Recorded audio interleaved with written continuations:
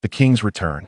In the divine martial dynasty, within the confines of tumultuous city, nestled the Yi clan. It was the cusp of the new year, and the training grounds teemed with people. Atop a central platform, two Yus were locked in fierce combat, their skills evenly matched.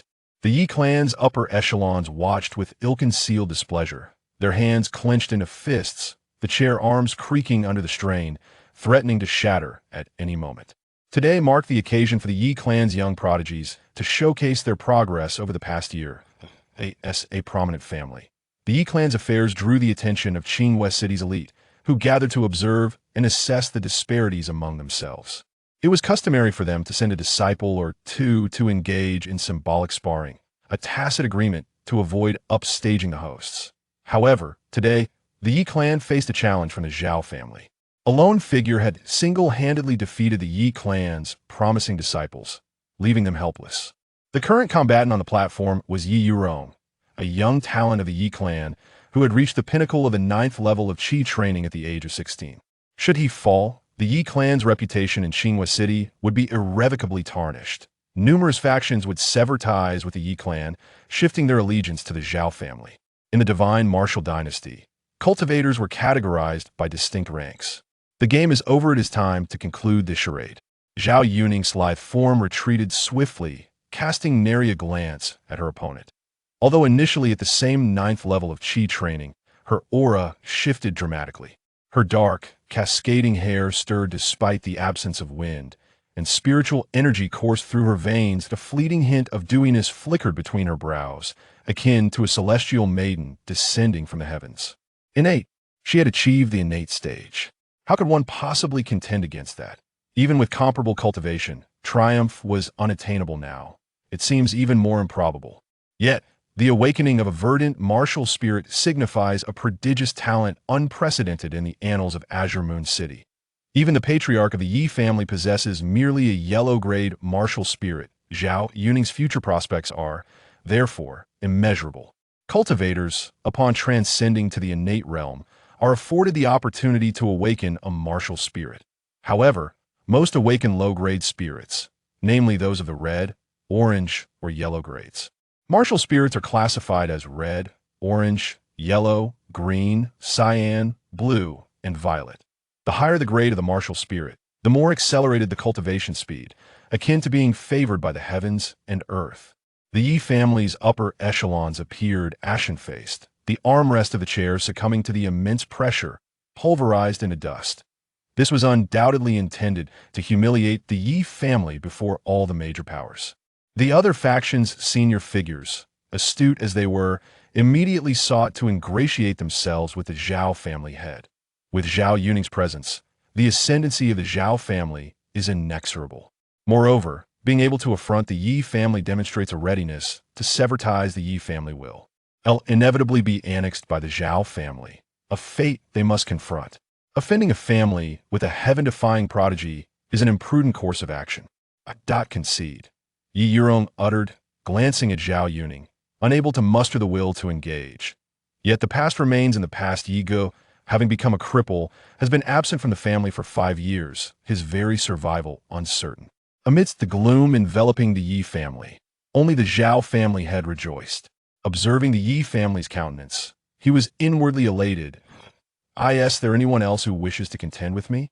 Zhao Yuning's frigid voice echoed. The disciples erupted with fervor, each clamoring to teach the intruder a lesson, yet none dared to step forward, fearing humiliation. A wretched woman dares to wreak havoc in the Yi family. Had Yi Go been here, you would have been swiftly vanquished. Even if it costs me my life today, I shall ensure you suffer for your arrogance, exclaimed a disciple of the 7th layer of Qi, his countenance filled with indignation. He was a devoted follower of Yi Go, having trailed behind him since the latter's prodigious talents had first emerged. Even after Yi Go was rendered incapacitated, his loyalty remained unwavering. He believed that the king would inevitably return. Zhao Yuning, 5 years prior, had been Yi Ge's fiancée, dutifully by his side. Upon learning of Yi Ge's downfall, she disregarded the family's reputation and audaciously called off their engagement. Now, as she paraded her power within the Yi family, his patience wore thin.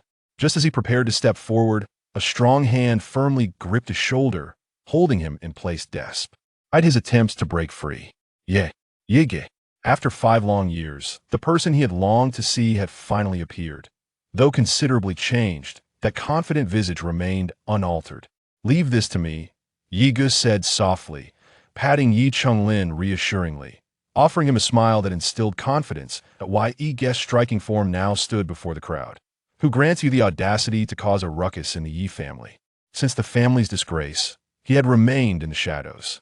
However, with such humiliation directed at the Yi family, how could he possibly remain silent? To challenge oneself against an individual devoid of cultivation, does this not equate to an affront? Thus, let it be that you are unable to even approach the high platform in due time. You shall become the subject of ridicule, for you have become obsolete. A flicker of movement graced Yi Ge's confident visage as he stepped forward, causing the ground to tremble subtly, transforming into an invisible force. Beyond the heavens, there are. Yet more heavens. Do not overstep your bounds, especially considering our past. Zhao's patriarch chuckled lightly, as if everything lay well within his grasp. Meanwhile, the Yi family remained steeped in a deathly silence, collectively holding their breath. Anx. E is for Yigo. Once a prodigy, though now diminished, his emergence in this moment left them speechless. They could only hope for his safety, while Yigo maintained his stance, taken aback by Zhao Yuning's profound concealment. Nevertheless, Yi Ge remained unfazed. The other's words stirred no emotions within him. Zhao Yuning, observing Yi Ge's demeanor, grew increasingly displeased, her expression darkening. "Do you comprehend why you fell into the abyss of cultivation? Allow me to enlighten you. It was I who, at a pivotal moment in your training, infused the air with explosive spirit powder. That you did not perish is already a stroke of fortune." "Huh. Finally, you are enraged. Then come, slay me. Let me tell you, I'm the foremost genius of tumultuous city." Zhao Yuning's proclamation struck like a boulder, sending ripples of shock through the air. The Zhao patriarch sensed the gravity of the situation. He had not anticipated Ninger would divulge such a secret. It was too late to intervene. The upper echelons of the Yi family, particularly the Yi patriarch, erupted in fury. "Well then, very well, you Zhao family." Chapter 1. The Return of the King.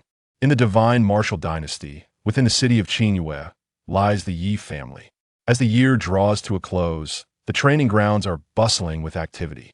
On the elevated platform, 2 young men are locked in a fierce contest, neither able to gain the upper hand. The expressions of the Yi family elders are grim. Veins bulge from their foreheads, and the armrests of their chairs creak ominously under the pressure of their grip on the brinko. Shattering. Today marks a significant occasion for the Yi family's young prodigies, a moment to assess the progress of the younger generation over the year. The Yi family is a prominent lineage, and dignitaries from all over Qingyue gather to witness the event, eager to gauge the disparities among themselves. They typically send 1 or 2 disciples to engage in friendly sparring, adhering to an unspoken rule of not overshadowing the main event.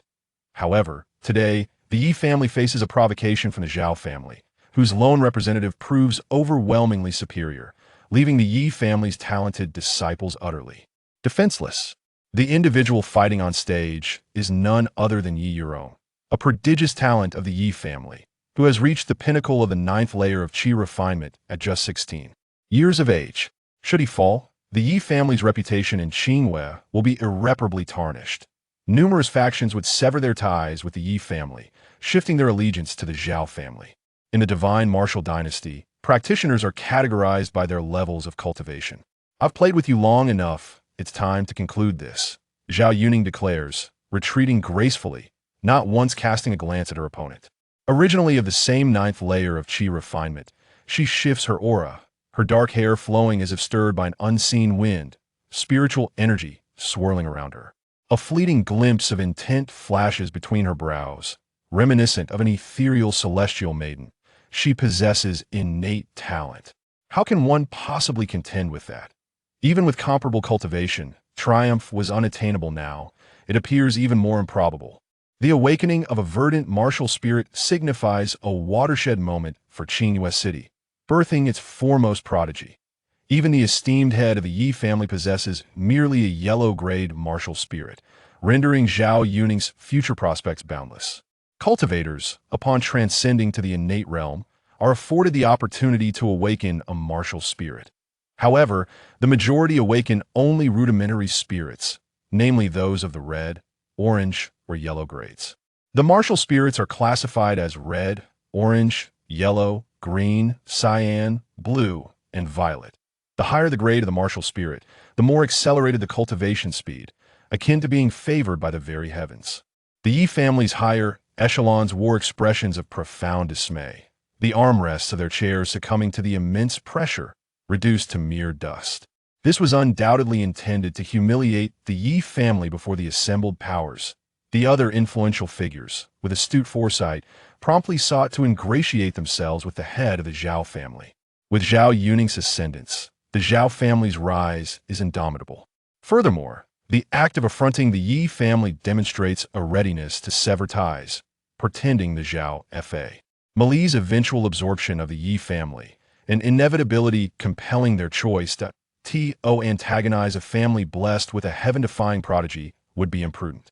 I concede, Yi Yurong uttered, his gaze fixed upon Zhao Yuning, any inclination to engage in combat utterly extinguished. Yet, the past remains merely the past. Yi Gu, rendered a cripple, has been absent from the family for 5 years, his very survival uncertain.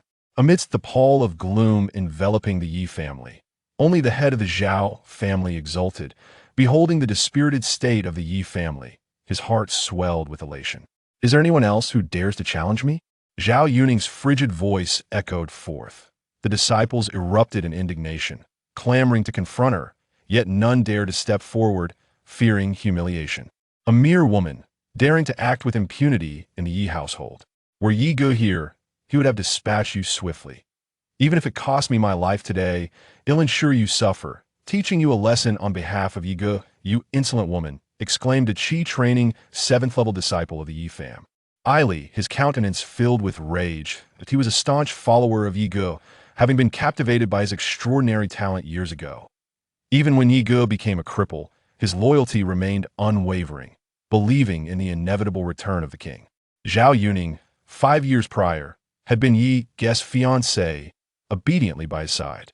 However, upon learning of Yi Gu's condition, she disregarded the Yi family's reputation and severed the engagement. Now, she dares to flaunt her power in the Yi household, an act he cannot tolerate. Just as he was about to step forward, a strong hand grasped his shoulder, firmly restraining him. Despite his struggles, he remained immobile. Yi Gu, after 5 years, the person he had longed to see had finally appeared. Though changed in appearance, his confident demeanor remained unchanged. Leave it to me, Yi Gu said softly, patting Yi Chunlin, offering him a reassuring smile while Yi Gu's handsome figure emerged into view. Who authorized you to act with impunity in the Yi household? He had been present since the start of the family assembly. Remaining in the background, he had not intended to intervene, but he could not stand idly by while someone humiliated the Yi family. For a person devoid of cultivation to engage in a contest with her, was this not an insult? Very well, then she would ensure he could not even approach the platform, thus becoming a laughingstock. He was already obsolete. A subtle shift played across Yi Gu's confident countenance as he advanced a step. The ground reverberated in response, transforming into an intangible aura. There are realms beyond the heavens, so do not overreach yourself. Consider our past association. The Zhao patriarch chuckled softly, as if everything were within his grasp. Conversely, the Yi family remained deathly silent, holding their breath and anxiously hoping for Yi Gu's success. Though a former prodigy, now fallen, his willingness to step forward at this juncture left them speechless. Their present hope was merely that he would emerge unscathed. Yi Gu maintained his stance, somewhat surprised to witness the extent of Zhao Yuning's concealed abilities. However, Yi Gu remained unmoved. Her words evoked no emotion within him. Zhao Yuning, displeased by Yi Gu's reaction, grew sinister. Do you know why you suffered a cultivation devia? Tine? I shall enlighten you. It was I who added burst spirit powder to the air during your critical moment of cultivation. You are fortunate to have survived. Haha, finally provoked. Then come and kill me. I declare to you, I am the foremost genius of Tumultuous city. Zhao Yuning's words crashed like a boulder into 1,000 layers of towering waves. The Zhao patriarch sensed impending disaster, never imagining that Ninger would reveal this secret. But intervention was now futile. The Yi family elders, particularly the Yi patriarch, were suddenly consumed by incandescent rage. Very well. Exceedingly well. Zhao family. After today, only one of our families, the Yi family or the Zhao family, shall survive. Humph. I fear not your arrival. I, too, share this intent, retorted the head of the Zhao family with a cold snort, exuding confidence that completely disregarded the formidable Yi Fa, Mali of tumultuous city, as if he possessed some hidden advantage. Yi Guest's visage was shrouded in frost, while Zhao Yuning suddenly felt an icy chill envelop her, causing her to tremble. Lu uncontrollably that a sense of dread began to creep into her heart. Unable to comprehend how a mere waste could wield such influence over her, the murderous intent had already taken root within her towards Yi Gu. Should she fail to eliminate him, shadows would loom over her future cultivation, giving rise to inner demons. What? This is a heavenly rank. Only those of such caliber could sway the forces of heaven and earth. Why, then, could she perceive no trace of cultivation on Yi Gu, yet he was indeed of heavenly rank? Heavenly rank surpassed the understanding of all present. After all, in tumultuous city, the highest cultivation level known was merely earthly rank. The step Yi Gu had intended to take was provoked by Zhao Yuning's words, prompting an act that defied the norm, propelling him to a higher plane. The platform shattered into countless fragments. Zhao Yuning, unable to mount any resistance, was struck by an overwhelming force, her face paling as blood blossomed in the air. Untia. She was on the brink of falling, yet Yi Gu offered her no reprieve. His eyes, bloodshot and filled with murderous intent, bore down upon her with the authority of a celestial being. Zhao Yuning found herself uncontrollably drawn toward Yi Gu, his hand clasping her throat. Why must you resort to this? Yi Guest's voice turned hoarse, anguish etched upon his face. Chapter 2. A shroud of despair. The Li family's martial arts arena was enveloped in a haunting silence, broken only by the sound of debris falling from the high platform. The onlookers remained in a state of shock, unable to comprehend the gravity of the situation. A heavenly level presence, something that had not manifested in many years. As the dust settled, Zhao Yuning, disheveled and in utter disarray, found herself gripped fiercely by Yi Gu, his hand constricting around her throat. Her pallid complexion flushed with an ominous hue. Struggling in vain, she did not plead for mercy but instead glared with a ferocity that radiated hatred. Huh? Do you not understand? With your presence, I shall forever dwell in your shadow. I loathe you. I wish I had killed you when I had the chance. Yi Gu, with a cold gaze, pondered why she would resort to such drastic measures for a mere ephemeral title. How delightful she once was, so innocent, vowing to protect her for eternity. Yet, he had underestimated the venomous depths of her heart. Confusion reigned within Yi Gu. Was a mere name truly of such significance?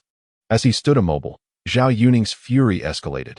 Enduring such humiliation before the eyes of many felt worse than death itself. Kill me. Go ahead, kill me. What is stopping you? If you do not take my life, I shall ensure that your family is left with nothing. Zhao Yuning screamed frantically. Do you truly believe I lack the resolve to end you? I shall grant you that end. Yi Ji's rage ignited at her unrepentant threats against his family. You dare, boomed the Zhao patriarch as he soared into the fray, his fist imbued with a destructive aura, aimed directly at Yi Gu. You dare, echoed the Leaf patriarch, directing his fury at the Zhao head. He attempted to intervene, but alas, he was a moment too late. The fist, laden with devastation, was poised to strike Yi Gu. The crowd held their breath in anticipation. This was the Zhao family's profound, mid-tier martial art, the mountain-breaking fist. It was said that mastering it would grant one the power to shatter a mountain with a single blow. The head of the Zhao family had evidently reached this level of mastery. If caught unprepared by such an attack, even a celestial-level expert would suffer grave injury.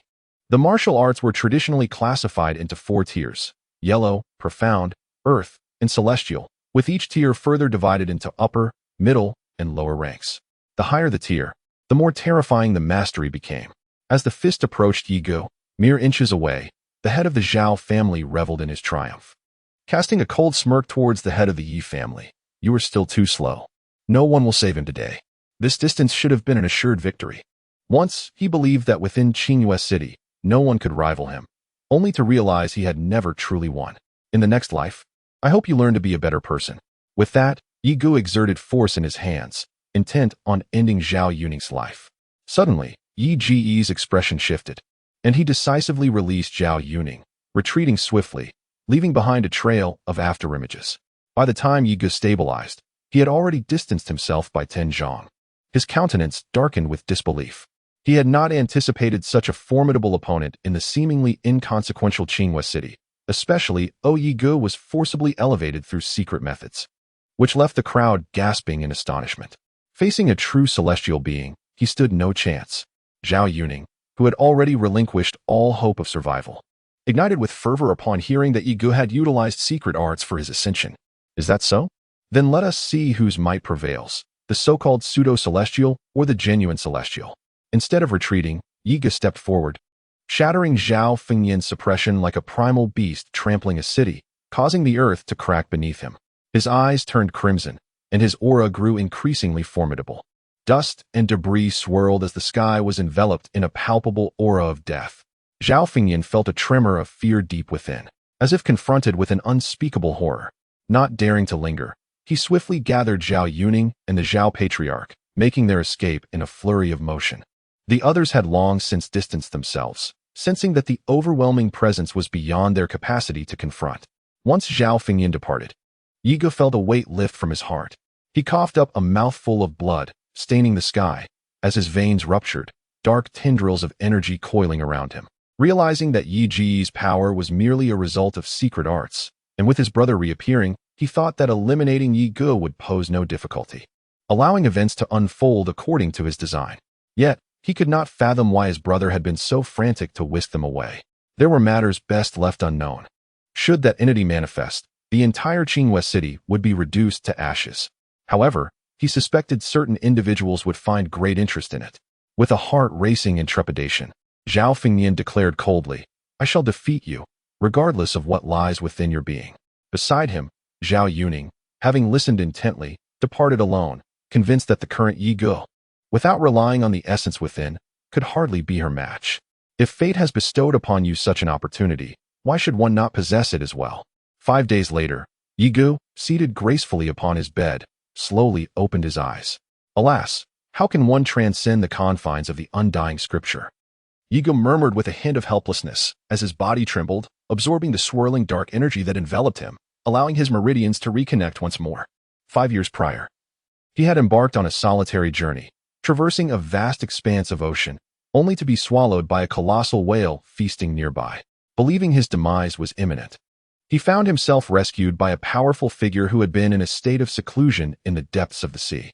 However, this formidable being, at the brink of life and death, was ensnared by a terrifying aura of death that clung to them, an affliction that could not be eradicated unless they met their end.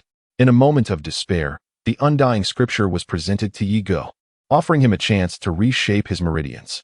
This was a gamble. The process of cultivating the undying scripture would be excruciating, a feat impossible for the ordinary, requiring one whose meridians had been shattered and who could endure the agony of every cell in their body experiencing death. The torment was akin to being fried in a cauldron of oil, serving as the finest catalyst for mastering the undying scripture, allowing Yi Ge to perpetually sense the chilling breath of death. Fortunately, due to the strong seal in place, the malevolent energy cannot act recklessly unless Yi Ge himself invokes it. Otherwise, it remains dormant. However, it is imperative to maintain a continuous cultivation process, allowing the spiritual energy to be absorbed by the seal. Should the malevolent energy deplete the spiritual essence of the strong, it would erupt, leaving Yi Ge with naught but death. This is why outsiders are oblivious to the true extent of Yi Ji's cultivation. Yi Ge intends to first seek out his father and subsequently acquire some cultivation resources. The aim is to break through in his cultivation. Yet the greater concern lies in the malevolent energy within him, which is now subtly pressing for release. Encountering that powerful being was both a fortuitous opportunity and a misfortune for him. He may continue his cultivation, yet a new worry has arisen, creating a bittersweet predicament. Chapter 3. The warmth and coldness of human relationships in the grand hall of the Yi family. The clan leader addressed the assembly. For many years, our Yi family has lacked a designated heir. Such a situation allows outsiders to claim we have no descendants. If this continues, our family may be engulfed or replaced by rival forces. The second elder's words rang true, and the clan leader was urged to reflect deeply. The first elder, seizing the moment, spoke up with the intention of establishing a successor for the Yi family. The clan leader, Yi Changkong, possessed a formidable physique and donned a cloak woven from a millennium of silkworm silk, enveloped in strands of spiritual energy. Regardless of the opposition from others, Yi Changkong exuded an imposing presence. He was the true authority within the family. You act out of impulse, driven by selfish desires, disregarding the family's welfare. You are unworthy of the title of clan leader, the first elder remarked coldly, fixing Yi Changkong with a piercing gaze. At that moment, no one dared to speak further. The matter of the clan leader's position could easily plunge the family into chaos. Ah, so you covet the position of clan leader as well. I am unworthy. Who among you is worthy? Over the years, how much advantage have you all extracted from the family, truly believing I am oblivious? Yi Changkong glared fiercely at the assembly, sweeping his sleeve dismissively. Is it truly so easy to be the head of the family? Humph, since you disdain it so, then perhaps you should see who will take on the mantle. The elder? The second elder? Or perhaps? Yi Changkong scolded vehemently, stepping away, unwilling to endure the sight of their faces. Leaving behind a group of individuals, exchanging glances, they pondered whether their actions had indeed crossed the line. The decline of the Yi family was, it seems, a consequence of your collective incompetence. Yi Gu, suppressing the fury within, entered slowly, his eyes glinting like cold blades as he surveyed the crowd. Each person present shuddered. The aura Yi Gu exuded that day lingered in their minds, instilling a sense of trepidation. They instinctively took a step back.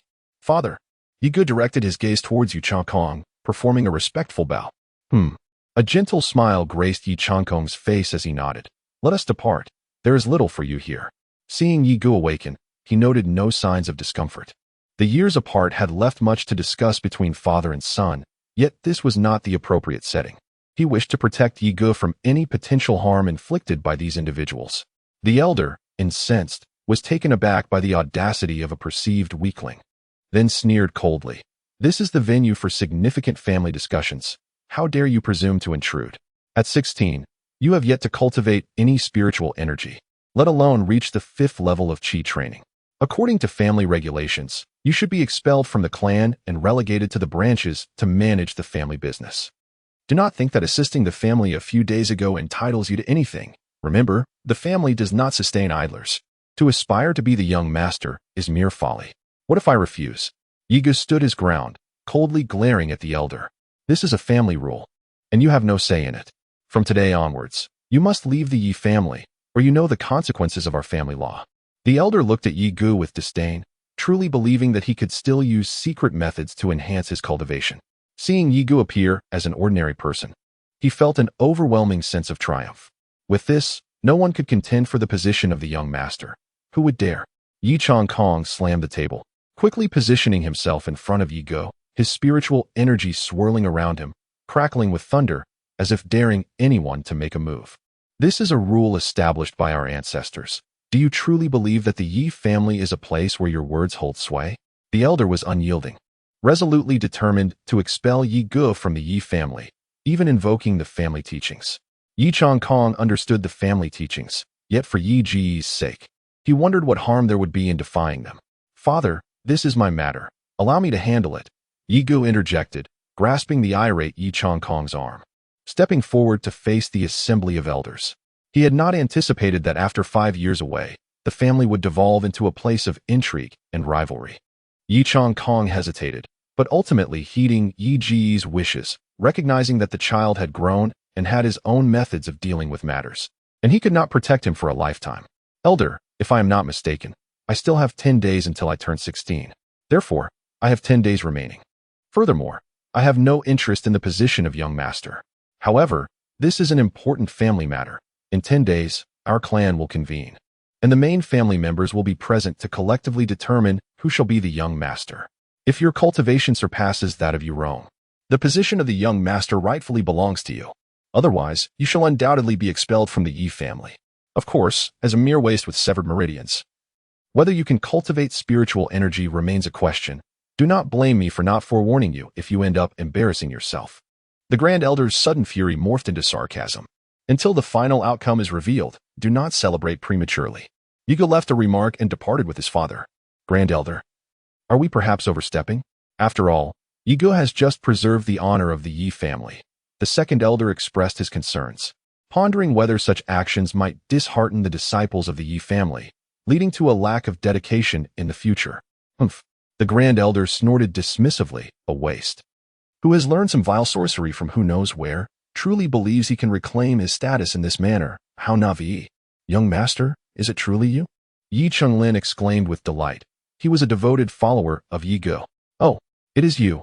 I noticed you looking rather dejected just now, Yi Ge remarked, momentarily taken aback as he recognized him. Had he not appeared, Yi Ge would have likely confronted Zhao Yuning 5 days ago. Relying on his cultivation at the 7th level of Qi gathering. Do not mention it. I just went to select cultivation techniques, and overheard Yi Rong claiming that you are no longer the young master, asserting that he is. We had quite the argument. Yi Chunlin replied with indignation, not forgetting to cover the bruise on his face from being struck. Yi Rong.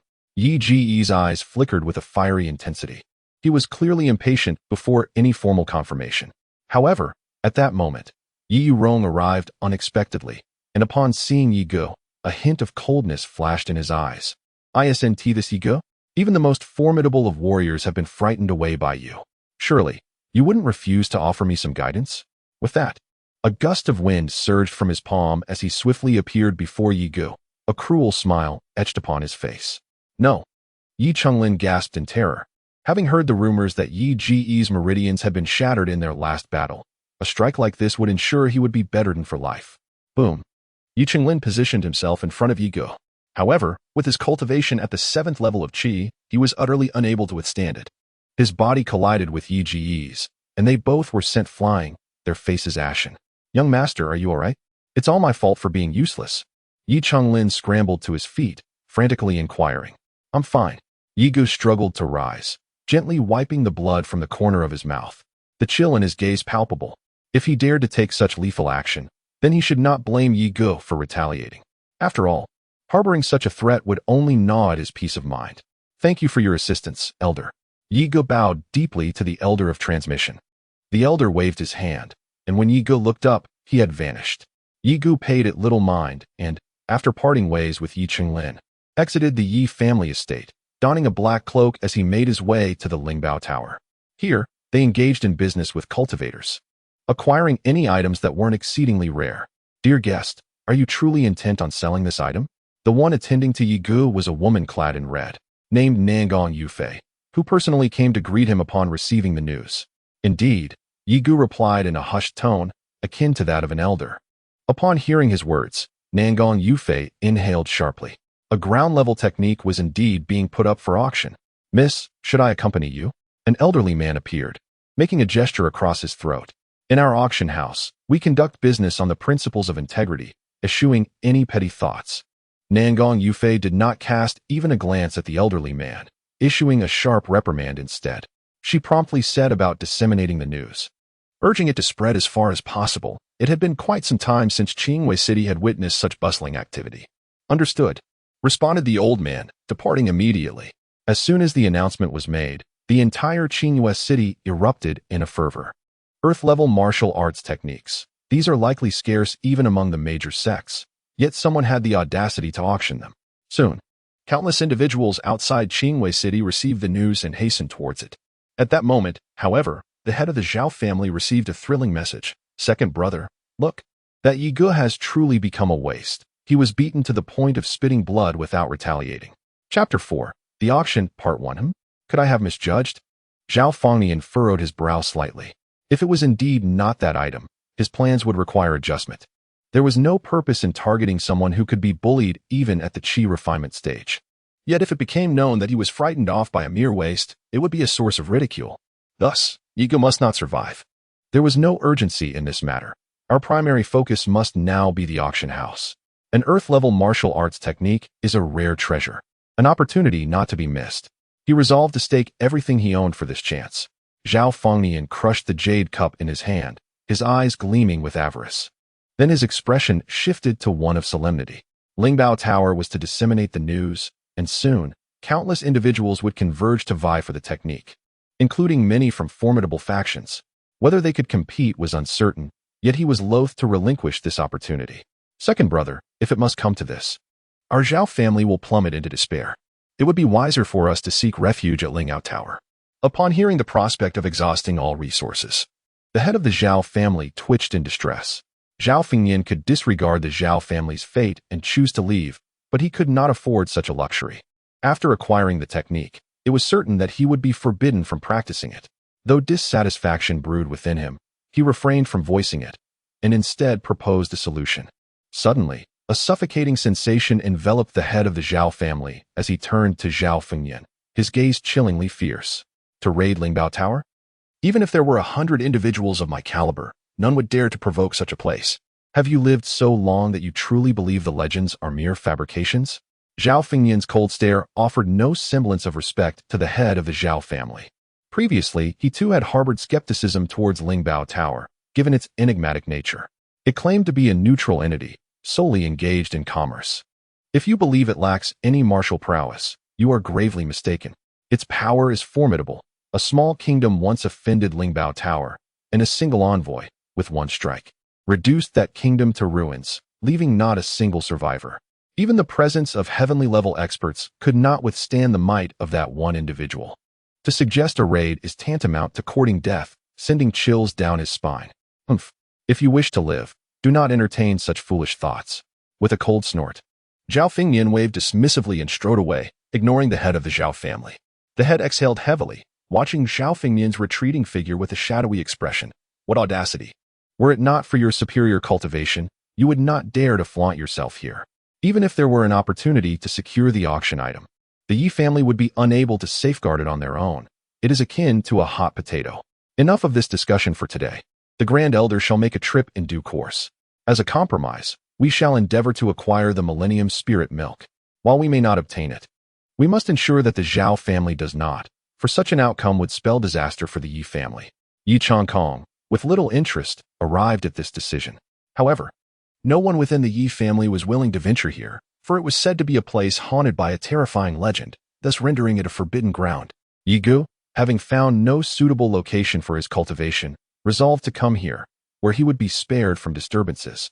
At present, he could not wield any of his powers, rendering any place equally perilous.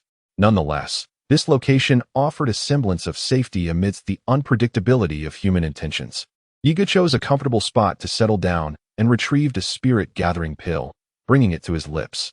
The pill dissolved instantly upon entering his mouth, releasing a torrent of potent spiritual energy that surged toward his dantian. The essence contained within the pill was gentle, and Yiga felt no discomfort. Rather, it was quite soothing. As the spiritual energy reached his dantian, it transformed into a docile lamb, swiftly making its way toward the faintly sealed area within, vanishing in an instant. Yiga felt no sorrow for this. On the contrary, he found it entirely natural, especially upon witnessing the diminishing of the stagnant energy, which further affirmed the correctness of his method. Thus, after refining one pill, he consumed another. As time progressed, a smile finally graced Yi Ji's face. It was time. With a whispered incantation, a handprint formed upon his chest, and the undying scripture began to circulate, his complexion shifting erratically. His body felt as if it were ablaze. Waves of energy cascading outward, affecting the surrounding flora, which rustled in response, while startled birds flapped their wings and screeched as they took flight. Why was this happening? What was amiss? Yi Gu felt utterly distressed as he gazed at the hexagonal black and white seal within his dantian, pulsing with each breath, growing increasingly burdensome, as if something were relentlessly pounding against it. Each thud sent a tremor through his heart, creating an ever-present sensation of imminent rupture. He had intended to replenish his spiritual energy to stabilize the seal, thus preventing any disruption in his cultivation breakthroughs. Rising from his despondency, Yiga brushed off his blue attire. As he calculated the passage of time, he realized that 3 days had elapsed, marking the arrival of the auction at the trading house. Perhaps he could find something extraordinary at the auction to help alleviate his current predicament. With renewed confidence, his expression transformed, as if the recent failure in his breakthrough had never transpired. He believed that every problem had a solution. Although his meridians were severed, rendering him unable to cultivate, he had resolved this issue today. The inability to practice was not a significant concern. The Lingbao building's second-floor auction hall was filled to capacity, with many standing. The only vacant spaces were occupied by the auctioneer and the small platform displaying the auction items. Amid the eager anticipation of the crowd, a captivating woman clad in a flowing garment glided gracefully into view, shimmering with an ethereal radiance.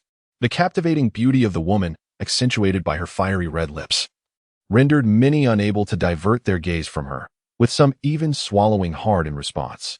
Seemingly accustomed to the eyes of the crowd, she declared, "Greetings. I am your auctioneer for today, Xiaoxue. As per tradition, the highest bidder shall prevail. For the first half of the auction, each bid must exceed 10,000 gold coins.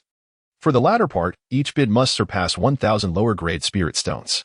Now, let us commence with the first item of the first half."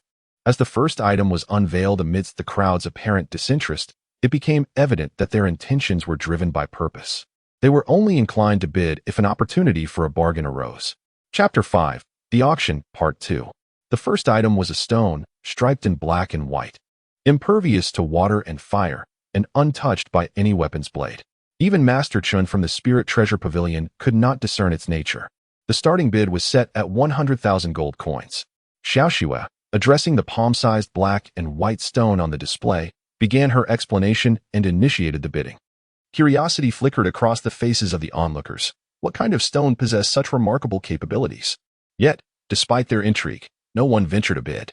If even the master from the Spirit Treasure Pavilion could not identify its essence, purchasing it would be futile. Although 100,000 gold coins was not an insignificant sum, it was equivalent to the price of a lower-grade spirit stone, and they deemed it unwise to squander such on an item of dubious worth. Is there truly no one willing to bid? The crowd hesitated, their gazes shifting towards an opulent private booth.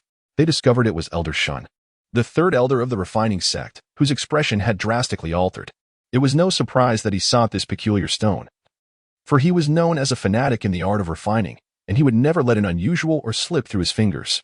However, the artifact refining sect is a renowned faction within the kingdom of Divine Martial.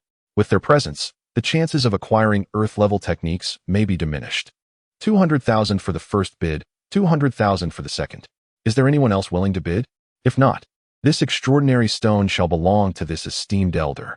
Xiaoxue, wearing her unwavering smile, scanned the faces of the crowd, yet no one responded. Well then, 200,000 for the third time. Wait, 300,000 gold coins. Just as Xiaoxue was about to strike the hammer and announce the deal, a sudden voice interrupted, causing her to pause momentarily before breaking into an enchanting smile once more. The third elder of the artifact refining sect must have encountered a formidable opponent. For 100,000, 500,000, the bids exchanged back and forth, soaring directly to 1,500,000. The crowd gasped in astonishment. Such an unassuming stone had reached a staggering price of 1,500,000 gold coins, equivalent to 15 inferior spirit stones. It could even be worth a third-grade elixir. Could it be that this stone possesses some profound mystery? Esteemed friend, might you grant this old man a favor and allow me to acquire this stone? Should you later visit the artifact refining sect and mention my name, I shall offer you any equipment at half the usual price. How does that sound? Elder Shin suppressed the anger boiling within him and addressed the purple room with an air of dominance. What is your favor worth? The old man retorted. I do not know you. Furthermore, this is an auction house. The highest bidder prevails. Humph. A hoarse voice dripped with disdain. Cloaked in a black robe that concealed his entire figure, the individual was none other than Yi Go. He hurriedly arrived, presenting the purple golden token provided by the Spirit Treasure Pavilion to enter the private room.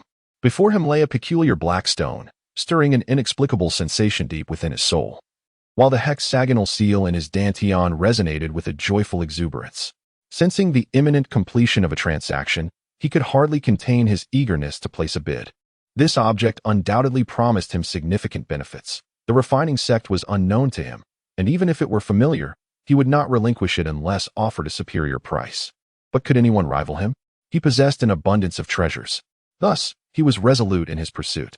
The figure of Shun, an enigmatic individual, seemed to possess an inflated sense of self-importance. Who was this person that failed to recognize him? Shun's countenance darkened, and he fumed with indignation. How could someone be oblivious to his reputation? Countless individuals sought to curry favor with him, yet this stranger appeared utterly indifferent, cloaked in garments that concealed their identity.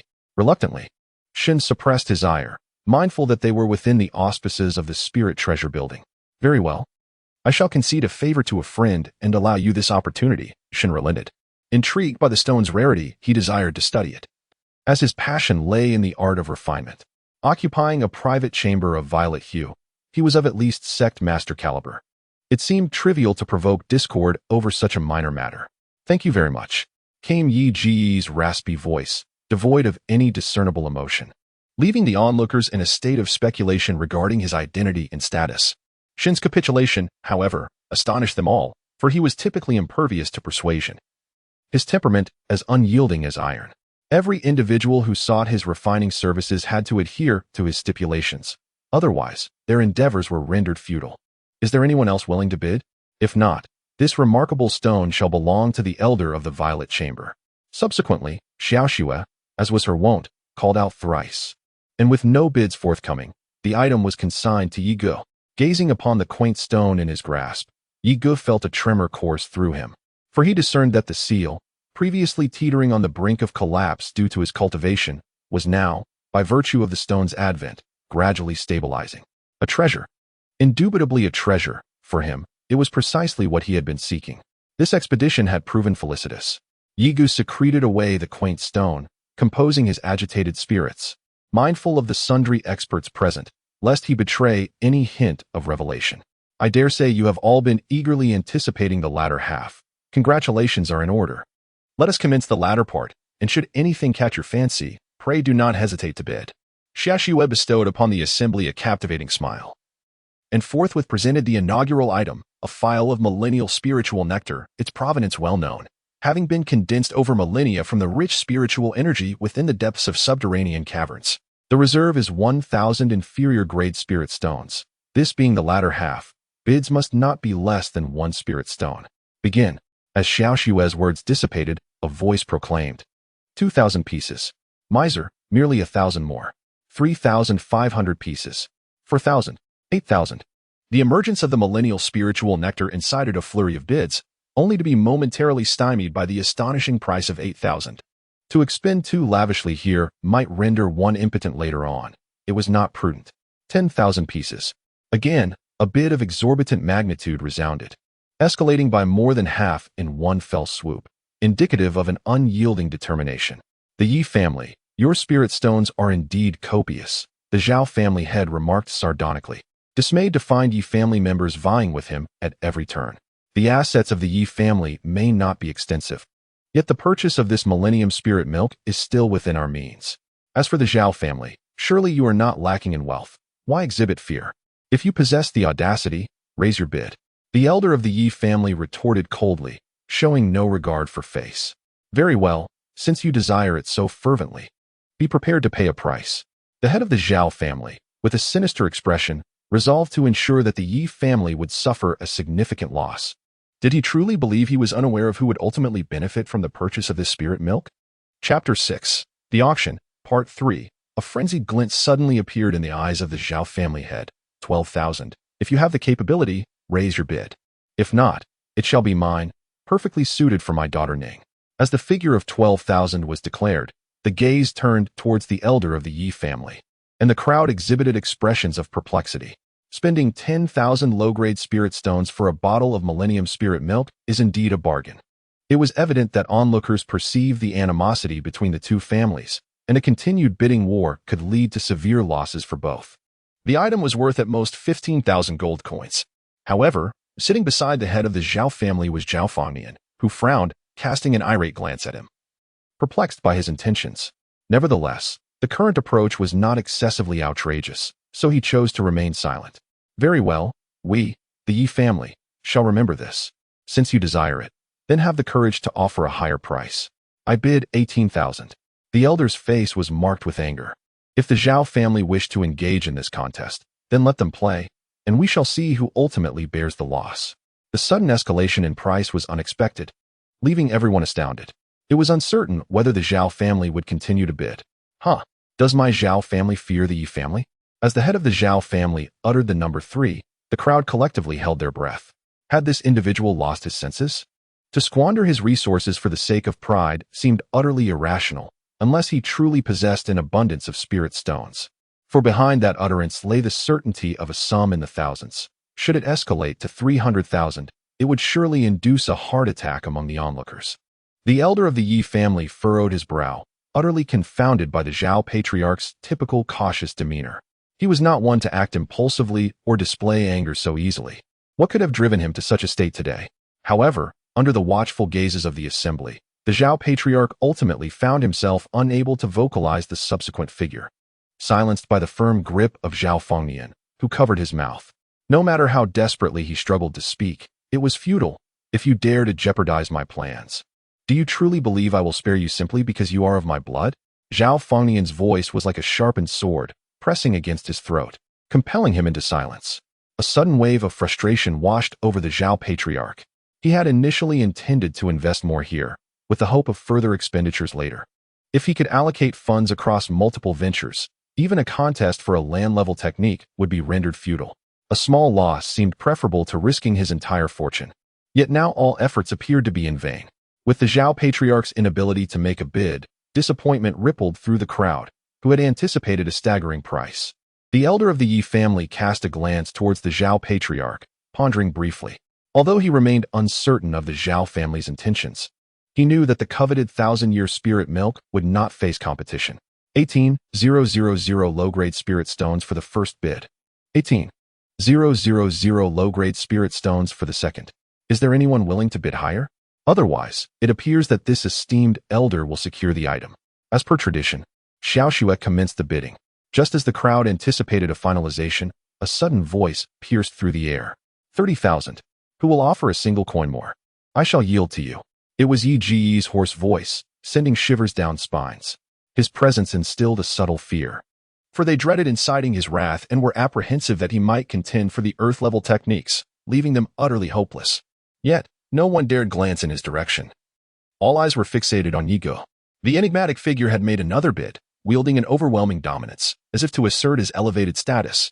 No one continued to raise their bids, and ultimately, the 1,000-year spirit milk fell into Yi Ji's possession. The procedure remained unchanged. It was simply recorded. Initially, Yigu had little regard for the 1,000-year spirit milk. Xiao Xue twirled a slender finger. After an intense bidding war, the atmosphere of the auction has truly been ignited. If any of you desire a fine item, do not forget to place your bids, lest you miss your opportunity. Xiao Xue proceeded to describe the next auction item, which instantly sparked vigorous bidding, rivaling the fervor surrounding the 1,000-year spirit milk. Naturally, all items presented during this session were extraordinary, each fetching prices in the thousands, with some even soaring to 10,000. However, there remained two grand finale items. The final item was undoubtedly an earth-level technique, but what could the preceding item be to warrant such anticipation? If it were not an earth-level technique, it must be something equally remarkable, thus the crowd's excitement mounted. Yet, when the next item was unveiled, it turned out to be an earth-level technique rather than the other anticipated piece. The revelation of what lay ahead piqued curiosity even further. Yigun narrowed his eyes, intrigued, remarking that despite its modest size, Tumultuous City still harbored treasures of considerable value. Instinctively, Yi Ji's hand gravitated towards the spatial ring he wore, which, in his estimation, contained the invaluable black and white stones. A collective gasp of anticipation swept through the crowd as they beheld the simple introduction of the item on display, a D-grade cultivation technique. Their eyes gleamed with eagerness, for this was the moment they had been awaiting, the very reason for their presence. Xiao Xue, observing the crowd's fervor, was visibly pleased. This was precisely the atmosphere she had hoped to cultivate. Now, let your spirit stones take flight, she exclaimed. This and the subsequent two items will follow the same auction format. Bids start at 1 spirit stone, with increments at your discretion. We shall now commence the auction for the D-grade, low-rank cultivation technique, Blazing Flame Palm. A jade scroll rested on the display stand. Unassuming in appearance, yet capable of driving the crowd into a frenzy. They held no concerns about its authenticity. Anything vetted by Spirit Treasure's Pavilion was beyond reproach, backed by a guarantee of double compensation and a tarnished reputation should any deception be discovered. However, the starting bid of a single spirit stone, coupled with the freedom to increase bids as desired, ignited a fervent passion within their hearts. 2 spirit stones. Any higher bids? I bid 3. 100,000. From the initial probing bids, the crowd swiftly transitioned into a genuine contest of financial strength. Those who had hoped to partake in the excitement or snag a bargain found themselves silenced, unable to compete with the escalating prices. 120,000. 300,000. The declaration of 300,000 spirit stones prompted many to withdraw from the competition, realizing that such a price was beyond their means. Only the Zhao family and old monster Shin remained in the fray. 500,000. Old Shin was somewhat anxious, as the spirit stones he had brought today were insufficient. With only 500,000 remaining, he could only offer this price directly, hoping to deter others. This fiery palm technique was perfectly suited for him, as if tailored specifically to his needs. Unexpectedly, Old Shin's determination was so great that he directly suppressed the competition with his forceful bid. Disregarding the crowd's astonishment, Old Shin focused on Yi Ge. As long as Yi Ge did not make a move, no one would dare to contend with him, or possess the resolve to do so. Yi Ge, however, appeared disinterested, much to Old Shin's delight, as he felt the item was almost within his grasp. 500,000. First, little Xue had barely begun her announcement when a composed voice interjected with 510,000. It was Zhao Fengyan. Old Shin's gaze suddenly turned vacant, followed by a surge of anger, as he harbored a grudge against Zhao Fengyan. No one understood why a mere Zhao family would dare offend Old Shin, seemingly courting death. However, the most anguished was the Zhao family head. These spirit stones represented their family's entire wealth, now seemingly lost. He looked towards Yi Ge, desperately hoping that the enigmatic figure would continue bidding. Chapter 7. The Myriad Dragon Cauldron. The Myriad Dragon Cauldron. Disbelief flickered in Yi Ge's eyes. How could such an artifact appear here? The powerful cultivator had ventured into a secret realm to obtain this very cauldron, nearly losing his life in the process. After safely retrieving the cauldron, he began refining it, unaware that it was sealed with unparalleled death energy. Unprepared, he fell prey to the death energy, which consumed his life force. Compelled by the circumstances, he forthwith sealed the Wanlong cauldron and sought a secluded place to mend his wounds. Alas, he found no means to expunge the aura of death that clung to him. In the end, he forcibly sealed this morbid energy, along with his own cultivation, within Yi Ge's body.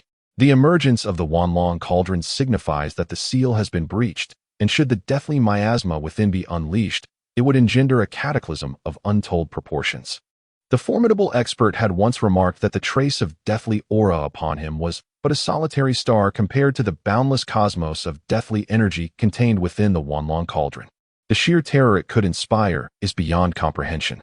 Fortunately, not just anyone can release the miasma within. One must possess sufficient strength to even stir it. Gazing upon the colossal three-legged cauldron, wreathed in tenebrous vapors, one could not help but sense an eerie foreboding, even though it did not outwardly emanate. The auction house was suddenly hushed. None present recognized this artifact. Perhaps only Yi Ge could identify it. This cauldron, of obscure provenance and unknown function, is nonetheless a lethal instrument. As soon as Xiaoxue uttered these words, a fervent desire ignited in the eyes of the assembly. A deadly weapon surpassed all else. For who among them did not harbor a few adversaries? The only question was the extent of its potency. Xiaoxue's trademark smile vanished, replaced by a solemn countenance. I urge you all to consider this carefully, she cautioned. This cauldron is not easily wielded. You must all be able to see the surrounding black miasma. Do not underestimate it. One celestial-grade expert, driven by a desire to ascertain its origins, perished within a day of coming into contact with this miasma. His entire body reduced to bone. Even the mightiest of emperors harbor a profound dread of it, and so they were compelled to add a seal. Here, Xiaoxue paused, for by this time, the crowd had already retreated a considerable distance. Fearing contamination by the ominous aura, an element even esteemed monarchs regard with apprehension, they were unwilling to risk ossification. Therefore, exercise utmost caution when bidding on this item. Commencing at a single spirit stone, bids are open for escalation at your discretion. The highest offer secures the prize. With no further elaboration, Xiaoxue initiated the auction. A single spirit stone? And it requires bidding? Even as a gift, we would recoil from it. Untouchable, thus unusable, a moment's carelessness could spell demise. Even if sealed with assistance, its utility would be negated. Silence prevailed, creating a palpable awkwardness. The final item, intended as the Pai Si Dar assistance, had unexpectedly turned out to be a hazardous artifact. Should no bids materialize, it would be withdrawn. Xiaoxue, noting the passage of time, reluctantly spoke, as if anticipating such an outcome. A single spirit stone from me, just as everyone believed it would go unclaimed. Yi Ge finally voiced his bid.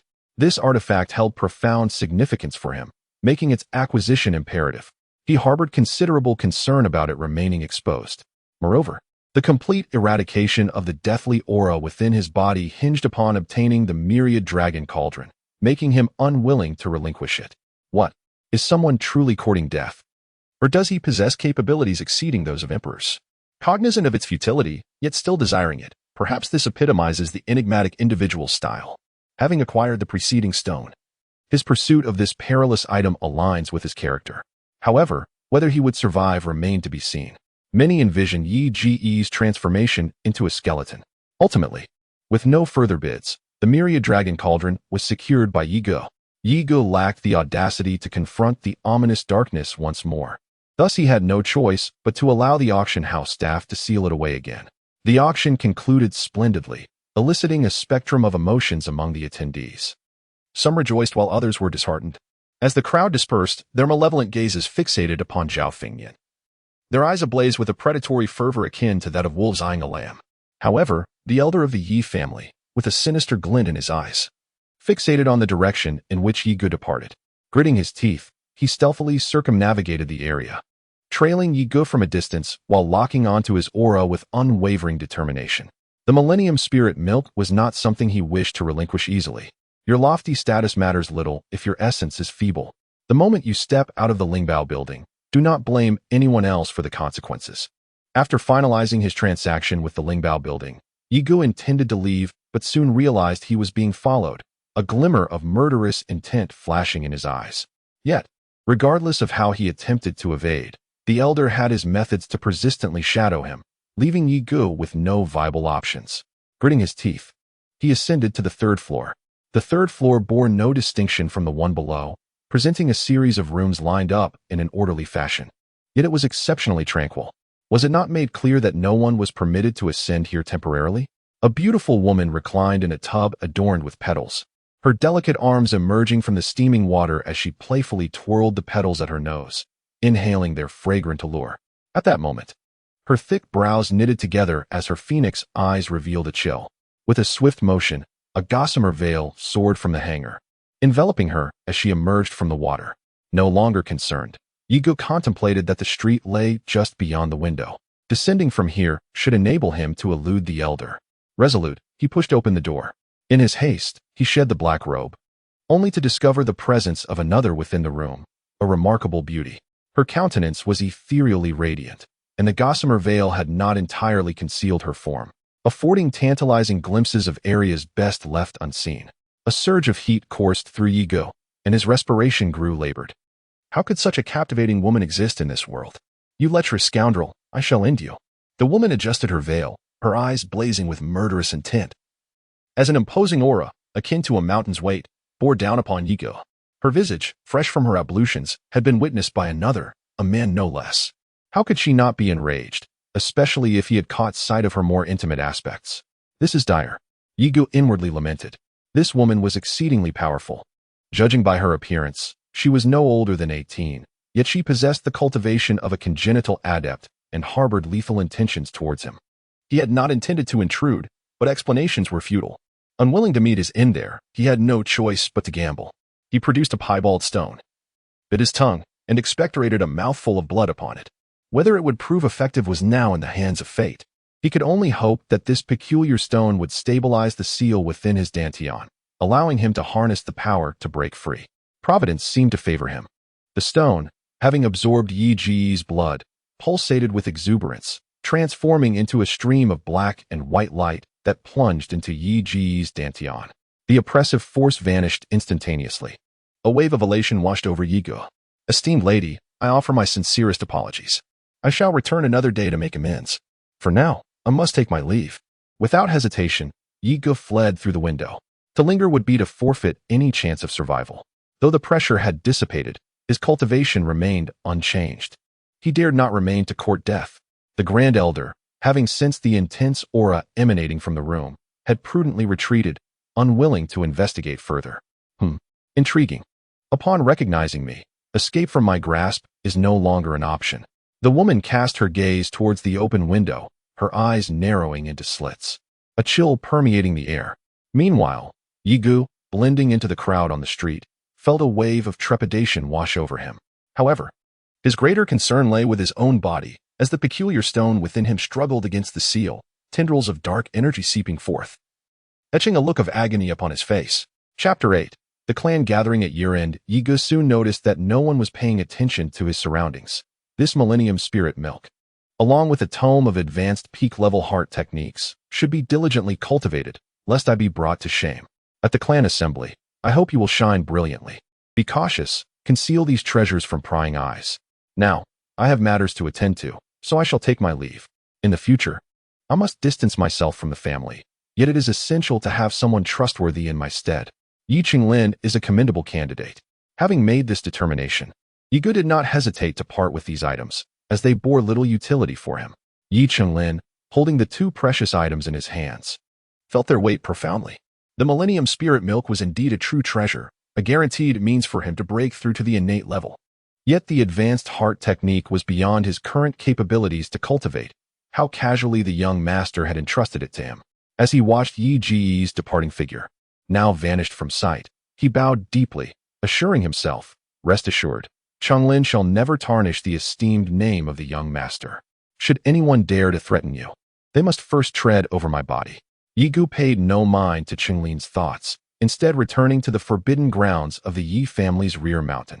Without hesitation, he resumed his previous position, sitting cross-legged. He activated the undying scripture, confronting the pain inflicted by the dark energy. After a week, his body had significantly recovered. Only by completely resolving the physical issue can he avoid being perpetually troubled by it. With just 7 days left, he must address the immediate problem.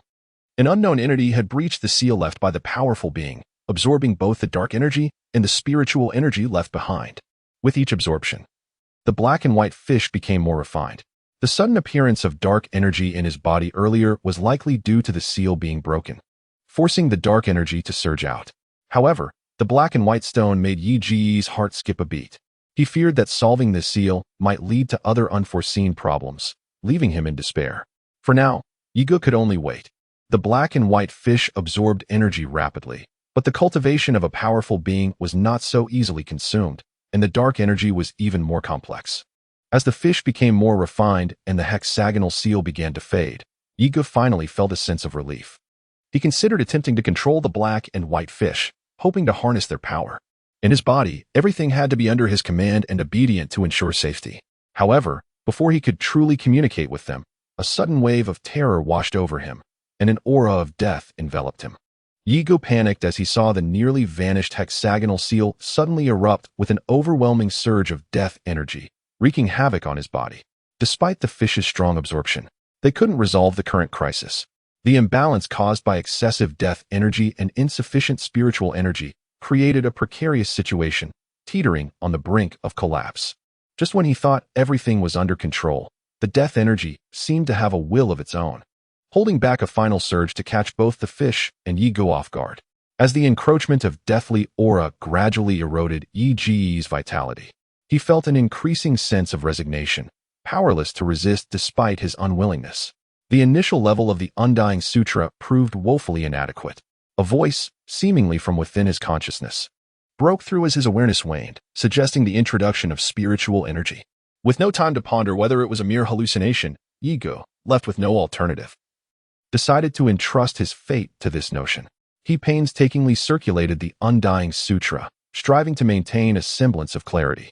From his spatial ring, he retrieved 3 vials of myriad-year spiritual milk and consumed them in rapid succession. Following this, he succumbed to unconsciousness. Nourished by the myriad-year spiritual milk, the black and white twin fish transformed, like dragons ascending from the depths. They emitted a radiant light, creating a whirlwind that devoured the encroaching deathly aura. Where once skeletal remains were visible on Yi Ji's body, a miraculous regeneration of flesh and blood occurred, a sight of utter astonishment. As life gradually returned to Yi Ji's body, the deathly aura within was completely expunged, and tranquility was restored. Only the rustling of leaves in the mountain breeze broke the silence. After an indeterminate period, Yiga stirred and awoke. Discovering his body unharmed, he breathed a sigh of relief and eagerly examined his internal state, which brought him immense joy. However, upon inspecting his martial spirit, he was disheartened to find it seemingly non-existent. The crystalline, ice-like spirit cast a pall on his spirits. The colorless martial spirit left him wondering how his talent could be assessed, but after a moment of despondency, Yiga found solace in the fact that he could cultivate it all. Upon awakening, he discovered, to his astonishment, that the scripture of immortality had propelled him into its second tier, granting him the ability to regenerate flesh and blood. This implied that, in combat, provided he wasn't instantly obliterated, he possessed a semblance of invulnerability. He tested this by inflicting wounds upon himself with a weapon, observing with delight as the injuries mended themselves. A wave of elation washed over him, eclipsing his previous disappointment. The scripture of immortality. First tier, conduit linking. Second tier, flesh regeneration. Third tier, limb restoration. His admiration for the scripture grew exponentially. It was then that he recalled the foreign entity residing within his body. A sense of helplessness washed over him, extinguishing any trace of his prior joy. The twin fish ceaselessly orbited his dantian, impervious to his control. Furthermore, he noted, with considerable vexation, that they were consuming a quarter of the spiritual energy he absorbed. Ultimately, he resigned himself to the situation, resolving to address it later, as his current efforts were futile. As Yiga departed, from the depths of the pool, an eye, the size of a calf, abruptly opened, gazing in the direction of his departure before slowly closing once more. Chapter 9. I dare anyone. A dark horse had emerged, threatening to disrupt the established order. However, upon observing Yi Yurong, his apprehension diminished. Despite Yi Qinglin's sudden rise, he was no match for Yi Yurong's recent breakthrough. It is unexpected that you, a mere wretch who associates with that incompetent ego, have also achieved a breakthrough in the innate realm. I have indeed underestimated you. However, you shall never be my equal. A worthless being will forever remain worthless, much like Yigo, who ought to embrace his inadequacy rather than feign superiority. Recognize your place and withdraw, lest you find yourself harmed. Do not claim I failed to warn you. Yi Yurong regarded Yi Qinglin with a cold gaze, feeling a sense of pressure emanating from him, yet it was not potent enough to pose a genuine threat. As he spoke, Yi Yurong clenched his fists, dimming the very heavens around him. A tempest of irresistible force swirled, raging toward his converging fists. I offer you one last chance. Should you dare to defend Yi Gu again, do not expect mercy. Feeling the formidable aura of Yi Yurong, Yi Qinglin did not retreat an inch. His eyes glimmered with a cold light as he stepped forward, undaunted by the pressure. The 3-foot-long azure blade in his hand vibrated ominously, ready to cleave through the very fabric of existence. While he might concede to his own capabilities, he could not allow any disparagement of the young master. Despite being merely a devoted follower of Yi Gu, the resources bestowed upon him by Yi Gu far surpassed anything the entire Yi family could offer. The Millennium Spirit Milk, such an extraordinary resource, was granted to him. Furthermore, the pinnacle of the profound-level cultivation method was unattainable by the Yi family, yet Yi Gu provided it to him. It was through these two invaluable treasures that he attained his current level of cultivation in such a short time, and yet, there were still those who labeled Yi Gu as worthless. This, he believed, warranted inquiry of the sword in his hand as to whether it would comply. You may assert my capabilities, but you cannot question the young master. Yi Qinglin's tone carried an undeniable authority as his long sword, imbued with a chilling aura, suddenly appeared before his opponent, aimed directly at his arm. Yi Yurong let out a cold laugh, stepping back slightly. Very well, he said, you dare to strike first. I know not how you achieved your breakthrough, yet you have failed to master advanced techniques. Otherwise, I might have regarded you with some caution. Now, since you've chosen to court death, I shall oblige. Once I have rendered you powerless, I will have my fun with Yi Gu. A worthless fool aspiring to be the young master. How laughable. A chilling glare flickered in Yi Yurong's eyes, his anger surging. It was infuriating to witness a mere innate practitioner display such loyalty toward Yi Gu. This incited not only envy but also a deep-seated resentment within him. A singular thought echoed in his mind. Anything belonging to Yi Gu must be destroyed, leaving him utterly bereft of support. The moment Yi Qinglin made his move, it became evident that his opponent had not cultivated advanced martial techniques. He was merely at the low tier of the yellow rank. Such skills were hardly worthy of his consideration. What? Yi Yurong had managed to master the advanced yellow rank technique, the tremor fist. Recognizing the punch thrown by Yi Yurong, one of the elders acknowledged its significance. Although he had yet to master it fully, it was undeniably superior to any low-tier yellow rank technique. Especially given that both were of the same cultivation level, Yi Qinglin was in dire straits. At this moment, the Grand Elder could hardly contain his delight. It appeared that victory for his grandson was assured. Boom. The two attacks collided with a heavy crash, unleashing an invisible shockwave that sent clouds of dust swirling around them. Yi Yurong staggered back 10 steps, his expression darkening. However, he noticed that Yi Qinglin, despite also being forced back, had blood seeping from the corner of his mouth and was bravely raising his sword once more to launch another attack. Now you understand, Yi Yurong taunted. Even innate practitioners possess varying strengths. You, a mere rubbish, cannot begin to fathom such a reality. Just like Yi Gu, a good-for-nothing. Still unwilling to give up? Then let me show you what true despair is. You are no match for me. I will drive you to utter hopelessness. Yi Yuerong revealed a disdainful expression. His aura shifted, becoming even more awe-inspiring. A yellow martial spirit? No, an orange martial spirit. Or rather, something between yellow and orange. Second only to the family head's martial spirit. With the enhancement of his martial spirit, Yi Qinglin was destined to be at his mercy, a stepping stone for Yi Yuerong. The position of young master would undoubtedly belong to Yi Yuerong. The crowd's eyes burned with anticipation. This meant the Yi family had a genius, even if they couldn't compare to Zhao Yuning. Still, it was a remarkable feat embracing the power and glory brought by his martial spirit. He casually threw a punch at Yi Qinglin, the force of which caused the air to ripple. In his mind, a second punch would be unnecessary. No one could speak ill of the young master. Yi Qinglin's attack suddenly faltered, forcibly halted, and his body suffered backlash damage. Had he been unable to evade, he would have had to endure Yi Yuerong's terrifying punch, resulting in either death or complete debilitation. The entire Yi family training ground fell silent, with all eyes fixed on Yi Yuerong's fist and Yi Qinglin's pallid figure. Ah! Yi Qinglin roared, circulating his inner energy, and a yellow-green martial spirit materialized before him. The surrounding air seemed to solidify, and the young man's palm appeared immense, devoid of any spiritual energy fluctuations. Yet it firmly grasped Yi Yuerong's fist, which radiated terrifying spiritual energy. Heavens! Heavens! Heavens! This is a verdant martial spirit, marginally short of perfection, yet nonetheless remarkable. This aptitude surpasses even that of Yi Yuerong. Is fortune smiling upon the Yi family to possess two disciples of such extraordinary talent? With one nearing the echelon of a verdant martial spirit, every member of the Yi family was deeply moved. Even Yi Changkong, who initially had no intention of watching, abruptly rose to his feet, his gaze fixed upon the platform, wary of any unforeseen circumstances. At this moment, the Grand Elder's eyes were wide with disbelief. His face darkened with resentment, appearing as if he were about to devour someone whole. With the emergence of a near-verdant martial spirit, his grandson's prospects were irrevocably diminished. Amidst the collective gaze, a surge of immense power emanated from the seemingly inert hand, under Yi Yuerong's horrified eyes. It struck him with such force that he was sent hurtling off the platform, his entire arm rendered as limp as cotton. For insulting the young master, I shall cripple your arm today. Should there be a next time, I will end your life, Yi Lin declared coldly, issuing a stern warning to Yi Yuerong from the platform.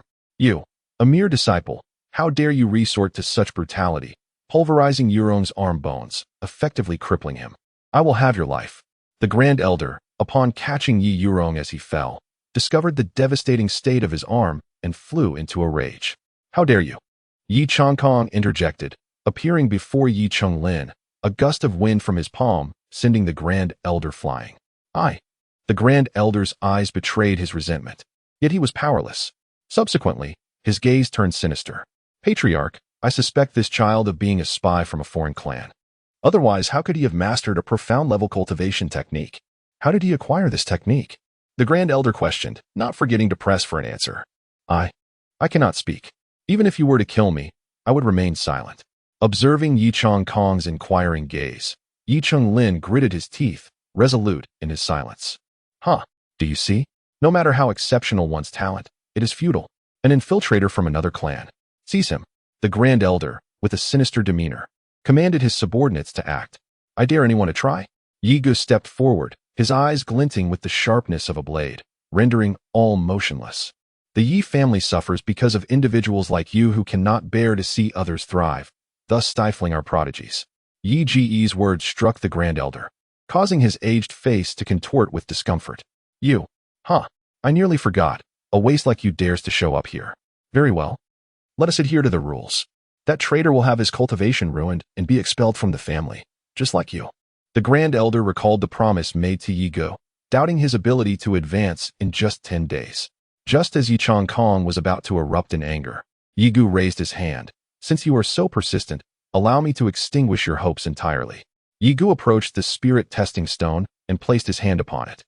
By the way, I should inform you that the technique Yi Qing Lin possesses was bestowed upon him by me. Upon hearing Yi Ji's declaration, the crowd was left in stunned silence, only to be jolted into a state of unrest as the results of Yi Ji's test were revealed. Chapter 10. Not becoming the young master. What extraordinary potential must one possess? In just 10 short days, what terrifying prowess would his martial spirit unveil? Anticipation bubbled within. Excellent. Splendid indeed. Go. I knew you would not disappoint me. Yi Changkong's hearty laughter erupted, a release of joy suppressed for many years, finally free to echo unabashedly. With a gaze long since vacant, Yi Yurong, enduring the agony of his severed arm, swayed as he rose to his feet, his face ashen, betraying a descent into madness. Nay, it cannot be. It simply cannot be. Surely it is but some arcane artifice, a ruse to deceive. In the end, they are all but worthless. Each and every one. It must be so, it must. Yi Yurong found himself utterly incapable of accepting this reality. He had intended to suppress Yi Gu, yet never did he imagine that even one of his lackeys would prove to be his superior, surpassing him even in aptitude. Such a blow was devastating in its despair. Now, even Yi Gu, once deemed a waste, possesses such cultivation. It is unbearable, rendering his own pride so pathetically feeble. Yurong speaks truly, the elder intoned. How can one with shattered meridians cultivate? To dare deceive the clan is an offense punishable by the severest penalty. The Grand Elder, sensing the aura emanating from Yi Gu, evidently genuine and substantial, now grasped at straws, hoping it was all a fabrication. I respect your position as Grand Elder, but to accuse the young master of deceit, you must first contend with me. Yi Chunglin roared, his 3-foot-long sword gleaming with a cold light as he pointed it towards the Grand Elder. Should Yi Gu give the word, he would not hesitate to strike down the Elder, regardless of his cultivation level. Veins throbbed on the Grand Elder's forehead, incensed that he, a man of considerable standing, was being scorned by a mere congenital. Fury surged within him, but with Yi Changkong standing nearby, he knew that any action on his part was impossible. Yet, to yield was equally unacceptable. I have struck a chord, have I not? It appears that this is indeed the case. A worthless individual remains worthless, and one should not assume that protection from others will allow them to evade accountability. Such a notion is utterly implausible. If one possesses any sense of propriety, they ought to confess their shortcomings. Otherwise, when the truth is unveiled, it shall be detrimental for all involved. The Grand Elder chuckled sinisterly, observing that Yi Gu remained motionless, clearly revealing his unease, suggesting that there was indeed something amiss. At this moment, Yi Changkong, who had remained silent on the sidelines, was filled with fury. This situation had dragged on far too long. Grand Elder, do not overstep your bounds. Today, I am the head of the family, and it is not your place to act recklessly here. Should you utter another word of nonsense, do not blame me for being unyielding. Stepping forward, Yi Changkong emanated an overwhelming aura, causing the onlookers to feel an intense pressure that made it difficult to breathe. The Grand Elder, directly facing this oppressive force, paled slightly, yet he remained defiant, unwilling to relent. Though you're the head of the family, this matter pertains to the entire Yi clan. If you believe that your superior cultivation grants you the right to disregard family rules, you risk alienating the hearts of the people. You are unworthy of the title of family head. Upon hearing the Grand Elder's words, the crowd's expressions shifted to one of discomfort, although their inner thoughts were obscured. The atmosphere had turned ominous. Yi Changkong seethed with rage, his aura intensifying, his gaze locked onto the Grand Elder, yet he hesitated to strike. After all, this was a matter concerning the entire family, and given the Grand Elder's position, he could not resort to violent measures. The consequences of such actions would undoubtedly fracture the Yi clan. Observing Yi Changkong's fury but unwillingness to act, the Grand Elder felt a surge of satisfaction, as if he had anticipated the other's reservations. However, he secretly exhaled in relief. Had Yi Changkong chosen to disregard the family and attacked him directly, the outcome would have been far from what he desired. Father, if there are those who doubt my abilities, then I shall demonstrate just how trivial their skepticism is. At this moment, Yi Gu stepped forward and surveyed the crowd. Since there are doubts among you, I had no intention of explaining myself. However, since you have chosen to put my father in an awkward position, allow me to remind you of the spirit testing stone. Is it possible for one to deceive with it? Initially, the audience was puzzled as to why the spirit testing stone was mentioned. Yet, upon reflection, they realized that the stone could not be falsified. If one did not possess the innate strength, it simply would not manifest. Even if one were to temporarily borrow power to elevate oneself to the rank of a monarch, it would amount to nothing. The gazes directed at Yi Gu transformed into expressions of remorse and exhilaration. Although they lacked the prowess themselves, Yi Gu, as a member of the Yi family, brought with him the promise of unexpected benefits should he grow stronger. Their looks shifted towards the Grand Elder, now infused with disdain. Typically, as the family elder, he was reticent about his actions, focusing instead on securing resources for his grandson. After all, they were all part of the Yi family. Yet now, he could not bear to see others prosper while wishing to expel them from the clan. They vehemently disagreed with such notions. Young master, the crowd called out earnestly, for the former young master remained so even today. Yi Changkong displayed a comforting smile, his previously anxious heart now at ease. However, the Grand Elder remained begrudgingly discontent, yet helpless, as the situation had reached an irrevocable conclusion. Yi Gu, if you wish to earn my respect, then I must see the level of your martial spirit. Otherwise, do not expect me to acknowledge you. Yi Yurong, gritting his teeth, steeled himself, and despite knowing the impossibility of any unforeseen events, he spoke, wanting to discern the extent of the disparity between himself and YG, and why the latter could surpass him in such a short time, despite his own assiduous efforts. Only by truly witnessing it could he relinquish his aspirations. Upon hearing these words, everyone held their breath, even Wai Qinglin and Wai Changkong, who were now keen to know. Wai Gu, however, felt helpless, aware of the inferiority of his martial spirit and somewhat embarrassed to reveal it. Nonetheless, he was unconcerned, harboring his own plans. So, it's just a martial spirit. What everyone thought would be an earth-shattering martial spirit instead caused them to gape in astonishment. Lacking color, what kind of specter was this? Could this even be considered a martial spirit? Haha, a colorless martial spirit, without rank. Your talent is inferior to even a servant in our Wai family. You are unworthy of being the young master. Wai Yurong was momentarily stunned, then erupted in a ferocious laugh. Good, very good. One day, I will surpass you. Gur. This is. Wai Changkong was also unsettled, and seeing the disappointment on the faces of the clansmen, he could not help but worry. Young master. Wai Qinglin was also anxious. He nearly possessed a green martial spirit and absolutely refused to believe that YG's martial spirit was so inferior, much less that it could not compare to his own. Ahem, young master? You still call him young master? He is utterly unworthy. Wai Yurong coughed up a mouthful of blood, sneering with a ferocious grin, as if witnessing YG's inability to extricate himself from the situation. This was a case of the higher one stands, the harder one falls. Chapter 11. Using a borrowed knife. The Wai family hall was filled with Wai family executives. Young master. A single appellation established a position. Henceforth, in the Yi family, this individual would be recognized as the leader of the younger generation and indeed, a potential heir to the family headship. No one dared to show anything but reverence. Yi Chonglin suddenly felt a wave of discomfort. He had never contemplated his role as the young master, a position that ought rightfully to belong to Yi Gu. Furthermore, it was in Yi Ji's presence, rendering his heart heavy with unease. Young master, Yi Chonglin glanced at Yi Gu, uncertain of how to proceed. Yi Gu, too, felt a sense of helplessness. Why was it that others sought this position with such fervor, while he himself wished to evade it, sporting a countenance of displeasure? What young master?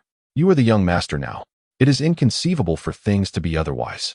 Since you are the young master, you must ensure the prestige of our Yi family remains intact. Do not concern yourself with my feelings. This is your rightful place. Especially since I shall not linger in the family for long. Yi Gu stepped forward to pat his shoulder, encouraging him to relax. But young master, why do you still call me young master? Yi Gu suddenly adopted a stern demeanor, speaking in a grave tone. Under Yi Ji's guidance, Yi Chonglin ceased his objections. Meanwhile, the eldest elder observed with a darkening expression, feeling overshadowed even by some of the higher-ups present. After all, the young master still heeded his counsel. His talent was cherished by the entire Yi family, and he happened to be the son of the family head. Was this a pursuit of discomfort? Yi Changkong raised an eyebrow, pondering why this eldest elder always sought to stir trouble, as if he believed he could not be dealt with. Eldest elder, please mind your words. The young master may go wherever he pleases within the Yi family. If you find him bothersome, you may choose to ignore him. Otherwise, as the young master, I shall not acquiesce. Let us see which side the higher-ups will stand with. Yi Chunlin let out a cold snort.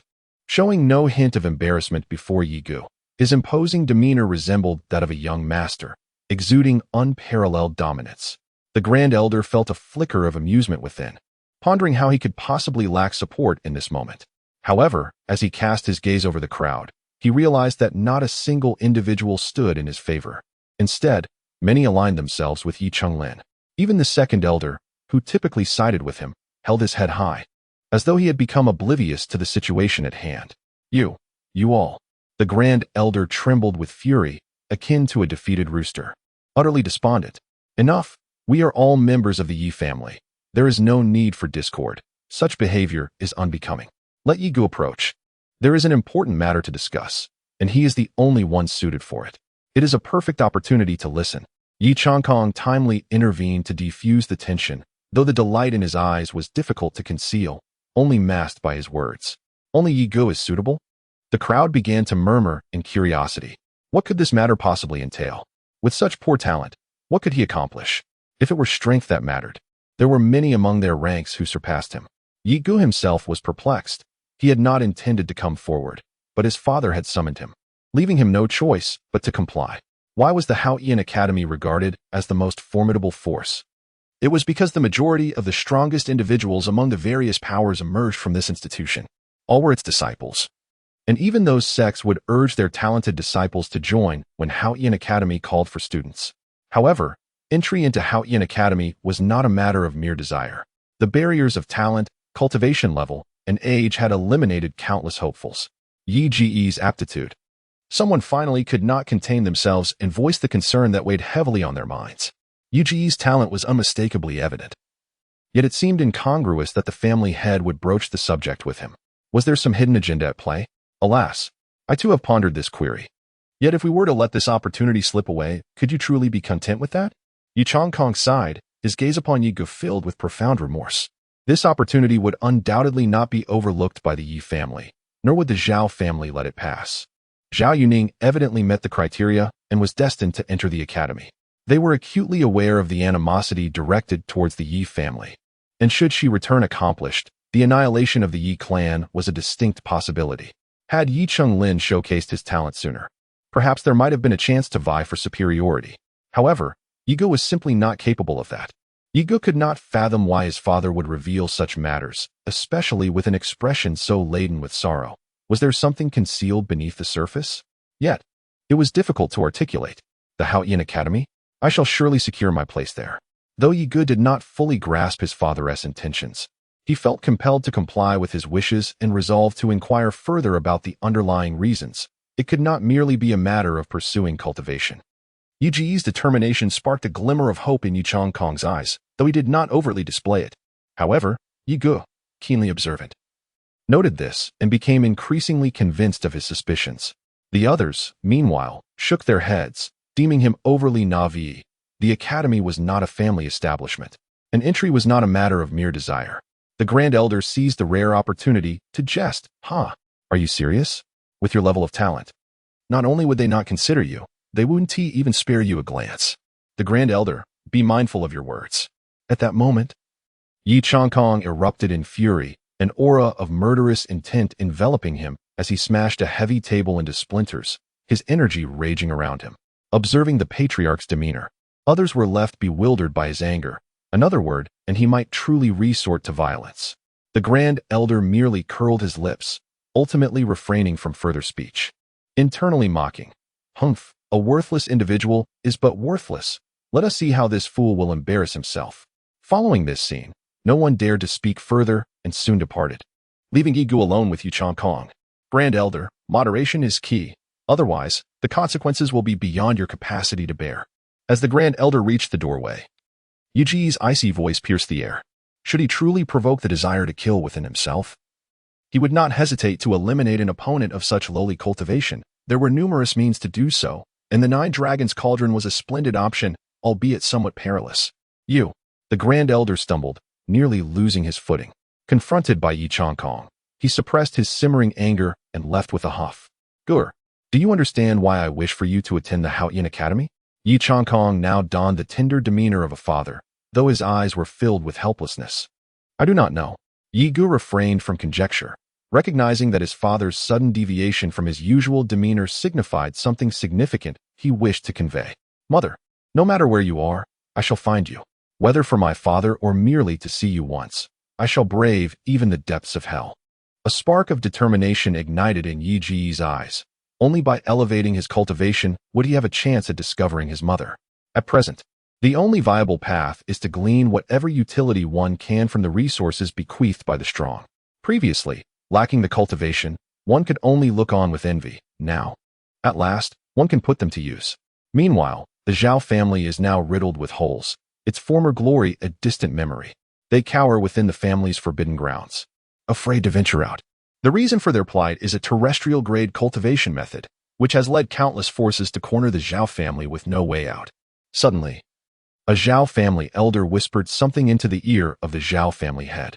Chapter 12. The Yi family's peril. 3 days later. The various forces that had been lying in wait outside the Zhao family retreated like a receding tide, their purpose shifting to the Yi family. At this time, various factions were arriving in tumultuous city, all with the same objective. The ability to reconnect meridians and resume normal cultivation is unheard of. However, this does not mean they understand its true value. Cultivators frequently engage in combat over resources, and meridian ruptures are not uncommon. But with a technique that can reconnect meridians, they will no longer need to worry about their cultivation regressing due to severed meridians. Zhao Fengnian emerged from the forbidden grounds, gazing distantly towards the Yi family. "Go ahead and fight over it," he muttered. "It suits my purposes perfectly. Once my plan is complete, even the forces behind those who pursue me will be annihilated." With that, Zhao Fengnian's figure vanished once more, reappearing within the forbidden grounds. He slowly opened a stone door. Zhao Yuning was inside, sitting cross-legged on a circular stone, holding a black pearl in her hand. The pearl emitted an arcane white light, washing over her body like frost. With each cleansing, Zhao Yuning's aura transformed into an ethereal lightness, reminiscent of a celestial maiden descending from the 9 realms. "Ah, my dear niece, embrace the inheritance fully. Once your constitution transforms, it shall be the moment I reap the rewards." Zhao Fengnian's eyes gleamed with avarice. In tumultuous city, a powerful presence enveloped the surroundings, a chilling aura permeating the air, targeting the Yi family. Yet, in a private room on the 3rd floor of the Lingbao building, 3 exquisite and refined women appeared to be untouched by the turmoil, sitting gracefully and sipping delicately. These 3, if Yi Ge were present, he would recognize as Xiaoxue, Nangong Yufei, and the woman he had encountered while she was bathing. The atmosphere in tumultuous city had descended into chaos. Xiaoxue spoke, her voice devoid of any emotional fluctuation. It's that little rascal from the Yi family. Does he truly believe that donning a black robe would conceal his identity from me? How naive." Nangong Yufei's enchanting eyes sparkled with interest. As soon as she finished speaking, the woman beside her raised an eyebrow. "A black robe? That little rascal again? Is it not the same person?" A knowing glint appeared in her eyes. She had intended to find a moment to deal with this little thief who dared to gaze upon her form. Such insolence could not be forgiven. News had spread swiftly, and with this knowledge, she was determined not to let him escape. Nangong Yufei, catching the expression of the woman beside her, teased, "What is this? Belan, are you also intrigued by that boy, or are you 2 old flames?" Upon hearing this, Belan's expression darkened, fury bubbling within her as she pointed an accusatory finger at Nangong Yufei. "You, what nonsense are you spouting? Do you not know me? The little thief. I wish I could slay him." He. Nangong Yufei and Xiaoxue exchanged knowing glances, stifling their laughter, as if to say, "You truly have issues." Belan, realizing her words had gone awry, retorted in irritation, "You too. Very clever, digging a pit for me. Just wait and see how I deal with you." Suddenly, Belan launched an attack, catching the 2 off guard, pinning them to the ground, rendering them immobile. "Oh no, don't move. We were wrong." The group engaged in playful banter for a while, and soon, as the victor, Belan cast a warning gaze. "All right, let us return to the main topic." Nangong Yufei tidied her disheveled hair and remarked, "Someone without a single meridian intact, devoid of cultivation, can actually produce earth-level techniques for sale. The Yi family could never have such a thing. Even if they did, they would never sell it. However, our Lingbao Tower cannot involve itself in the conflicts of various factions. And you, Balan, sent by Haotian Academy to recruit disciples. Do you not intend to take in such a person?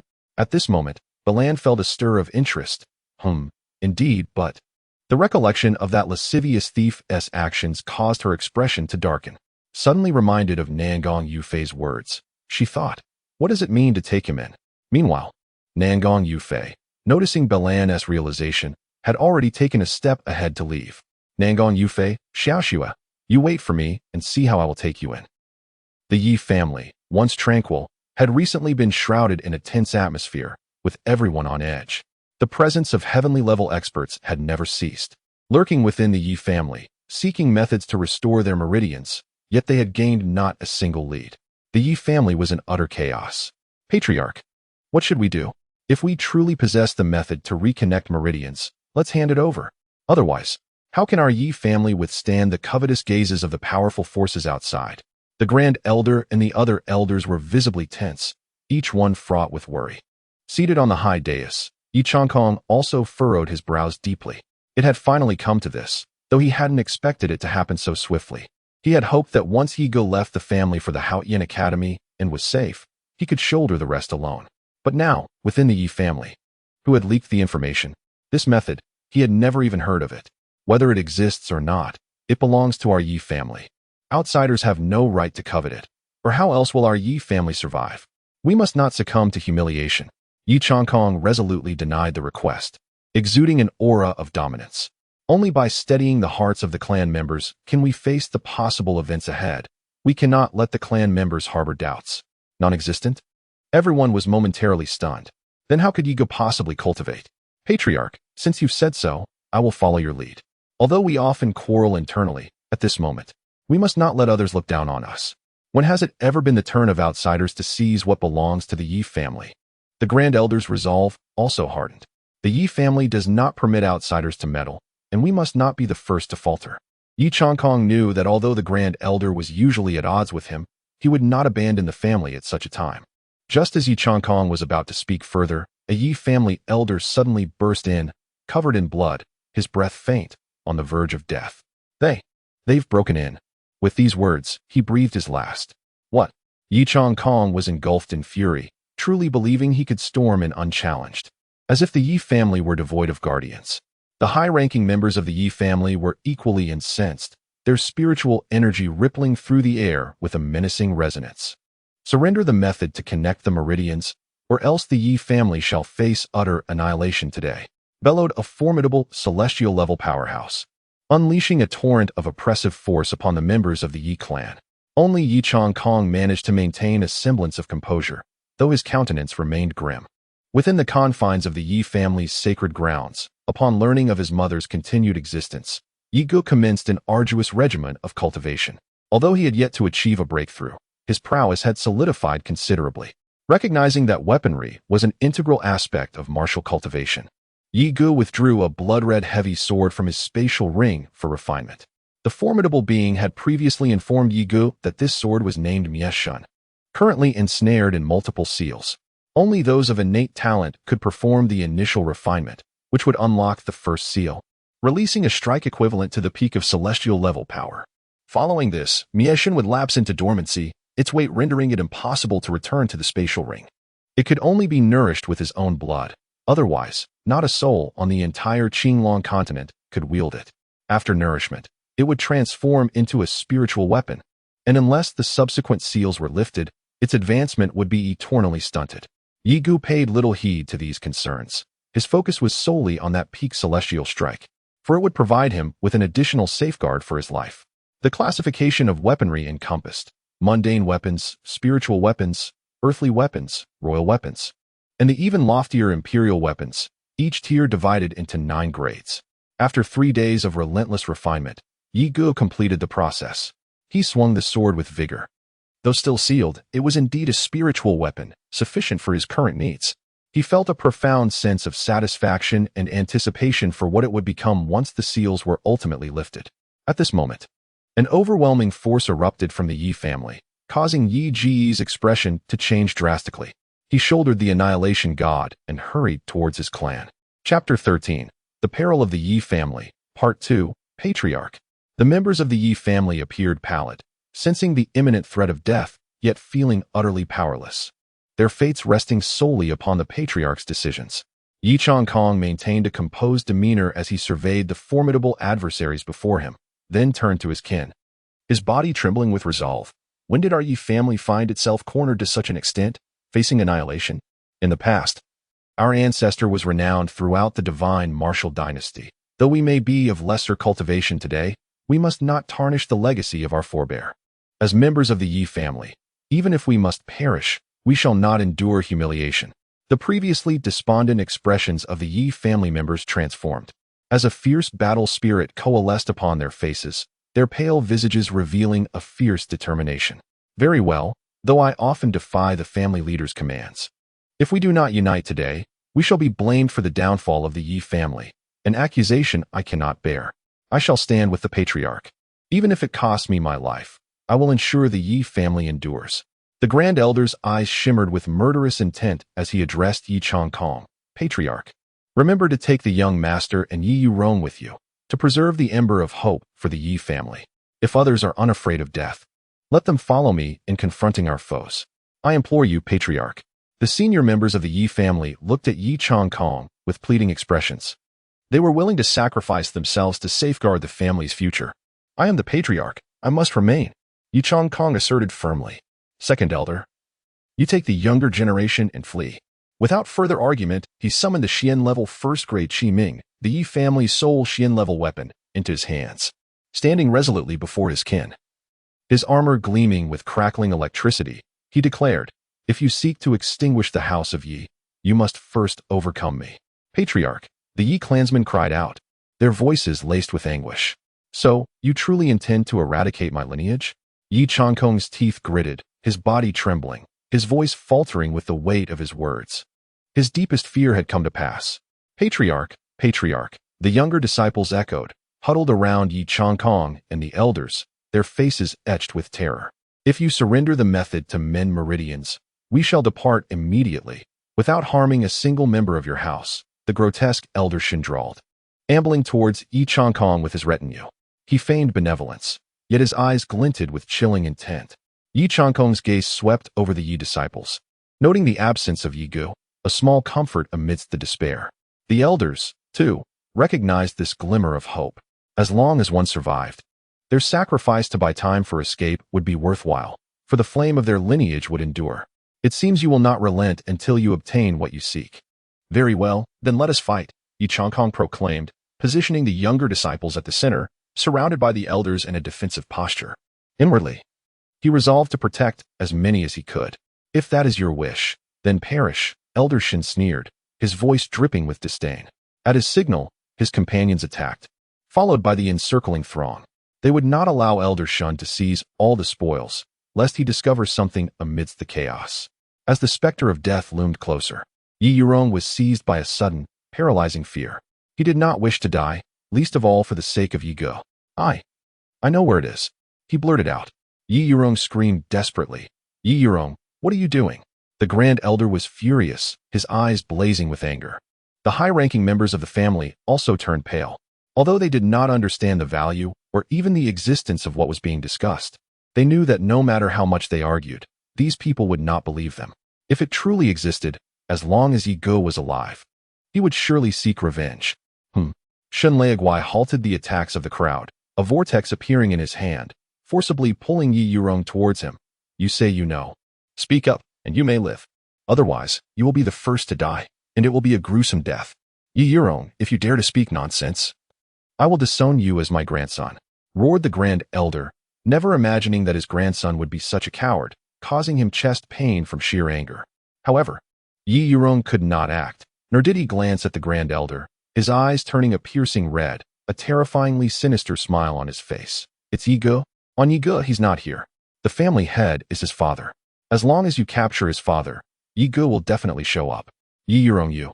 The Grand Elder, upon hearing Yi Yurong's words, could no longer bear it, and vomited blood on the spot, fainting. Good. As long as the information is correct, you will henceforth be my nominal disciple, Shenlaigui tossed Yi Yurong aside without a second glance. His gaze then locked onto Yi Changkong, and he signaled a celestial-level expert beside him to go and capture Yi Changkong. Protect the family head. The Yi family members quickly surrounded Yi Changkong, shielding him from behind. A bunch of trash, you think you can block my way? On that day, the formidable figure exuded an air of indifference towards the members of the Yi family, regarding them as inconsequential. In the face of such a celestial being, despair filled the eyes of the Yi family, yet they did not retreat an inch. Are you searching for me? Suddenly, a voice resonated like the depths of a frigid abyss, seemingly emanating from the netherworld. Turning towards the source, Yi Ge slowly advanced. Step by step, standing before the assembly of powerful beings, his eyes brimming with icy malice. For the sake of an immortal scripture, they sought to annihilate his family and even resorted to capturing his father as leverage against him. Yi Ge's intentions had turned lethal. Having presumed Yi Ge had fled, they were taken aback by his return, which they deemed a march towards demise. Yi Ge cast a disapproving gaze upon Yi Yurong, astonished that one from the same clan could commit such unforgivable acts. Ha! Did you not foresee it? I was the one who disclosed your ability to cultivate to the Zhao family, initially hoping they would take action against you. Yet, to my surprise, they chose to publicize the information. However, this development serves you well. Yi Ge, you are now trapped with no means of escape. Prepare for your end. As for me, I shall thrive as a disciple of the forging sect, far superior to this so-called heir of the Yi family. Yi Yurong regarded Yi Ge with the countenance of a corpse, reveling in his imminent triumph. He had even divulged this secret. Soon, he would be a disciple of the forging sect, indifferent to the opinions of the Yi family. Is that so? Yi Ge's eyes hardened, his murderous intent surging forth. And he chose to disregard Yi Yurong entirely. Attempting to flee? Since you have arrived, do not even think of escaping. The greedy glint in the eyes of the elder Shin revealed his intent as he lunged towards Yi Ge. As the crowd believed that Yi Ge had no way to escape, he calmly declared, "Escape? It is you who should flee." Ignoring the imminent attack from the old monster Shun, Yi Ge slowly drew the blade of Mieshen from his back, its crimson blade appearing as though it had been extracted from a sea of blood. With a hand seal, he unleashed a surge of energy. The initially faint blood-red hue of Mieshen intensified, engulfing the heavens and the earth in a sanguine twilight. The surrounding air grew oppressive, saturated with the stench of blood. Shun's eyes widened in terror as he sensed the overwhelming power, and in a swift motion, he attempted to flee the scene. But could he escape? Chapter 14. Yi Qingtian. The king, nay, the false king. Despite being a mere pretender to the throne, he exuded an aura of authority that loomed over all. It was astonishing that a method to reconnect meridians could provoke the attention of a false king, elevating its status in the hearts of the onlookers. Shun and his companions realized they had been manipulated. Even if they seized it, it would ultimately slip from their grasp, destined to be taken away. Yet, they were perplexed as to why he had chosen to block that attack for them. Otherwise, very few among them would have survived. Most likely left gravely injured on the brink of death. The members of the Yi family felt a profound despair. The appearance of a cadre of celestial-level powerhouses had rendered them powerless. When Yi Ge emerged and unleashed that formidable strike, they believed all their troubles would be resolved. However, a false king still lingered, watching with intent. This is mine. Without hesitation, the prince soared through the air, appearing beside Mieshen in an instant. Reaching out to seize the blade, he hardly spared Yi Ge a glance. The significance of the meridian reconnection method paled in comparison to his ambitions. Others might not comprehend, but he discerned that the preceding strike emanated from this very sword. To encase such a formidable assault, it must be an extraordinary artifact. None of the Shin elders dared to venture forth and seize it, lest they court demise. The Yi family, witnessing their approach, retreated in disarray, bereft of any will to contend with such a potent adversary. Yet, Yi Ge wore a faint smile, for the Godslayer was not to be wielded by just anyone. Even its master, at present, could not draw it, save if their strength defied the heavens. What was initially perceived as a simple task proved otherwise. As the prince exerted his force, yet the sword remained unyielding. A flicker of elation crossed his countenance, for a treasure of such caliber would not yield easily. He augmented his strength further. Under the watchful eyes of the assembly, the prince amplified his power with each attempt, his feet sinking deep imprints into the azure brick pavement. His imposing aura akin to a tempestuous gale, even the veins on his brow bulging, yet he could not budge it even a fraction. A pseudo-royal, Poised to suffer humiliation before such a multitude, his face flushed crimson. He channeled his inner energy, concentrating all his might upon his hands, determined to extract it. With a resounding stomp, he roared, "Arise!" Perseverance conquers all, and the god-slayer was, at last, subtly dislodged. However, it was but a faint tremor, for the prince had already expended his utmost strength. Just as the onlookers surmised that it would indeed be drawn, the prince, as if drained of all vitality, relinquished his grip, and the god-slayer stood motionless once more, as though taunting the crowd. "You? Even with a decade of cultivation, you could never hope to wield it." Yigu scoffed derisively at the prince. Yigu remembered clearly that in this world, only the one who possesses it has the means to uproot it. Otherwise, it remains unattainable for anyone else. Thus Yigu harbored no concerns. At that moment, the prince's expression had already soured, and upon hearing Yi Ji's words, his gaze turned icy, suffused with murderous intent. "Since you have brought it forth, you must surely know the method, as well as the means to connect the meridians. If I capture you, I shall have all the answers I seek." Yigu was suddenly taken aback, realizing that escape was no longer an option. However, should he be driven to desperation, he would be prepared to perish alongside his adversary. At this juncture, Yigu found himself enveloped by a formidable force of nature, rendering him immobile. He could only communicate with the 9 dragons' cauldron within his spatial ring through his mind, preparing to fight to the death if necessary. "You have gone too far, young one." Just as the onlookers witnessed the prince about to seize Yigu, an ancient voice thundered through the air. Subsequently, an unremarkable broom, imbued with the power to shatter the heavens and earth, hurtled towards the prince's face. The prince's countenance shifted dramatically, compelled to relinquish his hold on Yigu, retreating swiftly while conjuring a protective barrier of profound light around himself. With a crisp sound, the broom shattered, its might dissipating entirely. Anger contorted the prince's features, for his plans had been thwarted. Yet, recognizing that the strength of his opponent was not vastly inferior to his own, he refrained from rash actions. The elder of the martial pavilion. Observing the newcomer, the members of the Yi family were profoundly moved. The elder, who had remained indifferent to the affairs of the Yi family and solely managed the family's martial pavilion, proved to possess such formidable strength. Hope rekindled within the Yi family as they exchanged long-lost smiles, their hearts finally at ease. In stark contrast, the expressions of the likes of old Shun and his companions were most uncomfortable. A humble family, yet it harbors a false monarch at its helm. In the realm of weaponry refinement, only the sect leader and a certain elder are the pretenders to the throne. It is pitiable that they dare to impose upon the Yi family, a reckless endeavor tantamount to courting death. Fortunately, their adversaries had not yet acted, otherwise, they would surely have met with demise. "Who are you? Do you truly believe that you can safeguard this insignificant Yi family? As long as I ensnare you, the others can extinguish the lives of your kin 100 times over without consequence." The prince's aura surged as he gazed haughtily at the elder of the martial pavilion. With this proclamation, the atmosphere grew heavy with tension once more. If such were the case, the Yi family would indeed face obliteration. Who am I? It has been 2 decades since I last emerged. Many have forgotten the name Yi Qingtian. The elder of the martial pavilion stroked his snowy beard, unfazed by the words of his opponent. Yi Qingtian. It was indeed Yi Qingtian. The crowd's expressions shifted drastically. It is said that 20 years ago, a mysterious figure named Yi Qingtian, possessing peak celestial level prowess, challenged countless false monarchs, never tasting defeat. Now, having ascended to the status of a false monarch, could he not challenge a true king? Once a figure of legend, now a member of the Yi family, they sought to confront him. Were they seeking to court disaster? Let us depart. At that moment, the eccentric elder Shen could no longer remain, realizing that if they did not leave now, escape would become impossible. The prince, too, felt a tempest brewing within. Evidently, his opponent had not exerted full effort. Otherwise, he would not have been able to withstand even a single strike, nor dare to linger. If you wish to leave, having come to the Yi family in search of treasure, is it not unreasonable to depart without leaving something behind? Yi Qingtian extended his hand, as if grasping at the very air itself.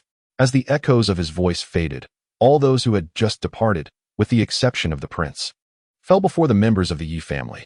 The once formidable Shun clan members now lay breathless, unable to muster even the slightest resistance. They understood that this was a form of restitution, yet they remained oblivious to the desires of their adversaries. compelled to surrender their treasures in exchange for a nod of approval from Yi Qitian, without a hint of dissatisfaction. However, the Yi family members were perplexed as to why the prince had not been detained. Yi Qingtian narrowed his eyes, deep in thought, his brow furrowed. He refrained from elaborating, hoping it was merely a coincidence.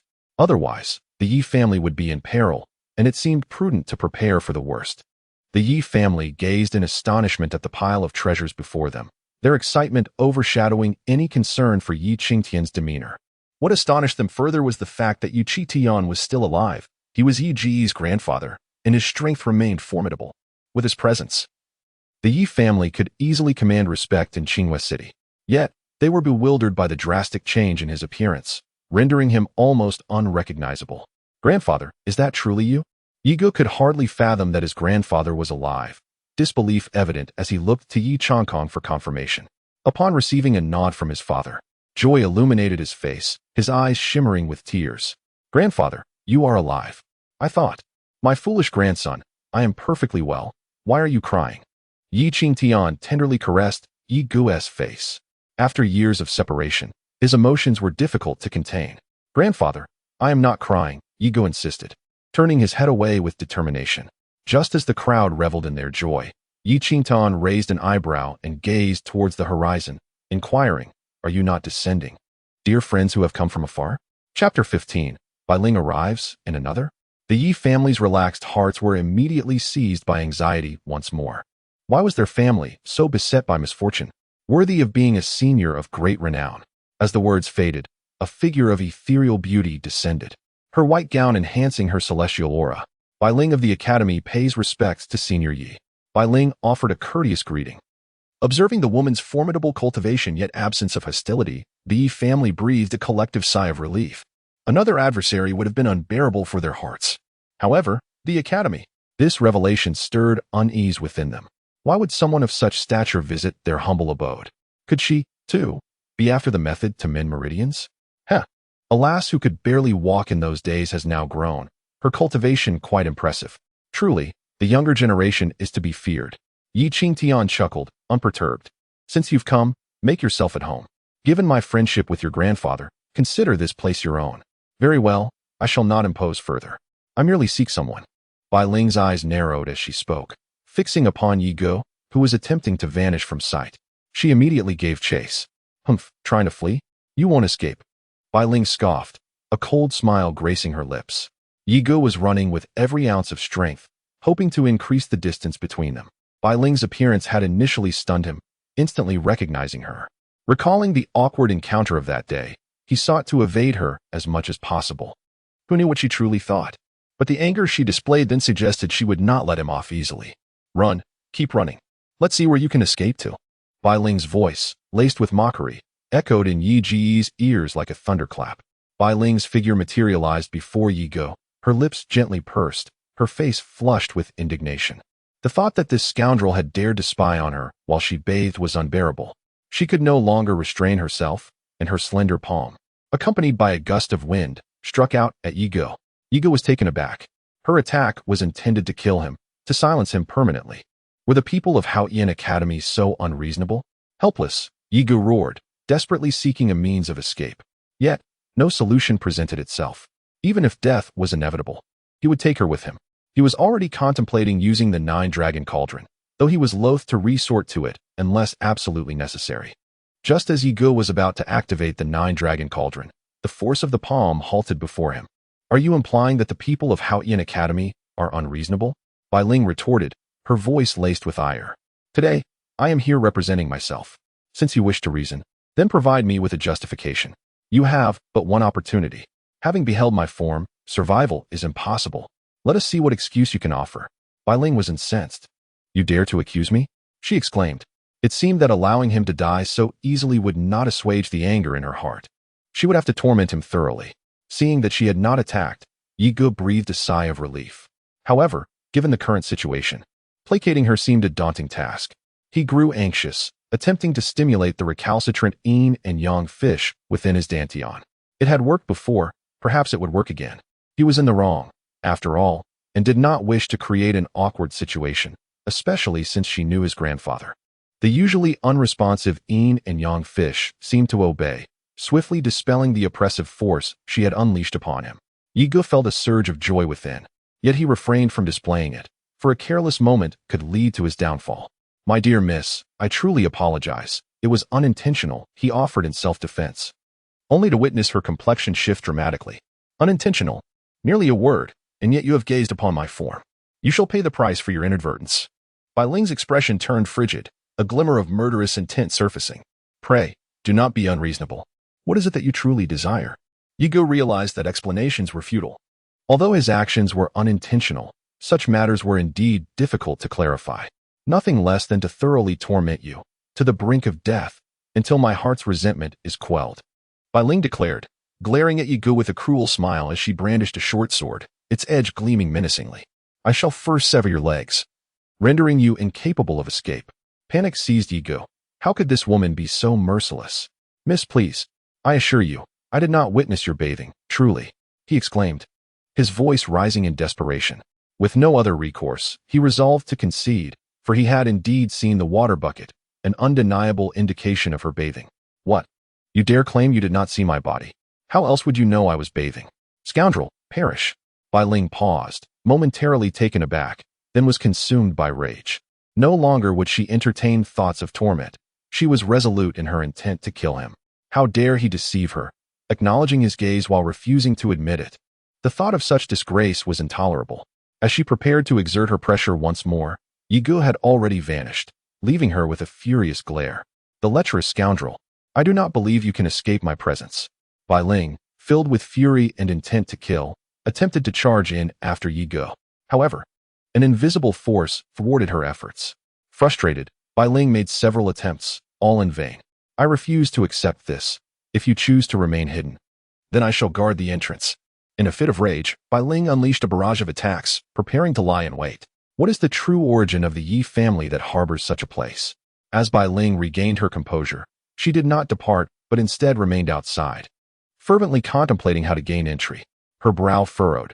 An unsettling intuition suggested the Yi family's background was anything but ordinary. This should not be. In the heart of the jungle, Yigo paused, puzzled. Why did that woman not pursue him? Could it be that she had decided to let him go? Yet, the animosity she harbored could not simply dissipate. It was evident she would not relent until he lay dead. Suddenly, Yiqing Tian's expression shifted dramatically, revealing a trace of panic upon his aged visage. As the members of the Yi family remained oblivious to the unfolding circumstances, arrangements for an escape from Qinghua City began. Yiqing Tian sought out Bai Ling, who was poised with murderous intent, awaiting Yi Ji's emergence. "You must leave the Yi family at once, and deliver this jade pendant to my grandson, Yigo. I know not the nature of your grievances, but I implore you to grant him a chance at survival." Without allowing Bai Ling to protest, Yiqing Tian placed a hand upon her, the terrifying force causing her to vanish from the Yi family estate. He gazed into the distance, where two dark points of light gradually swelled.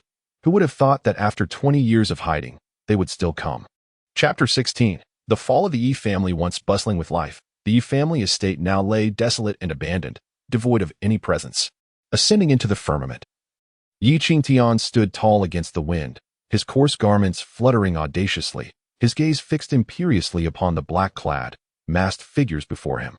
These two adversaries, veiled in an aura of ebony, traversed the void with unwavering steps, each footfall sending tremors through the surrounding atmosphere, their forms materializing a mere 100 meters from Yiqing Tian. The palpable, keen-edged presence they exuded bespoke their status as monarchs. "TSK, TSK, Yiqing Tian," one of the black-clad figures intoned, his voice a frigid whisper that sent shivers down the spine. "After 2 decades in hiding, there shall be no escape today. Surrender the azure jade pendant with due haste, and submit to our custody, lest this very day next year mark your demise." His words stirred a gale of oppressive force that bore down upon Yiqing Tian. Though they were monarchs, and 2 in number, they possessed no absolute certainty of subduing Yiqing Tian, for he was no foe to be taken lightly. "Humph," Yiqing Tian retorted, his venerable beard quivering, emitting a disdainful snort. Without so much as a gesture, the gust that assailed him dissipated into nothingness. "If you seek to test my mettle, then display some true prowess." The expressions of the 2 black-clad figures remained inscrutable, yet they knew Yiqing Tian would not yield so readily to their demands. else he would not have remained in hiding for 20 years. Moreover, having now broken through to the pseudo-monarch realm, his true strength remained an enigma. Since you remain so incorrigibly obstinate, then you shall bear the consequences of our ruthlessness. Do not presume that spiriting your kin away will avail you. Did you truly believe we would arrive unprepared, knowing full well you were here? I implore you, hand over the azure jade pendant and surrender meekly. Or your esteemed patriarch and the so-called young master of the Yi family shall suffer the consequences. With a sardonic grin, the man in black declared that all who opposed them would inevitably meet a grim end, for compliance meant survival, while defiance courted demise. At that moment, Yi Qingtian's countenance twisted into a horrifying visage, the veins on his face bulging grotesquely. His once neatly bound graying hair suddenly burst free, cascading wildly in the air. His aura intensified, causing the surrounding space to waver precariously, threatening to collapse at any moment.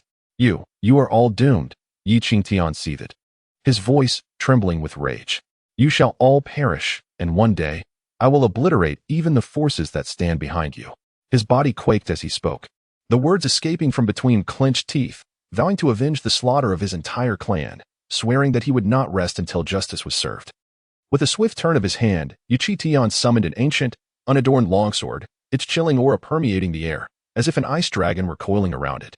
Suddenly, the sword detached from his grasp, hovering before him, humming resonantly. In an instant, it multiplied into 1,000 frigid long swords, forming a vast sword web that shattered the very fabric of space, capable of nullifying all magic. Return to the spirit, 10,000 swords, go. Yi Qingtian roared, channeling his immense spiritual power, transforming the sword web into an ice dragon of world-ending proportions, imbued with unparalleled power, determined to annihilate the men in black. Black Sun Slash? Blazing Inferno. World extinction. The men in black retaliated, unleashing their own formidable attacks, their potent auras akin to the apocalypse itself. The cataclysmic assaults collided swiftly, causing the void to crumble, spawning countless scales. Yet, seemingly unaffected, each party sought to vanquish the other with a single blow. Convinced that such a formidable adversary could not be allowed to live, lest they become an insurmountable threat in the future. We must resort to that move. One of the men in black resolved grimly, or we shall all meet our end. His words sent a shiver down the spines of the other two, their hearts filled with dread. That technique is terrifying, capable of instilling fear in opponents and delivering a fatal blow with a single strike. However, it also instills fear in oneself, a method akin to killing 1,000 enemies while suffering 800 losses. Within the faction, key personnel are trained in this technique, which requires the collaboration of at least 3 individuals, each with a minimum cultivation level of the heavenly tier. It can forcibly elevate their personal cultivation by 5-fold and combine the strength of all participants to unleash a devastating attack. The more people involved, the more horrifying the outcome. Yet, after executing this move, their cultivation level regresses by 1 tier, and their martial spirit also degrades by 1 level. This is a technique that would never be used except in the most critical moments. But now, they have no choice. Yi Qingtian is too formidable and must be eliminated. From the array, shouted a man in black, and an arcane aura began to circulate among them, growing increasingly fearsome, their strength directly quintupling. Abyssal darkness. The black-clad figures shouted in unison, releasing a powerful strike that drained their spiritual energy and martial spirit, leaving them pale as paper, with blood trickling from the corners of their mouths. Yi Qingtian, sensing the attack, suddenly felt a wave of helplessness, and his ice dragon shattered instantly. Without hesitation, Yi Qingtian clad himself in armor, his spiritual energy surging to protect his entire body. Yet, he underestimated the abyssal darkness. After only a brief resistance, he was engulfed. With a thunderous crash, as the void calmed, Yi Qingtian's figure was nowhere to be seen. Only the pale faces of the black-clad figures remained, descending slowly. Search. Search for him, alive or dead. Bring me his body, one of them commanded. Unable to locate the corpse of Yi Qingtian, the cloaked figure furrowed his brow and commenced a meticulous search of every nook and cranny. Within the forbidden grounds of the Yi family, Yi Gu unleashed a powerful punch towards a massive tree, capable of being embraced by 2 individuals. A surge of energy propelled forth with a resounding crash. Yet he found himself still unable to make any significant progress. Yi Gu murmured to himself, gazing at the solitary palm print left upon the tree. Mastering a pinnacle high-level martial art of the Xian rank was no trivial feat. 3 days had elapsed, and he still had not grasped the fundamentals. The thought of eventually practicing Earth-rank techniques filled him with apprehension, for it would undoubtedly prove even more challenging. After pondering for a while, he resolved to dedicate more time to his cultivation, recognizing that it was time to elevate his prowess. Yigu understood that everything revolved around cultivation. It was the essence of all. Furthermore, he sensed an ominous pressure from the twin fish in his dantian, as if they were subtly attempting to absorb his energy, compelling him to take heed. However, just as Yigu began his practice, he felt a faint stir in his ears, a chill sweeping through his heart. He glanced in the direction of the Yi family, a foreboding feeling suggesting that something was amiss. Chapter 17. Pursuit. As Yigu emerged and made his way towards his family, a graceful figure descended like a bolt of lightning. Startled, Yigu turned and fled without a moment's hesitation, unsure why the pursuer would not follow him into the rear mountains. With the situation so unclear, he felt it prudent to hide once more. It had been 3 days. Why had they not ceased waiting for him to appear? This relentless pursuit felt almost fatalistic. Yi Ji's expression darkened. Although he bore some responsibility for inadvertently witnessing another's body, the intent to take his life was utterly intolerable. If explanations proved insufficient, then they would have no choice but to engage in a deadly confrontation. Casting a glance towards the direction of her family, Yigu was engulfed by a thick plume of smoke, the acrid scent of charred remnants permeating the air, igniting an overwhelming sense of urgency within her heart. Survival took precedence. Fleeing the impending danger was paramount. Are you still running? Do you not wish to uncover the fate that has befallen the Yi family? If you are disinterested, there is no need for you to hide. I shall depart on my own. We shall settle our accounts later, Bai Ling remarked through clenched teeth. Observing Yi Ji's intent to retreat into the depths of the forest, a place where she felt utterly powerless. You lecher, you have finally mustered the courage to show yourself. Were it not for the camaraderie between your grandfather and mine, I would delight in your demise. Her gaze frequently darted behind her, as if sensing some terrifying presence lurking within the Yi family. Had she undergone a transformation? Or was it merely the fear of her actions being discovered by her grandfather that prompted such behavior? Yigu furrowed her brow, her teeth clenched in determination. If someone truly intended to take her life, they would have had ample opportunity the moment she halted. For a celestial-level expert, such a fleeting moment would suffice to extinguish her life 100 times over. What transpired within the Yi family? Yi Ji's voice deepened, laced with concern. She fervently hoped that no grave calamity had occurred. Yet, an unsettling premonition loomed, suggesting that something significant was indeed unfolding. Suddenly, Bai Ling's expression shifted dramatically. Without further ado, a formidable force emanated from her delicate hand, enveloping Yigu and whisking her away, vanishing from the scene. Yigu, momentarily taken aback, suspected treachery, believing she had been deceived. As Bai Ling and Yigu vanished, several shadowy figures emerged from the ether, resembling phantoms. The presence of 2 individuals became apparent, one innate and the other celestial. To her astonishment, the Yi family harbored celestial beings. But could they truly escape? A figure clad in black sensed the lingering essence in the air, discerning fragments of information. Suddenly, a chill flickered in his eyes as he cast his gaze towards the direction where Yigu and his companions had departed. In the next instant, he vanished from his spot. Damn it, he had been discovered. Stay put. In a dense thicket, Bai Ling, who had been hastily accompanying Yigu, cursed in concern. Within a secluded ravine, she pushed Yigu against a nearby tree. From thin air, she produced a violet spiritual umbrella, known as the illusory spirit umbrella, capable of concealing a practitioner's essence and transforming it into the natural aura of the surroundings. As the umbrella unfurled, an ancient essence fleetingly shimmered. With Bai Ling channeling her spiritual energy into it, they became virtually invisible, as though they had never set foot in this place. Yigu was taken aback. What level of artifact was this that possessed such extraordinary capabilities? He strained to sense their pursuer, but found nothing, as if the figure had never existed at all. Panic surged within him. If their pursuer left, and he was left behind, wouldn't that be tantamount to a death sentence? Moreover, this was no mere thicket. It harbored formidable beasts, and with his current cultivation, escaping was an impossible feat. Just as Yigu contemplated whether to reach out and confirm the absence of their pursuer or the artifact's capabilities, a hand suddenly emerged, pulling him closer. A soft gasp escaped his lips. His eyes widened in shock. In a moment of distraction, he found his hands without a place to steady his balance. The sensation of the embrace was startlingly soft, the delicate waist seemingly graspable with a single hand. Furthermore, his chest was pressed against two warm, yielding forms, and his lips inadvertently met another pair. As Yi's heart raced unexpectedly, he found himself at a loss, having never comprehended the complexities of women.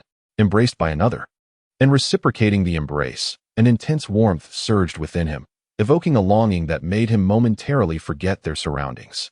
At that moment, Bai Ling trembled violently. Her face flushed like a ripened grape, yet her eyes betrayed a deep-seated animosity. She momentarily lost sight of the fact that the illusory spirit umbrella, while capable of concealing all presence, was merely configured to hide a single individual. Thus, the two were compelled to remain tightly pressed together. The urge to eliminate Yigu was overwhelming. How absurd. Not only did he gaze upon her body, but he also dared to hold her. No man had ever treated her in such a manner. What infuriated her further was the fact that this rogue was not content to remain still. His hand, which encircled her waist, began to wander. Even more despicable was the feeling of something intrusive at her lips. Yet, amidst the discomfort, there was an unexpected pleasure, an unfamiliar sensation from the pressure against her chest. Soon, her initial comfort morphed into revulsion. This was a man committing an indecent act against her. However, she could not move recklessly, forced to suppress her body's tremors, unable to push Yigu away, for doing so would risk exposure. She could only vow silently that once the enemy departed, she would ensure this lecher met his end. Why had he appeared here only to vanish so abruptly? Had a good Samaritan intervened? The descending figure in black surveyed the dense forest, his brow furrowed in concentration, finding no useful information within a 100-mile radius. At this moment, Yigu became acutely aware of the presence of the cloaked figures outside. Their formidable aura rendered him breathless. He refrained from acting recklessly, hoping instead for their swift departure. For both he and his companion were on the verge of suffocation. Humph, consider yourselves fortunate. The cloaked figure surveyed the surroundings once more, finding no pertinent information, and then departed with his entourage. Upon the retraction of the illusory spirit umbrella by Bai Ling, Yigu exhaled a sigh of relief, inhaling the fresh air deeply. Nearly overwhelmed by the earlier tension, suddenly, a sharp slap resonated against Yi's cheek, leaving a fiery imprint that startled him. "You lecher, I shall end your life," Bai Ling exclaimed, her cheeks flushed with anger. This caused Yigu to momentarily freeze, feeling an inexplicable flutter in his heart. Observing the intensity in her gaze, Bai Ling hesitated not a moment before drawing a long sword and lunging toward him. Chapter 18. Grievous tidings. Yigu inhaled deeply, watching as the blade pierced his chest, blood cascading onto the ground. A sudden pang of sorrow gripped him. For reasons unknown, the very act of her striking him extinguished the warm feelings he had harbored. Perhaps it was unwise to have gazed upon her form, or to have acted as he did moments prior. Are all women so capricious? Yi's thoughts drifted back to Zhao Yuning. In his childhood, though he did not fully comprehend his feelings for her, he understood that he must protect her, ensuring she would not face bullying or harm. Little did he expect that she would ultimately turn against him, seeking to ruin his life and even threaten his existence, all for the sake of a title in the so-called Qinghua city. Now, this woman stands poised to take his life, showing no regard for her connection to his grandfather. Despite my transgressions, compelled by dire circumstances, I accept the onus without protest, acknowledging my potential culpability. Had I foreseen this outcome, I would have eschewed aiding her escape from the pursuers, embracing death instead. Is this to your satisfaction? Should your resentment persist, inflict further wounds, or terminate my existence now, thereby absolving my debt? Yi's gaze turned frigid, devoid of emotion, his pallor mirroring the loss of blood. If your animosity is so profound, then act upon it. Hesitate, and you may find yourself at a disadvantage, for current superiority does not guarantee perpetual dominance. With a deliberate step forward, he permitted the blade to penetrate his flesh once more. A muffled sound echoed as the steel pierced his body, yet he remained stoic, his gaze unwavering. "You," Bai Ling stammered, taken aback. Her desire to end his life, to avenge her honor, was undeniable. Yet, Yi's detached demeanor and ashen countenance evoked a sense of disquiet. She found herself at a loss, her resolve faltering. Though vengeance seemed justified, the act of piercing him stirred an unexpected turmoil within her. She couldn't comprehend why. Despite his transgression, a pang of sorrow now resonated in her heart. I'm sorry. How are you?" The realization of his clan's demise, Leaving him as the sole survivor, coupled with her intended act, filled her with remorse. Even if I could absolve myself, grandfather never would. Besides, my conscience would be forever burdened. Having learned of Yi Ji's ordeal, a woman's heart cannot help but soften. Bai Ling set aside her conflict with Yi Ge, now contemplating how to make amends. Seeing Yi Ji's swaying figure, on the verge of collapse, she worriedly stepped forward to support her. Get away, don't touch me, since you won't kill me. Yi Ge, enduring the excruciating pain of her torn flesh, pushed Bai Ling away. Inch by inch, she extracted the sword. Each word measured. We're even. If you attack me again, don't think you'll survive. Blood gushed forth, and Yi Ge barely managed to staunch the flow before collapsing. Hey. Bai Ling caught Yi Ge in her arms, her heart aching. Inside an elegant room on the 3rd floor of the Spirit Treasure Pavilion in Qinghua City, Bai Ling sat at the table, lost in thought, her face propped up by a hand. One moment she smiled coyly, the next she was crestfallen. And then her brow furrowed in delicate anger. She didn't even notice Nangong Yufei, who had entered some time ago. My dear Bai Ling, are you lovesick? Nangong Yufei teased, gesturing towards Yi Ge, who lay on the bed. She was astonished that this young fellow had survived a sword through the heart. But her primary concern was her good friend's state of mind. Bai Ling started, realizing something. When did you come in? You didn't make a sound. Don't go making things up. A hint of unease crept onto her face, fearing the loss of dignity if her earlier expressions had been witnessed. Nangong Yufei circled around Bai Ling in a peculiar manner and remarked, You claim to be a celestial-level powerhouse, yet you failed to notice my presence upon my entry. And here you are, saying I speak in vain. Could it be that you have truly taken a fancy to this young man? Bai Ling, flustered, stammered, I could never. I am Bai Ling. The wounds he bears were inflicted by me. As she spoke, her expression darkened, pondering whether Yi Ge would harbor resentment towards her upon awakening. She found herself in a state of inner turmoil, uncertain of how to proceed. Nangong Yufei paused, her expression contemplative, and refrained from further jesting. It is said that his grandfather shares a bond with your family's elder, akin to that of brothers. In the past, he even saved your grandfather's life. Should your elder learn of your actions, what punishment might you face? Bai Ling remained silent, biting her lip in distress. Her demeanor one of deep grievance. It was undeniable that she had acted excessively, allowing herself to be disrespected. Yet, upon reflection, it seemed the other party was also left with no choice. Nonetheless, as a woman, it was natural to feel anger after having her dignity violated. Truth be told, she now found herself utterly alone, her entire family annihilated, and her grandfather's fate shrouded in uncertainty. She dreaded how Yi Ge would confront his reality upon awakening. Alas, such is the nature of this world. To survive, one must ensure their own strength. Nangong Yufei cast a glance at Yi Ge, then languidly seated herself, pouring herself a cup of tea. Suddenly, Yi Ge broke into a fit of coughs, startling both Bai Ling and Nangong Yufei. Yi Ge, you have finally awakened. Bai Ling felt an inexplicable joy at the sight of his consciousness returning. Despite his pallid complexion, Yi Ge suppressed the agonizing pain from his wounds, exacerbated by a fit of coughing that left him drenched in cold sweat. He strained to sit upright. Witnessing this, Bai Ling moved to assist him. Stay away from me. Don't touch me. Leave me be. His father and the others echoed his sentiment. Everyone, please leave. He wishes to be alone. Bai Ling, her heart aching at Yi Ji's distress, couldn't help but offer, perhaps I should remain to care for you. Nangong Yufei, however, cast a pensive glance at Bai Ling, pondering. Could it be that this girl has truly developed feelings for this lad? Yet, she nearly ended his life with a single strike. This matter is far from simple. Leave.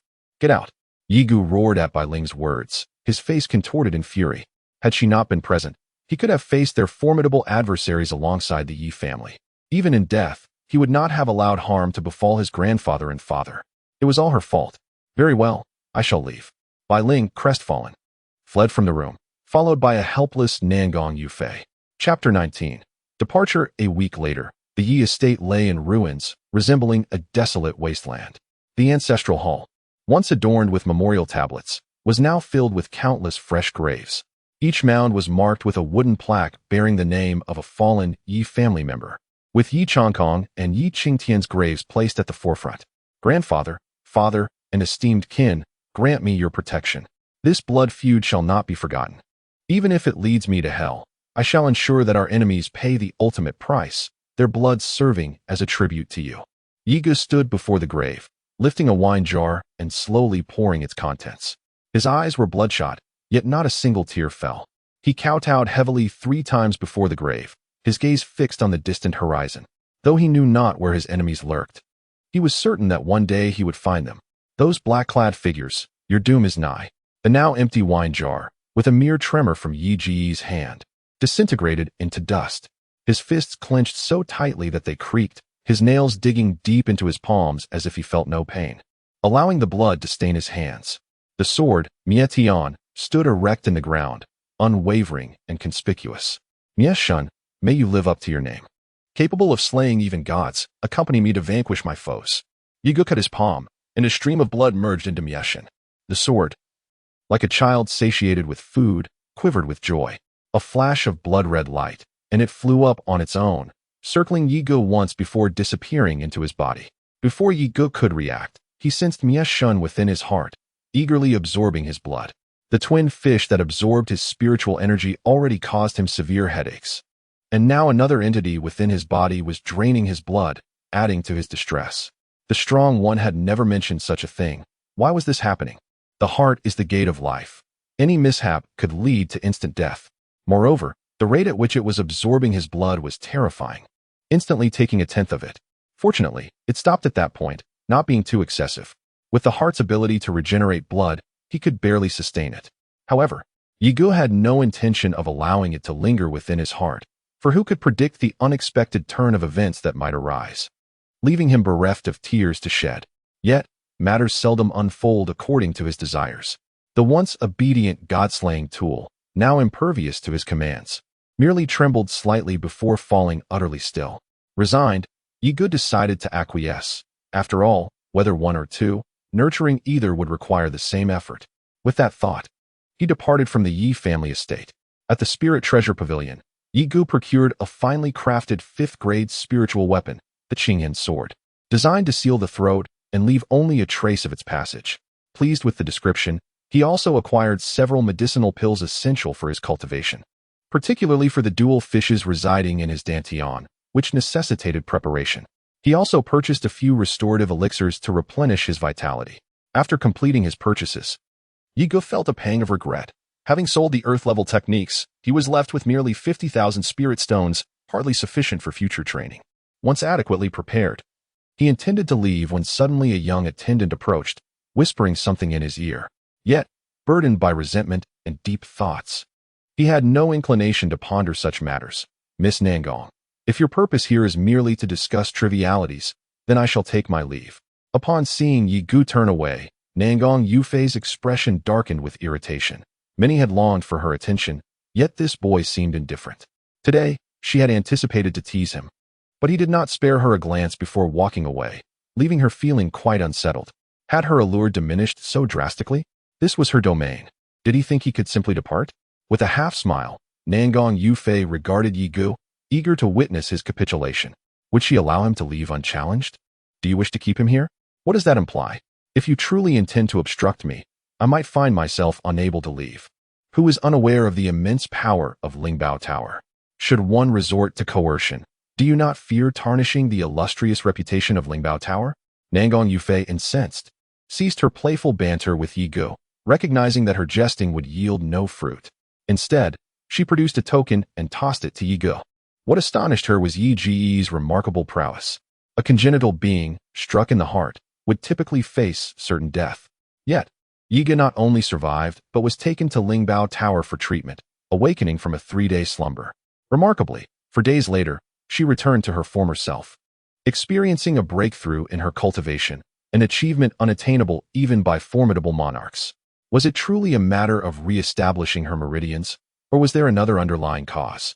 This piqued her curiosity, but such matters are personal secrets not easily probed, necessitating a more opportune moment for understanding. As she caught the token, its weight felt unusually heavy, crafted from no ordinary metal. You may either return it to her yourself or discard it. It matters not to me, for I have delivered it, Nangong Yufei proclaimed, adopting an expression that suggested it was up to Yi Gu to decide. Yi Gu lifted the token, ready to cast it away, but reconsidered and set it down. If you happen to see her, please convey this message. I, Yi Tian, intend to enter Haoyan Academy and and shall rely solely on my own capabilities, requiring no charity from her. I will return this token to her." With that, she pocketed the token and turned to depart. Once she gained admission to Haoyan Academy through her own merit, she would return the token, proving that she did not need her assistance to succeed. Nangong Yufei gazed at the departing figure of Yi Go, murmuring, "Young man, if you fail to appreciate my efforts today, the day will come when you shall understand their value. Do you truly believe that healing you is a trivial task? The cost of Bailing is exorbitant, and the Haoyan order is not as simple as you imagine. Beyond the 100 miles of Qingyue City lies the ominous Haima Mountain, shrouded in perpetual darkness, a name earned through its eerie mists. It is a realm where formidable beasts roam, and to reach the divine martial dynasty, one must traverse this treacherous terrain. Consequently, a somewhat secure route has been established. Nevertheless, the beasts remain perilous. They inevitably claim the lives of unwary travelers. Thus, humanity has birthed a profession known as mercenary groups. As long as one can afford their price, there will be those willing to escort them through. However, while the beasts pose a threat, they can be circumvented if not excessively powerful. The true danger lies with humans, as mercenary groups sometimes succumb to greed, turning against their clients. Some specialize in ambushes, preying upon passers-by, often resulting in bloody outcomes. Alone, Yiga carried the azure mark upon his back, ever ready to draw it at a moment's notice. He remained vigilant, his pace measured as he entered Haima Mountain, having been there for 10 days. In another 10 days, he hoped to emerge on the other side. Throughout this period, he had tread carefully, evading both beasts and humans, managing to navigate the perils without incident. Yet, as he intended to climb over another hill for a respite, his eyes narrowed slightly. Before him lay a hill sparsely dotted with a few shrubs, while the flanks were flanked by towering ancient trees, their chaotic growth forming an ideal ambush site. At that moment, a caravan found itself encircled by a group of armed individuals emerging from the dense forest, their weapons glinting ominously in the dim light. Chapter 20. The emergence of enemies navigating the hills. He identified a path devoid of peril. Such scenes had unfolded countless times, each instance spurred by various reasons that bore no relation to him. He had no desire to wade through this murky water. A moment's carelessness could ensnare him in danger, leading to irreparable loss. At present, he lacked for nothing. His spatial ring housed over 10 local-grade martial arts manuals and 2 celestial-grade ones. Should he require resources, he could devise a plan to sell them for exchange. Yigu understood the significance of these manuals. Each one could incite fierce contention among the masses. What troubled him most was that none of these manuals suited his own cultivation, leaving him in a state of helplessness. Possessing treasures yet unable to utilize them was profoundly disheartening. He could only practice the 2 pinnacle techniques of the mysterious grade. Nevertheless, he was particularly enamored with the swordplay, the flowing river sword technique. Over the past 10 days, as he journeyed and cultivated, he had barely grasped the basics, having mastered only a single move, which was quite frustrating. He recognized that this was the plight of his martial spirit. A colorless martial spirit meant slow cultivation, and mastery of martial techniques would similarly progress at a languid pace. An inherent limitation beyond his control. Like a cat toying with a mouse, he found himself trailing Huang Yinger. He had long anticipated her presence, a renowned beauty, with a figure that flowed like a curve and a countenance that lingered in memory, surpassing any woman he had encountered. Lu Dongsheng, abandon your ambitions. Your Lu family harbors ravenous desires to devour my Huang family, to use me as leverage against my father. I shall not allow your schemes to succeed. For once Uncle Fei deals with your men, it shall mark your demise. Huang Yinger fled through the jungle, desperately attempting to evade her pursuer. Alas, her cultivation was merely at the 4th stage of the innate realm, while her opponent possessed the formidable prowess of the 6th stage. How could she possibly escape? Lu Dongsheng's eyes narrowed, and he quickened his pace, realizing the gravity of the situation. Due to erroneous intelligence, they had believed their adversary to be a mere 5th stage Earth-level warrior, only to discover the truth of a 7th stage foe. A ripple of determination crossed Huang Yinger's face as she executed a powerful strike behind her, her most formidable technique. If it came to it, she resolved not to fall into her enemy's hands alive. Yet, the attack lacked sufficient strength. The sword light surged forth like waves, but Lu Dongsheng regarded it with disdain. A yellow glow emanated from his fist as he declared, "Allow me to introduce you to my martial arts, the tiger-shaped fist." The 2 attacks collided with a resounding crash, sending a cloud of dust soaring into the air. Huang Ying's expression shifted dramatically as she realized she could not withstand this assault. Her body was propelled backward, crashing violently against a large tree. A sharp pain seized her chest, and unable to contain herself, she coughed up blood, her pallor indicating severe injury. Acknowledging her impending capture, she resolved that she must not allow herself to be taken alive, preparing herself for the ultimate emerging deliberately from the dense thicket. Yi Ji's countenance was one of implacable severity, his murderous intent enveloping Lu Dongsheng. Initially, Yi Gu had no desire to meddle, considering the rights and wrongs of the matter irrelevant to him. However, the altercation had encroached upon his position, compelling him to seek refuge and observe the unfolding spectacle, particularly given the presence of a formidable earth-grade expert. Yet, upon witnessing Lu Dongsheng patting his waist, Yi Ji's homicidal instincts were ignited by the pendant adorning it. He had encountered such a pendant before, during the siege of the Yi family by a host of adversaries. Though the individuals were unfamiliar, their distinguishing characteristics were etched in his memory, including one earth-grade apex expert who possessed an identical jade ornament. Lu Dongsheng, startled, retreated swiftly, maintaining a considerable distance from Yi Gu. He surmised that this solitary traveler in the Black Mist Mountains, devoid of any apparent protection, was merely an adventurer of limited prowess, hardly comparable to the scion of the Lu family. Silence. Utter another word, and I shall terminate you, Yi Gu uttered, his eyes tinged with crimson, his composure shattered by the recollection of his family's annihilation. He paid her no further heed, disillusioned by the notion that he was there to rescue her. You, Huang Ying nearly choked, retorting, very well, I shall remain silent. If you wish to court death, then proceed. Lu Dongsheng was momentarily perplexed, questioning the nature of the intervention. Was this not a rescue attempt? Why did the two seem to be at odds? Haha, my friend, since you are not here to rescue her, would you kindly refrain from interfering? Upon our arrival in Fire City, I shall extend my utmost hospitality. It was preferable to avoid conflict, lest complications arise. You must perish. Having laid siege to the Yi family, their annihilation undoubtedly implicates them. I shall ensure that you experience the bitter taste of extermination. This is merely the beginning. Since you refuse to accept the courtesy of a toast and instead choose punishment, I shall oblige. Lu Dongsheng, consumed by fury, recognized that this was an attempt on his life, and he would not hold back. The incredulity on Lu Dongsheng's face was palpable, disbelief etched deeply within. His fist, poised just an inch from Yi Ji's face, became feeble, lacking the strength to advance further. With a thunderous crash, Lu Dongsheng fell to the ground, his spirit extinguished. A closer inspection would reveal a gash upon his neck, a testament to the lethal encounter. Chapter 21. The transformation of martial spirits. Though he had only recently begun his journey, the notion of slaying his opponent seemed to require more time. Yet, as he prepared to strike, he was astonished to discover the overwhelming sensation of being able to dispatch his adversary in an instant. This perplexed him. It was unexpected. No, that's not it. However, you must exercise caution. Having slain the second young master of the Lu family, they will undoubtedly seek retribution. Despite his earlier harsh demeanor, it was evident he had saved her, and he would not abandon a young lady in such a perilous situation.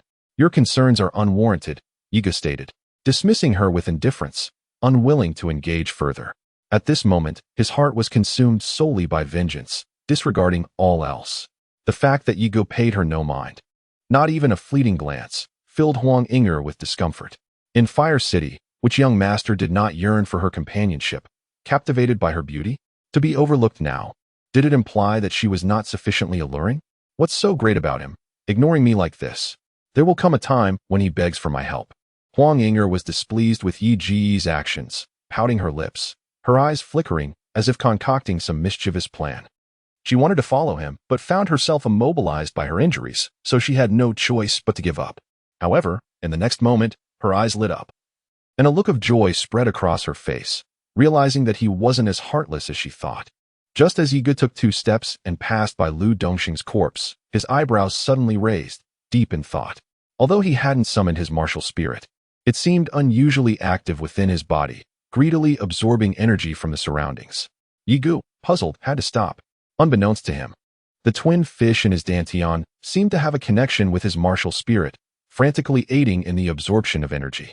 The energy, accelerated by the twin fish, formed a bond-like connection, transmitting the absorbed energy to the martial spirit. The absorbed energy filled the martial spirit, which subtly became somewhat turbid, no longer as transparent as before. Yigu was stunned. Could it be that he could absorb other martial spirits for his own use, thereby always possessing a high-level martial spirit? Thinking of this, Yigu was ecstatic. Previously, due to his martial spirit, his cultivation had been slow, and even his martial skills were affected. If this were true, any high-level martial spirit would be insignificant in his presence. You. Yigu suddenly felt a surge of anger, his body trembling. This is too deceitful. If he truly had the ability, he would definitely expel these black and white twin fish. For now, he could only dream about it.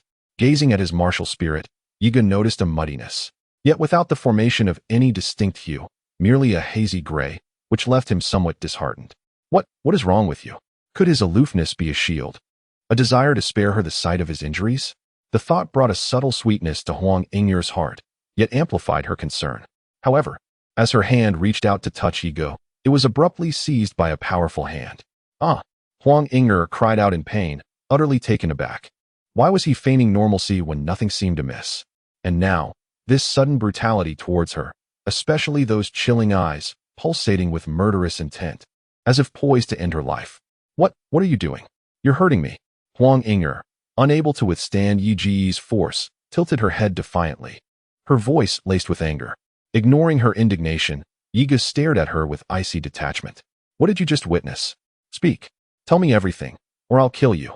With that, Yi Ji's hand moved towards her throat, prepared to show no mercy should he detect anything amiss. Although he couldn't see or sense the energy absorbed by his martial spirit, he could only confirm it upon entering his body. That energy was undoubtedly martial spirit energy, clearly from the recently deceased Lu Dongsheng. He wasn't sure if he could absorb other martial spirits, but he couldn't allow anyone to know of his ability. Even the slightest leak could subject him to relentless pursuit or turn him into a subject of study. If he could truly absorb the martial spirits of others to bolster his own, it would incite avarice more than any martial art. Wounded, Huang Ying'er felt a pang in her heart, realizing he truly intended to kill her. She had come with good intentions, only to be met with such treatment. Tears streamed uncontrollably down her face like a torrent. I witnessed everything, she cried. Come, end my life. If you desired my death, why bother saving me in the first place? I mistook you for a valiant hero, but alas, I was wrong. The world is indeed treacherous, and I was far too naive. Chapter 22. Martial Spirit Breakthrough. Yi Ji's slender figure appeared as a mere leaf adrift in the ocean amidst the powerful onslaught, wavering precariously, on the verge of sinking at any moment.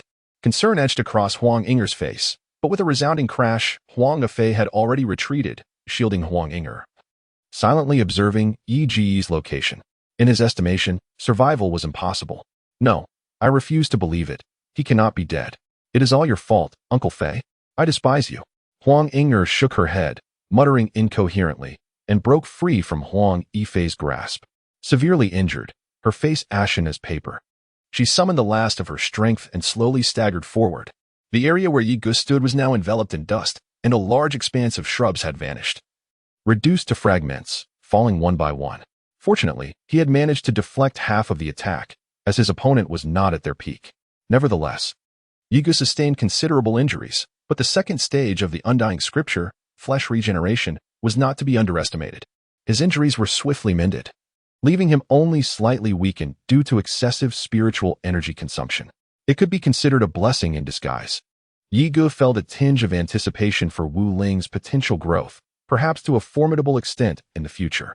Suddenly, his brow furrowed as he noticed an approaching figure. What on earth are you doing here, injured as you are? Shouldn't you be resting instead of wandering here? Are you out of your mind? Huang Ying'er, filled with concern, hoped that Yigu would not encounter any misfortune, yearning for a miraculous turn of events. It seemed as though fate was on her side, as she soon caught sight of Yigu, appearing unscathed. A heavy heart lightened. It's a relief that you are all right. No sooner had she uttered those words than she collapsed to the ground with a satisfied smile.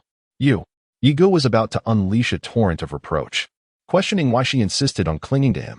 Had he known better, he would have allowed Lu Dongxing to take charge and intervene later. Why invite trouble? Yet, when he witnessed her fall, he was momentarily taken aback. With a resigned sigh, he approached and lifted her away. He was not devoid of understanding. Even in her grave condition, she had sought him out, only finding solace once she ensured his safety. Her reckless wandering, given her severe injuries, had only exacerbated her plight. And Yi Ge was suddenly overcome with guilt. Had he been too harsh? Was vengeance truly worth disregarding the warmth of human connection? If so, he would become a mere vessel for revenge, devoid of life's nuances. Once the vendetta was fulfilled, where would he turn next? Perhaps, along this tumultuous journey, he had allowed his hatred to cloud his judgment. The words, "It's a relief that you are all right," stirred something deep within Yi Ge's otherwise placid heart. "Thank you," he murmured softly to the woman in his arms, feeling a wave of relief wash over him. Perhaps not all women were as unreasonable as he had presumed. Perhaps saving her by chance was indeed the right choice. Without her, I might have remained ensnared in a web of hatred. Yet, vengeance still beckons, albeit with a shift in my sentiments. Now, having regained my composure, I must express my gratitude. Huang Yifei suddenly froze, astonished. When did his innate prowess become so formidable that he could withstand half of his strength without consequence? It appeared he merely exhausted his spiritual energy. Yi Ge furrowed his brow, dismissing the thought. The Huang family was now reduced to a mere 7 or 8 members, with the rest having perished here. As for the Liu family, it seemed they had been entirely annihilated, the earth-level expert lying lifeless on the ground, devoid of any aura. Observing Huang Yifei tending to Huang Inger, Yi Ge settled beside them to begin replenishing his spiritual energy. However, the remaining members of the Huang family regarded him with suspicion. Had Huang Yifei not intervened, they might have charged at Yi Ge without hesitation. Suddenly, a spark of joy illuminated Yi Ge's face. He discovered that he could absorb the martial spirit energy present here to enhance his own strength. Ceasing his energy recuperation, he cautiously surveyed the other Huang family members, relieved to find nothing amiss. If that were the case, then it would be manageable. Thus, Yi Ge commenced his exploration, seeking a suitable location to absorb the martial spirit energy from these individuals. Achieving a breakthrough to the earth level by the age of 30 must indicate that the martial spirit was indeed extraordinary. With excitement coursing through him, Yi Ge approached the corpse of the deceased earth-level expert. However, to his disappointment, it appeared there was little variation in the energy he could access. Nevertheless, with so many present, there was ample energy to absorb. A faint sound resonated. Yi Ge felt a surge of exhilaration coursing through his entire being. Crimson. A crimson martial spirit. An actual breakthrough to the crimson martial spirit. This signifies the potential for even greater advancements in the future. After absorbing for a short while longer, perhaps due to the lateness of the hour, this was the extent of the progress for now. However, it was sufficient, as it illuminated a clear path forward for Yi Ge.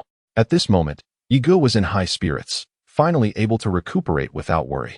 Clutching spirit stones in his hand, he ingested several elixirs. Without any need for Yi Ge to refine them, the black and white dual fish seemed ravenous, spinning fervently. Fortunately, they left Yi Ge with a modicum of essence, though they had absorbed the majority. After expending a pile of spirit stones and various elixirs, Yi Ge ultimately recovered his strength. If others were to witness the ease with which he restored his cultivation, they would be astounded. Reflecting on the contents of his spatial ring, now reduced to a mere 3,000 spirit stones, he found himself in a predicament.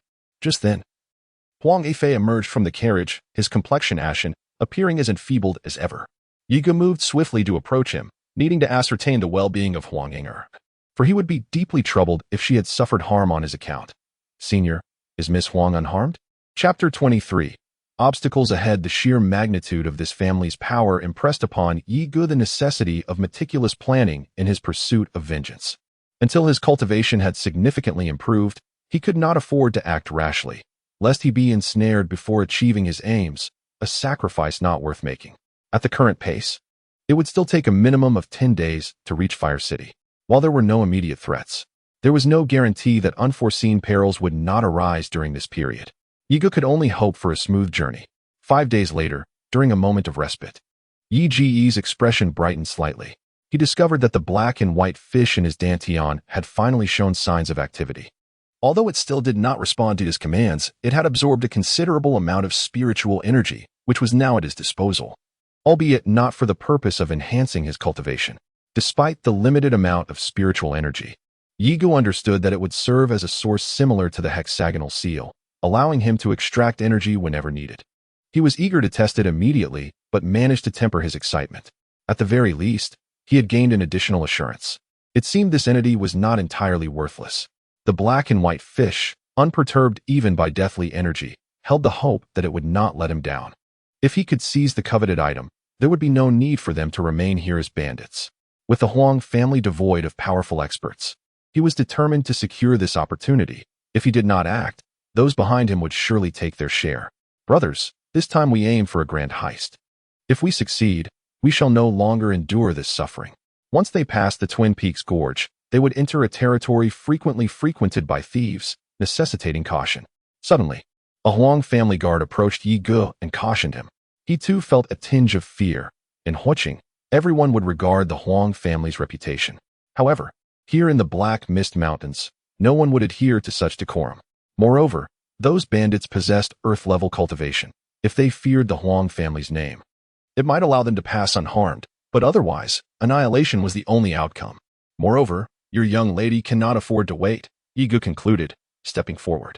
If they could not even get through here, how could they speak of vengeance? The Huang family's guards, galvanized into action, radiated fervent resolve.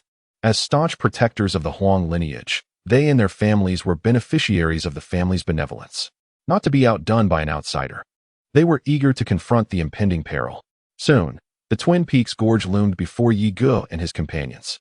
Its craggy cliffs framed a narrow passage, barely wide enough for three abreast, which plunged into what seemed like an infinite abyss, an ominous maw awaiting their descent. Yi Ge, Huang Yifei inquired. Approaching Yi Ji's side and gazing intently at the gorge, his eyes fixed on the precipitous rock faces. Do you believe we can traverse this? Despite his diminished strength, a consequence of stabilizing Huang Ying'er's condition, which had left him pallid, his perceptive faculties remained acute, subtly detecting an anomaly ahead. Yi Ge, too, had discerned the unusual nature of their surroundings. The arrival of Huang Yifei only reinforced his suspicions. It was apparent that bandits lay in wait. Ordinarily, such brigands would not engage unless there was something of significant value to be gained. This suggested that the Huang family possessed a secret unknown to him. Yi Ge cast a glance at the carriage, then turned his attention back to Huang Yifei. If the object is not of paramount importance, he suggested, surrendering it might be our only recourse for survival. Huang Yifei paused, then responded with a rueful smile. We believed our efforts at concealment were more effective, he lamented. But it seems the Liu family has become aware of the matter, and even these bandits have caught wind of it. With these words, Huang Yifei produced a coffer, within which rested a scarlet, flame-like herb, a veritable fire, its scorching aura washing over their faces. As Huang Yifei elucidated, it became evident that the fire essence was sought for the sake of Huang Ying'er, who suffered from a rare and chilling ailment that afflicted her nightly. Prior to their arrival, the family had concocted several elixirs capable of temporarily suppressing the cold energy. However, the recent severe injury had triggered an eruption of this chilling force, necessitating formidable spiritual power to stabilize her. Otherwise, she would be frozen to death. Upon hearing that the fourth-grade spiritual herb, fire essence, could quell such coldness, they devised this plan. It is noteworthy that ordinary individuals would be scorched by the fire essence's intense heat. Yet Huang Ying'er's unique constitution afforded her some measure of resistance. Upon grasping the circumstances, Yi Ge cast another glance at the carriage, astonished that someone so young should endure such torment. It bore a striking resemblance to the death energy that had once dwelled within him. Given this connection and the underlying reasons that led to the eruption of the chilling force, he could not bear to witness her demise. Leave it to me. You all wait here. Spiritual herbs are classified from grades 1 to 9, each possessing a diverse range of varieties and effects. However, the higher the grade, the greater the expense, particularly for rare herbs, which, despite their lower grades, can command exorbitant prices due to their scarcity. The fourth-grade fire essence, for instance, is valued at no less than 1 million low-grade spirit stones, and even then, it may not be readily available. Faced with such a price, these bandits would certainly not relinquish their pursuit. Chapter 24. Confronting the pinnacle of the innate realm, no wonder they dared to act as thieves. Fortified by such a formidable presence, ordinary individuals truly find themselves at a loss against them. According to recent statements, they seem to possess an intimate understanding of their foes. And as always, their intentions are resolute.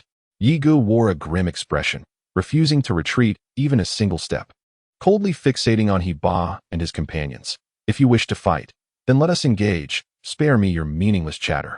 Ba and his crew were taken aback. astonished that someone would be so fearless in the face of certain death. Clearly, the disparity in strength was overwhelming. Yet this individual dared to confront them. Was he not of sound mind? A chorus of derisive laughter erupted from the bandits, their faces contorted with disdain. You think you are worthy of a battle? With such meager strength, you wouldn't even serve as a snack for us. Any one of us could dispatch you in mere moments. Young man, since you are so unafraid of death, allow me to entertain you. From behind Iba, a bandit leaped forth, wielding a crescent-shaped blade that glimmered ominously in the light. A cruel smile curled upon his lips as he wet his parched tongue, seemingly savoring the taste of blood yet to come.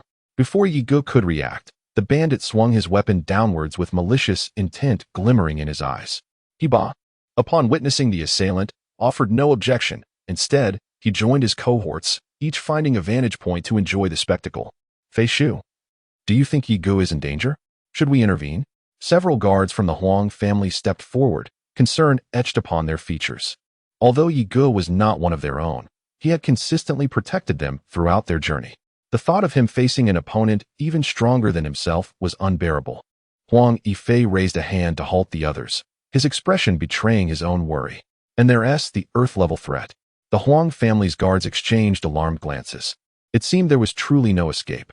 As Yigu observed the blade descending towards him, he hesitated not for a moment, retreating a single step as the azure mark on his back manifested in his hand.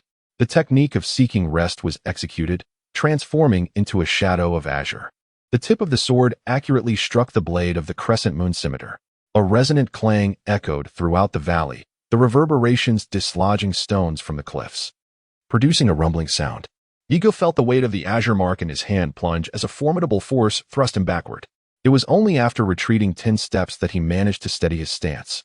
Yet, the enemy, having landed a successful strike, offered Yigo no respite.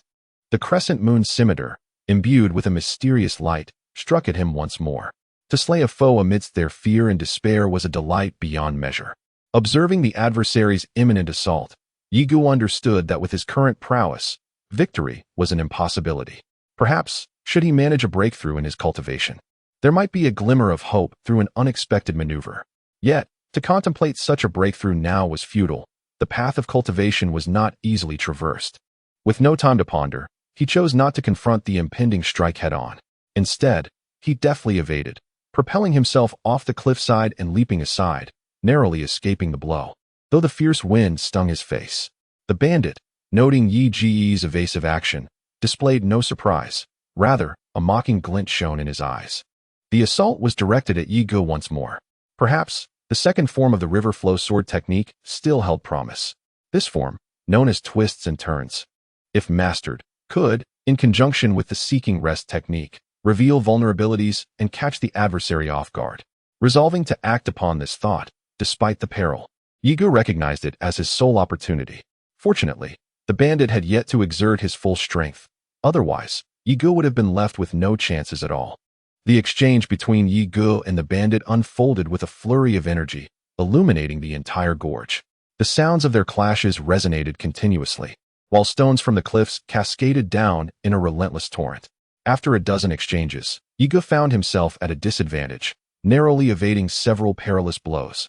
Yet his body was already marred with gruesome wounds. An ordinary person would have long been incapacitated, but fortunately, he had attained the regenerative ability of flesh and blood, allowing his wounds to heal rapidly, leaving only bloodstains on his tattered garments, a testament to the ferocity of the battle. Sensing Yi Ji's intent, the bandit, after knocking him back, channeled his energy into his crescent blade, forging a piercing beam of light that radiated a palpable sense of danger. So, you've been using me to hone your martial skills, have you? Prepare to meet your end. Yigu steadied himself, his eyes narrowing, his expression darkening. He had hoped to perfect his second technique after a few more exchanges, but his intentions had been discovered. Unleashing it now would be futile. With no time to hesitate, as the bandit charged, Yigu gritted his teeth, a cold glint in his eyes, and resolved to gamble. Qing Hen, his sword, became a blur in his grasp, generating an oppressive aura. Soul tracking art, he cried, channeling all his strength, draining his core energy and pouring it into Qing Hen, hoping to deliver a devastating blow. However, the looming sense of danger caused his face to pale. With a surge of resolve, he barely managed to execute undulation, causing Qing Hin to vanish from his hands. The bandit hesitated, wondering if Yi Ge had abandoned his defense. So be it, he thought. Since you're doomed anyway, I'll grant you a swift demise. Yi Ge, however, merely smirked at the bandit, allowing the crescent blade to descend upon him. He was now staking everything on a gamble. The blade's energy pierced his body, threatening to tear him apart. It was a powerful thrust that sent Yi Ge flying. At the moment he was hurled away, Yi Ge smiled, thinking that even at the peak of the innate realm, one could still kill. From an unnoticed angle, Qing Hin, like a shooting star, pierced through the bandit's body and slammed into the cliff face, sending a cascade of boulders tumbling down. The smile on the bandit's face vanished abruptly, replaced by disbelief as he looked down at the bloody hole in his body, still frozen in the act of striking. With a resounding boom, a destructive spiritual force erupted from within the bandit's body, turning him into a mangled mess and a sea of blood. Yi Ba and his band of outlaws thought it was over, ready to cheer, but this sudden turn of events left them with expressions of utter astonishment. Suddenly, Yi Ba's face revealed a greedy expression. This was a high-level Xian-grade martial skill, perhaps even higher. How else could someone at the innate realm possess such power? He had to obtain it. With it, his strength would ascend to another level. Chapter 25, Total Annihilation. Hiki, you actually killed one of my peak innate realm members. None of you will leave here alive, Yi Ba said, his eyes gleaming with greed, though his words were about avenging his fallen subordinate. In his heart, he felt no sorrow for the death of a peak innate realm member. From the day they became bandits, they had already accepted the fragility of life and prepared for death at any moment. Besides, as long as he obtained the treasure and that Xian-grade technique, he would have to silence everyone around him and flee to another place. The Huang family, seeing the bandits approaching, retreated in panic, the murderous aura emanating from them, making their hearts tremble with fear. They backed up to the carriage, with nowhere left to go. It is inconceivable to abandon the young lady and flee. It is merely the Huang family. Once we escape to another location, no one will be able to find us. And we need not fear retaliation from them. Yi Ba coldly uttered a command, rallying his companions to take action. The succulent prize before them was within their grasp, and their impatience was palpable. Previously, upon witnessing Huang Yifei unveil that box, the crimson glow within revealed to him that the fourth-grade spirit herb contained therein was worth at least several 100,000 spirit stones, if not more, and the aura it exuded hinted at even greater value. It was imperative that they seize it. He had typically disregarded these individuals, as they were merely there to benefit from his efforts, rendering any expenditure of energy on them unnecessary. Now, they merely needed to await the moment to acquire the treasure. Then, they would strike unexpectedly, incapacitating one before the remaining two, who were hardly a cause for concern, could react. The other three exchanged glances, each recognizing the shared smirk of agreement in the other's eyes. Rest assured, we share the same intention. Casting a sorrowful gaze towards the carriage, they lamented the disappointment of their family's expectations, having failed to adequately protect the young lady. Without further ado, Yi Ba and his cohorts launched their assault against Huang Yitian and his allies. In an instant, resplendent weapons surged forward, shimmering with light as they targeted the Huang family members. Although the bandits looked down upon the cultivation levels of the Huang clan, they nonetheless exerted their full strength in the attack. The bandits adhered to their code. Anyone who refrained from participating would forfeit their share of the spoils. Thus, none held back. As the onslaught descended upon them, the despair was evident on the faces of the Huang family's guards. Meanwhile, Huang Yifei swiftly maneuvered to shield the carriage. Just as it seemed the Huang family would perish beneath the torrent of assaults, an astonishing moment occurred. The weapons abruptly froze mid-air, their formidable presence dissipating. Moments later, they plummeted to the ground like mere iron. The Huang family stood in bewildered silence, utterly clueless about the unfolding events, suspecting it might be a hallucination. Even the bandits, including those of the earth-level strength, were now gripped by terror, their bodies trembling uncontrollably, cold sweat pouring down their backs, their will to flee utterly shattered. How could this be? Heavenly level. It was indeed heavenly level. How could there be a heavenly level cultivator? And such a young one at that.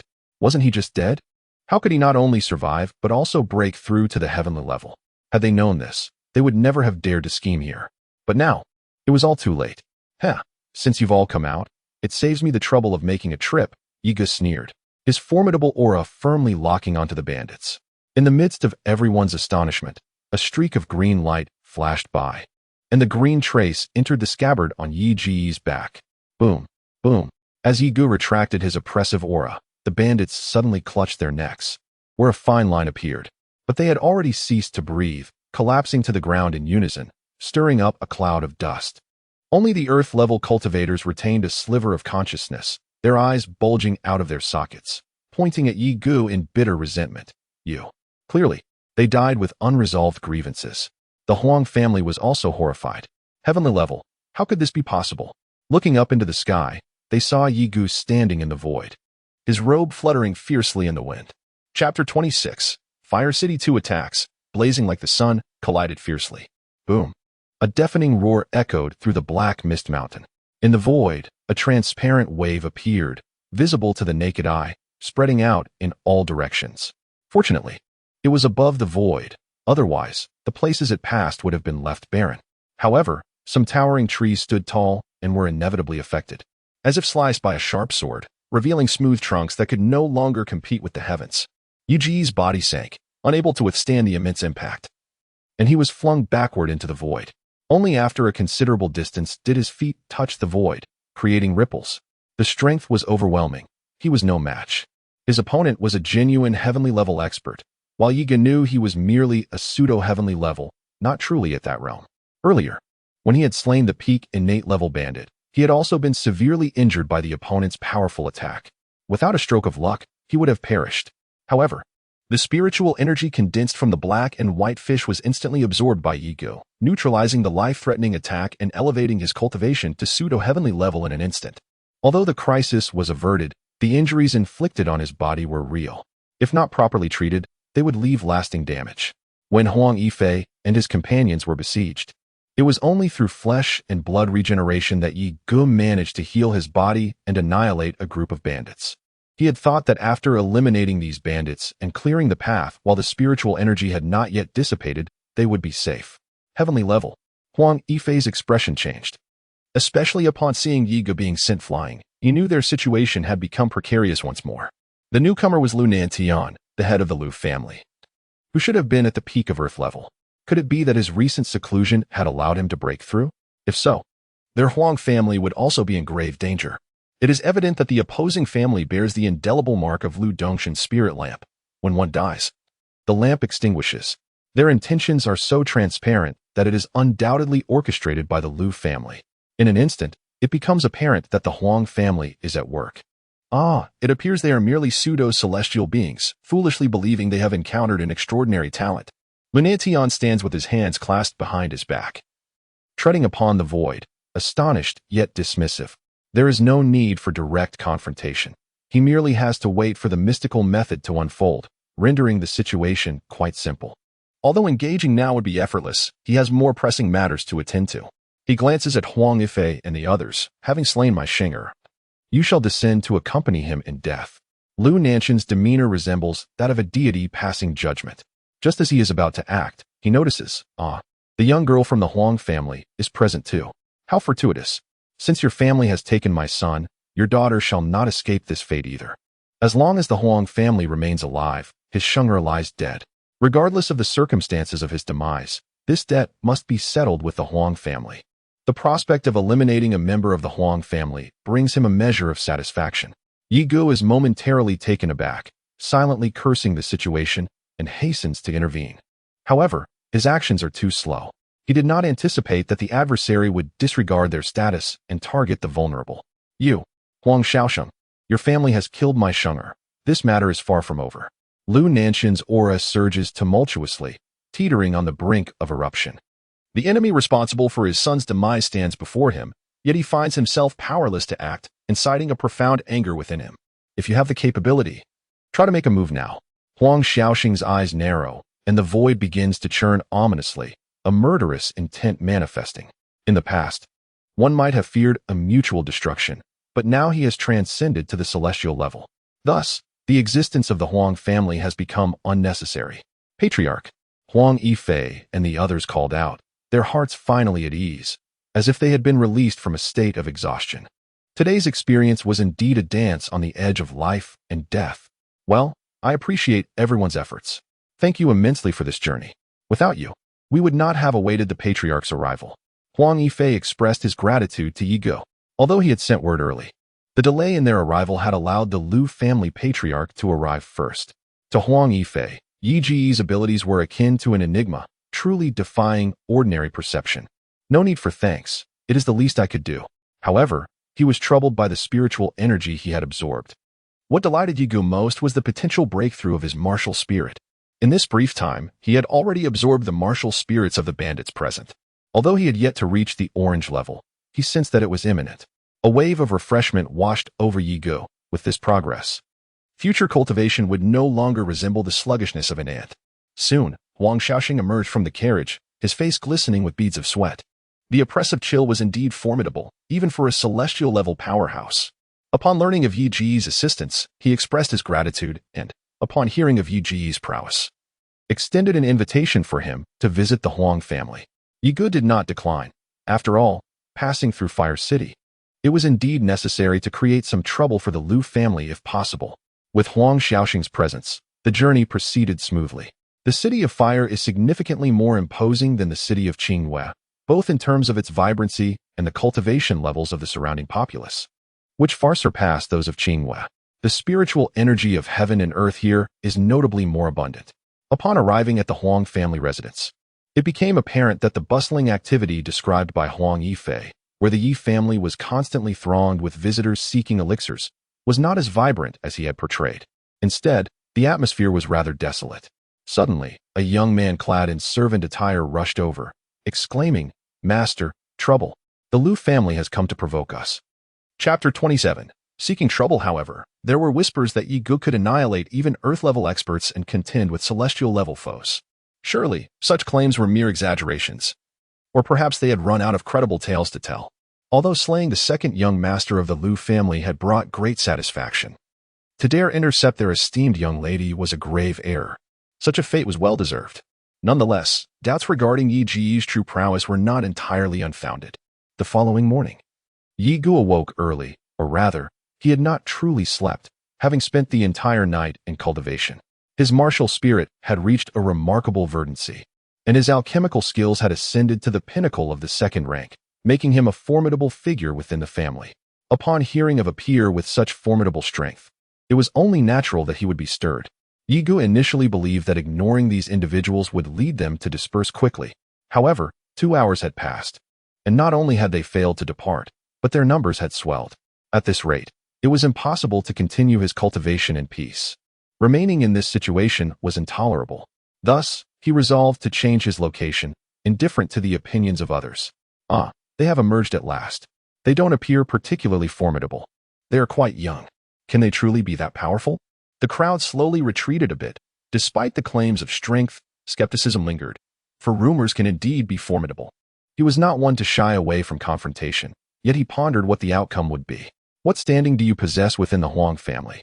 With Yi Gu's seemingly mundane words, a hint of curiosity arose among the onlookers. Despite the clear intention to provoke, he maintained a casual demeanor, prompting them to wonder if he could exhibit a firmer stance, at the very least, a more assertive tone. They found the spectacle quite entertaining. Yi Gu, however, paid no heed to the surrounding chatter, instead calmly gazing at his opponent. Me? I am a prodigious disciple of the Huang family, possessing Huang-level martial spirit aptitude. Impressive, isn't it? The man boasted haughtily before manifesting his martial spirit. Wow, a yellow martial spirit. Many have yet to attain such a level, murmured the crowd, realizing the significance of his late start in cultivation, yet still surpassing many in prowess. As discussions ensued, his pride swelled further. Yi Gu feigned astonishment, replying, "Oh, truly remarkable. Indeed, you surpass me by a considerable margin." Thud. Several individuals fainted in disbelief. What are you doing? If you wish to concede, just say so. Your expression and words do not align with your current standing. Suddenly, Yi Gu's demeanor shifted, his tone sharpening. Yet, no matter how formidable you may be, I am a distinguished guest of the Huang family. Should you choose to deny that, you may take it up with your family head. Furthermore, gathering here to disturb a guest is unacceptable. Is this your doing? And you as well. Does the Huang family operate solely on your whims? Yi Ji's voice thundered as he gestured menacingly at the assembly. One by one, they bowed their heads, silenced and subdued. Indeed, this was a distinguished guest personally arranged by the head of the family. No matter the dissatisfaction, it was not their place to voice their grievances. Their audacity to intrude would undoubtedly incur the clan's regulations. Observing the leading man, who was seething with anger yet refrained from taking action, the others hastily extended their apologies to Yi Ge. Yi Ge waved them off, choosing instead to focus on the man at the forefront. Uncertain of the reason behind the targeting, he deemed it necessary to impart a lesson. As he prepared to act, the onlookers quickly made way, creating a clear space. There was no need for a complete retreat, merely leaving a spot would suffice. With a piercing aura, Yi Ge fixed his gaze upon the adversary. Before the latter could react, he was abruptly lifted high into the air. Yi Ge had intended to deliver a kick and inquire about the motive behind the hostility. Certain there was a reason. However, before he could proceed, someone else had already stepped in. Firmly grasping the man, the newcomer gently set him back on the ground. Witnessing Yi Ge's formidable strength, the crowd began to subtly acknowledge his prowess. Yet, they were soon taken aback. The rarely seen Huang Yuming had unexpectedly appeared, interceding on behalf of the man. "I am the foremost genius of the Huang family," he declared, his voice dripping with disdain. "You are unworthy of being a distinguished guest of the Huang family. My status should suffice. Furthermore, when disciplining a dog, one must consider its master. This is my dog. Did you consult me before striking him?" Huang Yuming gazed at Yi Ge with arrogance, a glint of malice flickering in his eyes. It was then that the onlookers comprehended why the man had risen in cultivation so swiftly. He was, after all, Huang Ming's dog. Thus, it became evident that this incident had been orchestrated from behind the scenes by Huang Ming. Others are not foolish. They can easily connect many dots. Yet, why does he choose to act this way? An outsider, merely a guest of honor, hardly warrants such disdain. As Yi Ge lightly clapped his hands, a flicker of murderous intent flashed in his eyes. He could not comprehend the reason behind the hostility directed at him, but he understood that those who wished him harm would not hesitate to eliminate their target. Yi Ge scoffed, observing him as one might watch a monkey perform tricks. This individual, claiming to be the top of his class, was nothing more than a flower nurtured in a greenhouse. If those who lived on the edge of danger were to confront him, he would be dispatched in an instant, given equal cultivation. It was unfathomable whether it was a distortion of the heart or sheer arrogance that led him to defy the commands of their family patriarch. Hearing Yi Ge's words, the crowd instinctively turned their gaze towards Huang Yuming. Although he might be designated as the next family head, his audacity was astonishing, treating family members as mere dogs. The fury displayed by the onlookers left Huang Yuming seething with rage, and he aimed a fierce strike at Yi Ge, exclaiming, "Scoundrel, I shall kill you." Chapter 28. The traitor. The fact that Huang Yuming would take action bewildered the Huang family members.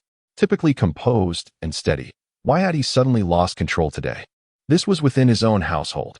If word got out that the Huang family bullied their guests, especially esteemed guests, how could they maintain their standing in the Fire City? Ming Ge was utterly lacking in discernment. Disappointment was evident on their faces, particularly upon hearing him liken his family to dogs. They instinctively began to reject Huang Yuming. What did it matter if he possessed exceptional talent? If such behavior continued, would they not find themselves treated as dogs under his future leadership? However, he dared not voice his thoughts, for the forces behind his opponent were formidable. The Grand Elder, at the pinnacle of the Earth realm, was his grandfather, and he had an elder brother studying at the Haoyan Academy. They were not to be trifled with. Yet, Yi Ge was undeterred. If one sought death, then he would oblige. As he steadied himself, a mysterious light surged from his hand, and he struck with a punch against the blade. With a resounding crash, Huang Yuming's sword struck the ground, which was originally paved with blue stones, creating a deep chasm measuring 1 meter in depth and 10 meters in length. Witnessing the seriousness of the confrontation, onlookers hurriedly retreated to avoid being caught in the fray. Yi Ge was indeed formidable, effortlessly neutralizing such a powerful attack. Could it be true that he could contend with a celestial-level expert? If so, Huang Yuming's actions were clearly self-destructive. Huang Yuming was momentarily taken aback, unable to comprehend the lack of effect his strike had, as if his opponent had exerted no effort at all. Fury surged within him. He had never been so insulted by a peer. The long knife in his hand began to emanate an even more intense glow, flames swirling and burning fiercely. The distant crowd felt the wave of heat, their expressions shifting in alarm. He was about to unleash a profound martial technique, the wrath of heaven's fire. This was a rare mid-tier technique of the Huang family's profound arts, accessible only to geniuses and elders. It was said that Huang Yuming had mastered this technique to the 3rd level, promising a terrifying assault that few could withstand. Concern began to ripple through the crowd for Yi Ge. "I shall end your life, wrath of heaven's fire."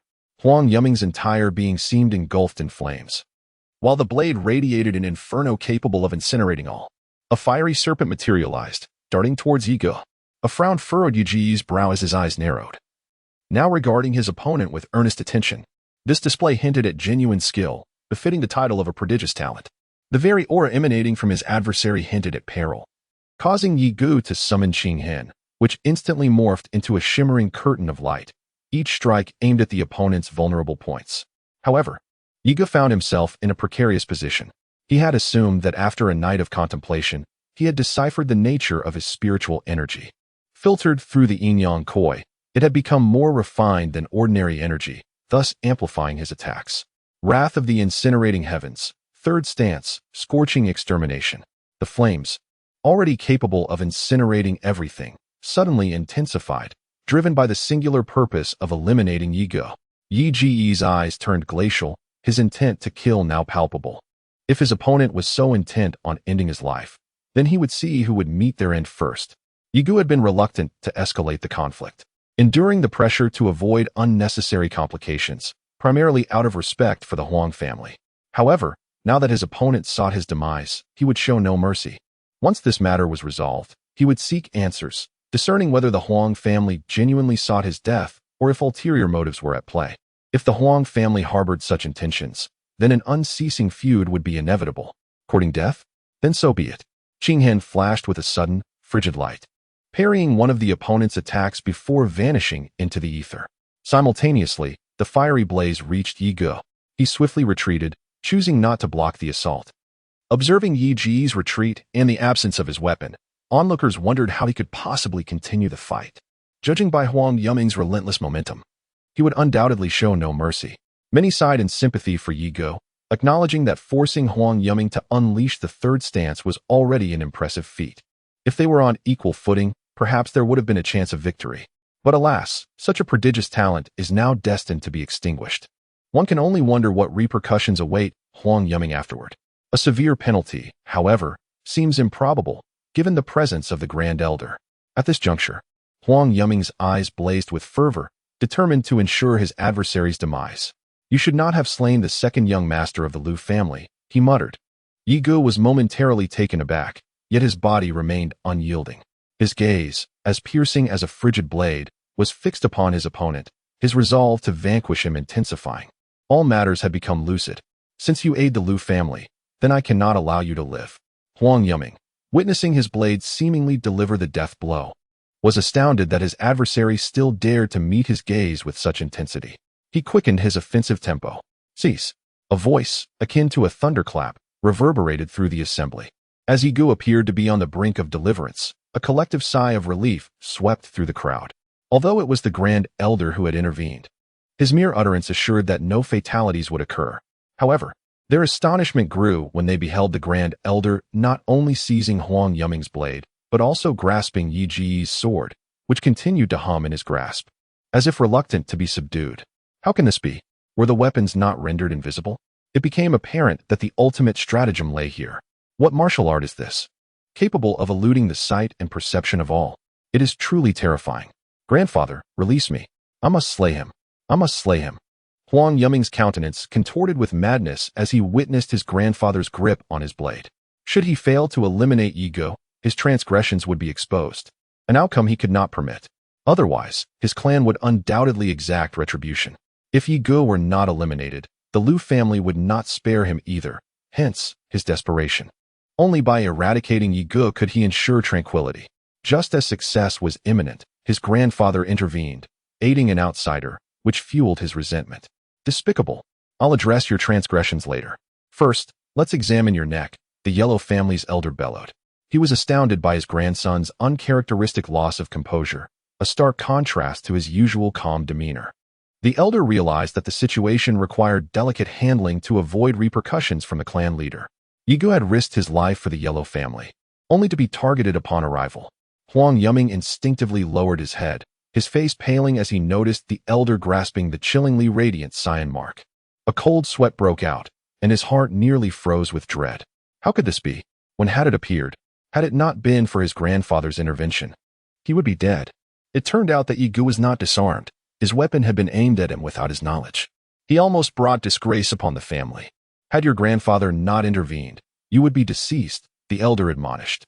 Turning to Yigu, he said, "Esteemed young hero, please accept my apologies for my family's rudeness. I hope you will not hold it against us. Should you require assistance in the future, do not hesitate to ask, and I will do my utmost to assist you." The Yellow family's elder humbled himself, offering an apology to Yigu.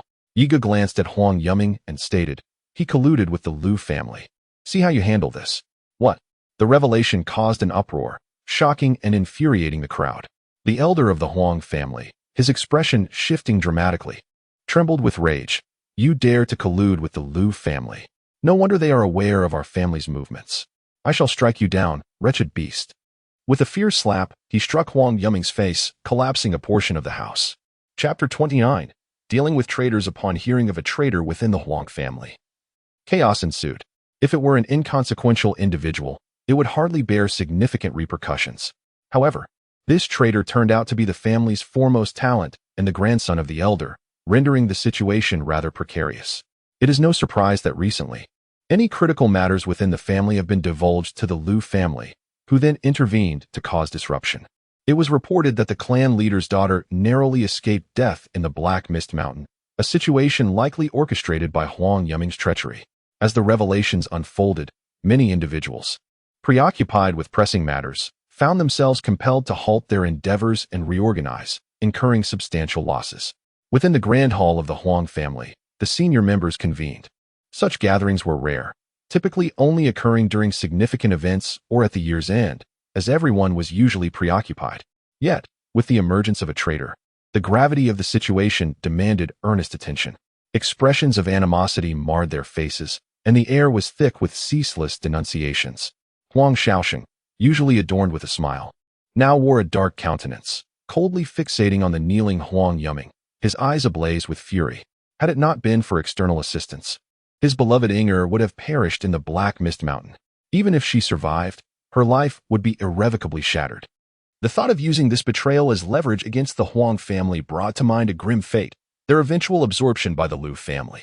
Huang Yuming, the Huang family has shown you considerable favor, yet you have perpetrated such heinous acts against your kin. Even if you were to die 1,000 deaths today, it would not atone for your sins. The grand elder of the Huang family, his face contorted with rage, could hardly fathom that his own grandson could descend to such depths. Should we plead for mercy on his behalf, the Huang family would never find peace again. Head of the family, give the order, execute him without hesitation. We have no need for traitors, nor shall we show any leniency, he declared.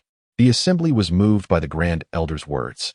After all, this was his grandson, and the notion of such cruelty was indeed troubling. They felt a pang of guilt in their hearts. However, this traitor could not be spared. Allowing this momentum to grow would spell disaster for the Huang family in the future. At that moment, the senior members turned their gazes toward Huang Shaoxing, awaiting his decision. Only the head of the family could render this matter effective. Any deliberation without his decree would bear no fruit. Huang Shaoxing regarded the grand elder, who averted his gaze, a visage marred by agony. Though reluctant, he recognized the necessity of such action. Grand elder, I comprehend your sentiments at this juncture, yet a traitor must face death. Huang Shaoxing stated coldly, an aura of lethal intent permeating the air. A chilling dread enveloped the assembly, palpable in the very marrow of their bones. The grand elder shuddered, his hair turning starkly white in an instant. Ultimately, it led to this conclusion. However, in recognition of the grand elder's countless sacrifices for the family, I shall grant the traitor a reprieve today. He may escape the death penalty, but the punishment of imprisonment remains. He shall be confined in the Huang family's water dungeon for a month. Whether he survives is a matter of fortune. Should there be a repeat offense, Grand Elder, you may take matters into your own hands. Huang Shaoxing's resolute decision initially met with discontent among the assembly. Even if you possessed the cultivation of a peak Earth realm expert, you would not willingly linger there for a single day. The waters not only erode your cultivation, but also, and more significantly, diminish your very potential. A slight relief washed over the Grand Elder's countenance. Confinement within the water prison was perhaps the most favorable outcome, at least preserving his life. Express your gratitude to the clan leader, you worthless wretch. The Grand Elder advanced, seizing Huang Yuming to compel him to speak.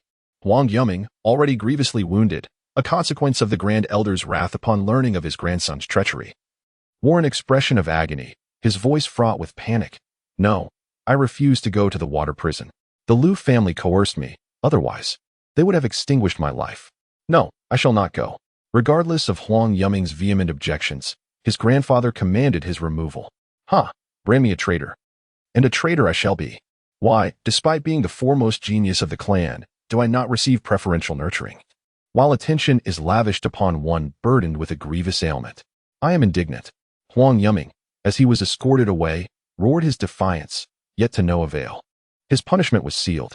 However, Huang Yuming's words were not without merit. The assembled clan elders now pondered what he had said. Their gazes, intentionally or unintentionally, shifted towards Huang Shaosheng, as if to suggest that this might not be the most judicious course of action. At this juncture, the Grand Elder, initially overwhelmed by grief, witnessed the assembly scrutinizing the clan leader's actions based on the youth's words, and he erupted in fury. Have you all become emboldened beyond measure, daring to question the clan leader's judgment? Do you also aspire to the mantle of traitor? The matter regarding Huang Weiying was privy only to him and the clan leader, remaining undisclosed to anyone else. Despite this, the dissatisfaction towards the family head was palpable. Upon hearing this, the crowd immediately lowered their heads, their hearts filled with a sense of guilt. Even the Grand Elder's grandson had been punished without uttering a single complaint. Yet they dared to question the clan leader's fairness in treating the clan members. As a father, Weiying is my daughter, and if I do not care for her, am I to simply leave her to fend for herself? Huang Shaosheng declared, his voice resonating with paternal concern. I am aware of your usual grievances. Simply fulfill your duties and responsibilities, and I hope that such an incident will not occur again. Otherwise, you will all be treated as traitors.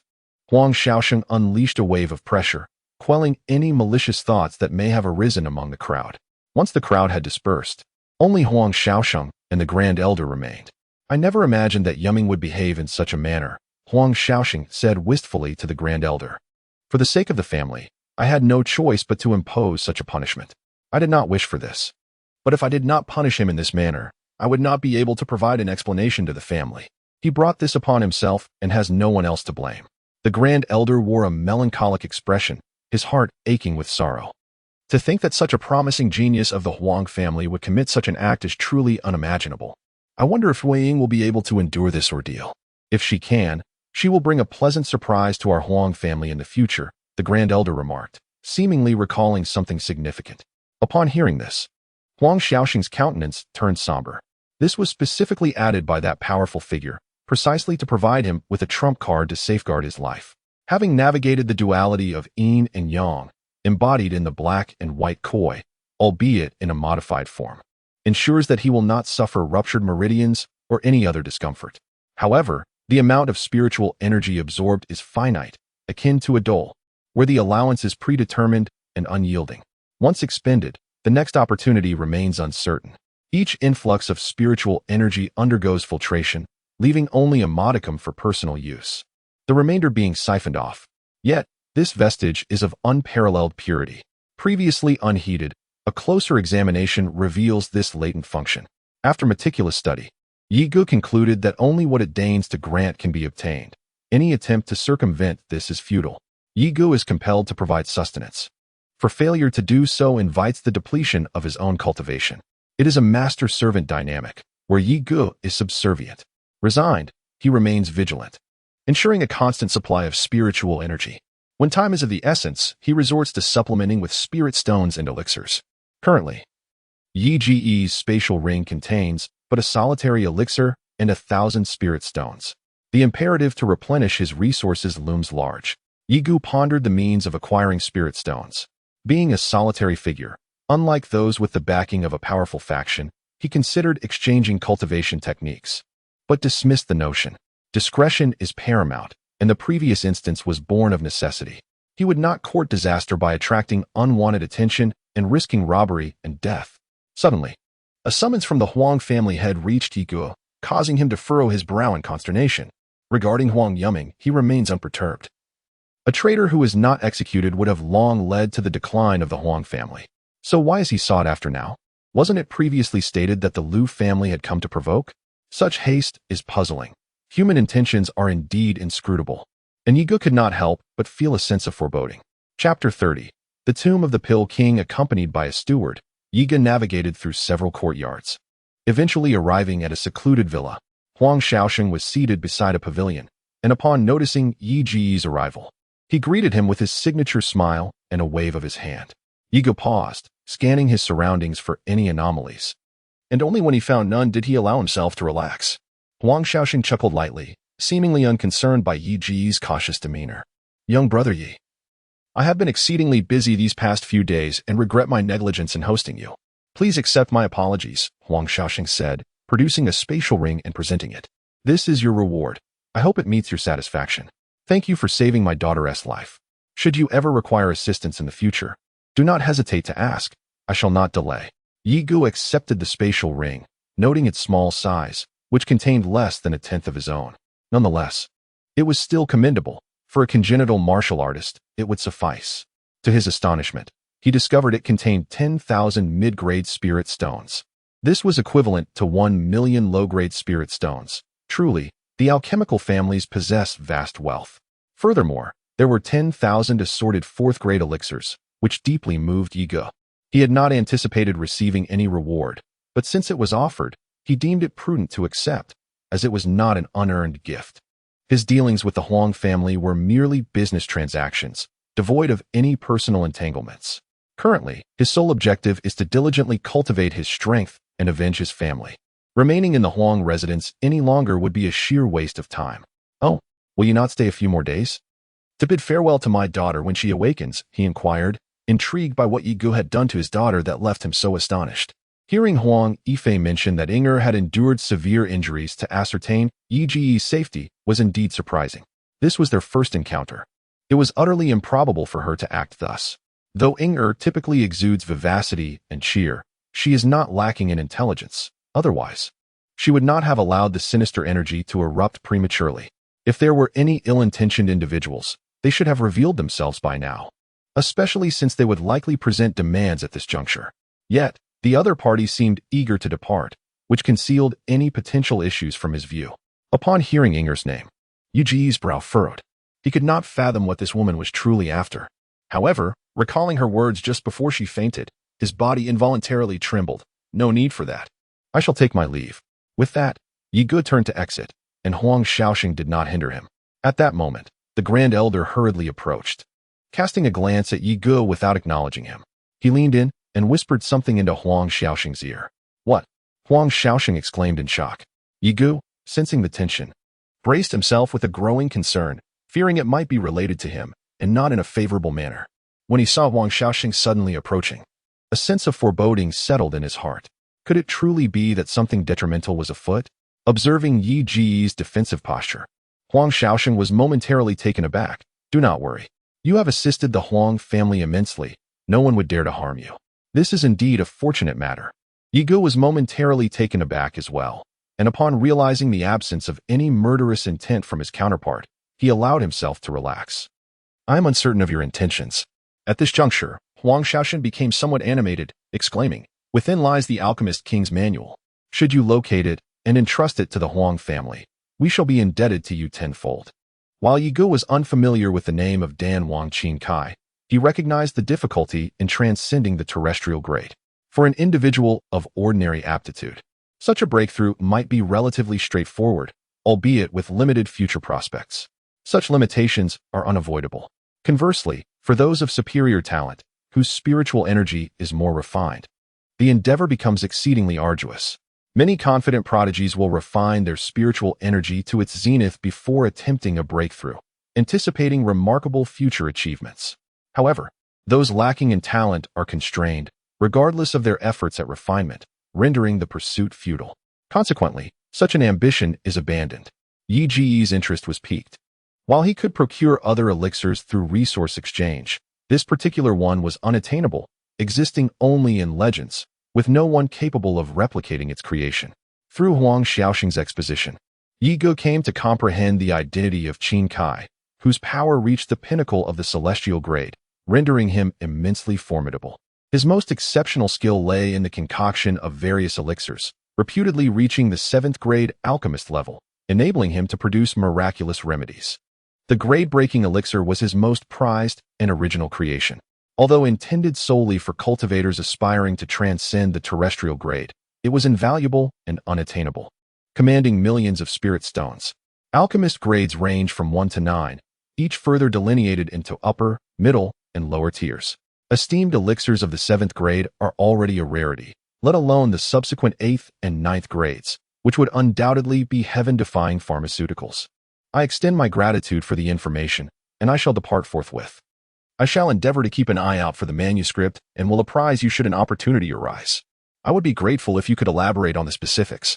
Yi Gu comprehended that, despite his inferior aptitude, it did not preclude future improvement, particularly given the potential for martial spirits to evolve. Furthermore, the black and white twin fish now condensed spiritual energy that rivaled, if not surpassed, that of those with green martial spirits. He also realized that his future breakthrough to the terrestrial level would be arduous. Therefore, he was determined not to squander this opportunity. However, the manuscript held little allure for him. As long as it was unrelated to vengeance, it was inconsequential. Only those items that could aid in the augmentation of his cultivation base were of paramount importance. Observing Yi Ji's interest, Huang Shaoxing divulged the particulars. While others might doubt Yi Ji's capabilities, he had personally experienced the pseudo-celestial level of strength. He genuinely desired to retain Yi Gu within the Huang family. But perceiving Yi Ji's lack of inclination, he refrained from further persuasion. The emergence of the Pill Sovereign's tomb was common knowledge among all the factions in Fire City, and a fierce competition was anticipated. The Huang family would be led by the Grand Elder. Yi Gu could not help but feel a twinge of apprehension, given his indirect involvement in the incident concerning the Grand Elder's grandson. However, Huang Shaoxing reassured Yi Gu, causing him a moment of surprise.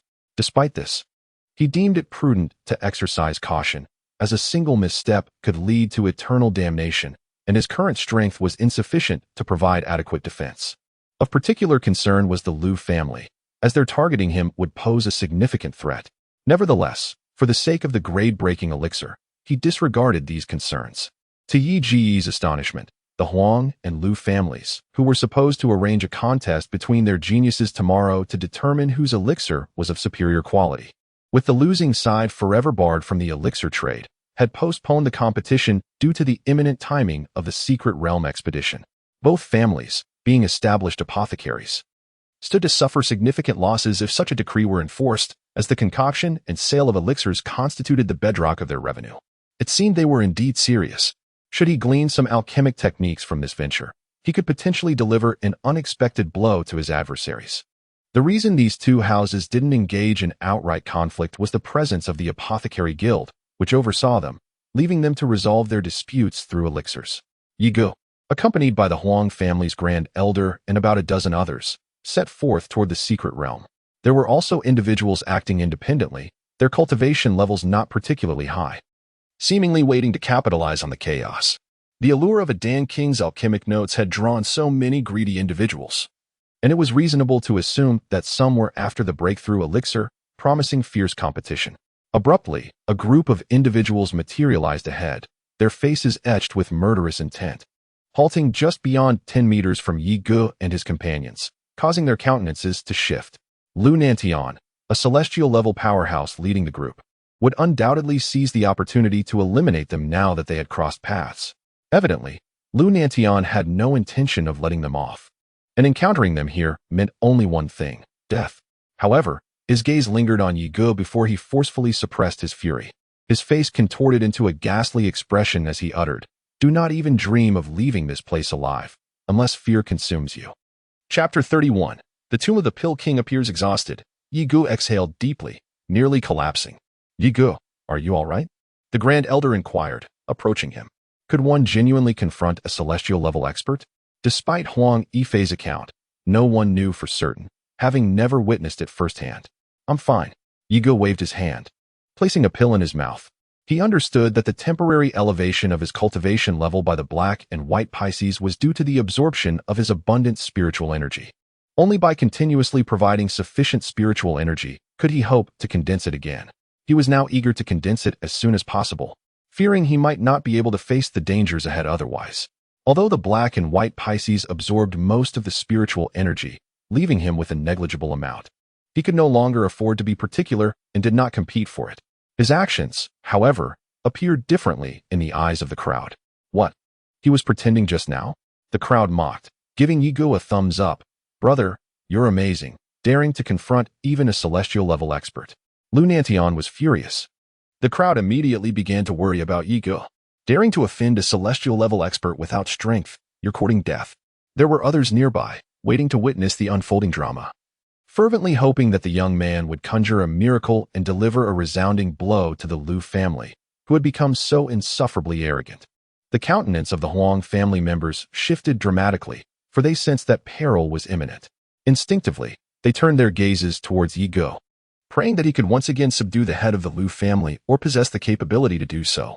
At that moment, Yiji's expression also altered, becoming somewhat grim. He felt a pang of anxiety within, wishing fervently to avoid a desperate struggle, for to perish in such a manner would be utterly futile. Meanwhile, those stationed nearby seized the opportunity when a gap appeared and surged forward. Others followed suit, and in that instant, no one was concerned with the spectacle any longer. The treasure took precedence. Lunantion halted abruptly, casting a fierce glare at Yigo. Consider yourselves fortunate to be so far away. Should you dare to enter, I hope you do not cross my path. We shall depart. As Lunantion and his entourage advanced towards the secret realm, the elder of the Huang family and others retracted their imposing presence, instinctively wiping the cold sweat from their brows. The might of the celestial level was terrifying. Merely the weight of their aura rendered them nearly incapacitated. Elder, shall we proceed inside? Some had begun to entertain the thought of retreat. What treasure could possibly be worth their lives? Naturally, they must advance. Otherwise, should the Liu family acquire the alchemical techniques of the Dan King, the Huang family could face annihilation. The elder's eyes were resolute. Even in death, they could not yield. Yigo, what is your decision? Yet, Yigo was not a member of the Huang family. His choice would rest solely upon his own judgment. Onward. A glint of cold determination flashed in Yiji's eyes, and an aura of lethal intent coalesced.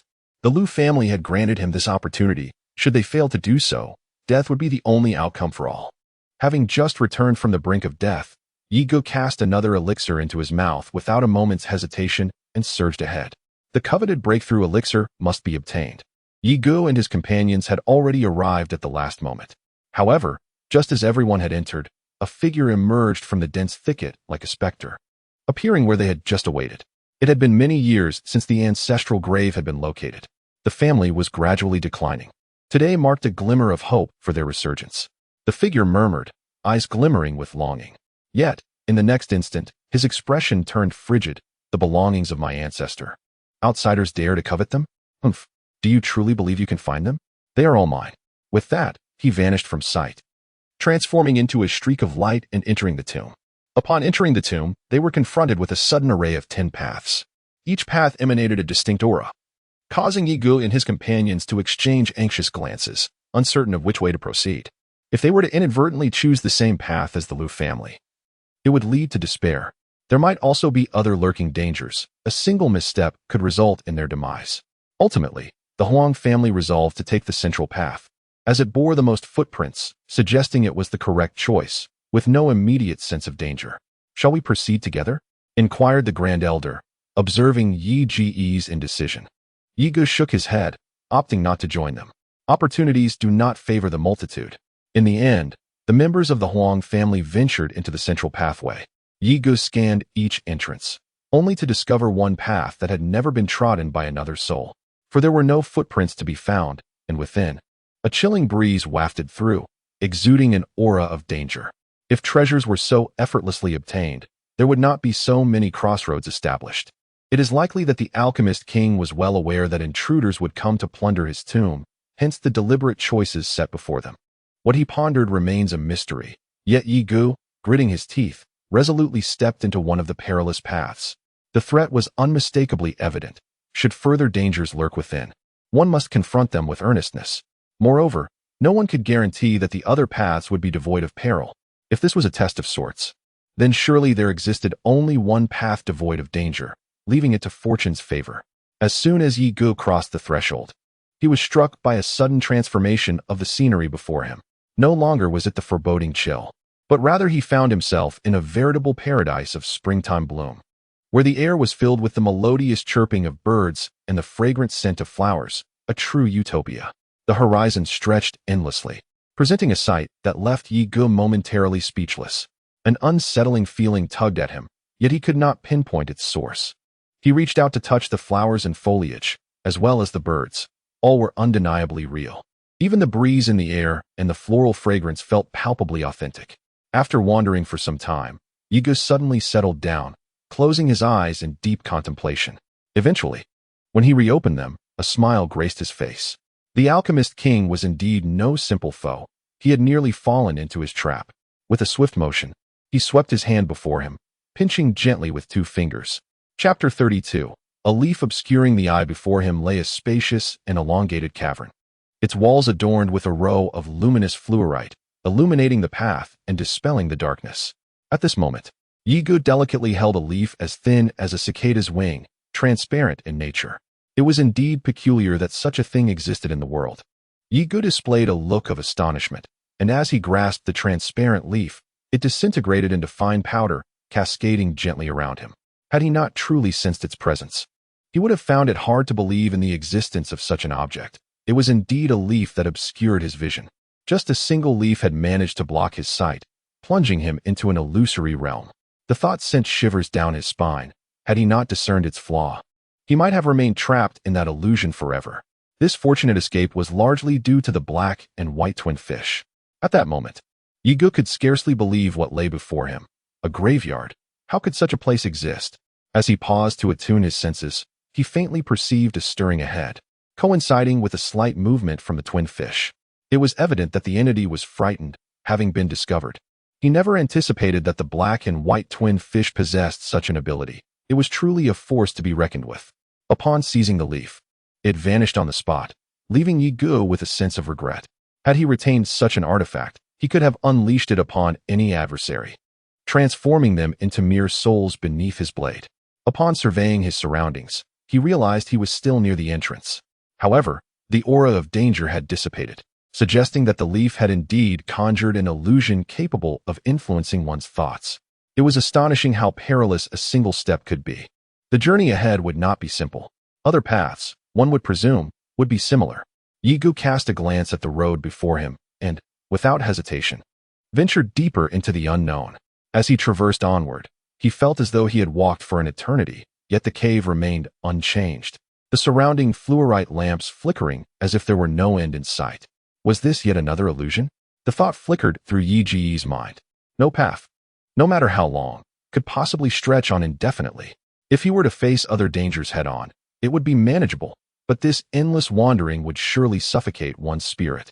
Yet, here stood the cave. Yi Ge struck the wall with a punch, creating a definitive hole. The sensation was strikingly real. He could feel the earth beneath his hand shifting. Everything felt so bizarre. It seemed that the dual fish would need to intervene once more. He hoped they would not disappoint him. Yi Ge once again reached out through his senses, attempting to discern whether the mischievous leaves were at play again. However, this time, the black and white fish remained motionless, playfully chasing each other within his dantian, as if they would never catch up. Yi Ge felt a surge of urgency. Moments ago they were responsive, and now they faltered. This was unacceptable. Centered around him, an invisible yet perceptible ripple spread outward, imbued with an ancient aura that seemed to command the very forces of nature. Suddenly, a cacophony of frantic squeaking filled Yi Ge's ears, as if he had stumbled upon something terrifying. The black and white fish released a formidable pressure that astonished him profoundly. What could possibly invoke such dread? Now, he would no longer concern himself with the nature of the black and white twin fish. It was beyond his comprehension, and perhaps another time would suffice for such musings. As long as his body remained intact, it was undoubtedly preferable for him to be as formidable as possible. He surveyed his surroundings, and a sense of alarm washed over Yi Ge, the illusion heart mouse. Encountering such a creature was disconcerting, regardless of one's prowess. Even if one were a king-level warrior, one would be compelled to remain under their influence for a decade. Otherwise, escaping the illusions they wove would be unthinkable. The illusion heart mouse adeptly manipulates one's psyche, leading thoughts to perceive reality as genuine while simultaneously instilling doubt about its authenticity. Typically, these creatures thrive in groups. A mere 100 illusion heart mice could ensnare a person for a decade, and 1,000 could extend that captivity to a century. Presently, Yigo estimated there to be around 100 in sight. Yet, a wave of trepidation surged within him. Had it not been for the absence of the black and white twin fish, he might indeed have faced a decade of entrapment. Fortunately, these illusion heart mice lacked aggressiveness. Otherwise, he would have been reduced to mere bones. The presence of 2 layers of illusionary formations, along with one that was nearly unsolvable, raised questions about the treasures they sought to conceal. Yigo stepped into the cavern, and with the oppressive aura dissipating, he felt assured that the illusions would no longer hinder him. This time, he navigated with ease, encountering no peril. Soon, he arrived at a chamber reminiscent of a vast room hewn from stone, spacious enough to accommodate hundreds. The scale of craftsmanship was truly impressive. At the center, a stone platform stood prominently, crowned by a conspicuous wooden barrier. In other places, nothing of value could be found, leaving this singular object as the only treasure, though its true nature remained a mystery. Should it turn out to be yet another high-level technique, it might drive him to tears. The phantom leg, a technique of no discernible rank, and moreover, a martial skill of agility. Upon reading the inscription within the gate, Yigo was momentarily taken aback. Indeed, it was a technique, and he felt an overwhelming urge to leap into action. However, upon seeing it pertain to agility, a wave of ecstasy washed over him. Agility was precisely what he lacked the most. If he were to acquire this martial skill, the power of his river flow sword technique would undoubtedly reach terrifying heights. Even if he could not prevail, he would at least possess the means to escape. Yet, Yigo found himself in a quandary. What exactly did no rank signify? Was it not the lowest tier? Resigned, he decided that having something was better than having nothing at all. If it proved ineffective, he could always train in another technique later. The phantom leg, a technique of no rank, once perfected, promised the ability to conjure shadows across 1,000 miles, rendering one visible from 10,000 miles away. Reading such an extravagant description, he could only hope it was not a deception. Eagerly, Yigo grasped the jade slip, initially expecting to probe it with his consciousness as one typically would. To his astonishment, as soon as his mind made contact, the information within the slip transformed into a stream of knowledge that seamlessly integrated into his consciousness, as if etched therein with clarity. Only techniques of heavenly rank and above were said to impart knowledge in such a manner. Thus, this unnamed technique must surely be at least of heavenly rank. Yigo, who had been feeling somewhat despondent, was instantly revitalized. What? Damn it, you scoundrel!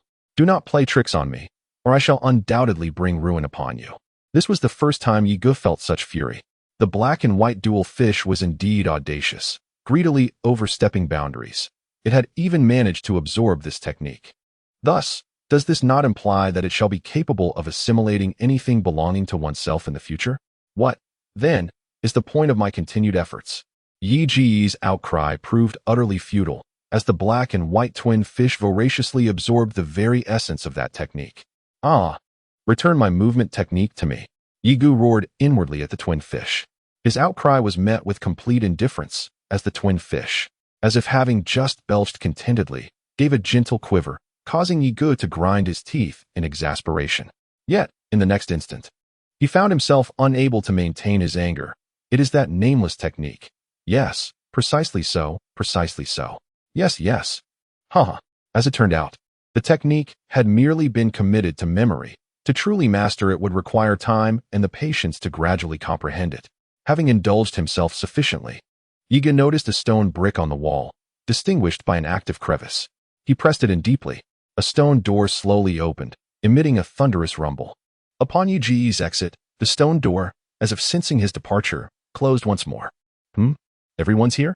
Yi's face registered a moment of surprise as he found himself in a vast space. However, the majority of those present bore injuries of varying degrees. It appeared that the other paths were equally perilous, with no semblance of fairness. Upon hearing the sound, all eyes turned toward Yigo, each gaze laden with resentment. The sight of an individual emerging unscathed only deepened their discontent. Chapter 33. A black cauldron. Yi's expression shifted as he took a step backward. Surrounded by so many gazes, uncertain of their intentions, it seemed as though they were about to attack him. However, with merely a fleeting glance at Yigo, the crowd's gaze converged upon the center of the space, where a colossal cauldron hovered majestically in the air, emanating an aura imbued with the essence of the earth. It shimmered with radiant light, accompanied by the resonant roars reminiscent of tigers, so overwhelming that even those of lesser cultivation struggled to withstand its formidable presence. This was undoubtedly an Earth-grade artifact, and judging by its formidable display, it was likely a pinnacle Earth-grade artifact. Only such a remarkable item could exude such unparalleled might. At that moment, a peak Earth-grade expert surged forth, the first to make a move towards the magnificent cauldron. "This is mine. No one shall dare to contest it, or they shall face the wrath of the Lu family." Suddenly, Lu Nantian soared through the air, appearing beside the cauldron, and struck down with a mighty hand. A torrent of oppressive force cascaded towards the Earth-grade expert. The expert's expression shifted dramatically as he hastily conjured a defensive barrier. Yet, as his defenses rose, he was suddenly met with an unstoppable force that surged violently towards him. To overestimate oneself is to invite calamity, Lu Nantian scoffed, watching as his opponent was grievously injured. Blood spilling forth, he reached out to claim the cauldron. The pressure from a heavenly grade expert was not something anyone could withstand. Observing the peak Earth-grade expert clutching his chest, pallid and stricken with fear, he expelled a mouthful of blood, visibly relieved, yet still shaken. Those without sufficient strength retreated hastily, seeking to avoid any unnecessary fallout. Even the members of the Huang family withdrew, for although their elder might be formidable among the peak Earth-grade experts, he was still no match for a heavenly grade powerhouse. Reluctantly, they watched as the Lu family prepared to seize the cauldron, powerless to intervene. If the Lu family were to acquire this colossal cauldron for alchemy, their mastery in the craft would undoubtedly ascend to new heights, rendering the Huang family in a precarious position, thus stirring a sense of apprehension. Just as Lu Nantian was on the verge of success, 6 figures suddenly soared from the crowd, each enveloped in a formidable aura. Stepping through the air to confront Lu Nantian, seizing the treasure would not be an effortless endeavor. Attacks, imbued with the power to alter the very fabric of the heavens, flashed before Lu Nantian with an overwhelming force. Scoundrels! Lu Nantian seethed with fury, yet he had no choice but to remain vigilant, reluctantly relinquishing the colossal cauldron. He retreated slightly, distancing himself from the barrage of assaults. The figures shifted, hovering in the air, their gazes fixated on the cauldron, revealing an intense fervor. However, none dared to strike, remaining alert to the movements of others. At that moment, no one wished to make the first move, for doing so would invite retaliation from the others. Lu Nantian's expression darkened with rage. He had long suspected the presence of other celestial-level beings within the crowd. It was only at this critical juncture that they chose to intervene. Should this matter conclude, they would undoubtedly seek him out, intending to impart the lesson that the Lu family is not to be trifled with. Celestial level, yet another celestial level. The expressions of the onlookers shifted as 7 celestial-level beings emerged. What chance did they have, with their utmost prowess barely reaching the pinnacle of earthly level? How could they possibly snatch anything beneath the watchful eyes of so many celestial beings? Remaining any longer could expose them to the repercussions of the overwhelming force surrounding them. Despite their unwillingness to concede, the crowd gradually retreated, acknowledging that this endeavor had been in vain. The promised broken-grade elixir remains elusive, and the alchemical manuscripts are nowhere to be found. Only this singular colossal cauldron remains. It appears they have suffered significant losses. Yigu realizes that staying here would equate to courting death. At the very least, he has secured some gains and must take his leave. These several celestial beings, in their pursuit of the great cauldron, are bound to clash. The notion that they might cease hostilities and deliberatively negotiate the ownership of the cauldron is utterly implausible. In the realm of cultivators, strength reigns supreme. Suddenly, Yi Ji's eyelids twitch. He senses a tremor emanating from the Wanlong cauldron within his spatial ring, as if something outside is exerting a magnetic pull on it. Yi Gu is perplexed, questioning how, despite being sealed, it can still perceive the aura of the outside world. This presents a formidable threat that he must unravel at the earliest opportunity. Otherwise, the looming danger will gnaw at his peace of mind. He dares not take risks. Should an extraordinary entity fully unseal the Wanlong cauldron, his demise would be inevitable. Thus, Yigu suppresses his curiosity and continues to follow the crowd's direction. However, panic ensues as the Wanlong cauldron begins to shake violently. With no other choice, Yigu is compelled to return to the spot where the others had recently gathered. Amidst a pile of bones, he retrieves a black cauldron, no larger than a thumb. At that moment, he notices the one-long cauldron exhibiting signs of excitement, as if this diminutive black cauldron holds immense allure for it. Meanwhile, none of the celestial beings pay him any heed. Their attention is fixated on the enormous cauldron and another celestial being. The rest have already begun their retreat. Ego glances around, relieved to find that his actions have gone unnoticed. This diminutive cauldron, seemingly unadorned and unremarkable, betrayed no discernible function, rendering the fervor of the one-long cauldron incomprehensible. If you desire it, Ego mentally rebuked, maintain tranquility, or I shall discard it. Surprisingly, the one-long cauldron ceased its agitation, remaining quiescent as if never stirred. Apprehensive of exacerbating tremors and the potential release of deathly aura, Yi Ji's admonition proved unexpectedly efficacious. Casting a glance upon the ossuary strewn across the ground, Yi Gu surmised it to be the remains of the Dan King Qin Kai, given their exclusive presence within this locale. However, their demise appeared lamentable, occurring not within the chasm beneath the colossal cauldron, but rather through some inexplicable cause, culminating in utter annihilation. Without hesitation, Yi Gu seized the ebony cauldron and promptly departed, yet refrained from stowing it within his spatial ring, lest the one-long cauldron impulsively intervene, an outcome he fervently wished to avert. Scarcely had Yi Gu absented himself when a solitary figure materialized, directing a furrowed gaze toward Yi Ji's receding form, dismissing it with little heed. The figure turned attention to the skeletal remains below. Ancestor, it seems even in death you find no peace. Your descendants are remiss. None shall pilfer what belongs to our lineage. Abruptly, an indomitable aura surged skyward. Should any dare covet the possessions of the Qin family, they shall forfeit all hope of egress from this place. Qin Wuxian, without so much as a gesture, unleashed an unparalleled force upon Lu Nantian and his cohort. The sheer potency of the assault rendered their countenances ashen. Yet, with the treasure within reach and their numbers considerable, they remained undeterred. Though your Qin family is formidable, you may yet find yourself unable to claim the prize. Lu Nantian and his companions, unwilling to return empty-handed, decided to join forces, clinging to a sliver of hope.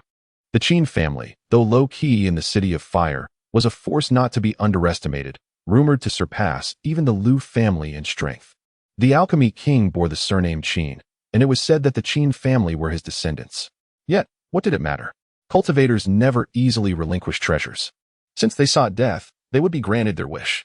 Seeing their relentless pursuit, Qin Wuxian was enraged, his body slowly igniting as if to consume the heavens and earth in flames. Suddenly, a thunderous roar accompanied by a powerful shockwave sent those of weaker cultivation sprawling, blood spurting from their mouths. It's bad. They're fighting inside. This place is going to collapse. Move, don't block the way. Someone shouted in panic, rushing desperately towards the exit. The entire mountain shook violently, boulders raining down like a storm. Moments later, outside the cave, everyone looked grim, covered in dust, their faces etched with resentment. Yi Gu, are you all right? The Huang family approached Yi Gu, feeling somewhat embarrassed. Except for the elder. None had kept pace with Yi Ji's swift escape. Yi Gu himself was grateful. Had he not mastered his movement technique, he might have been buried alive. With a resounding crash, the already collapsing mountain erupted as several figures burst forth from its peak. Isn't that the Qin family patriarch? What are you waiting for? Whoever it is, if they come this way, none of us will escape. Realizing the danger, the crowd once again fled the scene. Chapter 34, Confrontation. As they were about to enter Fire City, the Grand Elder of the Huang family sighed regretfully and turned to Yi Gu, his eyes filled with doubt. Yi Gu, was it just you who entered that cavern earlier? The others wore expressions of discomfiture, lamenting their choice not to have followed Yi Gu. Indeed, Yi Gu responded, puzzled. Did you encounter peril on your side? He wondered why everyone was already injured when he emerged, surmising that they must have been vying for some treasure. In that case, since he had acquired a movement technique, the other caverns must have contained valuable items as well. He merely wondered who had obtained them. At this point, the others wore wry countenances, revealing bitter smiles. You were fortunate. The caverns we entered all interconnected eventually, and we all clashed in the scramble to be first. Whether you participated or not, you would have been caught in the maelstrom. The Grand Elder regarded Yi Gu thoughtfully, wondering if he had foreseen this outcome or if it was merely a matter of chance. We fought for 3 days before a stone door opened, and we emerged in front of that colossal cauldron. This expedition has been a significant loss. Did you anticipate this situation? Seeing the suspicion in their eyes, Yi Gu was taken aback. So, among all these people, He was the only one who had gained anything besides the cauldron. While he was inwardly pleased to have profited among so many, he betrayed no outward sign. Instead, his expression shifted to one of envy. Are you saying there was no actual danger on your side? You simply inflicted injuries on each other in your infighting? The Huang family members wore expressions of astonishment. Could it be that Yi Ge had encountered some peril?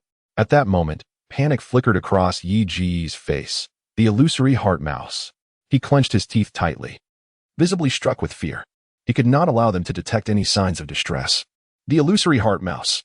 Good heavens, such a creature exists. If they were to encounter it, they might very well be buried beneath the mountain's collapse. Observing Yi Ge's agitated demeanor, the others refrained from further inquiries, empathizing with the helplessness of being trapped within an illusion. Surprisingly, within the Fire City, there also existed a Lingbao Tower. It would no longer be the Huang family's concern. They were already departing, and remaining here would be preferable. Having failed to assist in locating the alchemy manual, he felt no inclination to linger. Well then, I shall convey the message. Witnessing Yi Ge's resolute determination, the Huang family's elder chose not to press further and led the others away.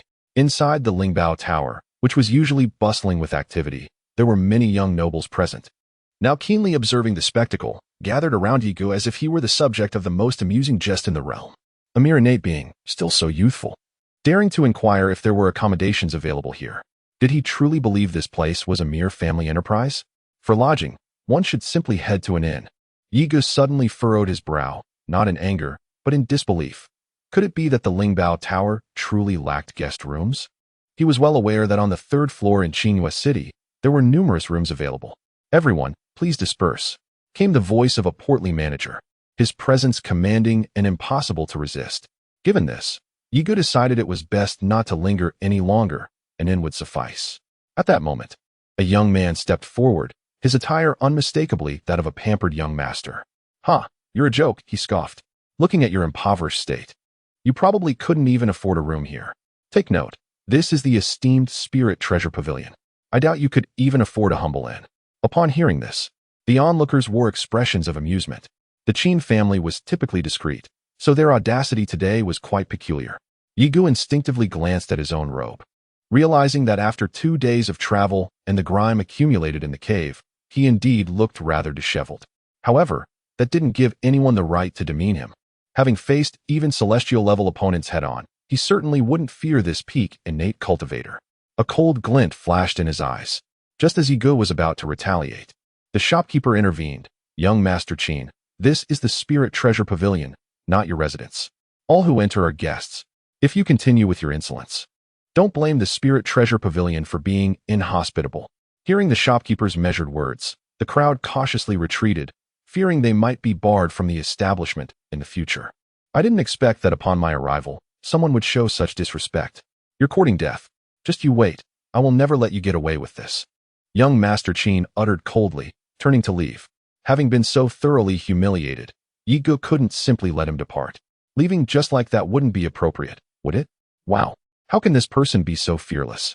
You're merely an innate cultivator, and your opponent has the entire Qin family behind him. How can you be so audacious? Shouldn't you choose your words more carefully? Young brother, I am currently at Lingbao Tower. If anyone dares to cause trouble here, the consequences will be dire. Have you thought this through? Before young Master Qin could utter a word, the plump shopkeeper's voice turned ominous. Anyone wishing to create a disturbance should be prepared to face retribution, and such punishment is exceedingly fearsome. No one would dare to endure it. Haha, come on then. I challenge you to do your worst. I shall remain here unmoving and see if you dare strike me. Young Master Qin, initially filled with rage, was taken aback by the shopkeeper's words, and soon erupted into laughter. How audacious to speak so defiantly. Let us see what you can do. The crowd, with expressions of seriousness, eagerly awaited the spectacle. Even the plump shopkeeper narrowed his eyes, prepared to subdue this arrogant individual at any moment. Yi Ge smiled faintly and said, "Who said I intended to lay a hand on you? Shopkeeper, might I inquire if there is a room available for me to reside in for a few days?" He tossed down the purple gold token that Nangong Yufei had given him. Though uncertain of its efficacy, he presumed it would suffice.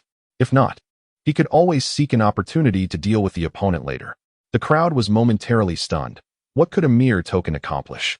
Who might you be to wield such authority? Was there any prominent figure who appeared so disheveled? Young Master Qin also seemed taken aback. Not only did he refrain from attacking, but he also contemplated remaining here. Haha, I say you must have lost your wits. To think you would attempt to deceive others with a worthless token. Shopkeeper, I suggest you apprehend him swiftly. Upon hearing of the purple gold token, the crowd was astonished. How could this be possible? Young Master Qin, now flustered, found the situation unfolding contrary to his expectations. With an expression of unwillingness, he exited Lingbao Tower.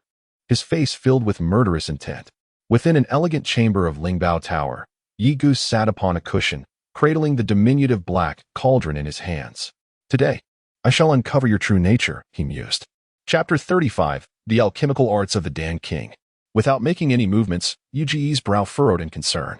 Upon retrieving the black cauldron from the spatial ring given by Huang Shaoxing, the Wanlong cauldron began to tremble once more, this time with even greater intensity. Faint wisps of black mist emanating from it. Observing this unsettling phenomenon, Yi Gu hesitated to delve deeper into his investigation. He resolved to postpone any further examination until a more opportune moment, casting the cauldron back towards the spatial ring. Suddenly, Yi Ji's expression changed drastically as the black cauldron hovered in the air, refusing entry into the spatial ring. An unseen force was emanating from the Wanlong cauldron. Exerting a powerful pull, the small cauldron, unable to withstand this force, began to drift toward Yi Ji's original spatial ring. Meanwhile, the Wanlong cauldron grew increasingly agitated, with the black mist intensifying around it. This revelation startled Yi Gu. The ability to break the seal indicated an overwhelming malevolence, a matter he had previously overlooked. Cold sweat broke out upon him. It was now imperative that he prevent the Wanlong cauldron from acquiring the small cauldron. Channeling his spiritual energy, he reached out to grasp the small cauldron, determined to stow it in another spatial ring, resolutely denying the Wanlong cauldron any access, lest a grave calamity ensue. However, Yi Gu had underestimated the strength of the pulling force. As he made his move, he realized his error. The Wanlong cauldron's black mist surged, the pull becoming even more formidable, as if it sought to draw him in as well, while the small cauldron neared the threshold of the spatial ring. In the next moment, Yi Gu found himself irresistibly drawn in, rendered powerless. What is this? Yi Gu suddenly froze, realizing his hands were empty. The small cauldron had vanished, not absorbed by the Wanlong cauldron, but consumed by the black and white twin fish residing within him.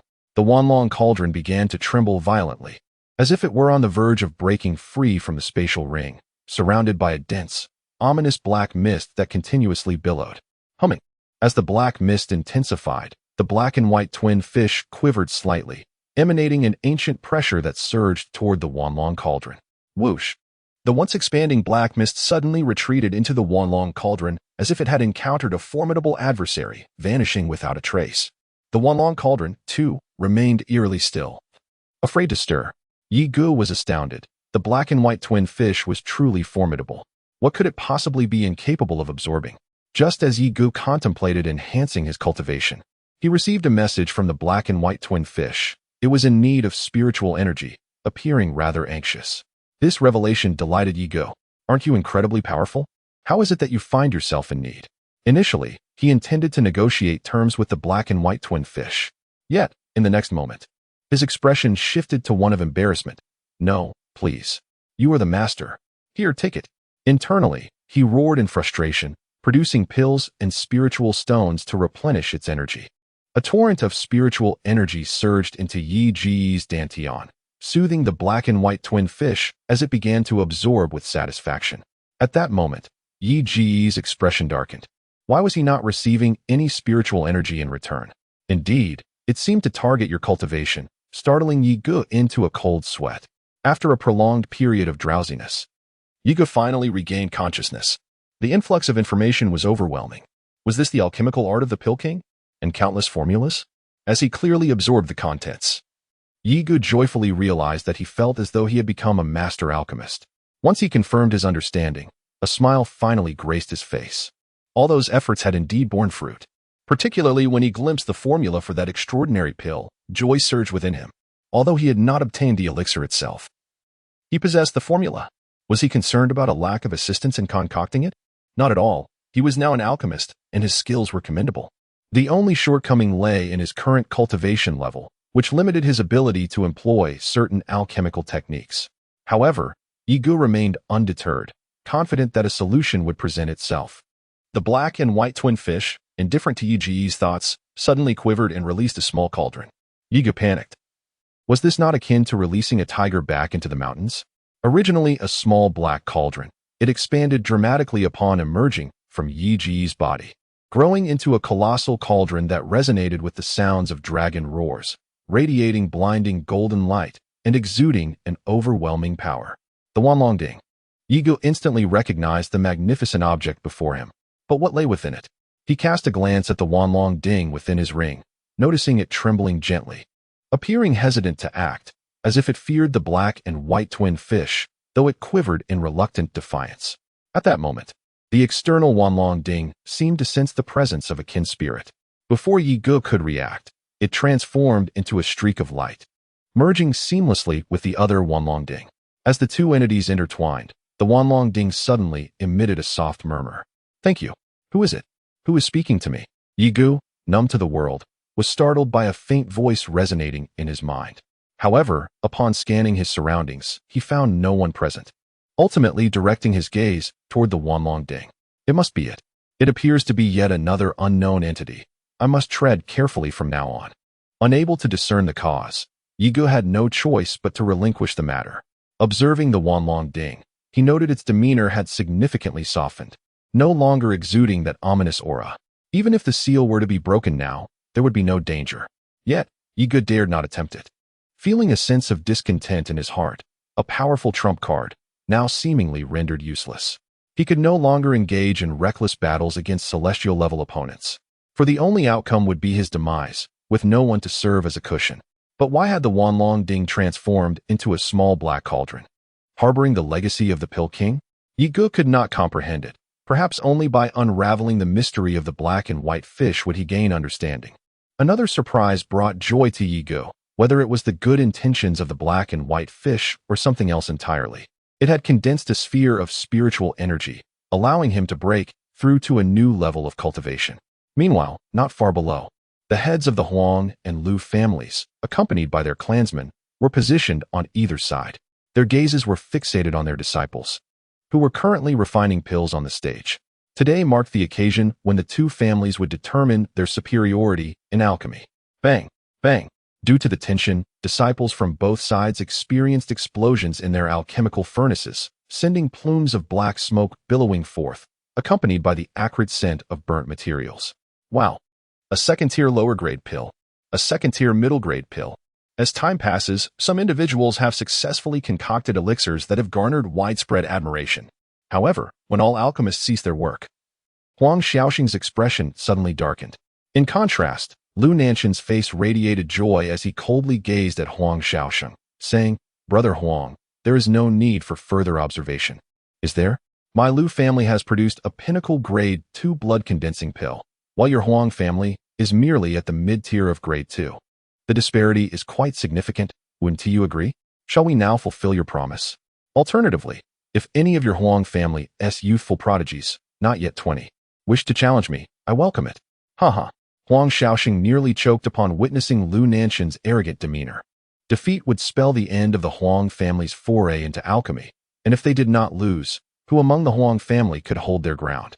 Huang Yuming, once a formidable contender, had turned traitor. Chapter 36. May I be of assistance?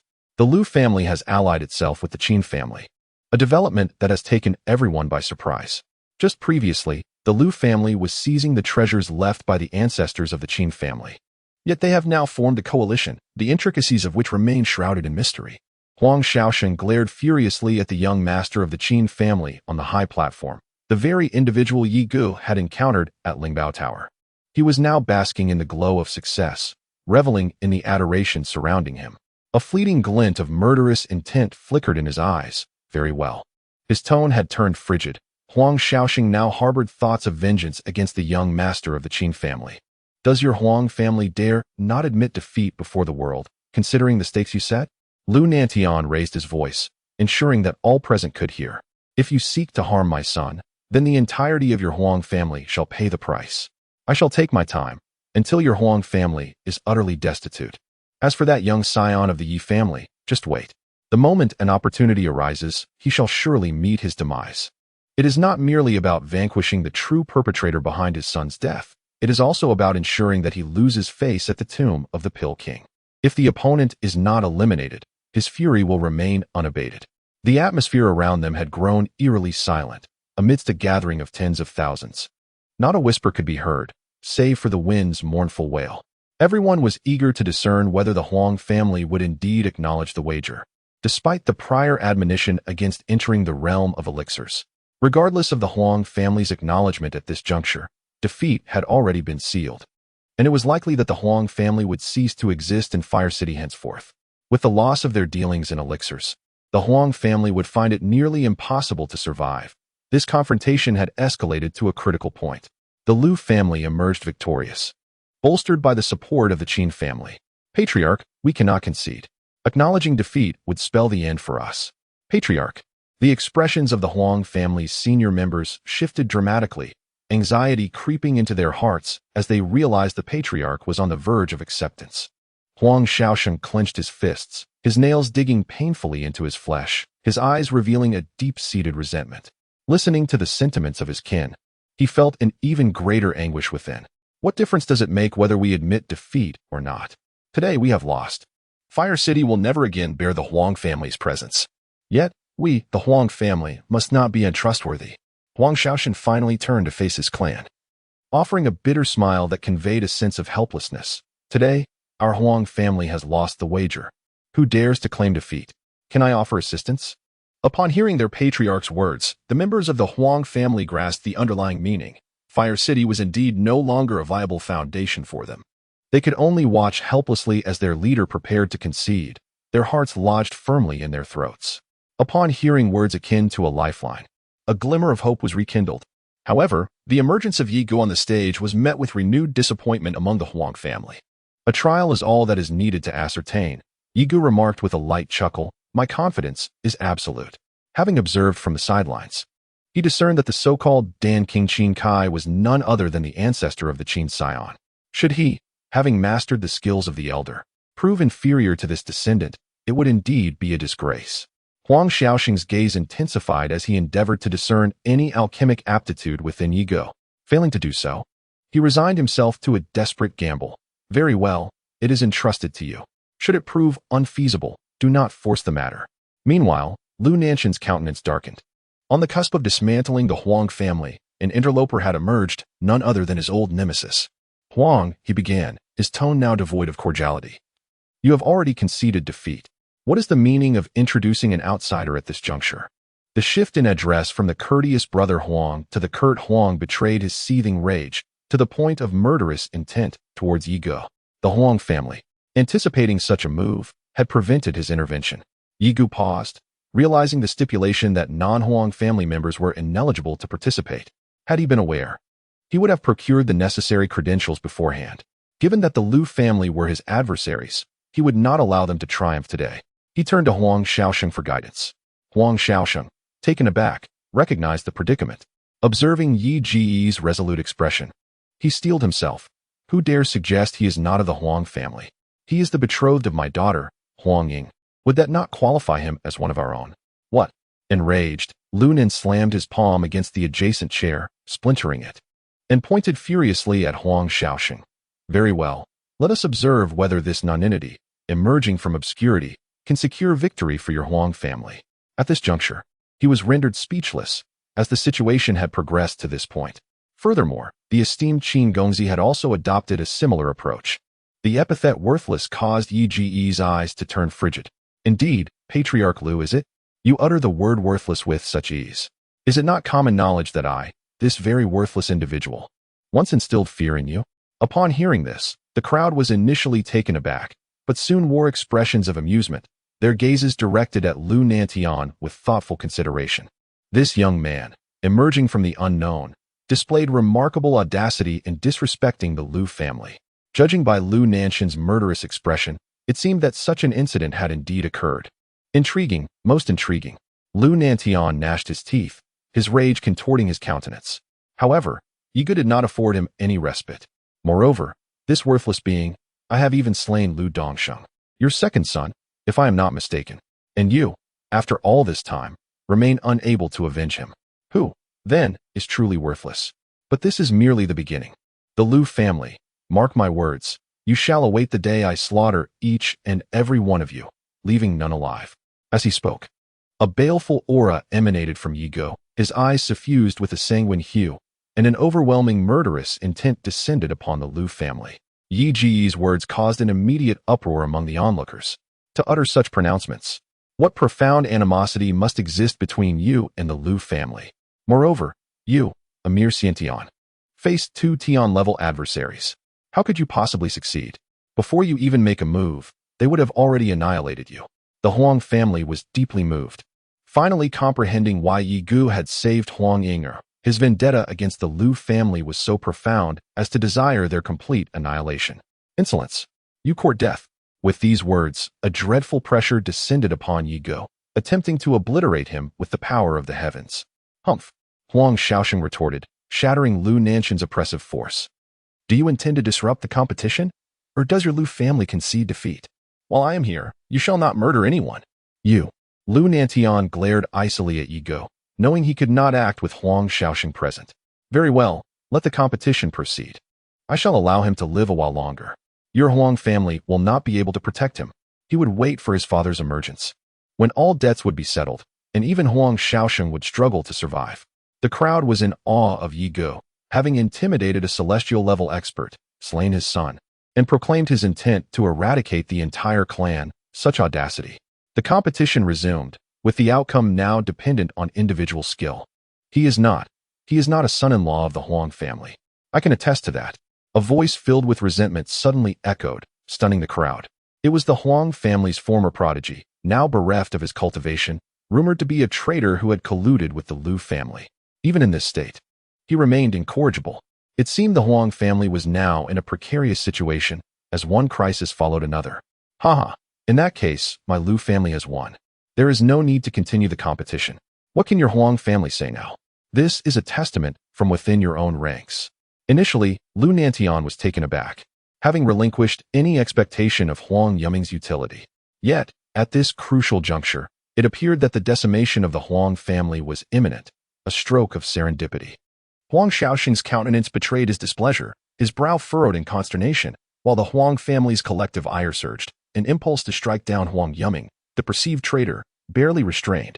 The eldest elder, in particular, was incensed, exclaiming with vehement indignation that he disowned such a grandson and vowed to obliterate the renegade. Enough, Huang Shaoxing interjected, despite his own vexation, forestalling the elder's wrath. This matter shall be addressed anon. A pall of solemnity descended upon the Huang family, as if fate itself conspired against them. Who dares utter such falsehoods? A melodious voice rang out, and a resplendent figure emerged, her gait as graceful as a feather. Chapter 37. A vow. None but Yi Gu shall be my husband. The arrival of Huang Yinger elicited a fresh wave of exclamations. Her own declaration lent credence to the claim. Gazes shifted toward Huang Yuming, tinged with a hint of amusement. You, turncoat of the Huang family, one might say, your treachery knows no bounds. Even stripped of your abilities, you remain unrepentant. However, skepticism lingered in some quarters, namely within the Liu family and Huang Yuming himself. Patriarch, this. The eldest elder, seized by a sudden realization, harbored growing apprehension. Huang Shaoxing, witnessing his daughter's awakening at this critical moment, felt a measure of relief. Yet, his countenance, previously adorned with a smile, now bore a frown, as a disquieting thought took root. Fear not, he declared, this matter shall be deliberated later. The eldest elder opened his mouth to speak, but ultimately remained silent, heeding the patriarch's words. Nay, thou canst not be his betrothed, a voice protested. By what means can you substantiate your claims? Huang Yuming, now consumed by madness, exclaimed. Since the Huang family has shown such callousness, do not fault me for my lack of loyalty. Disregarding all sentiment, you have stripped me of my cultivation. If I do not drag you into the abyss today, I shall never find solace. Indeed, how can you prove it? Surely, mere words and empty rhetoric cannot suffice to resolve this matter. Had the family not lavished all its resources upon your sickly form, I, the Huang family's foremost prodigy, would never have been reduced to this state. So be it that I am a traitor. What can you do about it? Having been deprived of his cultivation, Huang Yuming harbored a death wish, and thus feared nothing. Even in death, he would drag the Huang family down with him, for then his life would have had meaning. Gazing upon Huang Yuming's contorted face, Huang Inger felt a surge of anger, retorting, "You." She then bit her lip, knowing that her father had sacrificed much for her, and that the family had invested heavily in her. She would never allow the family to fall into ruin. Turning her gaze toward Yi Ji's handsome countenance, she mused that it was not a bad prospect. He had not only saved her life, but had also stepped forward to assist the Huang family in their hour of need. There was little to fault him for, and she harbored a certain affection for him, despite his usual cold demeanor. Suddenly, a chorus of gasps arose from below the stage, as the audience beheld something that defied belief. Some rubbed their eyes, and upon looking again, realized that they were not mistaken. This is proof enough. Such clandestine acts were usually concealed, but today, they were brought into the open, leaving the audience in disbelief. At that moment, Yi Ge felt a jolt of surprise, his eyes widening in astonishment. He could scarcely believe that Huang Inger would be so audacious. In the presence of a multitude, she immediately bestowed upon him a fragrant kiss. In this world, a woman's chastity is of utmost importance. Otherwise, Yi Ge would not have been relentlessly pursued by Bai Ling for merely glimpsing her form in an uncertain situation. Yi Ge pondered. Was this for the sake of her family, or did she genuinely harbor feelings for him? Perhaps it was for her family's sake. Yet, to go to such lengths was truly commendable. To perform such a charade before so many eyes would undoubtedly complicate matters in the future. Yi Ji's hand hovered in the air, unsure of where to rest. Though her lips were sweet, his heart harbored a wry smile, never anticipating such an outcome. "Do you believe me now?" Huang Inger, her face flushed crimson with shyness, glanced towards the Liu family's direction, then, as if steeling herself, declared, "I, Huang Inger, hereby swear before the heavens that I shall marry none but Yi Ge in this lifetime. Should I break this vow, may I be condemned to eternal damnation, my soul forever consumed by the fires of hell." As the oath was uttered, an intangible ripple coursed through the heavens and earth, attesting to its validity. With that, Huang Inger abruptly retreated into the crowd, tears streaming down her face. Such a vow struck the crowd with awe, though the fires of hell were unknown to them. To violate such a pledge would undoubtedly result in the soul being claimed by the heavenly Tao, under which no mercy could be expected. "Patriarch, this will lead to dire consequences," the great elder exclaimed in a panic, his body trembling, his face ashen. Huang Shaosheng was equally astonished, never imagining that Inger would act in such a manner. She likely did not realize that her actions would bring endless turmoil to the Huang family. However, one cannot entirely blame her. Given the circumstances, she is ultimately acting in the interest of her family. If any issues arise, he, as a father, shall bear the burden alone. Now that matters have reached this point, further discussion would be futile. It is best to observe the unfolding events with patience. Ignoring the clan members, he gazed towards the high platform, his face betraying no emotion. The elder, witnessing this, offered a wry smile. It is said that fortune may stem from adversity, and there was little choice left in the matter. At this juncture, the Liu family had no grounds for rebuttal, thereby tacitly acknowledging Yi Ji's identity. Only Huang Yuming remained, his expression one of deep unwillingness, his eyes brimming with unrestrained malice, stealthily departing the scene unnoticed. Such determination is rare, a commitment that would last a lifetime. Upon hearing such a vow, Yi Ji's heart momentarily quickened. He felt a peculiar discomfort in his chest. Were it not for his family's enmity, with such a captivating figure by his side, he might have been swayed. Having learned that Yi Ge was a guest of the Huang family and harboring a grudge against him, he resolved to take action. If the opportunity arose, he would undoubtedly seek to eliminate Yi Ge. Upon witnessing Yi Ji's appearance and his intention to compete in alchemy, he chuckled, thinking to himself that he had expected Yi Ge to remain hidden within the Lingbao Tower. Since he had emerged, it was time to erase the humiliation he had suffered. Let us see how this unfolds. By the way, if you choose to refine again, will you compete at the pinnacle of the second tier as it stands now? Yi Ge paid little mind to the provocations, thinking that if trouble was sought, he would soon demonstrate how his grandfather's alchemical skills could overpower this upstart. No need. Do you really believe you can refine anything? This was merely a casual concoction of mine. If you can produce something superior to the pinnacle of the second tier, I shall concede. Just ensure you don't end up with an explosion. Young Master Qin scoffed, his demeanor replete with arrogance. He understood deep down that this was his best performance, and it was barely sufficient. Among his peers, being able to refine a peak-grade second-tier elixir was quite commendable. Fortunately, It was the blood coagulation elixir. Had it been another type, he would have found it difficult to assert the same. Achieving a mid-tier second-grade elixir was already impressive. Yi Gu smiled and casually selected an alchemical furnace on the stage, commencing his preparations for alchemy. He truly knows how to refine elixirs. The onlookers observed Yi Ge's adept technique in cleaning the furnace, executed with remarkable skill. It appeared so effortless, reminiscent of a seasoned master of alchemy who had dedicated years to the craft, igniting a sense of intrigue among the crowd. Merely cleaning the furnace is trivial. If he cannot produce elixirs, he is nothing but a failure, fit only to be an apprentice. Watching Yi Ge's proficient movements, young Master Qin was momentarily taken aback, a sense of unease settling within him, fearing unforeseen complications. Yet, he remained skeptical. Prior to every alchemical endeavor, one must cleanse the furnace using spiritual power, and the technique employed is of utmost importance. To facilitate the alchemical process, many alchemists would often partner with 1 or 2 apprentices to assist in cleaning the furnace, sparing themselves the labor after refining a batch. Only when concocting high-grade elixirs would they take it upon themselves, as the furnace would then be designated for that purpose. Once the furnace was cleaned, Yi Gu directed his spiritual energy, invoking the Dan Wang's fire control technique, and a wisp of ethereal blue flame emerged. It swirled within the furnace, gradually heating it. Upon witnessing Yi Ge's azure flames, those with a modicum of knowledge were taken aback, stepping forward with disbelief etched upon their faces. Chapter 38. Ethereal Blue Flames, the Dan Wang's fire control technique, cultivated by Dan Wang Qin Kai. It has been many years since we last met, with only a few secret accounts remaining. The alchemist king once relied on this technique to refine the azure alchemical flame. This flame possesses the extraordinary ability to instantly dissolve any spiritual herb. Should the elixir be successfully crafted, its quality would be significantly elevated. Since the rumors of the alchemist king's demise, countless individuals have sought to obtain this technique. During the previous expedition to the alchemist king's tomb, the aspirations of many revolved around this very art. However, none succeeded.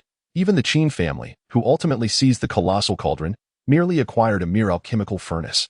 Although the flame in Yi Ge's possession may not yet be sufficiently potent, its essence is undeniably genuine. Yet, young Master Qin had not heard of such information.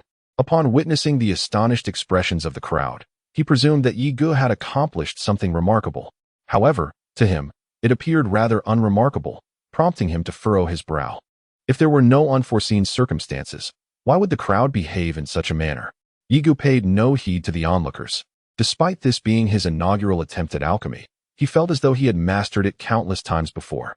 Moreover, crafting a mere blood-condensing pill is relatively straightforward. Whoosh, whoosh. Yi Ge's movements were swift, leaving those with poor eyesight unable to keep pace. A dozen types of spiritual herbs materialized in his hands in an instant, eliciting a wave of astonishment from the crowd, who were bewildered by his intentions. Is alchemy not performed by taking each herb one by one? The sequence must be arranged in advance. Otherwise, it could disrupt the alchemical process, with even the slightest concern potentially leading to an explosion. What is he attempting to do? The crowd found themselves perplexed once more. Do you truly know how to refine elixirs? Or should he ascend and instigate some mischief? Fire City, its denizens, though largely unversed in the art of alchemy, possess a certain breadth of knowledge, gleaned from observation and hearsay. The indiscriminate casting of medicinal herbs into the crucible is anathema to the process. Yet, Yi Gu, seemingly oblivious to this cardinal rule, indiscriminately seized a handful of assorted herbs and, without so much as a cursory glance, tossed them into the cauldron. Yi Ge's actions elicited a collective sigh from the onlookers, who had initially believed that the emergence of the azure flame signified the inheritance of a veritable Dan King. Alas, it seemed he was but a novice, fortunate enough to conjure the cerulean fire by happenstance. It appeared that the Huang family had suffered a grievous loss, poised not only to forfeit their pharmaceutical enterprise but also to surrender a daughter. The Huang family members, their countenances ashen, lamented that any random individual would have proven more adept than Yi Gu. What, they wondered, was he attempting to accomplish? Huang Shaosheng, his brow furrowed in consternation, wore a displeased expression. Lu Nantian, initially apprehensive that Yi Gu possessed genuine alchemical prowess, was unsettled by his initial techniques and the ethereal azure flame. He had feared that their defeat was imminent. Now, however, they were reassured. He was merely a neophyte, unworthy of their apprehension. Huh? You dare to make a spectacle of yourself in this manner? If you lack the skill, supplicate for mercy and concede defeat now. Perhaps I shall spare you a humiliating defeat and even impart some instruction, jested the young Master Qin, momentarily taken aback. Is this truly your attempt at alchemy? Can you even ascertain that you are engaged in the art? His face now radiated smugness as he gazed mockingly at Yi Ge. The humiliation he had previously endured would finally be avenged. However, that was not enough. Only the death of the other party could resolve the hatred in his heart. How could the dignified son of the Qin family be insulted by an unknown person? With a subtle sidelong glance, Yi Ge manipulated the alchemic fire in his palm, which was currently transmuting the medicinal ingredients. Oh, you presume to instruct me in the art of alchemy? He inquired. Frankly, the alchemic techniques of your Qin clan are rather subpar. Perhaps I could enlighten you later? It was hardly conceivable that a scion of the Qin family could rival the alchemic prowess of his ancestor. Such arrogance was truly remarkable. The Qin family's alchemy is inferior? In Fire City, who would dare utter such words? Even the Huang and Lu families paled in comparison. Despite their customary reticence, none could afford to disregard them. Now, someone dared to denigrate their alchemic arts, an affront that was simply intolerable. The Qin scion flared with indignation. You dare to disparage the alchemy of my Qin family? He exclaimed. Very well, are you willing to wager? If you can concoct a pill superior to mine, I concede. But if you fail, you shall willingly submit to the consequences here and now. The Qin scion was incensed. This was an insult to the Qin family, and if left unchecked, their reputation would be utterly trampled. Continue with your current method, and you shall soon witness your crucible exploding, he sneered. Despite his bravado, he prudently added the caveat, lest the mere completion of a pill would constitute his defeat. The onlookers held their breath, for this was a wager of life and death. Though brutal, they understood that if their family were similarly insulted and they possessed an opportunity to secure victory, they would seize it without hesitation. Now, all eyes were on Yi Ge. Would he falter and retreat upon realizing his inability to concoct a pill? Yet, even then, the Qin family would not spare him, for his imprudent words had sealed his fate. Even the Huang family could not shield him now. Yi Ge paused, slightly taken aback by his opponent's susceptibility to provocation.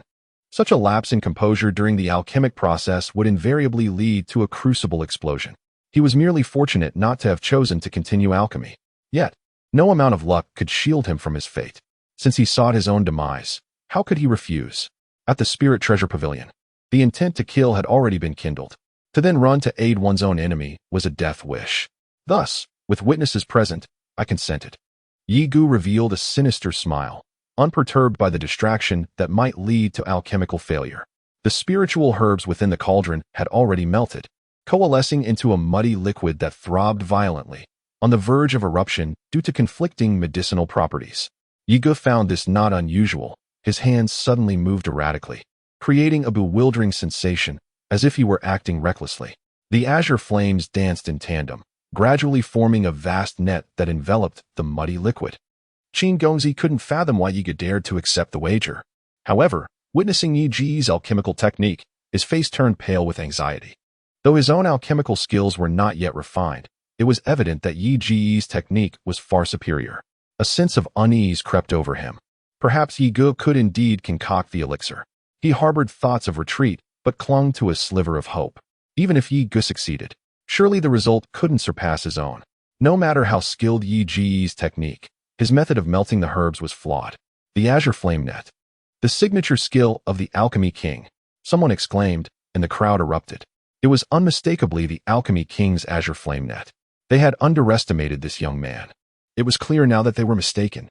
The art of alchemy is indeed a skill honed through decades, if not centuries, of relentless dedication. It is utterly inconceivable that such mastery could be achieved without an extensive period of immersion. Yet, astonishingly, a mere youth has managed to attain it. The revelation that he possesses the alchemical manual of the revered alchemist king has left the Lu and Huang families in a state of dark dismay, realizing that they have been outmaneuvered. However, even with this newfound knowledge, they pondered the impossibility of him mastering the craft in a mere fortnight. The Huang family, though begrudging, found a flicker of hope in the fact that Yi Ge had acquired the alchemist king's techniques, perhaps rendering their prior concerns trivial. Conversely, the Lu family, particularly the patriarch, wore a countenance shrouded in gloom. his eyes ablaze with animosity towards Yi Ge. The desire to eliminate him was palpable, not only to assuage his own resentment, but also to exact revenge.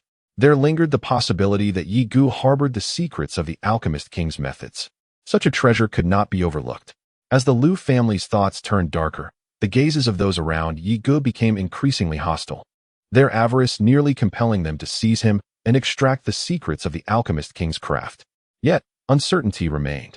Only when he proved capable of concocting elixirs would they ascertain the truth. Yi Ge's eyes narrowed slightly, a glimmer of lethal intent surfacing. You claim this is your ancestral alchemical technique? How could that be? This is my own creation. In a hurried motion, Yi Ge formed a hand seal, sealing the alchemical furnace. At that moment, however, young Master Qin launched his attack, causing Yi Ge's long hair to cascade backward, mirroring the force of Qin's striking fists, which radiated with a brilliant light, the surrounding air quivering as if ensnared by their power. Chapter 39. The three-pattern pill. With a splutter, young Master Qin was sent flying, a mouthful of blood spewing forth, his breath growing increasingly feeble. Originally at the pinnacle of innate strength, it was inconceivable that he could be bested by Yi Ge. At the very least, he should not have been grievously injured by a single blow. The mastery of alchemy possessed by his esteemed ancestor was something Yi Ge had appropriated for himself. How could one lack such dignity, stealing another's achievements and passing them off as one's own? This realization left young Master Qin's breath in disarray, his vitality precariously unstable. Yi Ge, once again unleashing the profound techniques of the Qin family, rendered him incapable of maintaining his composure. He was driven to the brink of madness. With his breath faltering and spiritual energy in disarray, Yi Ge was relentless. A punch, imbued with the might of a mountain, struck fiercely against his chest, shattering several ribs in the process. No one pitied young Master Qin. Rather, they inwardly condemned him. Here he was, disrupting a vital alchemical process under the guise of competition. And now he reaped what he sowed. There was, however, a lingering concern that Yi Ge's medicinal concoction might be ruined as a consequence. Seizing the advantage, Yi Ge prepared to deliver the fatal blow. Unexpectedly, the formidable aura of the Lu family emerged, halting his advance. Lunetian materialized before young Master Qin, declaring, "Yi Ge, I never imagined you could master even the forbidden martial arts of the Qin family. It seems you harbor many secrets. Yet today, you shall still meet your demise." Should young Master Qin perish here, the Lu family would undoubtedly face the wrath of the Qin household. They lacked the strength to contend with such a powerful lineage, and even the elder's emergence from seclusion would not suffice. Severely injured as he was, they found themselves in a precarious position. The only recourse to assuage the Qin family's fury lay in eliminating Yi Ge. Yi Ge's countenance shifted, recognizing the gravity of the situation. Observing the mystical radiance emanating from Lu Nanshan's grasp, accompanied by the palpable disintegration of the surrounding atmosphere, a sense of impending peril washed over him. Without hesitation, Yi Ge resolved to harness the power of the Pisces emblem to elevate his cultivation and evade the impending attack. At that moment, Huang Shaoxing materialized, delivering a forceful palm strike toward Lu Nantian, carrying an even more formidable pressure that bore down upon him. In its wake, dust and pebbles swirled, and the paving stones beneath were torn asunder, reduced to ashes. A resounding crash echoed as Lu Nanshan's complexion paled, a trickle of blood escaping the corner of his mouth. Yet he stood firm in protecting the young Master Qin. "You," he uttered, pointing an accusatory finger at Huang Shaoxing, his voice laced with indignation. Yet he dared not retaliate. He could only seethe, his entire being trembling with rage. In the presence of so many, he had been injured for the sake of an insignificant youth, with no regard for his dignity. Moreover, he had been dealt a minor injury. However, what he could not endure was the repeated failure to eliminate Yi Ge. "This is my Huang family's son-in-law," Huang Shaoxing declared, his tone laced with authority, "and not someone you can simply trifle with. Furthermore, our family's competition is still underway. If you wish to concede, then simply say so." Having witnessed Yi Ge's alchemical prowess, Huang Shaoxing was now virtually certain that it was the alchemy of the Dan King, and he had absolute confidence in the outcome of the competition. His tone became more assertive. Lu Nantian took a deep breath, composing himself. "Very well, since that is the case. It is time for our two families to settle things once and for all. Let us commence the refinement. I shall ensure that your Huang family suffers a defeat that leaves no room for doubt." Yi Gu had only been condensing the elixir for a brief moment. So even if it were the Dan King's alchemy, so what? He would undoubtedly find it hard to believe that Yi Gu could successfully concoct the elixir, especially after being interrupted by young Master Qin.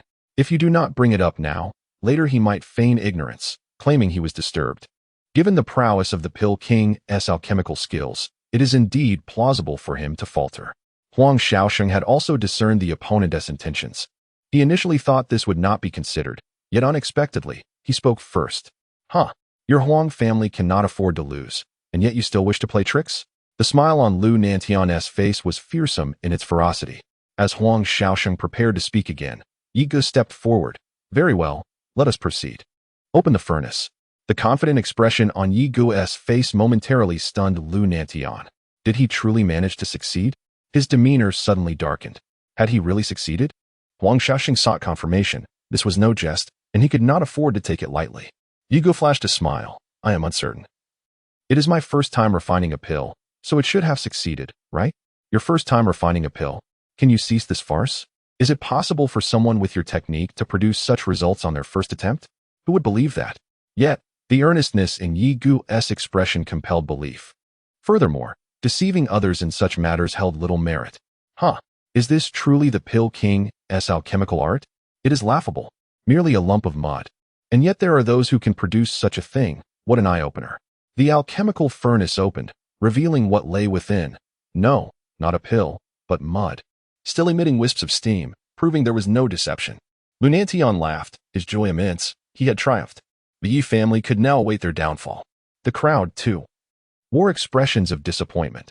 This so-called Pill King's alchemical technique was nothing but a ruse, and they had been misled into excitement by this young man. Yi Gu. Huang Shaosheng wore an expression of utter dismay, clearly not anticipating such an outcome. He yearned for Yi Gu to elucidate the situation.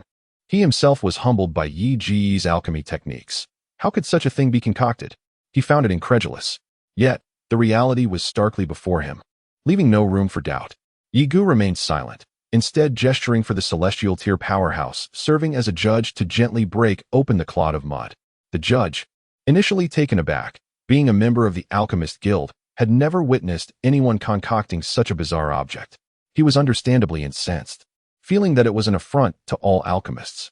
However, as a judge, he had no choice but to comply. As the outer layer of mud was delicately broken apart, a fragrant aroma of medicinal pills wafted forth, permeating the surroundings. A peak grade 2 blood coagulation pill. Another peak grade 2? How could it possibly succeed? Greed once again ignited in the eyes of the onlookers. A peak grade 2. Well done, Yi Gu. Huang Shaosheng suddenly erupted in laughter, relieved that, at the very least, he would not be defeated. The family's medicinal pill business was secure. He gazed at Yi Gu with increasing satisfaction, determined to retain him within the Huang family. Such alchemical prowess must not fall into the hands of others. Lu Nantian was momentarily stunned when the medicinal pill appeared. It was also a peak grade 2, foiling his plans. The competition was a singular event, and any grievances would have to wait for a rematch in 10 years. Such were the rules of the Alchemist Guild, inviolable. No matter, do I need to wait for a decade? Before long, the Huang family will meet its demise. It was a pity that if the Huang family lost, the Lu family could have divided up this business.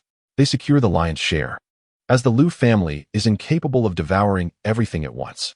Nay, 'tis not merely the apex of the second grade. Just as the assembly believed the matter to be settled, the adjudicator, in a tremulous voice and with fervent countenance, stirred the crowd anew. That is not merely the apex of the second grade, but a second-grade elixir adorned with 3, exclaimed the judge. To witness such a marvel in this humble locale renders my journey worthwhile. Upon the judge's pronouncement, the entire assembly was struck dumb, the atmosphere thickening with palpable tension. A 3 elixir verges on defying the heavens. Each additional exponentially magnifies the elixir's potency. A single is already considered extraordinary for most alchemists. Even Huang Shaosheng could only achieve 2. Yet, Yi Gu has managed to concoct 3. An absolute pinnacle within the second-grade echelon. Second-grade elixirs can only sustain a maximum of 3. Could Yi Gu then ascend to concocting elixirs of a higher grade, augmenting the accordingly? Such a feat would render the Pill Sovereign's alchemy techniques terrifyingly potent. Those coveting Yi Ji's alchemy skills are now consumed with avarice, determined not to let him slip through their grasp. This shall benefit my Huang family, Huang Shaoxing declared, casting a frigid gaze upon Lu Nantian. Lu family head, is it not time to honor your pledge? The victory is assured. One alone would have sufficed to secure a triumph over the Lu family, let alone three. Lu Nantian's complexion turned ashen. A failed scheme had left him with nothing to show for it. Chapter 40. The path of escape following the alchemy competition between the Huang and Lu families. Ye Gu gained considerable notoriety in the Fire City, becoming a name known to all. With this newfound fame came the envy and scheming of many. Ye Gu understood that leaving Fire City now would prove quite challenging. After the competition concluded, he departed without bidding farewell to anyone. With swift movements, he vanished from the city before anyone could react, heading toward the divine martial dynasty. It was intolerable for Lu's family to suffer repeated humiliation at the hands of a mere innate talent, especially when their primary business had also suffered losses. They must eradicate this adversary. The Lu family could not simply allow their enemies to roam free. Suddenly, a peak earth-ranked elder from the Lu family entered. Had Ye Gu been present, he would have recognized this individual as one of those who had previously assaulted the Yi family.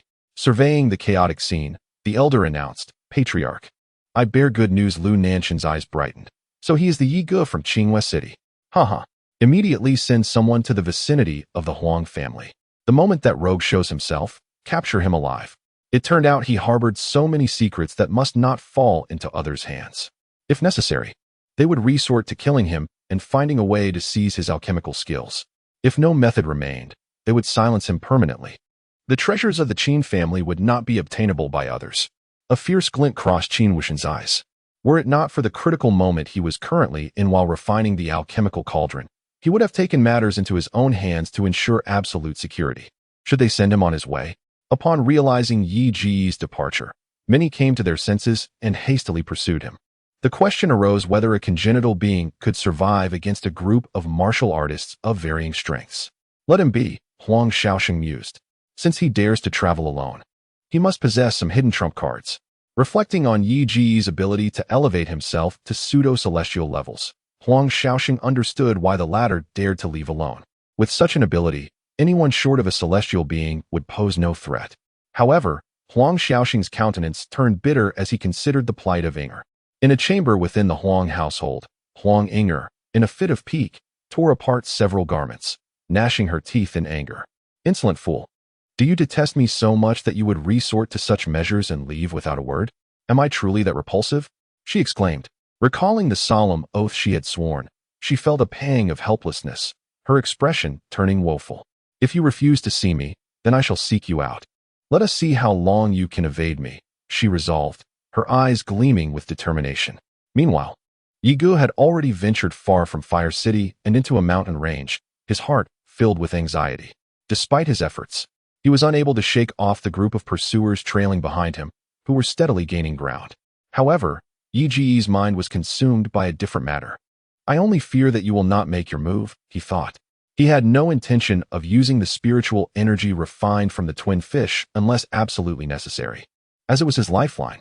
Yet, if his plan succeeded, he might witness a spectacle unfold. Steadying himself, he awaited the gradual approach of his pursuers. The lethal aura emanating from him was as concentrated as a dragon. One could only imagine the number of lives claimed to forge such an intense presence. This invisible force caused the tree branches to sway dramatically. Kill! The utterance of this single word enveloped everyone in a desolate aura of slaughter. Ye Gu was inwardly startled, realizing the true strength of the Tiger Wolves mercenary group and their formidable combat prowess. Pisces subtly oscillated, alleviating Yi Ji's discomfort. At this point, no one cared about the identities of their opponents. Their immediate priority was to eliminate them. Regardless of the Tiger Wolves mercenary group's strength, their unreasonable behavior was unacceptable. Suddenly, Ye Gu, who was hiding nearby, noticed several figures soaring into the sky. Instantly, a terrifying surge of energy radiated from above, indicating a battle between celestial-level experts. Ye Gu was stunned. Celestial-level cultivators had indeed pursued them, but were merely engaging in a standoff, with neither side making a decisive move. He was astonished by the Tiger Wolves mercenary group's strength, possessing such a multitude of powerful individuals. Chapter 41. Between the wolf and the tiger, Ye Gu suppressed his aura to a minimum, ignoring the intense battle raging behind him as he ventured forward. Initially intending to leave, Yiga sensed something amiss. This was a dense forest, so why would the Tiger Wolves mercenary group react so fiercely to the arrival of others? Resorting to ruthless attacks without offering any explanation? There must be a secret hidden within. With even celestial-level experts being mobilized, the secret must be significant. Yiga decided to linger, reasoning that with so many powerful individuals already engaged, there shouldn't be any more guards. If there were valuable treasures, he could seize the opportunity to claim them for himself. Leaping across several towering trees, a dark, foreboding cavern emerged into view, exuding an aura of profound mystery. The ground bore the unmistakable marks of countless footprints, suggesting frequent passage. They were undoubtedly confident in their isolation, ensconced in this roadless, densely wooded area, and secure in their strength, believing that no intruder could breach their sanctuary. Hesitant, Yiga pondered the potential perils within. Should a celestial-level guardian reside inside, it would be akin to delivering oneself into the lion's den. Yet, the allure of fortune amidst danger spurred him to investigate. Even in the face of peril, he could always elevate his cultivation swiftly and make a swift escape. Suddenly, just as Yiga was about to descend, several menacing auras surged toward him. His expression shifted as he realized the cavern was guarded. Reacting swiftly, Yiga leaped backward, instantly vacating the tree. Moments after his departure, a series of powerful attacks reduced the tree to splinters. Kill him, a chilling voice echoed from within the cavern. Before the fragments of the tree could settle, a barrage of attacks, laced with sharp intent, assailed Yiga.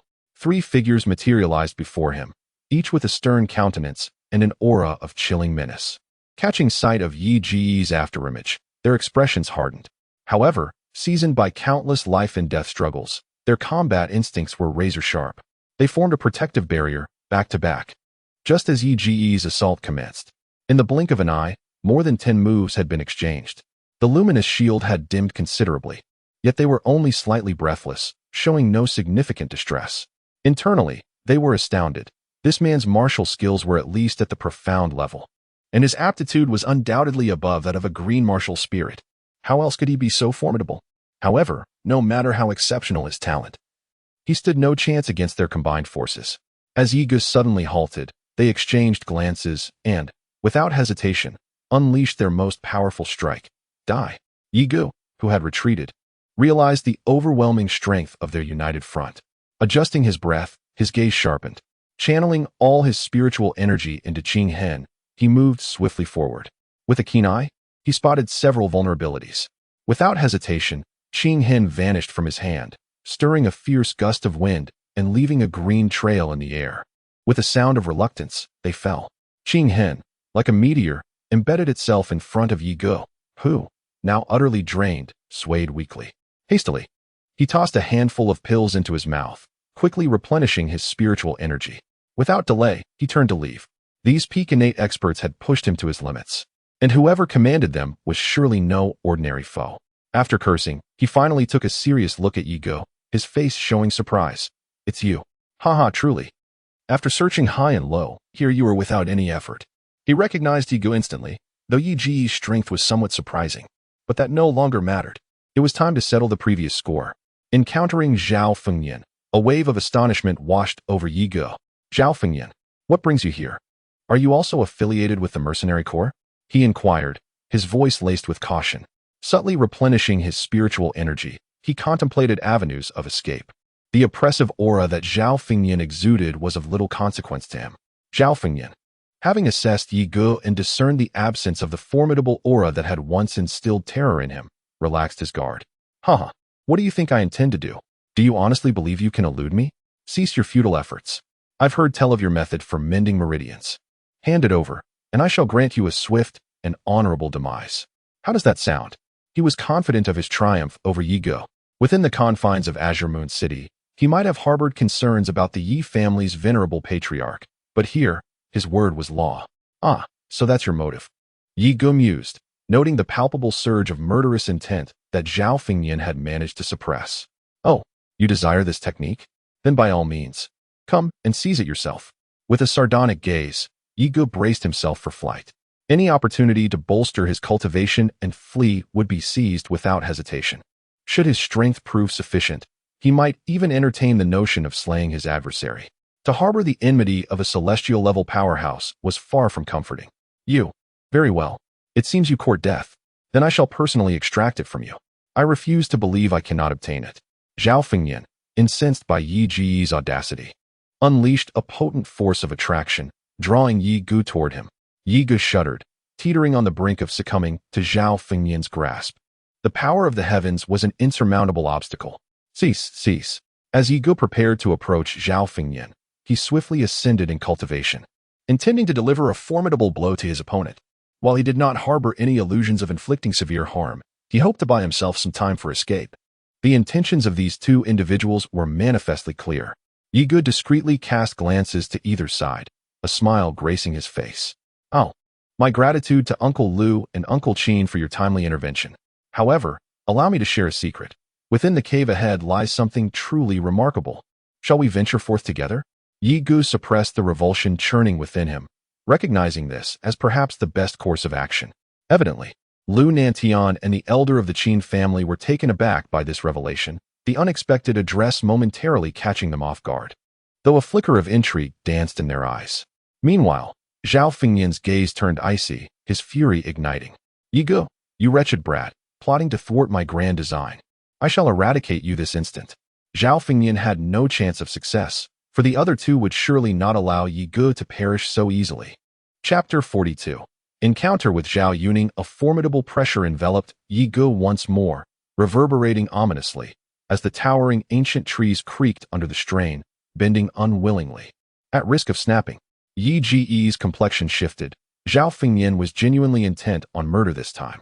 His initial strike was a powerful maneuver, seeking to harness the forces of nature to crush Yi Gu. Lu Nantian and the elder of the Qin family scoffed coldly. Did Zhao Fengyan truly believe he could take a life in their presence, as if they were mere bystanders? If Yi Gu were of no use to them, then his demise would be inconsequential. He was merely a trivial figure of innate talent, yet he possessed something they coveted. Though unaware of the secrets that Yi Gu spoke of, he must not perish before obtaining their consent. The relentless pursuit stemmed from the fact that countless onlookers were present, alongside several formidable beings observing with keen interest.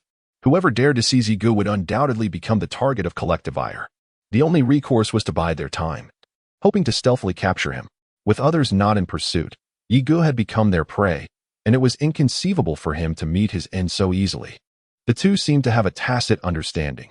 As Zhao Fengyan made his move, an invisible wave of energy surged around him, propelling towards Zhao Fengyan.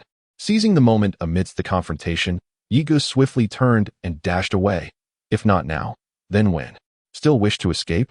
The trio exclaimed in unison, their oppressive force converging upon Yi Gu. Mid-flight, he suddenly halted, rendered immobile, his face contorted in agony. One individual's pressure was already formidable, now, with three forces bearing down upon him, his body trembled violently, flesh beginning to tear, blood staining his form, rendering him a grotesque sight. Yet, the trio paid no heed to Yi Ji's plight. Rather, it was preferable. Where could he possibly flee? As long as he remained alive, they would deal with the current predicament before turning their attention to him. Observing Yi Ji's condition, Zhao Fengyan's heart flickered with a chilling sense of satisfaction. Did they truly believe that these two had come to aid Yi Gu? In truth, they had merely arrived to hunt him down. The delay in their action suggested they were contemplating some hidden secret to be unraveled. If they possessed so many secrets, they would soon belong to him. Let us join forces. Otherwise, no one shall emerge unscathed. Lu Nantian, with a sudden gravitas, turned his gaze towards Elder Qin, acknowledging the necessity of their alliance, albeit reluctantly. Very well, Elder Qin concurred, sharing the sentiment. So, you intend to join forces? Do you genuinely believe you pose a threat to me? Zhao Fengyan scoffed, his voice laced with derision. Two individuals who have only recently ascended to the celestial realm dare to prance before me, courting their demise. With a deliberate motion, he raised his palms, revealing twin orbs of flame. An oppressive sensation swept over them, the searing heat almost unbearable. Lu Nantian and his companions summoned ethereal shields to withstand the onslaught, simultaneously conjuring their own fiery manifestations, unwilling to be outdone. Flames engulfed the heavens and the earth, desiccating the robust trees, which were swiftly consumed, reduced to ashes in mere moments. Zhao Fengyan paused, momentarily taken aback by their mastery of fire-based martial arts. A sardonic smile then crept across his face. Since that is the case, let us ascertain whose flames reign supreme. The ensuing clash resonated with deafening booms, causing the very ground to buckle and tremble. The battle raged from the earth to the skies, with no immediate victor in sight. Meanwhile, Yi Gu, whose form had been contorted by the immense pressure, gradually regained his composure. Even the lacerations that had marred his flesh began to heal at an astonishing rate. Initially, the yin-yang Pisces sought to absorb the oppressive force enveloping him, yet he staunchly restrained them, reiterating his commands until they reluctantly acquiesced. Yi Gu realized that the yin-yang Pisces possessed a sentience of their own, yet they regarded his words with disdain, their demeanor reflecting their scorn. Ultimately, he could only assert that he would rather forego cultivation altogether, even if it meant having his power completely drained, to finally quell its agitation. Neither side would permit the other to undermine their objectives. A confrontation would inevitably ensue, precluding any consideration for his predicament, thus affording him an opportunity to escape. This was the opportune moment. Yi Gu dared not tarry. Zhao Fengyan, since you are engaged in conflict, I shall avail myself of the occasion to discover what treasures lie within your domain. Confound it. What is your purpose? At a moment when your assistance is paramount, you fail to act. Yi Gu was pressed for time, yet the yin-yang fish appeared to be recalcitrant, remaining immobile. This engendered both anxiety and a surge of indignation within him. If you refuse to aid me, then depart from my body. I have no need of your presence. Should I come to harm, you shall not fare well either. He issued a vehement admonition, cognizant of the dwindling time. The yin-yang fish emitted a subtle tremor, indicative of its displeasure, but ultimately acquiesced, generating an invisible suction force that instantly dissipated the oppressive aura surrounding Yi Gu. He, feeling an immediate release, did not hesitate. He advanced with alacrity, leaving behind a fleeting afterimage. Moments after Yi Ji's departure, the combatants locked in their ethereal struggle were taken aback, both sensing his absence. They were perplexed as to how a mere Sciention cultivator could breach the combined celestial coercion they had exerted. Had there been an external rescue, they would have undoubtedly detected it. If there were a being of superior power, they would not have been spared. In their astonishment, their spiritual energy faltered, resulting in significant repercussions. With a series of sickening coughs, blood splattered, leaving the trio ashen-faced. Their mutual fury was palpable. Abandoning their struggle, they descended, desperate to secure Yi Ji's escape, recognizing him as their linchpin. Their brutal conflict would be rendered futile without him, and none possessed the certainty to subdue their adversaries.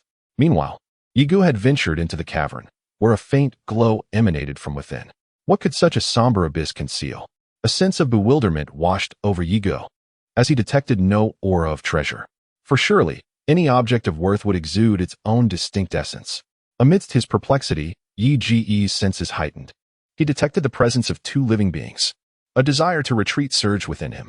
With 3 celestial-level combatants outside and 2 more guardians within, escape seemed impossible, especially if Zhao Fengyan and the others realized he could nullify their oppressive force. They would not repeat their mistake. Yet, something was amiss. These were not the auras of formidable warriors. Yi Gu reasoned that if 2 more individuals were present, even one assisting would have granted Zhao Fengyan an easy victory over Lu Nantian and his companions. Furthermore, the auras of these 2 individuals did not resemble those of martial artists, as if their cultivation had been suppressed. After a moment of contemplation, Yi Gu resolved to investigate. "What are you doing here?" he exclaimed, his voice laced with surprise, followed by an icy demeanor and murderous intent in his eyes. He had not anticipated encountering Zhao family patriarch and Zhao Yuning. These 2 were the bane of the Yi family, the cause of their demise at the hands of those formidable warriors. Particularly recalling Zhao Yuning's actions that ruined his future.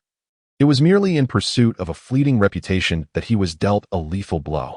Their enmity ignited a palpable intensity. Meanwhile, the head of the Zhao family lay bound and gagged, his cultivation entirely sealed, reduced to a mere mortal. Zhao Yuning fared slightly better, yet remained immobilized, her own powers similarly restrained. Upon witnessing Yi Ji's arrival, the head of the Zhao family desperately shook his body, clearly seeking salvation. However, Yi Gu was enveloped in a murderous intent, yearning to flay them alive. The prospect of rescuing them was utterly foreign to him. Though he was tempted to eliminate the 2, his brow furrowed in contemplation. The absence of the formidable aura of a celestial-level combatant outside indicated that they had come specifically for him. Yi Gu felt a twinge of reluctance, perplexed as to why these 2 placed such significance on this location. Chapter 43. The Secrets of the Zhao Family in a Heartbeat. The aura of a pseudo-celestial permeated the cave entrance. Zhao Fengnian's expression shifted dramatically, abandoning any concern for Lu Nantian and the others. The unmistakable presence of Yi Gu was all too familiar to him. The fact that Yi Gu had ascended to a pseudo-celestial level was astonishing. But escaping from his grasp was utterly inconceivable. Moreover, two familiar auras heightened his anxiety. If those two managed to flee, his plans would be irrevocably thwarted. Such an occurrence was absolutely intolerable.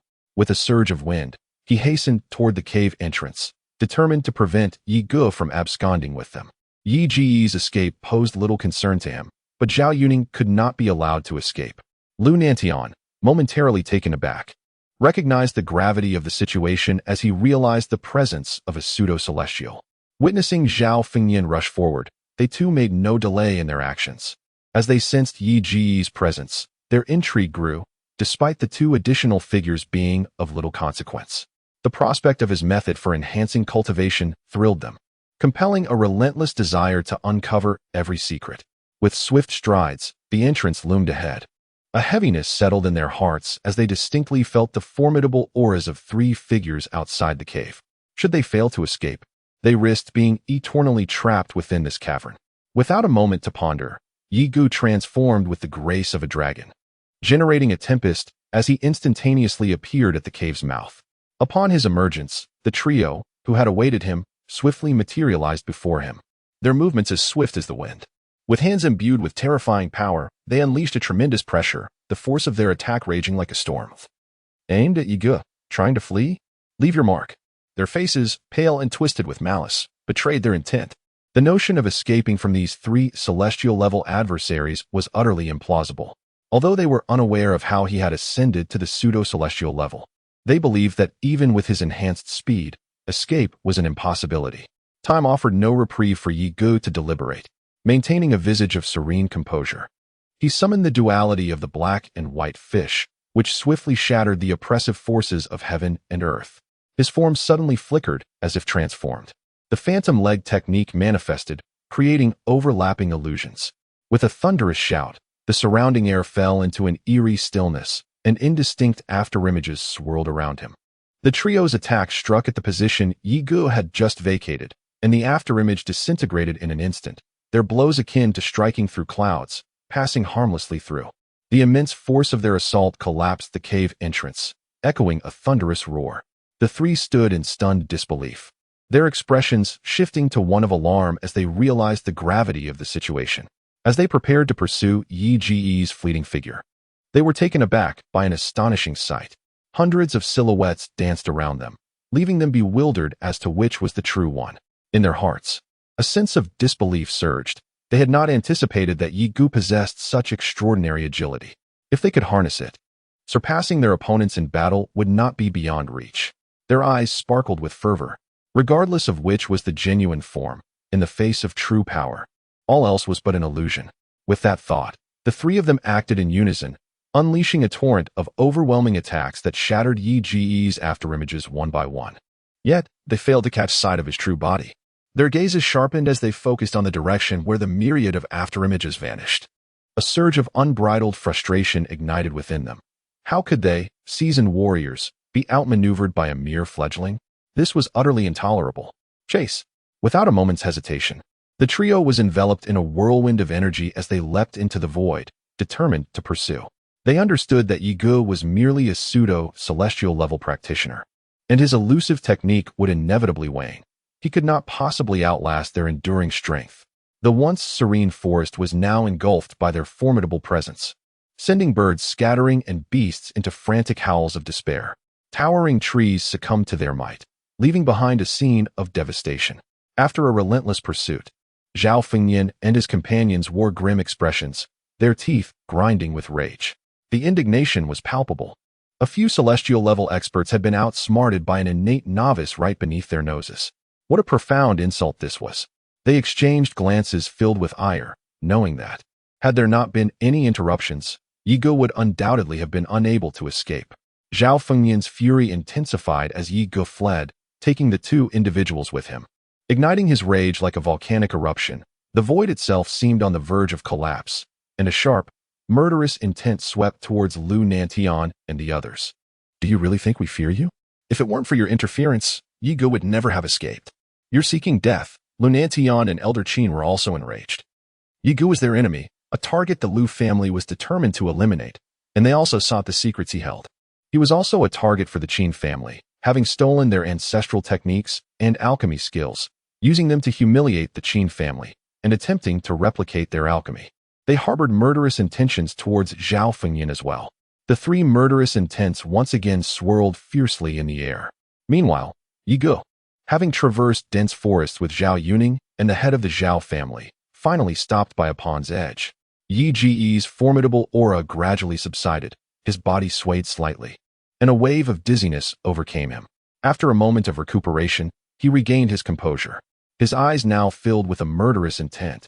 Yi Ge tore the cloth gag from the Zhao family head's mouth. Speak. Why did you harm my Yi family, leading to its annihilation? His eyes slightly reddened. His breathing became heavy, and the cold, murderous intent nearly suffocated the struggling Zhao family head. Upon hearing Yi Ge's claim that the Yi family had been annihilated, he was momentarily stunned. How could that be? The Yi family had a powerhouse comparable to a king. How could they be annihilated? Who could possess such capability? No, it can't be. You say the Yi family was annihilated. How is that possible? The Zhao family head was utterly astonished, his face a mask of disbelief. What has the Yi family done to offend someone? It seems rather unjustifiable. The individuals who besieged the Yi family did not suffer any fatalities at their hands. They merely received some compensation. Surely, this would not incite such fury as to seek the annihilation of a family with royal lineage. Such an endeavor would require more than just a couple of instigators, and even then, success is not guaranteed. As long as the royal remains unscathed, one must anticipate that he will eventually target your kin, leading to inevitable repercussions. Yi Ge's expression was momentarily one of disbelief, his faith wavering, though the murderous intent within him had significantly diminished.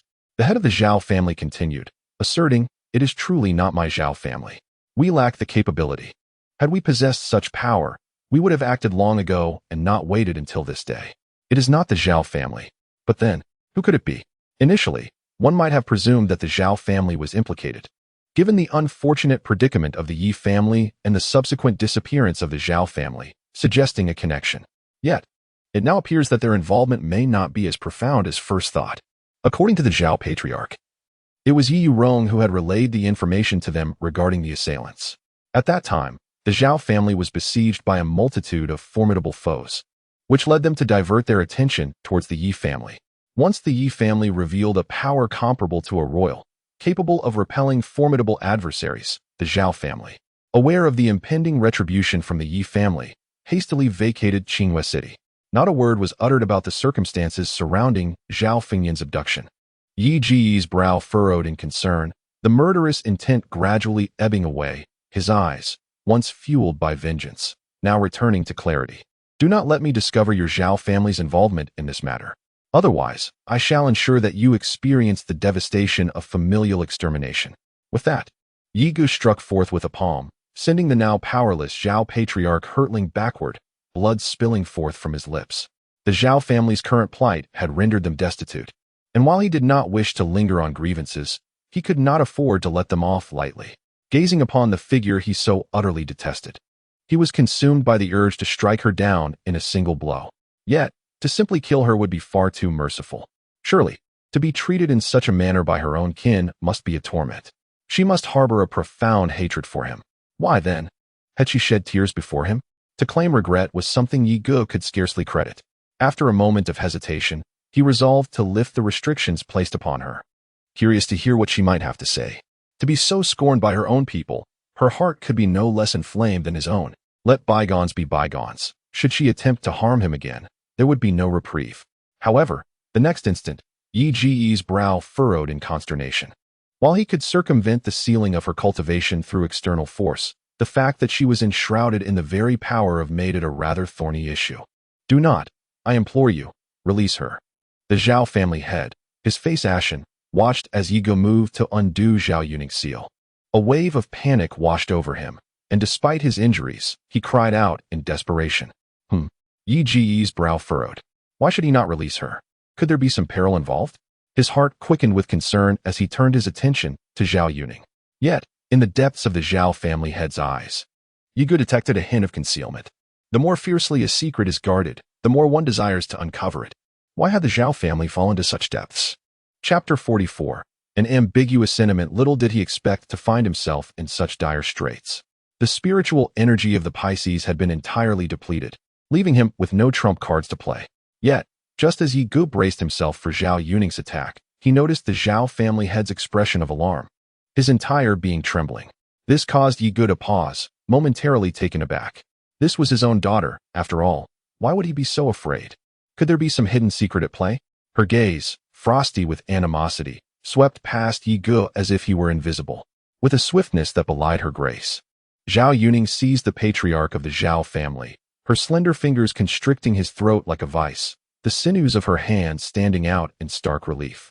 The patriarch's frame convulsed, his face contorted in agony, and tears traced paths down his cheeks. Gasping for air, he futilely clawed at Zhao Yuning's unyielding grip. Ending her. Please, hear me. I won't listen. I won't listen. I'll kill you, you monster. Zhao Yuning's voice, shrill and piercing, seemed to tear at the very air. Her countenance twisted into a mask of fury as she tightened her hold, threatening to sever the patriarch's neck. Ye Gu frowned, perplexed by the internecine strife that had consumed the family. Each party seemed implacable, unwilling to grant quarter. He surmised that Zhao Fengyan, anticipating Zhao Yuning's actions, had sought to ensure his continued confinement. Yet, the spectacle of a daughter poised to commit patricide was beyond his comprehension. Whatever his transgressions, he is still your father. Can you truly extinguish his life and find peace? Though he had initially intended to remain aloof from the Zhao family's affairs, the notion of standing idly by while a daughter murdered her father was anathema to his conscience. Zhao Yuning hesitated, her eyes meeting Ye Ji's. The murderous intent that had burned within her flickered, though she did not release her captive. Daughter kill father? Do you have any idea what he wanted me to do? He and my second uncle, that wretched creature, are both fixated on me, intending to use me as a vessel to seize my innate talents. Have they ever considered my feelings? Damn them all. Huh. Zhao Yuning laughed heartily, exerting force as he slammed the head of the Zhao family against a grand tree. With only a breath left, being my father, Zhao Yuning could not bring himself to deliver a fatal blow. After all, he deserved it for failing to surpass his own brother, knowing the dual cultivation furnace method, yet unable to strike against me in advance. Zhao Fengyan, however, struggled with the absence of any technique, left with no means to act, yet he harbored thoughts of offering me to his commander. The two remained locked in this deadlock. The Zhao family has descended to this state. Zhao Yuning trembled, his voice chilling, as though he had succumbed to despair, evoking pity. What? Ye Gu gasped in astonishment. An overwhelming aura of murderous intent surging within him, stark and piercing energy swirling around. Such a person deserves to die. 1,000 deaths would not be excessive. He glanced at Zhao Yuning, then at the pitiful state of the Zhao family head, who was merely clinging to life, before retracting his murderous intent and returning to a state of normalcy. Let us observe how the other party proceeds. Though he yearned to eliminate the Zhao family head, now was not the time to meddle. The thought of his daughter and niece being used as vessels is profoundly cruel. Should he encounter one, he would eliminate them. And should he encounter a pair, he would not show mercy. Yet, how could one harbor such thoughts against Zhao Yuning, who is merely a green martial spirit? It is truly perplexing. Whether to kill you is your decision to make. I have meddled enough. Such a person deserves death. Ye Gu, bearing an air of regret, yet exuding a palpable intent to kill, faced Zhao Yuning, whose eyes rekindled with murderous intent. Her tear-streaked visage simmered with fury, only to gradually succumb to anguish. Enough, after all, he is my father. From this moment forth, we shall owe each other nothing, as if we were mere strangers. A bitter smile graced her lips, yet she appeared utterly drained. Suddenly, a blaze of wrath ignited within her eyes. Zhao Fengyan, I shall surely kill you. With those words, an invisible wave of energy surged forth, scattering countless stones. Ye Gu furrowed his brow, summoning his spiritual energy to shield himself from the impact, instinctively raising his guard. Once she regained her composure, it was certain she would turn her wrath upon him. In tumultuous city, the hatred directed towards him lingered vividly in her memory. Moreover, her current cultivation level was far beyond what he could confront. Noticing Ye Ji's defensive stance, Zhao Yuning suppressed her aura, an unusual expression flickering in her eyes. She parted her lips as if to utter something, yet the words remained unspoken. In their childhood, they shared an unbreakable bond, childhood sweethearts destined for one another. Now, each stood on guard against the other, both struggling to contain their inner turmoil. Today, you assist me. One day, I shall repay you. Zhao Yuning bit her lip, desire palpable in her demeanor. Yi Gu cast a glance her way but uttered no words, turning to depart. However, just as he was about to leave, a ripple of celestial energy surged from the direction they had come. A wave of oppressive force darkened the skies, enveloping the scene in ominous clouds. A thunderous roar echoed, resonating with unmatched authority, as if the heavens themselves were enraged. Yi Gu was taken aback. The mere roar of the beast sent a chill coursing through his heart. What formidable prowess did this creature possess? Beasts, much like humans, are categorized into ranks, ranging from 1 to 9. Yet this roar could only belong to a beast of at least the 5th rank, equivalent to a human sovereign. Could it be that those individuals have provoked such a creature? It was astonishing to encounter such a powerful beast in this vicinity, which was merely the outskirts, where typically only second-tier beasts reside. Clearly, the depths of the forest brimmed with danger. A single misstep could lead one to a gruesome demise within the belly of a beast. Generally, forests harbor beasts of varying ranks. Yet they are often viewed by cultivators as treasure troves filled with countless riches.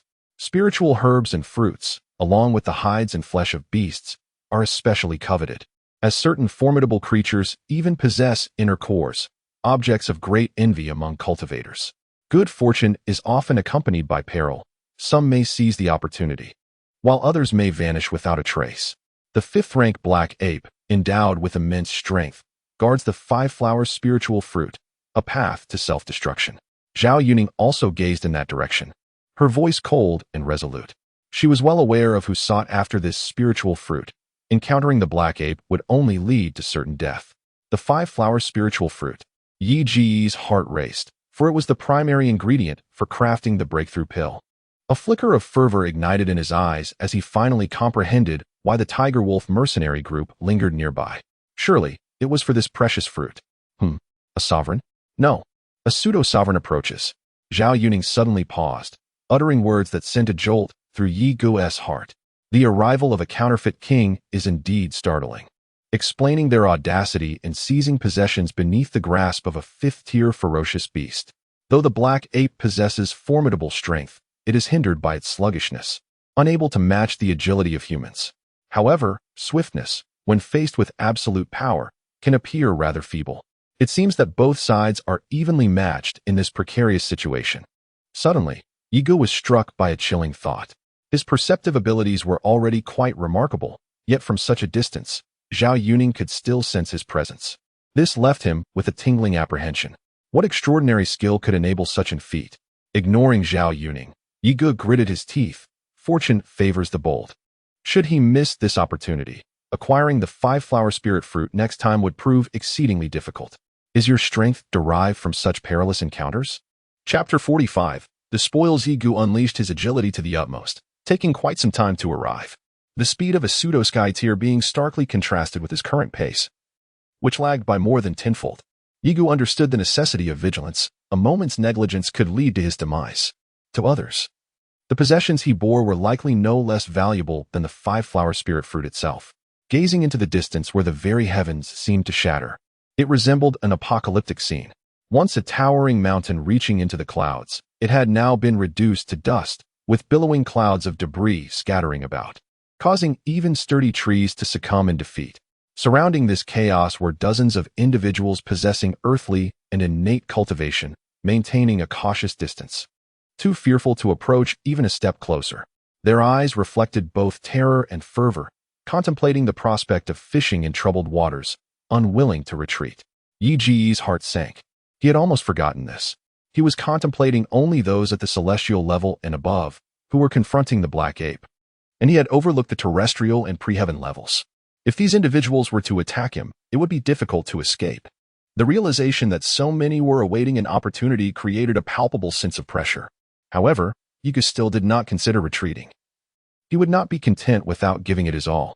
Suddenly, an idea struck Yi Gu, and his face lit up with joy, becoming even more impatient. He retreated far away, knowing that this battle would not conclude swiftly. There was still ample time. He arrived at the site where the Tiger Wolves mercenary group and those from Fire City had pursued him. Yigu could vaguely sense the excited thumping in his heart.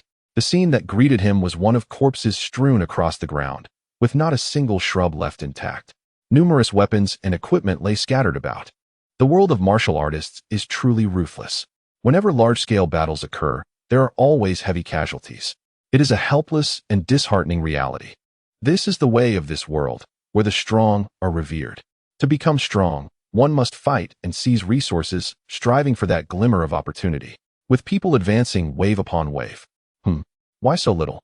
He frowned, sensing that the energy being absorbed by the martial spirit was too meager, almost negligible.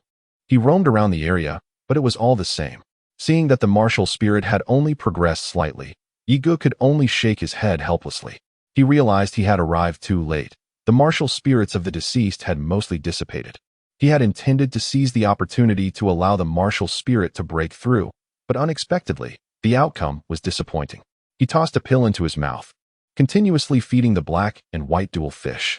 Although it is understood that in a short period, it is impossible for the Pisces to condense spiritual energy that can instantaneously elevate his cultivation, one must not overlook the situation.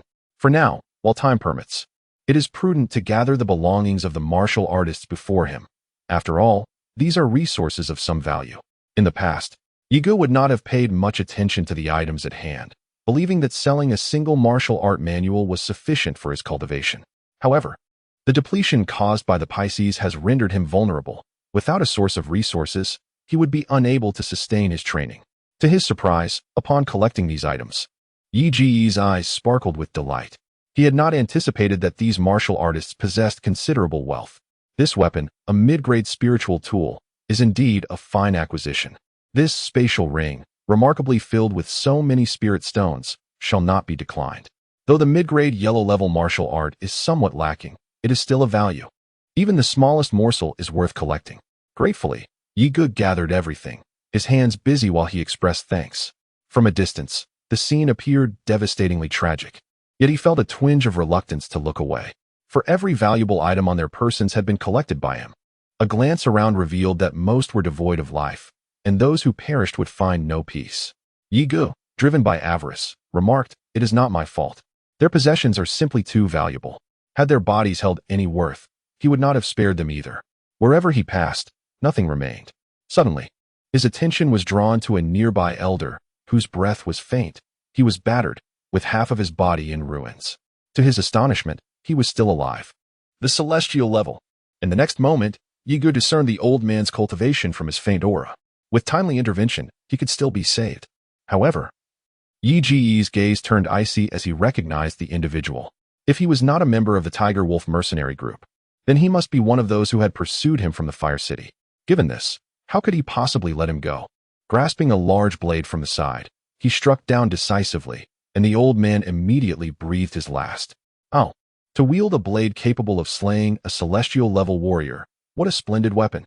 He claimed it as his own. A wave of satisfaction washed over Yigu as he quickly stripped the old man of his possessions. The resources on a celestial-level warrior were remarkably abundant, bringing him immense joy, nearly rivaling the resources he had accumulated over a lengthy period. Suddenly, a crisp sound echoed, and Yigu paused in surprise, only to feel a surge of delight within. Unexpectedly, his martial spirit had broken through at that moment. He had thought that the absence of martial spirit energy would hinder any progress, but it appeared that the essence from this celestial-level warrior's spirit had facilitated his own breakthrough. In his eagerness to gather resources, he had nearly forgotten this crucial development. He sensed that the rate of absorbing spiritual energy had significantly accelerated. Even the spiritual energy itself had become somewhat more refined. Now, even his green martial spirit could not compare to the refinement of his spiritual energy, prompting a smile to grace Yi's lips. He had now ascended to an orange martial spirit, enhancing his innate abilities. His confidence in the future surged. To his enemies, he thought, "Tremble in fear while you can." For once his martial spirit ascended and his cultivation improved, there would be nowhere for you to hide. Once more, Yigu transformed into a gust of wind, swiftly collecting the resources. "Yigu, is that you? How is it that you have not fled?" A sudden exclamation was followed by jubilant voices emanating from behind Yigu. Startled, Yi Gu wondered who else was approaching. Weren't they all waiting nearby to seize the opportunity? Collecting these treasures was already an extraordinary fortune for them. However, upon arrival, they were momentarily taken aback, disbelief etched on their faces as they surveyed the scene before them. It was so immaculate that it stirred their frustration. Who had acted first? Not even a single drop of soup had been left for them. As they noticed Yi Gu in the distance gathering items, their eyes ignited with fervor. How splendid! Not only did he possess the alchemical prowess of a pill king, but he was also aiding in the collection of treasures, sparing them considerable trouble. Did they wish to rob him? Yi Gu smiled, tucking away a particularly impressive artifact. He brandished his hands, adorned with resplendent spatial rings that shimmered so brightly they could dazzle the eye. The 10 individuals could not suppress their salivation, their gazes ablaze with desire. Yi Gu, it would be wise to toss over your spatial rings and surrender the Pill King's alchemical techniques. We might consider sparing your life. One of them could no longer contain himself. Indeed, failure to comply will leave us with no choice but to act unfavorably. With menacing threats, they encircled Yi Gu, their weapons glinting ominously. Should he resist their commands, it would surely result in his demise beneath their blades. In the past, Yi Gu might have felt apprehensive towards such a group, but now, having broken through to the martial spirit realm and refined his spiritual energy, he regarded them with utter indifference. To whom should I surrender, then? Yi Gu replied with a playful smile, continuing to flaunt the 10 spatial rings in his hands. The 10 individuals were momentarily taken aback, exchanging glances that now bore a hint of wariness, tinged with murderous intent, each yearning to possess the treasure alone. Yi Gu chuckled, noting that even before seizing the prize, they had begun to eye each other with suspicion. It was a stark reminder that in the realm of cultivation, one must remain vigilant. With a swift motion, he vanished in a gust of refreshing wind, leaving behind only a fleeting azure streak. He had no desire to claim the possessions of these individuals, believing it only fair to leave some remnants for others. The 10, who had been fixated on Yi Gu just moments prior, were now startled by his sudden disappearance, their urgency to locate him palpable. He must not escape. Yet, as they attempted to move, their eyes widened in disbelief before they collapsed, lifeless. Having taken a few steps away, Yi Ji's expression grew grave as he began to consume handfuls of medicinal pills, hoping that the black and white dual fish would not be overly greedy and would leave him a modicum of spiritual energy. A figure approached him, emanating a chilling aura. Chapter 46. Battlefield Level 1. The surging spiritual energy was absorbed by the black and white dual fish, leaving Yi Gu with a mere fraction. This infuriated him, yet he felt utterly powerless. He propelled himself backward, stirring up a cloud of dust. Yi Gu mused, what a curious twist of fate, a loss here, yet a gain there. He had intended merely to collect a few items left behind by the deceased, dismissing the thought of the 5-colored spirit fruit.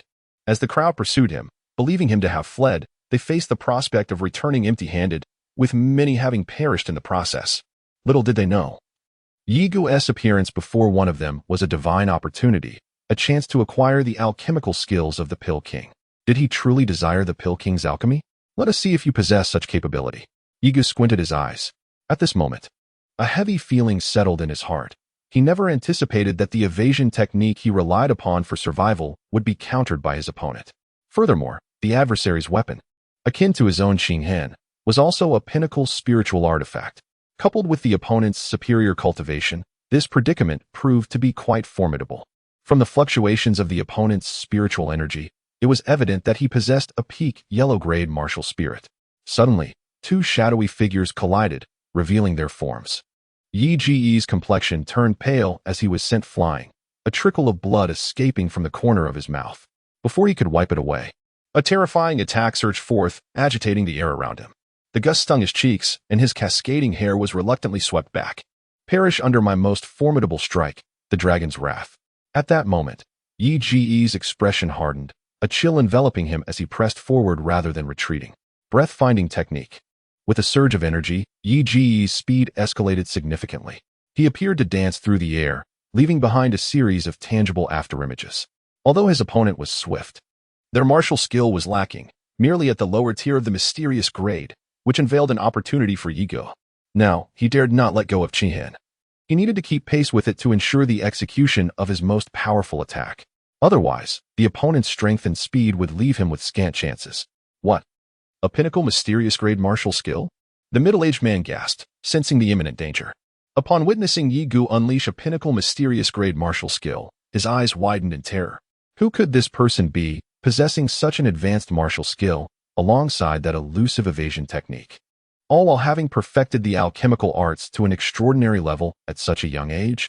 Now is not the juncture for such contemplations. Instead, he must transmute aggression into defense, daring not to be negligent in the slightest. A Xian-grade pinnacle martial technique often harbors bizarre and formidable killing moves, against which he must guard. A moment's carelessness could lead to his demise. Yet, he could find not a single opening to exploit. He mused that his opponent had been reluctant to unleash this move earlier, likely saving it for him. However, once he weathered this particular attack, victory would be his. The middle-aged elder was inwardly ecstatic, yet his hands moved with unslackened speed. The reaction time of a D-grade cultivator was exceedingly formidable, augmented by his inherent strength. Yi Ji's numerous attacks were all futile, each one accurately and impeccably parried. Yi Gu pressed his assault, daring not to cease. But his spiritual energy was simply no match for a D-grade cultivation base. He grew inwardly anxious. The black and white twin fish remained as inert as corpses, showing no sign of life. Within his spatial ring, the myriad dragon cauldron seemed to serve no purpose. He searched through it, finding only useless trinkets. If there were no other recourse, he would simply await his death. But then he suddenly recalled the god extinguisher residing within his heart. He instinctively attempted to communicate with it, hoping for a pleasant surprise. Instead of a surprise, he received indignation, for the god extinguisher completely ignored him, infuriating Yi Gu. Each entity within his body acted as if it were the master. At least the black and white twin fish consumed much, but occasionally offered assistance. Yet the god extinguisher, since its arrival, had remained motionless, ceaselessly absorbing his blood. Had he not regularly consumed items to replenish his vitality, he would have been unable to sustain it. It was becoming increasingly excessive, demanding more and more blood. One day, the vitality will cease to flow, and he shall be drained to death, leaving me utterly powerless. You scoundrel, if you do not lend a hand, I shall perish.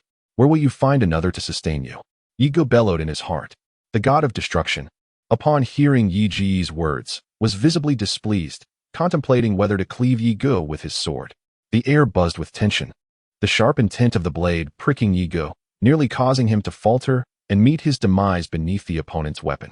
He was about to unleash another tirade. But as the sword intent manifested, the middle-aged man's face turned to one of alarm, his sword faltering in his grasp. An expression of incredulity replaced his dissatisfaction. What manner of profoundness is this, that it evokes a sensation akin to traversing the path of death? The essence flickered and vanished, and the middle-aged man realized it was not directed at him. Yet, in the next moment, dread seized him. This brief pause plunged his heart into an abyss, dragging him to the depths as he shouted in defiance, "No! Such a fleeting moment is already sufficient." Seizing the opportunity presented by his opponent's hesitation, Yi Ji's azure mark had already traversed the man's throat, leaving a delicate trace, while rivulets of blood began to flow, culminating in a violent splatter. The middle-aged man, spitting blood, fell to the ground, consumed by his own frustration. After this battle, Yi Gu was nearly depleted of energy. Fortunately, with the god of destruction's assistance, he had narrowly escaped peril this time.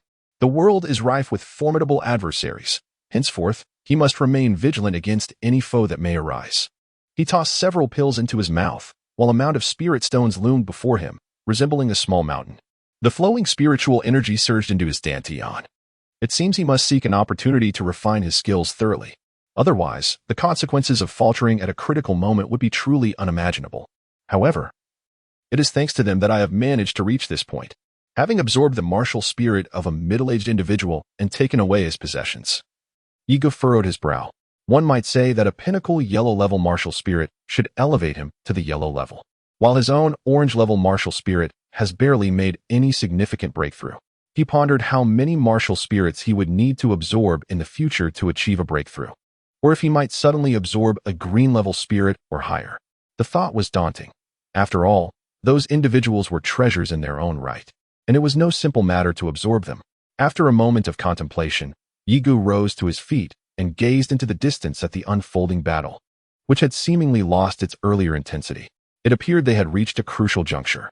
Chapter 47. Seizing food from the tiger's mouth from afar. A group of formidable warriors appeared battered, Their armor shattered in numerous places, yet their oppressive aura remained undiminished, the stains of blood rendering them quite disheveled. Only 2 individuals hovered in the air, their weapons emanating a chilling resonance that sent shivers down one's spine, extending over 3 feet. Although they too had expended considerable energy, their faces slightly pale, they remained formidable and resolute in their fighting spirit. 2 pseudo-kings. Yigo's eyes suddenly narrowed, his heart growing heavy with concern. He had initially thought there was but 1 pseudo-king. Now, there were 2. No wonder they dared to target the black ape. It seemed they had been well prepared. The black ape, despite being marred by a chaotic array of wounds, some deep enough to expose bone and bleeding profusely, still emanated a powerful kingly aura that quickened one's heart. Encircled by a multitude, it roared in unyielding fury, its vigor seemingly undiminished, scattering a myriad of fallen leaves with each bellow. Beneath its massive paw, a celestial being was reduced to a gory pulp, a gruesome tableau upon the earth. Amidst the chaos stood a solitary sapling, its barren branches adorned with 9 crimson fruits. Their vibrant hue and palpable aura of spiritual energy betraying their identity, the coveted 5-blossom fruits, though the surroundings lay in ruins. A desolate wasteland of collapsed earth and yawning chasms, the small patch of ground beneath the 5-blossom fruits remained miraculously unscathed, an oasis amidst the devastation. As the fruits neared their ripened perfection, the impending scramble for possession promised to be even more ferocious, the air thick with the specter of bloodshed. Eyes fixated upon the 5-blossom fruits, a feverish crimson glint consumed the onlookers. The very fabric of space around them began to buckle and tear, unable to withstand the oppressive weight of their combined auras. The black ape, its senses heightened with apprehension, cast a wary gaze upon the encroaching humans, their avarice threatening to wrest away the prize it had guarded for half a century. Its massive eyes blazed with primal fury. Black ape, a voice boomed, resonant with the authority of a pseudo-king, cede 2 fruits to us, and the remaining 7 shall be ours. Should we remain intransigent, none shall reap the rewards. A reluctant concession, born of necessity. A newly ascended level 5 black ape, if provoked to desperation, could extract a heavy toll. 2 fruits. A collective murmur of discontent rippled through the crowd, yet they remained powerless to alter the arrangement, resigned to accept the terms. Reaching the formidable 5th level, the black ape exudes a terrifying power. Despite the multitude gathered, it managed to crush 1 individual, leaving a chilling sensation in the hearts of the onlookers. The beast's eyes glimmered with a fierce light, betraying no intention of yielding, while an invisible wave of energy threatened to destabilize those present. With a thunderous roar directed at the void, the black ape unleashed a ripple of intangible force that spread outward. Echoes of rage reverberated from the depths of the dense forest. Suddenly, with a slight tremor, the 5-flower spirit fruit transformed into a deep crimson hue, unmistakably ripe. An ominous realization dawned. The beast was summoning others of its kind. Quickly, let's unite our efforts to slay it, and seize the opportunity to snatch the 5-flower spirit fruit. The black ape's roar sent a wave of panic across the crowd. Should they be encircled by a horde of beasts, their only fate would be flight or a grisly demise within the predator's jaws. Time was of the essence. They must either vanquish the black ape or find a chance to seize the precious fruit before retreating. Both paths appeared exceedingly treacherous. Slaying a 5th-level beast was no trivial task, nor was snatching the prize from its grasp. Yet, the thought of not taking the risk left them unwilling to concede. The path of cultivators has always been fraught with peril. Humanity and the black ape clashed once more, each party unleashing their full might in an attempt to obliterate the other. However, such an outcome was elusive, as powerful energy waves surged through the air. Remarkably, the 5-flower spirit fruit remained untouched amidst the chaos, shielded from any harmful energy. Meanwhile, Yigo had already made his discreet exit.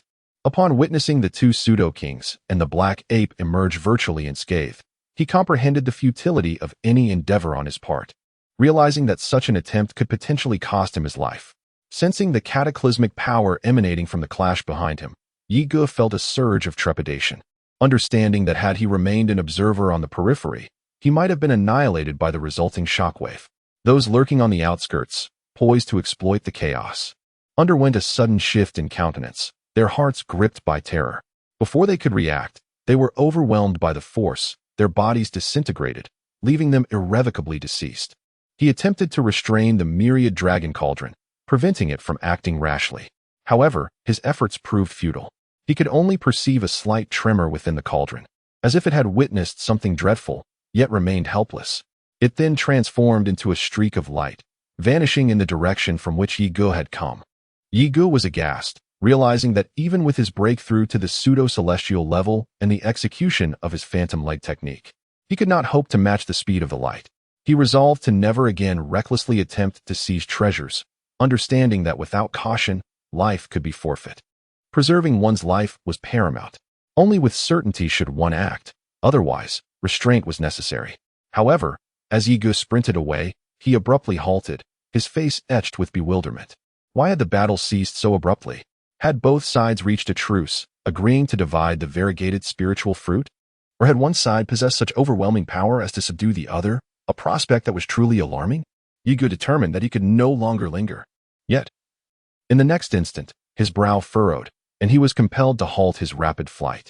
"Young fish, what is your intention?" Yi Ge muttered inwardly. At this juncture, the black and white Pisces were spinning fervently, exuding an air of palpable mirth, which left Yi Ge utterly perplexed. He wondered if they had perhaps overindulged, though he couldn't quite fathom what auspicious event might have triggered such elation. As a normal reaction, he'd toss elixirs into his mouth, which would then be converted into sustenance for the Pisces. He pondered why such agitation had never occurred before, unless some extraordinary element had materialized. Subsequently, just as Yi Ge was grappling with the situation, he was suddenly taken aback. The myriad dragon's cauldron, having made a return, materialized as a streak of light, its age-old aura gently permeating the surroundings. Glimmers of golden spiritual energy emanated from it, faint yet impossible to ignore. Yi Ge sensed that with but a slight tremor, it could effortlessly obliterate him. To his astonishment, the myriad dragon's cauldron circled him twice in a display of obsequiousness. Abruptly, the black and white Pisces within his dantian quivered, emanating an aura of supreme authority, like a sovereign. Instantly, the myriad dragon's cauldron obediently ceased its movements. With a subtle tremor of its form, it ejected a series of crimson specks toward Yi Ge.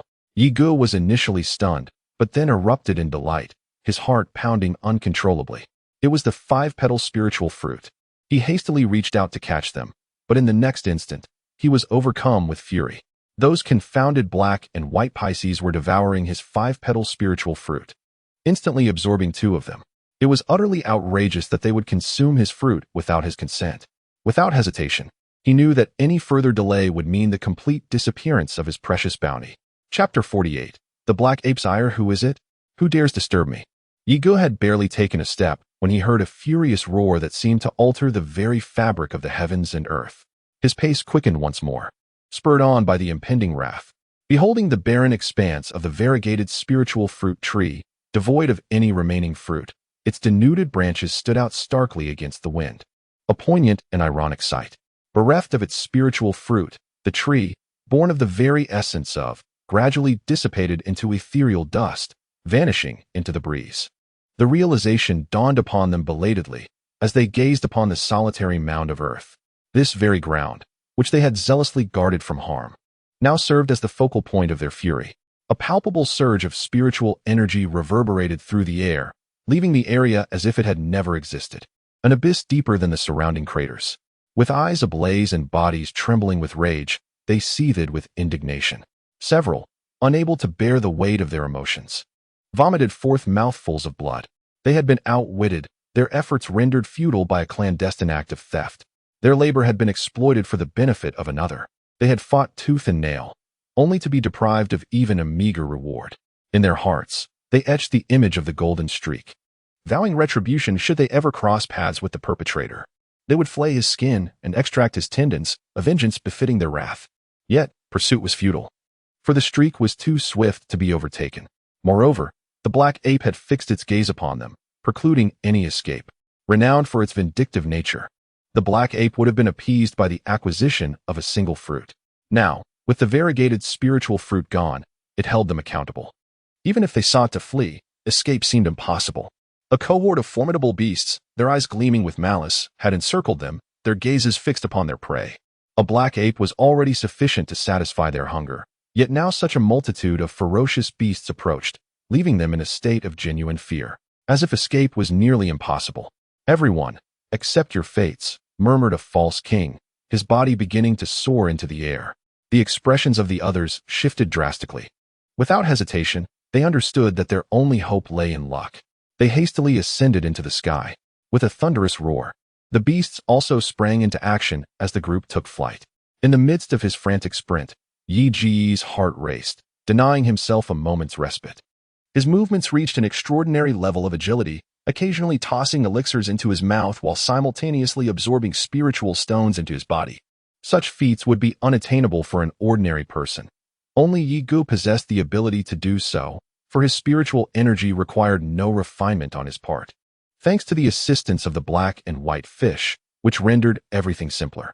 Though he encountered a minor complication along the way, as the black and white fish became increasingly restless, Yi Gu was compelled to offer it a 5-flower spirit fruit.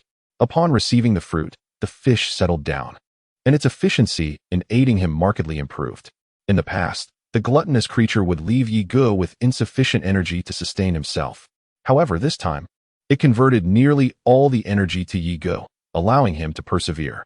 As they emerged from the dense forest, the sky had turned dark. Only when he sensed no pursuers behind him did he finally exhale in relief, his once anxious heart now at peace. Simultaneously, a wave of exhilaration washed over him. He could hardly believe he had actually obtained the 5-flower spirit fruit. However, his anger flared up again as he realized that the black and white fish had snatched 4. The Godslayer had taken 2, and the dragon cauldron had claimed 1, leaving him with only 2. The dilemma of whether to surrender more to the black and white fish was unimaginable. Reflecting on the unexpected acquisition and the overwhelming power of the black and white fish, he felt helpless and resigned. After days of tension, he finally found a moment to relax upon spotting an inn not far ahead. Deciding to rest for the night before continuing his journey, the inn was bustling with people dining and chatting, discussing various topics. Whether a nouveau riche or a ruthless individual who killed for treasure, one should not flaunt wealth without the means to protect it. Many cast covetous glances, contemplating robbery if the opportunity arose. However, they restrained themselves, recognizing the young man's formidable presence and the inappropriateness of the setting for such actions. Yet, they were no strangers to dealing with stronger opponents, having dispatched many in the past. Ignoring the crowd's intentions, Yi Gu was approached by a waiter. "Sir, welcome. Are you here to dine or stay the night?" "Both. Is this enough for one night?" Yi Gu casually tossed a medium-grade spirit stone from one of his spatial rings. The waiter's eyes gleamed with greed. "More than enough, sir. Please, follow me upstairs to the finest room we have." A medium-grade spirit stone, not to mention sustaining oneself for a single night, would suffice for a feast lasting 10 days without concern. Yi Gu nodded and followed suit. Meanwhile, the others, seemingly engrossed in their libations and idle chatter, were keenly observant of every movement Yi Gu made. Witnessing Yi Ji's casual display of a medium-grade spirit stone, their hearts raced, and their eyes began to glimmer with a barely concealed fervor, nearly overwhelmed by their elation. This was indeed a prime target, without a doubt. They were determined to seize him. After this heist, their worries would vanish. Many exchanged glances that conveyed their mutual resolve, rising from their tables in unison. Upon entering his chamber, Yi Gu began to organize the contents of his spatial ring, hoping to uncover some valuable items. In the end, disappointment washed over him, as the majority were of little use to him, more suitable for sale in the divine martial dynasty. The surplus spatial rings, which he initially intended to discard, he reconsidered and decided to keep, recognizing their worth in spirit stones. Having arranged everything, Yi Gu planned to rest for the night. Establishing an inn in this location required a certain level of capability, thus he felt secure against any potential threats. Should anyone attempt to confront him, as a cultivator, he would be quick to respond. If an adversary proved too formidable, he knew that even a lack of rest would not guarantee escape, so he dismissed such thoughts. As for the group of adventurers below, their greedy glances did not escape his notice, yet he regarded them as mere buffoons, unworthy of his concern. "How dare you devour my possessions? Return them at once." Yi Gu, who was about to retire for the evening, was suddenly incensed. The myriad dragon's cauldron had consumed all of his collected armor, weaponry, and even his spatial rings. Yi Gu was understandably furious, as he had painstakingly acquired these items to exchange for spirit stones, only to find himself utterly destitute. Aside from his elixirs, medicinal herbs, and cultivation techniques, which remained untouched, everything else had been completely emptied. You must regurgitate them." Yigu retrieved the myriad dragon's cauldron and shook it vigorously, as if aware of its transgression. The myriad dragon's cauldron promptly vanished back into the spatial ring, defying all of Yi Ji's efforts to retrieve it. You are also ruthless. Yigu felt an almost irresistible urge to vomit blood. Now, he had yet another glutton to contend with. Chapter 49. Enraged haha. Did you hear that? The little beauty is angry.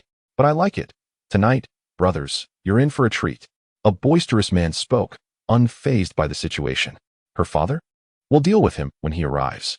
If her father were so formidable, why wouldn't he have assigned her guards? A little girl daring to wander around alone. Now that we've encountered her, we certainly won't let her go. In this desolate place, we haven't even caught a glimpse of a woman, which has left the brothers feeling utterly stifled. If it weren't for earning resources, we'd undoubtedly be enjoying ourselves elsewhere. Haha, big rough. It seems the brothers can finally indulge themselves tonight. Since you captured her, you can have the privilege of inspecting the goods first. Hiki, my little beauty. With a sinister chuckle, a dozen figures loomed, their fingers playfully grazing the delicate features of Huang Yinger. What do you intend to do? Do not touch me. Bound and stripped of her powers, Huang Yinger struggled fiercely, yet her efforts proved futile. Her once graceful visage was marred with filth. As she desperately shook her head in an attempt to evade the repulsive hands of these brutish men, tears welled in her eyes, reflecting a profound despair. She had sought to catch up with Yigu, only to be ambushed along the way. Once determined to marry Yigu at all costs, she now found herself in peril, yearning for his rescue. If not, she would sooner take her own life than allow these vile individuals to defile her. All right, waiter. Bring me a private room and attend to my beauty here, the burly man commanded, preparing to take Huang Yinger upstairs. What? You refuse to move? He sneered, noticing her cowering against a pillar. How could one whose powers were sealed resist his grasp? With a swift motion, he yanked her towards him. No, please. My husband is Yigu. If you dare to lay a finger on me, he will kill you. In her despair, Huang Yinger realized her father and others were unaware of her predicament and would not come to her aid. Now, her only hope rested upon Yigu. Oh, did everyone hear that? She has a husband. This could be even more enjoyable, the burly man remarked with a gleeful smirk, finding amusement in the situation. Yigu? Who is Yigu? Who could possibly know? However, he wore a look of bewilderment, for he beheld a multitude of individuals, including his 10 or so brothers, who were astonishingly staring in his direction. Upon realizing that the source of their astonishment lay behind him, a sudden jolt of alarm surged through him. As he discerned a sword, glinting with a chilling radiance, piercing through his very form, his eyes widening in shock. Aren't you searching for Yigu? Here I am. The icy tone of Yigu echoed like a long-buried intent to kill, instantly enveloping the entire inn. The onlookers felt as if they had stepped into the realm of death. Yigu, not fully assured whether the figure was a familiar one, focused intently and soon recognized Huang Yinger. It was surprising that she had ventured here alone. Woo, Yigu, I am so frightened. If you hadn't appeared, I shudder to think of the consequences. With that, Huang Yinger released her grip and leapt into his embrace, finding solace in his presence. It seemed that as long as Yigu was by her side, she feared nothing, not even the collapse of the heavens. Yigu furrowed his brow. All right. There is no need for alarm now. Let us first resolve the matter at hand. Gently, he guided Huang Yinger to the side. Her tear-streaked face nodded, a hint of blush creeping into her expression. Upon witnessing Yi Ji's emotionless gaze, which was chillingly cold, the rowdy group of brothers, particularly those who had laid hands on Huang Yinger, trembled in fear, collapsing to their knees before him. Brother, we were mistaken. Please, treat us leniently. Yet, at that moment, an oppressive aura descended, sending waves of panic through the crowd, rendering their breaths labored. The surrounding tables began to tremble uncontrollably. Do you presume to act as if nothing transpired after the carnage that befell my inn? A voice tinged with umbrage reverberated through the air as a venerable powerhouse of the pinnacle earth grade descended, his grizzled visage fixed upon Yigu. Slaughtered so many? The assembled throng was perplexed, though they were cognizant that a formidable guardian presided over this establishment, where disturbances were strictly forbidden. Their confusion stemmed from the apparent misrepresentation of the body count. Are you blind? Only one man has been killed. Yet, in the ensuing moment, a wave of astonishment washed over them as the elder's oppressive aura caused the burly man's cohorts to collapse, a crimson tide staining the ground. This is too formidable. Fear mingled with awe as they regarded Yigu. But now, you have incurred the wrath of this inn's overseer. Even with earth-grade strength, It may avail you not. The onlookers retreated, their gazes expectant, eager to witness the unfolding drama while maintaining a safe distance. Yi Ge, at the epicenter of the earth-grade eminence, remained unfazed, causing the elder's brow to furrow in momentary surprise. Observing Yi Ge's defiance in the face of such power, Huang Yinger's countenance betrayed her anxiety. She tugged at Yi Ge's robe and stepped forward, her voice laced with determination. Senior, Yi Ge is blameless. Release him, I implore you. Punish me instead. The thought of Yi Ge's suffering on her account was unbearable. She would rather face death than allow such a fate to befall him. The elder cast a fleeting glance at Huang Yinger, then turned his attention back to Yi Ge. According to the established customs of this place, the instigator of the disturbance shall bear the consequences. Seeing as your actions were provoked, I propose this. Endure one strike from my hand and survive, and the matter shall be considered closed. Do you accept? The elder, with an air of undeniable authority, gradually intensified the gale emanating from his palm, its force escalating to the point where nearby tables were swept away. No, don't. I shall receive this blow, Huang Yinger exclaimed, sensing the impending danger. Yet, how could Yi Ge possibly survive under the elder's assault? Courting death. The elder roared, incensed as Huang Yinger rushed toward him, and he directed a palm strike at her. Startled and enraged, Yi Ge moved with the swiftness of a dragon, his aura suddenly erupting with a power that dwarfed even the elder's oppressive presence. Chapter 50. News of grandfather Yi Ge's voice resonated with icy resolve as a fist imbued with unparalleled might shattered the elder's attack, landing squarely upon his chest. A resounding boom echoed as an invisible shockwave, possessing the power to obliterate all in its path, radiated outwards.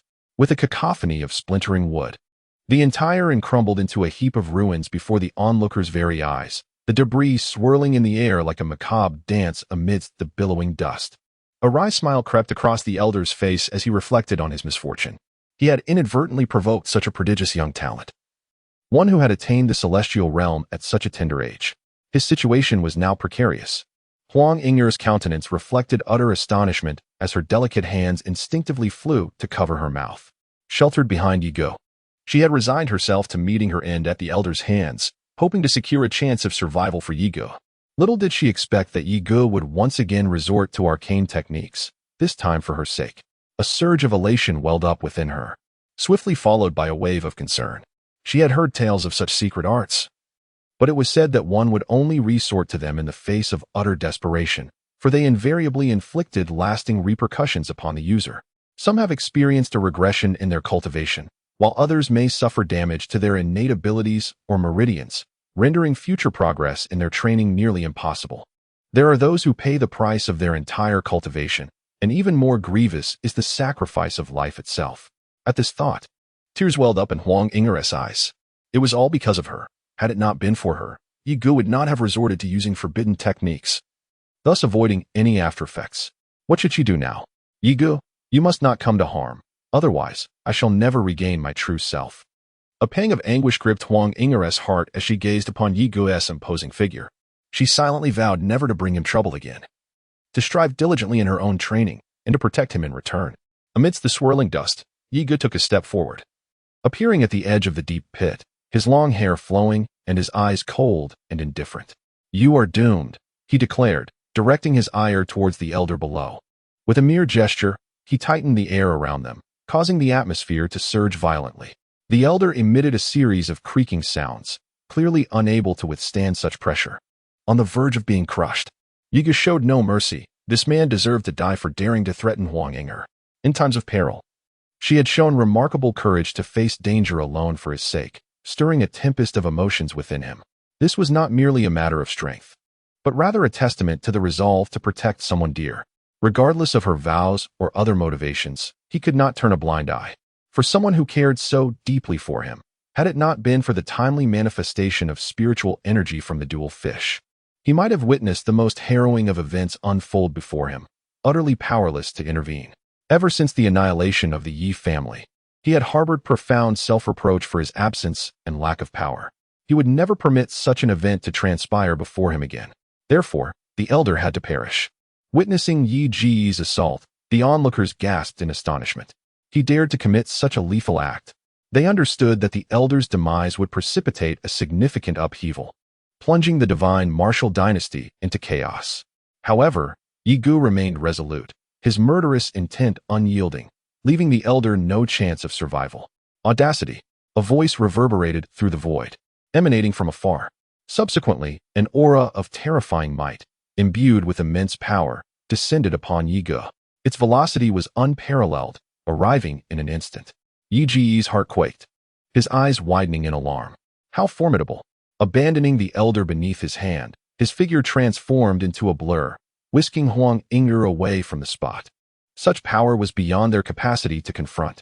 Their sole instinct was to flee. However, by the time they realized it, it was too late. As they attempted to escape, they found themselves immobilized, their lives extinguished in an instant, buried in that very place. With Huang Ying'er in tow, Yi Ji's heart pounded with trepidations. Fearing the pursuit of the powerful figure, not daring to relent for a moment, he had underestimated the situation, unaware that such a formidable protector stood behind the elder. He had narrowly escaped death from that single attack. Fortunately, the black and white twin fish had assisted him. Otherwise, escape would have been exceedingly difficult. Upon a desolate wasteland, Yi Gu abruptly halted, his eyes narrowing into slits, his face etched with tension. 10 meters ahead of him stood a middle-aged man, his back turned towards him. A simple and unadorned knife was sheathed at the waist, and from a distance, an unsettling chill pervaded the air. The individual's cultivation remained utterly inscrutable. What sent shivers down Yi Gu's spine was the realization of how close the stranger was, a proximity that could render him defenseless should an attack occur. How formidable must this person be? Could this individual be linked to the forces behind the old man? Yi Gu. Huang Ying'er wore an anxious expression as well, acutely aware of the unprecedented pressure emanating from the figure before them, who stood there exuding an overwhelming aura. Do not be alarmed. Were I to wish you dead, you would have long since ceased to exist.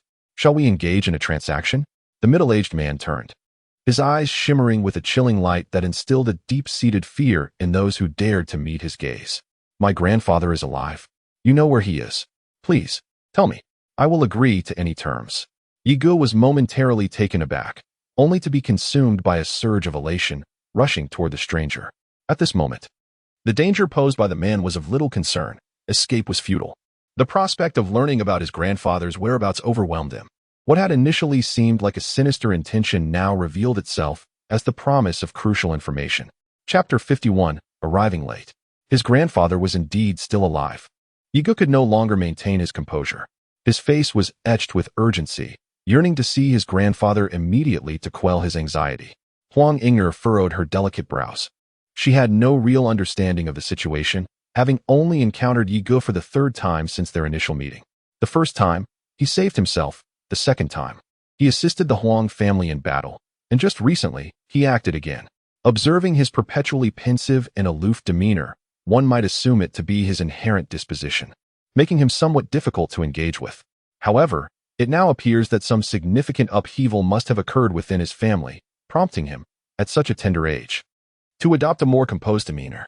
Upon suddenly hearing news of his grandfather, he transformed entirely, his eyes reddening and his body trembling. It was as if a weight had been lifted from him, revealing the exhaustion of his solitary existence. Huang Ying'er felt a pang of sympathy, contemplating whether to offer him comfort. After a moment of hesitation, she refrained from approaching him. Their dealings were perilous. One must not agree too hastily. The middle-aged man did not permit Yi Gu to draw near, exuding a formidable presence that repelled him. With an impassive expression, he regarded Yi Gu, who steadied himself and inhaled deeply to regain composure. Internally astonished, Yi Gu realized that mere aura alone had been sufficient to push him away. This individual was indeed formidable, particularly with that piercing demeanor that suggested an indomitable spirit, as if challenging anyone to oppose him. This stark contrast made Yi Gu acutely aware of the vast gulf between them. Despite currently possessing celestial-level cultivation, he found himself utterly incapable of resistance. How could such a powerful being seek his assistance? Surely, there was nothing beyond his capabilities. Yet now, he was being asked for help, which could not be a trivial matter. However, for the sake of his grandfather, he would fearlessly venture through fire and water. How shall we proceed with this transaction? Yi Gu inquired with a wary tone. The middle-aged man was taken aback by Yi Ji's unexpected candor. He had anticipated further inquiries from his counterpart. To his astonishment, there truly existed someone audacious enough to engage in a transaction with blood-mad excellent. Excellent. Ha ha. Blood Mad let out a hearty laugh, declaring, "Youngster, focus on enhancing your strength. My visit today is merely to inform you that the transaction has yet to commence. Only when you possess sufficient power shall you earn the right to negotiate with me." With that, his figure began to fade and ultimately vanished. Yiga stood there, momentarily stunned. "Show yourself. What has become of my grandfather? You have yet to mention any transaction. Return my grandfather to me." Boom.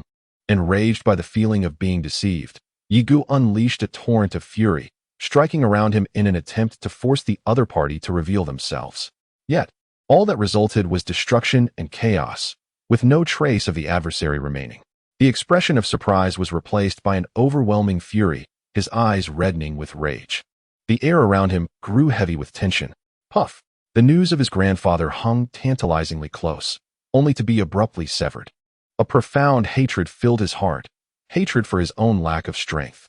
If only he had the power, he could have compelled the other to divulge the truth. Strength, strength. Never before had he yearned for power as he did in that moment. However, the tumult of anger, coupled with the recovery of his cultivation, caught him unprepared, leading to physical harm and a weakening of his breath. "Yigu, Yigu, what has happened to you?" Huang Inger exclaimed in alarm, rushing to embrace him. Her heart aching at the sight of his diminished cultivation and the disappointment etched upon his face. "This is the backlash of the secret arts. Coupled with the recent news of my family, the agony he must endure is unfathomable." "I'm fine. I merely need rest," Yigu spoke softly, tears shimmering in her eyes. "Yigu, do not dwell too much on it. The fact that Blood Knife sought you out for a transaction indicates that your grandfather is likely safe. Furthermore, with his level of cultivation, there is little you can do to assist him right now, is there not? It has been stated that only when your own cultivation is sufficiently strong can you fulfill this transaction, and then you will be able to locate your grandfather. At the very least, you now possess the means to find him, do you not? Moreover, Blood Knife is known for his honesty." Observing Yi Ji's despondent demeanor, Huang Inger felt a surge of anxiety, unsure how to console her, and could only attempt to provide encouragement. Yet, the mere mention of Blood Knife instilled a deep-seated fear within Huang Inger, as if she dared not utter his name. A means? Insufficient strength?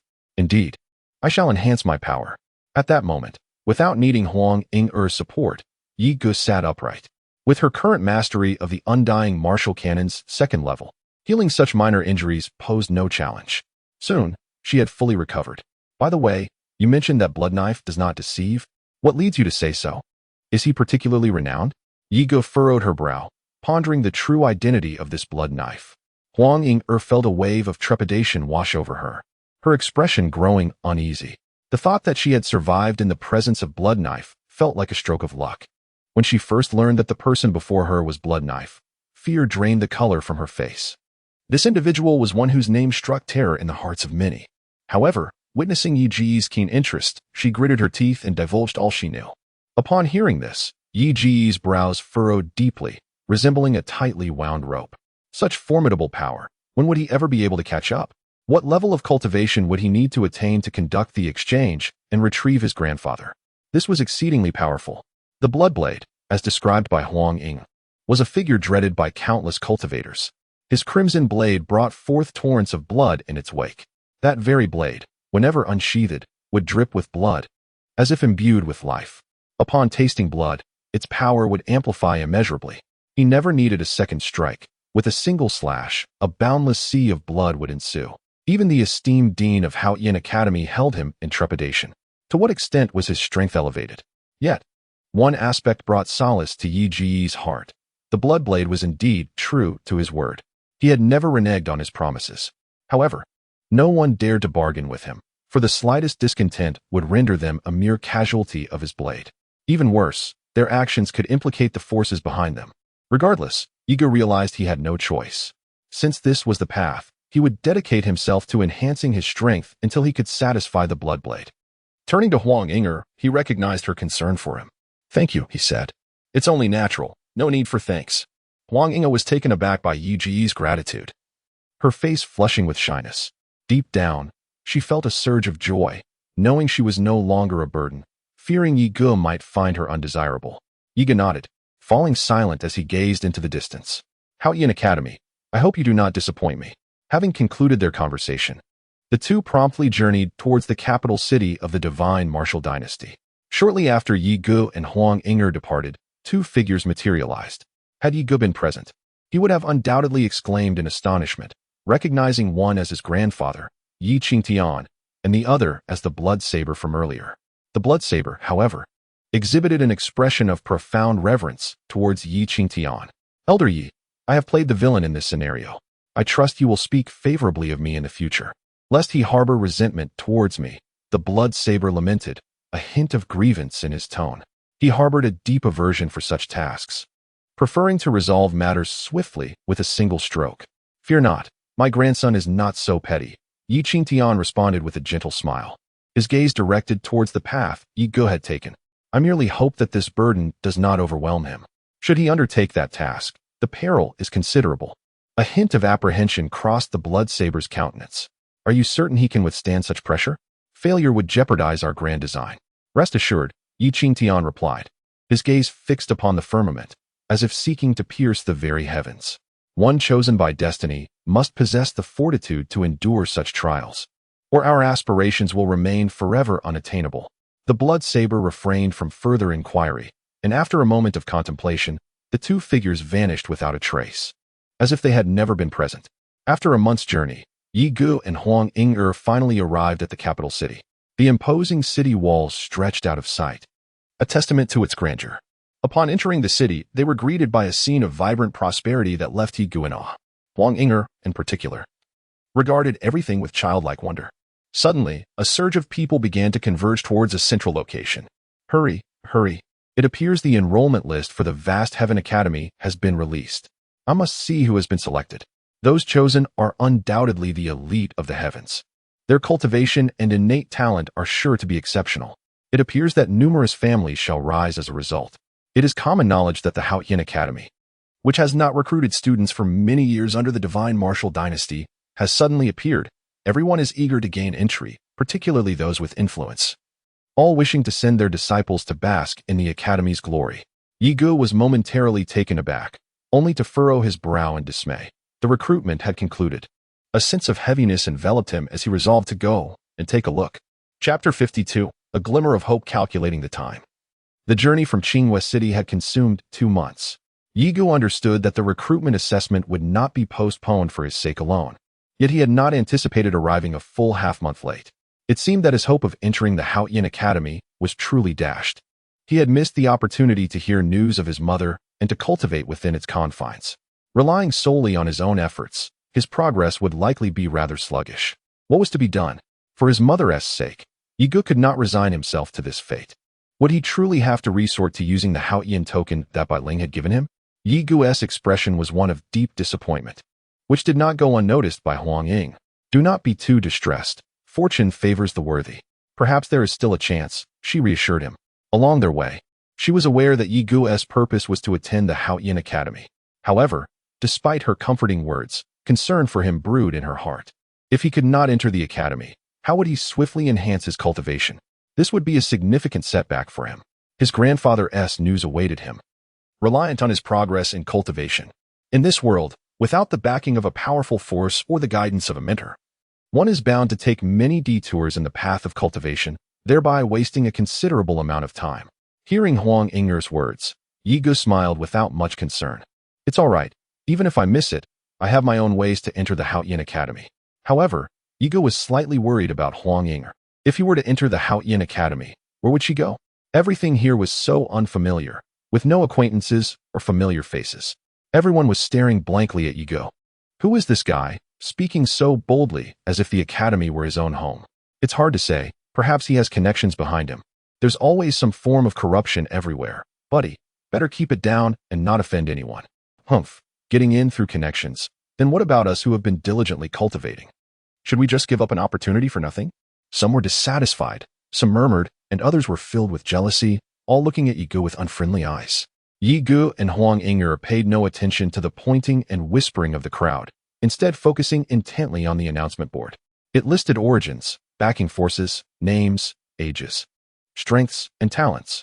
Starting from the top, Yi Gu took a sharp breath. The talents listed were at least of yellow grade or higher.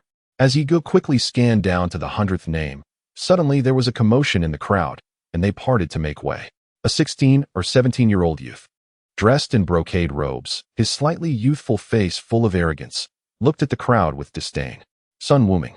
Good heavens, it's that prodigy from the Sun family. The crowd recognized each other at a glance. Typically unassuming, during the disciple recruitment at Haoyan Academy, he emerged like a dark horse, swiftly securing a place among the top 10. Remarkably, he had come to witness the announcement of the rankings. Such an achievement was indeed impressive, as the status of the Sun family in the capital would undoubtedly rise significantly. A wave of sighs swept through the onlookers. While they feared the formidable power of the Sun family, they also felt a twinge of anxiety for the individual who had acted. It seemed unlikely that anyone could save him now, unless he had the backing of the other 3 prominent families or the royal family. There was no sanctuary for him within the entire divine martial dynasty.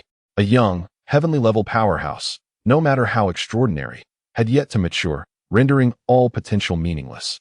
Moreover, the Sun family would never allow his growth, whether for the sake of familial reputation or for Sun Wuming. They would undoubtedly hunt him down. Suddenly, the crowd fell silent. As they observed the cold glint in Sun Wuming's eyes, a surge of murderous intent brewing within. Following his gaze, they recognized the brash individual from earlier. If you step aside now, forfeit your cultivation, and relinquish that woman behind you, I might spare your life, Sun Wuming stated icily. A flicker of delight crossed his features upon noticing the stunning beauty among them. It seemed that fortune was smiling upon him, originally intending to eliminate the obstacle before him. His mood had now brightened, and he resolved to grant the other a chance at survival. Upon hearing Sun Wuming's words, the crowd cast regretful glances towards Huang Yinger, the woman standing behind Yigo. Ever since his victory, Sun Wuming had become increasingly arrogant, and many women who had caught his attention had suffered his wrath. Before him stood a woman of captivating beauty, unburdened by status, and seemingly destined to be ensnared. Upon hearing this, a palpable aura of murderous intent emanated from Yigo, his countenance hardening with frost. Repeat those words, he commanded, his voice laced with glacial coldness, causing the very air to stagnate. Yigo, please. Sensing the escalating intensity of Yi Ji's aura, Huang Yinger grew apprehensive, fearing he might resort to arcane methods again, a recourse that would undoubtedly bring him harm. The repercussions of his previous invocation had already caused her considerable distress. Heavens, it is Yigo. A realization dawned upon the onlookers. Yigo. Yes, I recall now. On the list, he is ranked last, bearing only a name and age, with all other details unspecified. So this person truly exists. If it is indeed him, then it is understandable. Without undergoing assessment, the Academy has granted him a place. If he lacked influential backing, it would be implausible to command such deference from the Academy. To what magnitude must his power extend? As the murmurs intensified, Yigo himself was taken aback, discovering his own name on the roster. His gaze drifted towards the final position, where the characters for Yigo were emblazoned with stark clarity. Yigo, Yigo, as they say, fortune favors the bold. Surely, you will be fine. Huang Yinger, too, spotted Yi Ji's name, leaping with joy, her elation seemingly surpassing her own. However, the most disquieted of all was Sun Wuming. Chapter 53. Alarming the garrison general, it remained to be seen whether this Yigo would yield. Sensing the potent aura radiating from Sun Wuming, many recoiled, lest they be caught in its wake. Observing the adjacent stalls, which were askew and disheveled, it was evident that great exertion was at play. However, in the next moment, the crowd was taken aback. They had anticipated that Yigo would crumble under Sun Wuming's imposing aura and obediently acquiesce. To their astonishment, Yigo remained utterly unfazed. And even Huang Yinger, standing beside him, was unaffected, despite the overwhelming force capable of toppling objects nearby. Not a single strand of Yi Ji's hair was disturbed. With a sardonic smile gracing his lips, Yigo coldly remarked, "Go to your Sun family? You are hardly worthy." A resonating voice echoed, reverberating in the ears of the onlookers, exuding an air of authority that was palpable. Sun Wuming's advancing form was abruptly halted, rendered motionless. His fist, imbued with spiritual energy, began to wane, emitting a reluctant creaking sound. Though his face bore the marks of indignation, he could only grit his teeth and glare fiercely at Yigo. Powerless to act, ensnared by an invisible force. After a moment's contemplation, he reasoned that as long as no disturbance ensued, it held no consequence for him. "Boy from the Liu family, I advise you to refrain from causing trouble for your own kin. Do not presume that your genius will shield you under the Liu family's protection. With that, the city guard vanished into the void, leaving behind a throng of onlookers. Their expressions a mixture of astonishment and intrigue. Ye Gu, await your reckoning. Once I uncover your origins, your demise shall be imminent. Sun Wuming gazed in the direction Ye Gu had departed, his eyes glinting with cold resolve before he swiftly disappeared into the crowd. Soon, news spread through the capital of an individual named Ye Gu, the one who had not even needed to participate in the selection process. Numerous individuals coveted this coveted position, lamenting its unfair allocation. Those who were unsuccessful harbored resentment and sought an opportunity to demonstrate their worthiness. Meanwhile, Ye Gu, accompanied by Huang Ying, had arrived at a spirit treasure pavilion in the capital. The proprietor was meticulously examining Yi Ji's collection of unremarkable cultivation manuals, his countenance reflecting bewilderment. He inquired whether Ye Gu had pilfered the martial arts repository of a minor clan, given the vast quantity and disparate quality of the manuals. Ultimately, Ye Gu received 200,000 low-grade spirit stones, augmenting his existing reserves to a total of 800,000. Ye Gu inwardly lamented the inadequacy of this sum, anticipating its rapid depletion. He was particularly concerned about the voracious appetites of the black and white twin fish, which would further accelerate the drain on his resources. Furthermore, his dwindling supply of elixirs caused him considerable anxiety. The insatiable demand for resources weighed heavily on his mind. Had he been able to sell his equipment, he could have amassed at least an additional 100,000, but the presence of the insatiable myriad dragon cauldron had made him acutely aware of his financial constraints. Huang Ying's eyes gleamed with avarice at the sight of the accumulated spirit stones. Yi Ji's lips twitched, finding her reaction disproportionate. The sum paled in comparison to the wealth of the Huang family, and would likely be consumed by the black and white twin fish in a mere 10 days. He resolved to devise a strategy for generating additional resources. Cease your gazing, he implored, feeling increasingly uneasy under her intense scrutiny. Select whatever you desire, and I shall procure it for you. He mused that the modest sum he had acquired was insignificant compared to the vast riches of the Huang family. Still preoccupied with such trivialities? Is that truly the case? Excellent. Proprietor, I desire. Huang Ying had long coveted a particular weapon, but in her haste, she had neglected to bring spirit stones. Now, with Yi Ji's proposition, her heart soared with elation. Her joy stemmed primarily from the fact that Ye Gu was procuring it for her. As Huang Ying gestured towards the desired weapon, Ye Gu nearly erupted in protest. Couldn't she exercise a modicum of restraint? She had set her sights upon a terrestrial-grade Frostmourne sword, no less. It seemed she was intent on completely depleting his resources, as it commanded a staggering 600,000 low-grade spirit stones. However, before Huang Ying could fully articulate her thoughts, a page approached and whispered a message into the proprietor's ear. The proprietor, momentarily taken aback, promptly adopted a jovial demeanor. Young Master Yi, my mistress extends an invitation. We would be honored if you would grace us with your presence in the rear courtyard. With that, he gestured an invitation, seemingly indifferent to other patrons. Huang Ying was momentarily stunned, lamenting the loss of her impending acquisition. However, she was equally perplexed by the Lingbao Pavilion's deference towards Ye Gu. Ye Gu raised an eyebrow, surmising that he had been recognized. Upon further reflection, he discerned the likely cause. Chapter 54. Nangong Yufei's bargain. The fragrance of tea permeated the ancient pavilion, as a gentle breeze wafted through. After a brief interlude of genteel sipping, Ye Gu began to feel increasingly ill at ease. Nangong Yufei's captivating eyes were fixed upon him with unwavering intensity. How could he possibly withstand such an unadorned, undisguised scrutiny?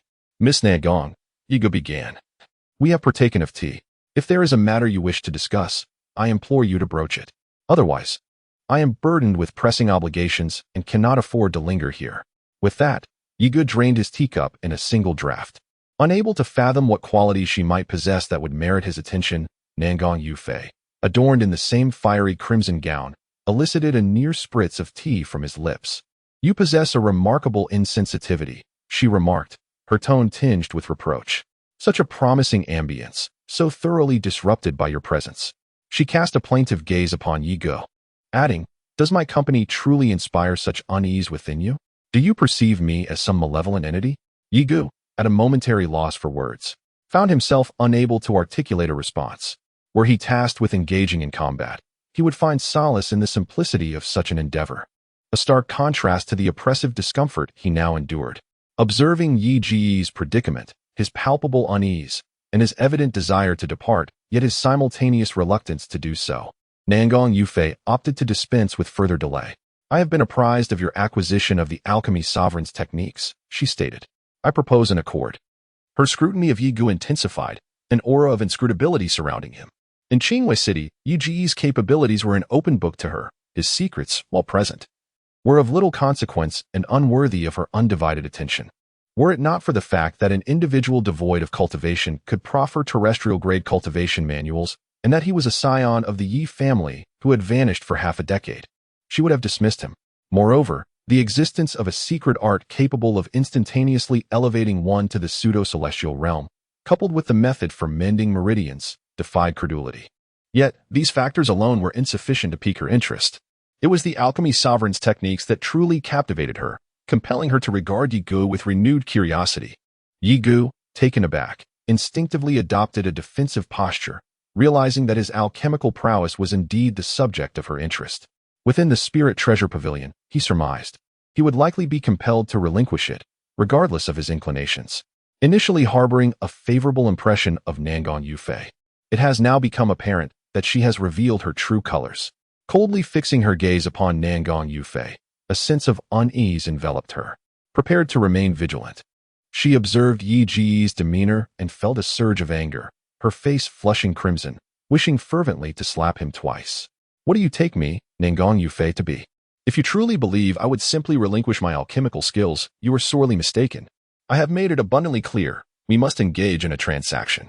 Do you comprehend?" In her fury, she momentarily disregarded her composure, downing a cup of tea that was meant for leisurely sipping. It was only after finishing that she realized she had allowed this young man to fluster her. Almost succumbing to rage, she ultimately let reason prevail, allowing her anger to dissipate. Deep within, she began to plot her revenge, vowing to settle the score with him on a future occasion for causing her such embarrassment once more. Yi Gu, however, remained oblivious to the gravity of his offense. "A transaction? Pray tell, how shall we transact? If you expect me to part with my alchemical expertise, that is out of the question. It remains firmly within my grasp unless something of equal worth is presented in exchange, then perhaps I might contemplate it. What sort of reasoning is this? My goodness, why would I desire your alchemical skills? While they are indeed valuable, they are of no use to me. I simply seek your assistance in concocting a specific elixir. Do you understand?" Nangong Yufei was seething, her frustration palpable. Who conducts a transaction while targeting the very essence of the other party, unless one harbors ill intentions? Does she truly resemble such a person, concocting an elixir? Yi Gu paused momentarily, realizing the situation. "But you failed to articulate your request clearly. Is such a reaction truly warranted? What elixir are you attempting to concoct? Is it truly the case that Lingbao Tower cannot find a proficient alchemist?" Yi Gu expressed his apologies, feeling a profound sense of confusion within. How could such a formidable force as Lingbao Tower seek his assistance? Observing Yi Ji's perplexed demeanor, Nangong Yufei suddenly spoke with gravity, "The spirit concentration pill." Upon uttering those words, her entire demeanor shifted to one of seriousness, her gaze penetrating as it fixated on Yi Gu, though tinged with a hint of anguish. The spirit concentration pill. Good heavens! Yi Ji's heart raced with fervor. This was an 8th-grade elixir, necessitating an 8th-grade alchemist for its creation. Even among 8th-grade alchemists, not all could successfully produce it. The rare ingredients required for its formulation were exceedingly elusive, and the success rate of concoction was alarmingly low. It was not a task that could be undertaken by just any 8th-grade alchemist. From the memories of the Pill King, Yi Gu possessed the formula, yet it was a most frustrating one. According to the Pill King's perspective, even upon reaching 8th-grade status, the ability to craft it was not assured due to myriad complicating factors. "Have you made an error?" Yi Gu stammered. "If it were any other elixir, I might reluctantly comply, but this particular one is beyond my capabilities. You have sought the wrong person. Alchemy is not a craft that can be mastered at will. And as for becoming an 8th-grade alchemist, who knows when that might occur? It was not that he was unwilling to assist, rather, he found himself utterly incapable." "I do not." Yi Gu attempted to decline, only to be abruptly interrupted by Nangong Yufei. "Though I cannot brew potions, it is essential to understand that alchemy cannot be learned overnight." Emerging from the Dan King's tomb, "You are oblivious to the manner in which you acquired the art of alchemy. Yet, Astonishingly, within a mere month, you have managed to concoct a pinnacle second-grade pill adorned with 3 patterns. I am convinced that you harbor an enigmatic secret. As this thought crossed her mind, Yi Ge felt a pang of alarm within her heart. She realized her lack of vigilance had led her to overlook this critical detail. Should the revelation of her secret come to light, a tranquil existence would be forever out of reach. Nangong Yufei observed Yi Ge's sudden shift towards caution, choosing to disregard it, and continued, "Rest assured, everyone possesses their own secrets, and it is not expected that you can produce the elixir immediately. As long as you can refine it within 5 years, that suffices. Consider it a favor owed by me, Nangong Yufei. Should you require anything, do not hesitate to ask. I shall fulfill your needs. And regarding your admission to Haotian Academy, that was also orchestrated by me. What do you think? Is my sincerity sufficient?" With this, Nangong Yufei fell silent, gazing intently at Yi Ge. Yi Ge fixed her gaze upon her, attempting to discern something unusual in her eyes. But after a prolonged moment of scrutiny, she gleaned nothing. It was unexpected that her admission was facilitated by her. "Very well, but as for the medicinal herbs, I lack the time to procure them. You must devise a means on your own. However, do bear in mind that I am merely attempting this. I cannot guarantee success. 5 years is an exceedingly brief span, and I am hesitant to make any assurances." Yi Ge sighed in resignation, acknowledging that the assistance had already been rendered to her, leaving her no option but to accept it. Gaining entry to Haotian Academy was imperative for her. Upon hearing this, Nangong Yufei's eyes sparkled with delight, for it seemed this young individual was shrouded in secrets of considerable significance. Though not entirely unwilling to seize the opportunity, I understand that such actions are not prudent. A sudden jolt of alarm coursed through Yi Ge's heart, a flicker of panic flashing in his eyes. "You can't possibly believe that I could snatch the item amidst 2 false kings, a host of celestial beings, and a 5th-level black ape, can you?" Regaining a semblance of composure, Yi Ge silently berated himself. "Must you know everything? If so, what secrets can I possibly retain? This spirit-gathering pill requires rare alchemical materials, among which is the 5-flower spirit fruit. From 1st to 9th tier, a specific type is needed, and it is exceedingly rare. Should it come to light that I possess such a thing, I fear I would not be able to safeguard it." Chapter 55. The arena under the penetrating gaze of Nangong Yufei. Yi Ge's heart raced. If this continued, it was likely that she would discern something amiss. Perhaps in other matters, she might uncover the truth, but surely she would not learn of the 5-flower spirit fruit. "Miss Nangong, if there is nothing further, I shall take my leave. I will endeavor to assist you with what I promised." At that moment, the figure of a middle-aged man materialized as if summoned from thin air, appearing like a specter, without disturbing the air around him, as though he had always been present. He too gazed in the direction of Yi Ge's departure. "Fire, is he the one you mentioned?" This man was Nangong Yufei's second uncle, Nangong Yi. His brow furrowed slightly, uncertainty clouding his thoughts. If the individual were a king, there might be some credence to this possibility. However, a congenital-level being seemed rather ludicrous. Could it be that a group of celestial beings, along with 2 pseudo-celestial ones and a 5th-level ferocious beast, were all his subordinates? Surely, that would be a stretch. "Just wait, uncle, the answer will soon reveal itself." Having uttered those words, Nangong Yufei formed a hand seal. Henceforth, it would be prudent to minimize interactions with this woman. Heavens, an 8th-grade spirit consolidation pill? Was this some jest? Given his present capabilities, such a feat was unattainable. Even if he were to achieve an 8th-grade alchemic mastery within 5 years, success would remain elusive. Not even a reborn pill sovereign could accomplish such a task. For now, he could only proceed one step at a time.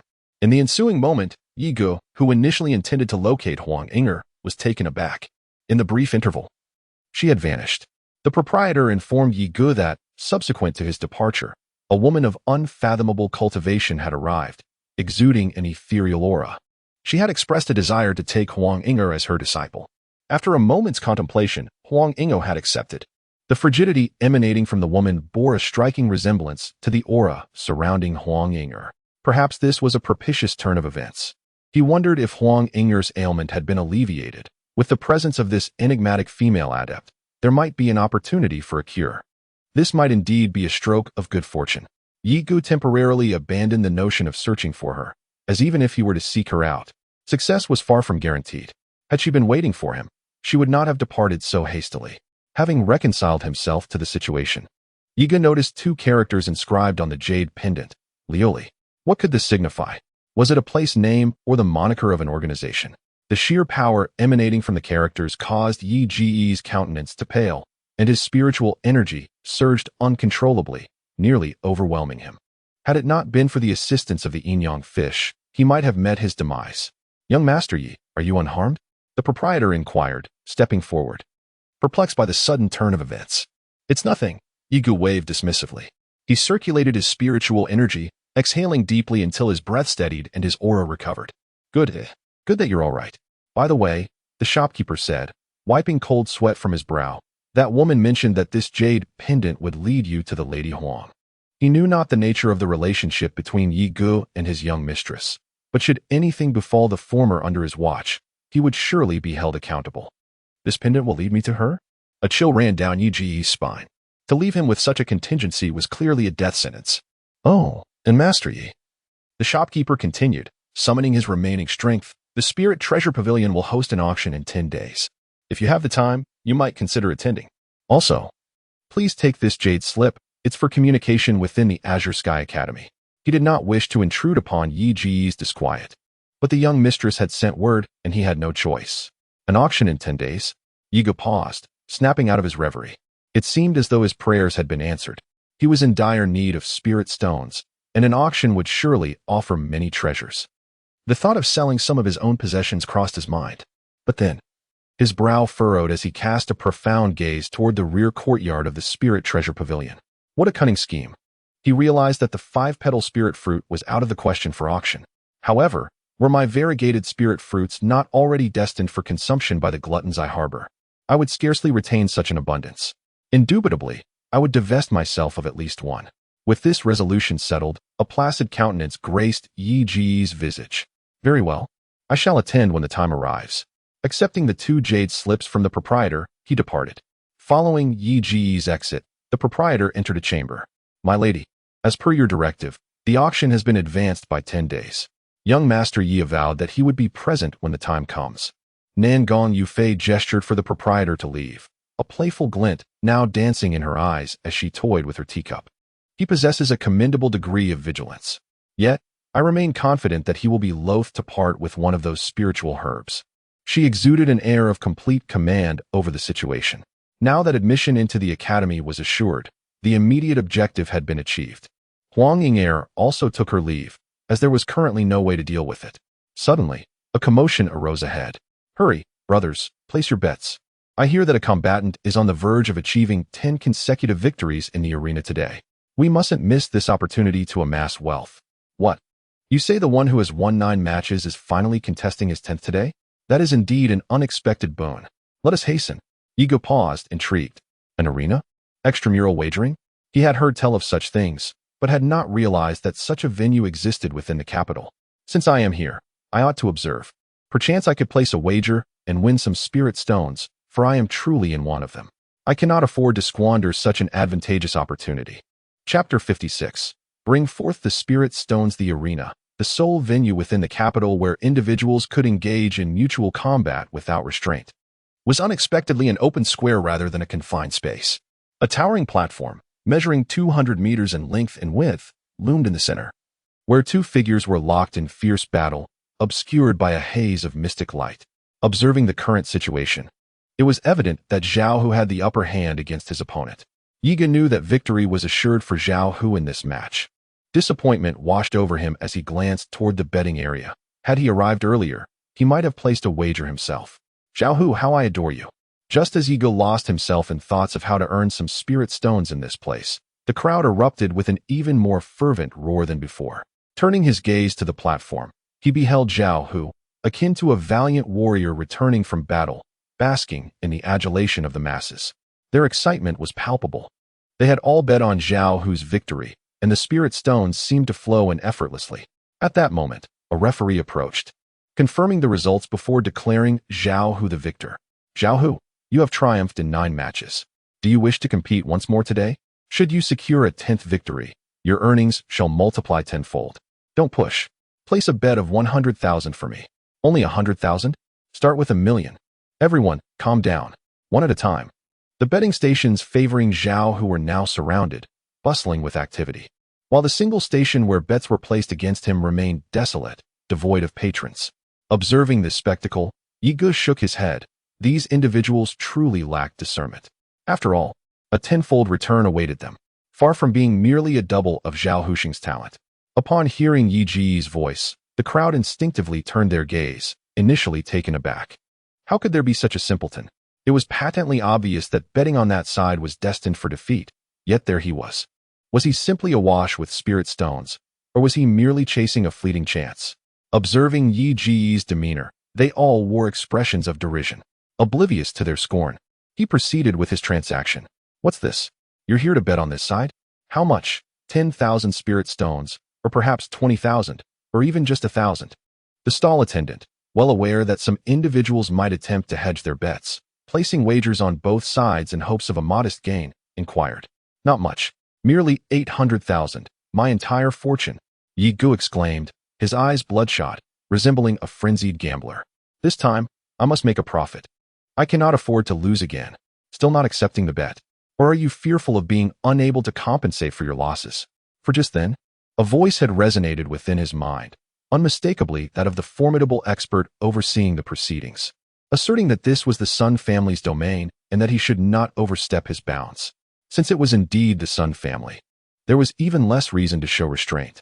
As Yi Ji's words had barely faded, those who had been betting on Zhao Huxing abruptly ceased their activity, their faces etched with hesitation. If this were indeed the case, could it be that the Sun family was orchestrating some form of deception? Witnessing this shift, the attendant recognized the gravity of the situation. Should he inadvertently jeopardize the scheme, he could bid farewell to any semblance of a comfortable existence. Very well. We accept your wager, the attendant declared, his tone hardening as if victory were assured. If you wish to wager further, feel free to do so. We will accept any amount. Yi Ge smiled faintly, paying no heed, and refrained from placing any additional bets, for he had exhausted his supply of spirit stones. Otherwise, he would have been tempted to wager even more. Gazing at the two figures on the platform, the crowd chose to trust their own judgment, aligning themselves against Yi Ge. Just wait and lose, they muttered. Buying on that side, knowing full well we're destined to win? This person must be daft. Unperturbed by their scornful gazes, Yi Ge departed, clutching his voucher. At that moment, he sensed a palpable intent to kill directed his way. His gaze met the source, and he responded with a defiant look. Audacious. The elder of the Sun family, who was overseeing the event, scoffed. Someone dared to provoke their clan so brazenly. He courts death. Yi Ge merely returned a contemptuous look, dismissing the elder. Initially, the contest unfolded with one combatant appearing as a mere skiff, tossed precariously in a tempestuous sea, on the verge of capsizing. As time elapsed, a collective gasp arose from the onlookers. Behold, Zhao Hu is about to unleash his ultimate technique, the mystic grade, low-tier thunderclap palm. Upon witnessing Zhao Hu's plight, the crowd held their breath, for the resplendent mystic light was the harbinger of their impending fortune. Victory was assured. He's resorting to a desperate measure, someone observed. Only Yi Ge and the Sun family members maintained an air of composure, as if privy to the inevitable outcome. Silence descended, thick and heavy. The clamor subsided, replaced by countless eyes fixated on the elevated platform. Boom. The combatants' attacks converged in an instant, colliding with a resounding impact, unleashing an unparalleled shockwave that momentarily obscured the spectators' vision. Yet, in the aftermath, silence persisted. Zhao Hu lay prostrate on the ground, blood trickling from his lips, while a gleaming longsword pressed against his throat. The outcome was unequivocal. Zhao Hu had been vanquished. A commotion erupted from the crowd. This time, they comprehended the situation, realizing it was a stratagem by the Sun family to swindle them of their spirit stones. They indignantly voiced their accusations. However, at that moment, they heard a profoundly sardonic voice. Haha, I've won. Let me calculate. Tenfold, 10 million. Bring me my spirit stones. Chapter 57. The remaining shall ascend, listening to the agonizing cries of the surrounding crowd and witnessing the bloodshot eyes filled with boundless rage. Many had gambled away their entire fortunes, appearing utterly despondent. Yet, Yi Ge remained indifferent. Those who dared to wager must bear the consequences of their actions. It remained uncertain whether Zhao Hu, having survived the arena, would be torn to pieces by the enraged crowd below. Young brother, having profited. It would be unseemly to simply depart, remarked the referee, as two Earth-grade experts emerged behind him, encircling Yi Ge. Halting in his stride, Yi Ji's gaze narrowed slightly. What? Does the Sun family only permit themselves to profit, while denying others the right to leave after winning? A sense of foreboding washed over Yi Ge. Should they truly attempt to harm him, he would be utterly helpless. Esteemed guests, you misunderstand. Our proprietor merely believes this young brother possesses considerable strength and wishes to invite him to participate in a match. If all proceeds according to the rules, none shall suspect that the Sun family has been deceiving them of their spirit stones. Upon hearing the referee's words, the crowd expressed their astonishment and skepticism, remaining unconvinced. A gladiatorial arena, daring to operate, would never engage in unprofitable ventures. Could this individual be another accomplice, they wondered? Yet, appearances suggested otherwise. Having won 10 million, his departure would likely displease the Sun family. Despite their gains, the windfall primarily benefited this young man. Noticing the crowd's favorable expressions, the referee inquired again, "Young man, will you accept the challenge? Rest assured, should you compete, your winnings will be doubled." A collective gasp arose at the offer of double the prize money. Yi Ge paused, then acquiesced. Very well, since that is the case, it would be impolite to refuse. In any event, having already secured 10 million, offending others is of little consequence. So, I shall participate, but each match's earnings must be placed before me, visible to my eyes. I shall collect after each victory, otherwise, the matter is closed. Yi Ge wore a mercenary grin, conveying his distrust of the Sun family. That may be problematic, our Sun family. Agreed, the referee interjected. Let us commence promptly. And if there are no further issues, we shall proceed forthwith. The referee, witnessing Yi Ji's unwavering stance, reluctantly consented, his eyes betraying his resentment. Initially skeptical of the resumption of the contest, particularly suspecting another deception by the Sun family, the crowd's disbelief turned to elation upon seeing Yi Ge take the stage and hearing confirmation from others. The Sun family elder, observing from his seat, harbored a sudden intent to kill. Within their family, the name of Yi Ge was on a list of those marked for death. Regardless of whether you are Yi Ge or not, now that you have appeared, your fate is sealed. In this arena, even if you have been chosen by Hao Yin Academy, it does not grant my Sun family any less claim. Thus, a whisper was exchanged between a small figure and another. The small figure understood and hurried off to make arrangements. With a display of spiritual stones, the first match commenced. According to the rules, the 1st to the 9th matches must feature opponents of equal cultivation. However, the odds were set at 1-to-1. Although many had yet to witness Yi Ge in action, a considerable number still placed their bets on his victory. Under the same cultivation level, no one had ever looked down upon me. Qian San, you are courting death. Flames enveloped him as he wielded a massive hammer, conjuring a fireball that hurtled toward Yi Ge. Wherever it passed, the very air ignited. A resounding explosion echoed from Yi Ji's position, and a hint of pride flickered across Qian San's face. There was no need to concede while the opponent bore no intent to kill. Otherwise, one's life would be forfeit. Oh, I concede. We have won. Let us collect the spiritual stones and continue placing our bets. The crowd erupted in cheer. Yi Ge, with a slight smile, turned to the referee and said, "Bring me my spiritual stones." On to the next match. Faced with Yi Ji's smile, the referee's expression darkened, and with a cold snort, he announced Yi Ge's victory while tossing the spiritual stones toward him. In the following 3 matches, Yi Ge effortlessly triumphed, inciting excitement throughout the arena. This was a guaranteed 10 consecutive victories. Such an opportunity must not be missed. The spiritual stones previously won by the Sun family flowed in abundance, leaving the referee seething with frustration. Come on, aside from the 10th match. Let's have everyone else join in. This is a waste of time. Yi Ge suddenly interjected, finding the current play too cumbersome. After all, it's all the same. Wouldn't it be better to resolve everything in one go? Furthermore, since it is thus, your stakes must also be settled at the odds of each match multiplied together. With so many participants, it simply cannot be calculated as just one match. Yi Ge spoke again, insisting that they could not allow the Sun family to benefit unduly. You must at least make them pay a price. Initially, the crowd felt disheartened at the thought of only one match being considered, but upon hearing Yi Ji's words, they immediately became invigorated. Truly, he was a benevolent person. Even if they were to lose, they would accept it. The referee was nearly driven to a fit of rage by Yi Ji's audacity. Deep down, he resolved that this time, he would ensure Yi Ji's defeat. Since you are so confident, do not blame me later. But will it be effective? Very well, I accept your terms. However, do not rejoice too soon. Bring forth the testing stone. Just now, I was made aware that those three possess the yellow martial spirit talent. If mine is even lower, then you shall owe me double the reward. Additionally, the stakes of everyone must also be doubled. After all, I am pitting a low-level martial spirit against a high-level one. Yi Ji's words left the crowd in stunned silence. Could it be that his martial spirit was even inferior to yellow? After all, he was a genius. One who had gained admission to the Haoyan Academy. Chapter 58. The heart-wrenching talent originally intended as the arena's high platform, it now bore a martial spirit testing stone. Many began to harbor a subtle anticipation regarding Yi Ji's talent. This individual has been recruited by Haoyan Academy. If they are lacking in merit, no matter how formidable their backing, it is unlikely that any concessions would be granted. Today, perhaps we shall witness the extraordinary talent of this enigmatic figure, which has compelled Haoyan Academy to extend such privileges. As for the judge, may I inquire if you can respond to the question I posed earlier? Otherwise, I shall refrain from proceeding with the test. Everything shall remain as it is. I am indifferent either way. Gazing at the testing stone upon the platform, Yigu too wishes to ascertain the status of his martial spirit to see if it has indeed ascended. While he often senses its growth, he has yet to undergo an official assessment, leaving him somewhat uncertain.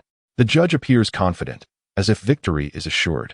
They fear that Yigu might forego the test. However, they have received the highest directive mandating that this assessment must occur. The testing stone is infallible, as no one can manipulate its results, which provides some reassurance.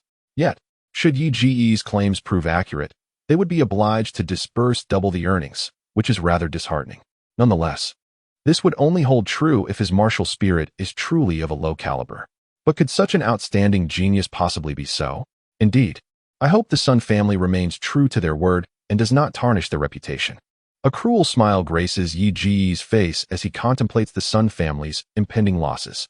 In this arena, barring any special provisions, combatants must be of equal cultivation and talent. Otherwise, the encounter would be deemed unjust.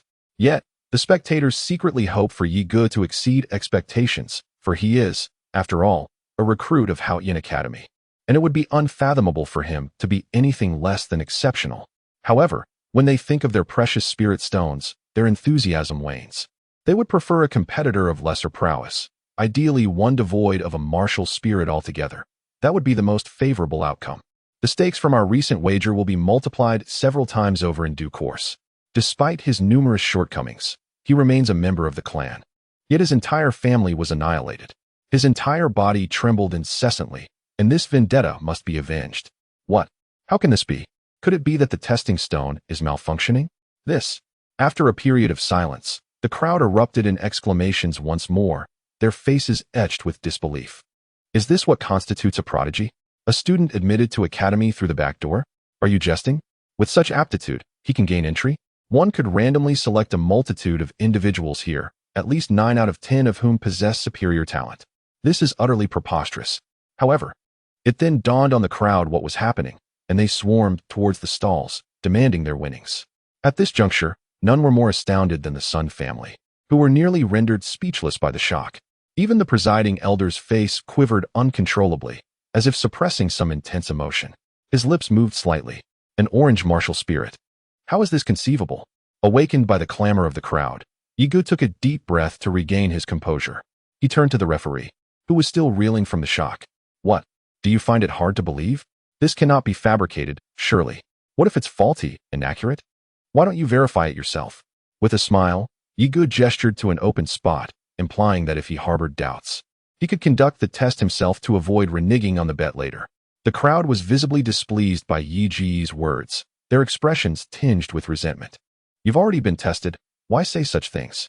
If you were to unveil an extraordinary talent later, their doubled earnings would simply vanish.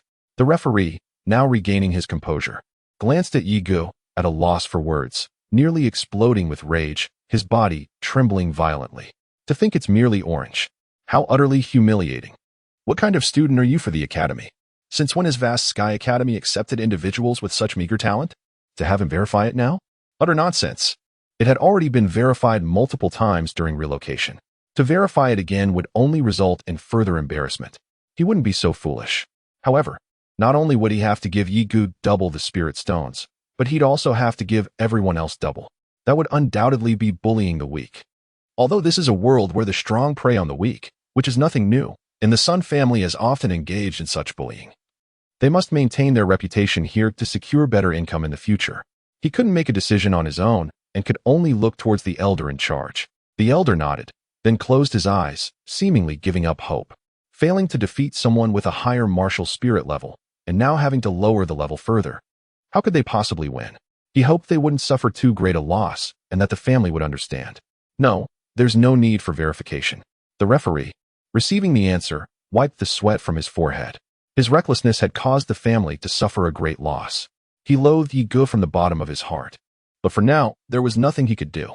Even his last resort was now useless. Oh, the Sun family, quite commendable indeed.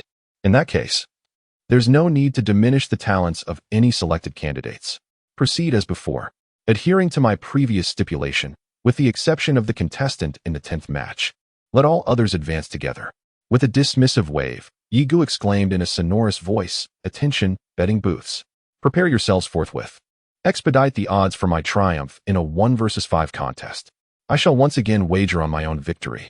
Upon arriving and noting the 6-fold odds, Yi Ge, after a moment's calculation, did not quibble, surmising that he would amass no less than 60 million. These spirit stones are truly acquired with ease, he mused. As Yi Ge placed a bet of 10 million, the crowd was initially taken aback before erupting into a frenzy. This Yi Ge is audacious indeed.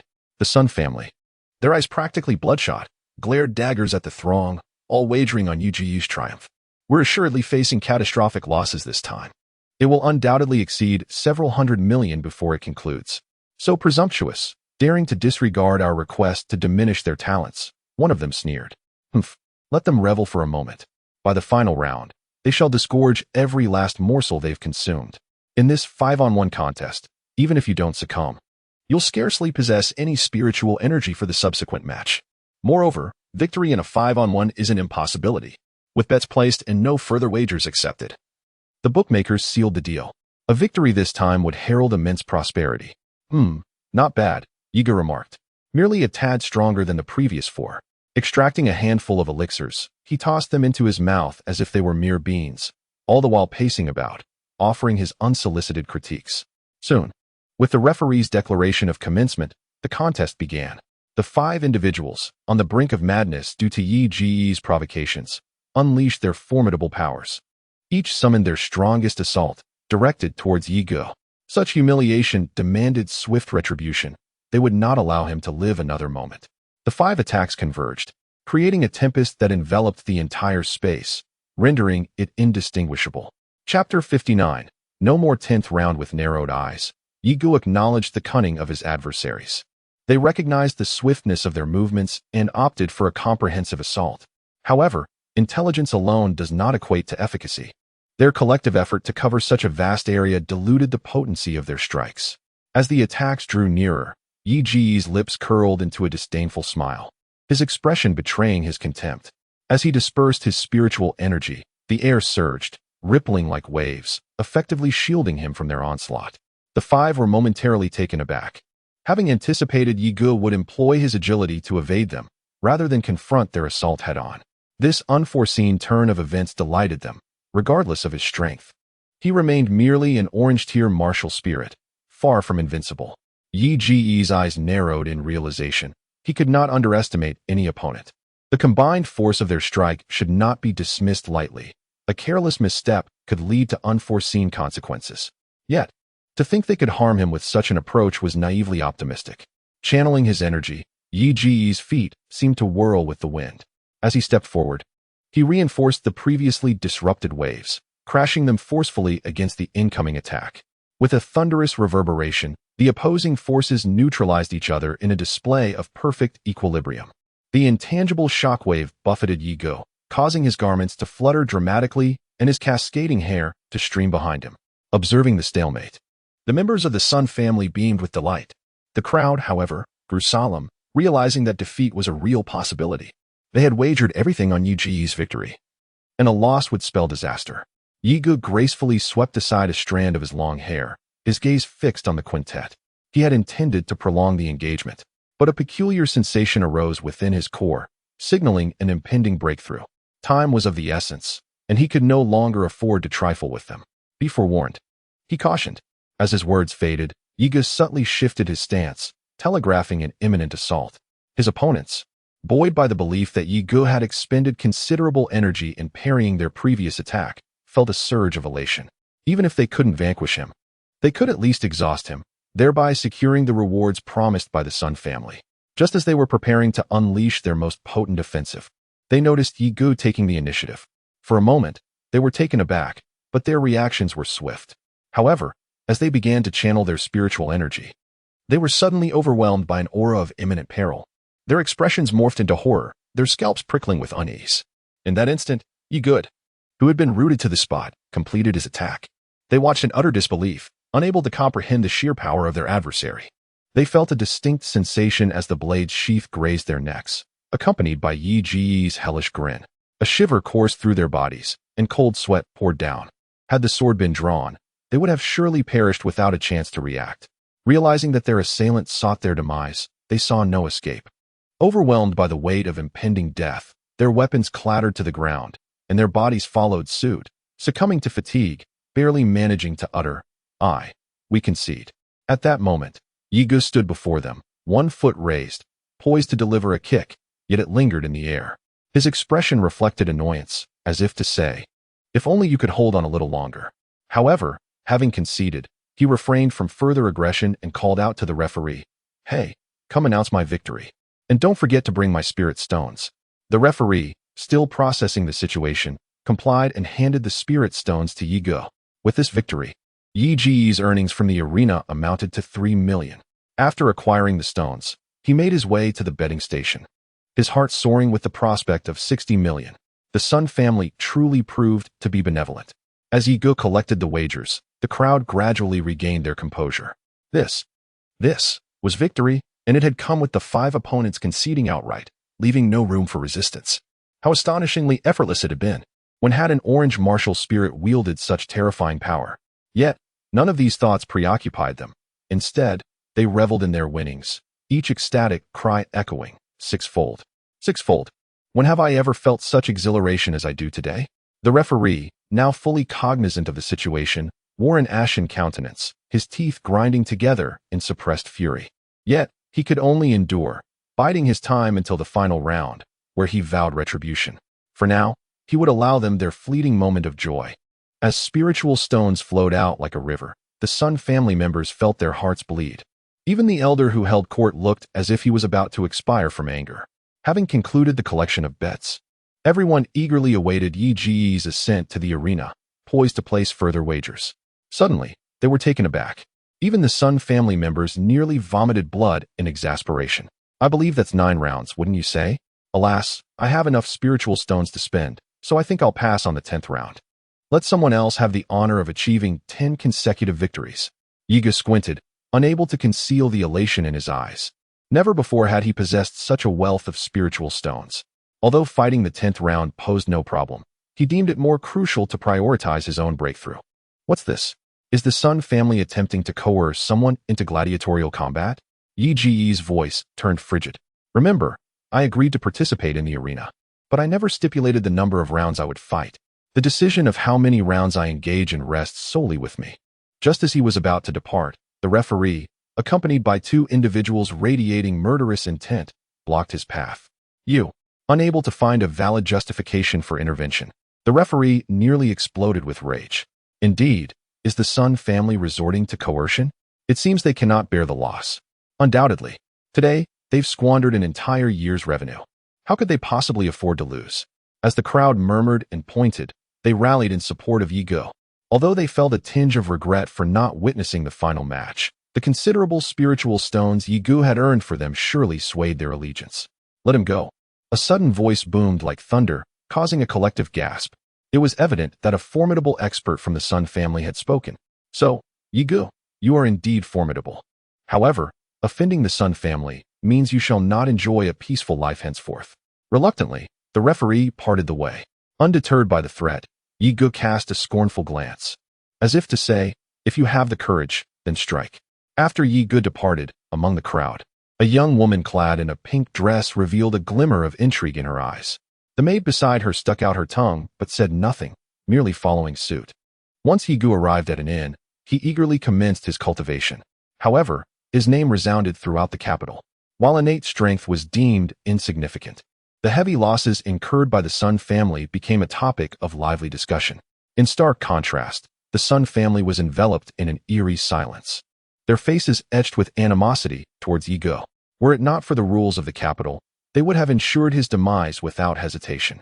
Particularly, Sun Wuming, upon hearing Yi Ji's name once more, was consumed by a fierce desire for vengeance. He believed that within the capital, he would find no opportunity to eliminate him, and that Yigu would not escape alive. Sun Wuming summoned a steward and whispered a command in his ear, subsequently tossing him a spatial ring. Chapter 60, Mist Auction. Now, only a tattered remnant remains. As the journey progressed, there was an eerie silence, perhaps a testament to the benefits derived from the refinement of the spiritual fruits. However, it seemed that the process had reached its conclusion, leaving a gnawing hunger within. The realization that I had deceived myself regarding the spiritual stones was infuriating, almost provoking an expletive. A staggering 10 million spiritual stones had been expended, leaving not even a trace of broth for my own sustenance. Such a predicament left Yigu feeling utterly disheartened. Previously, there had been some solace in at least being able to allocate a portion for personal use, albeit in modest amounts. Yet now, the sheer scale of the expenditure was beyond Yi Ji's imagination. If this continued, where would one procure such vast resources? If only it were possible to extract it from within oneself. A glutton of this magnitude was beyond my means to support. Should this persist, I would cease to accommodate. Earning spiritual stones was no easy feat, so I implore you to spare me. Perhaps we could negotiate. Allow me to break through first, and I shall provide you with any amount of spiritual energy you require afterward. With a face full of indignation, yet forced to yield, Yigu acknowledged the authority of this entity. Any ulterior motives harbored within were futile, for there was no avenue for such thoughts.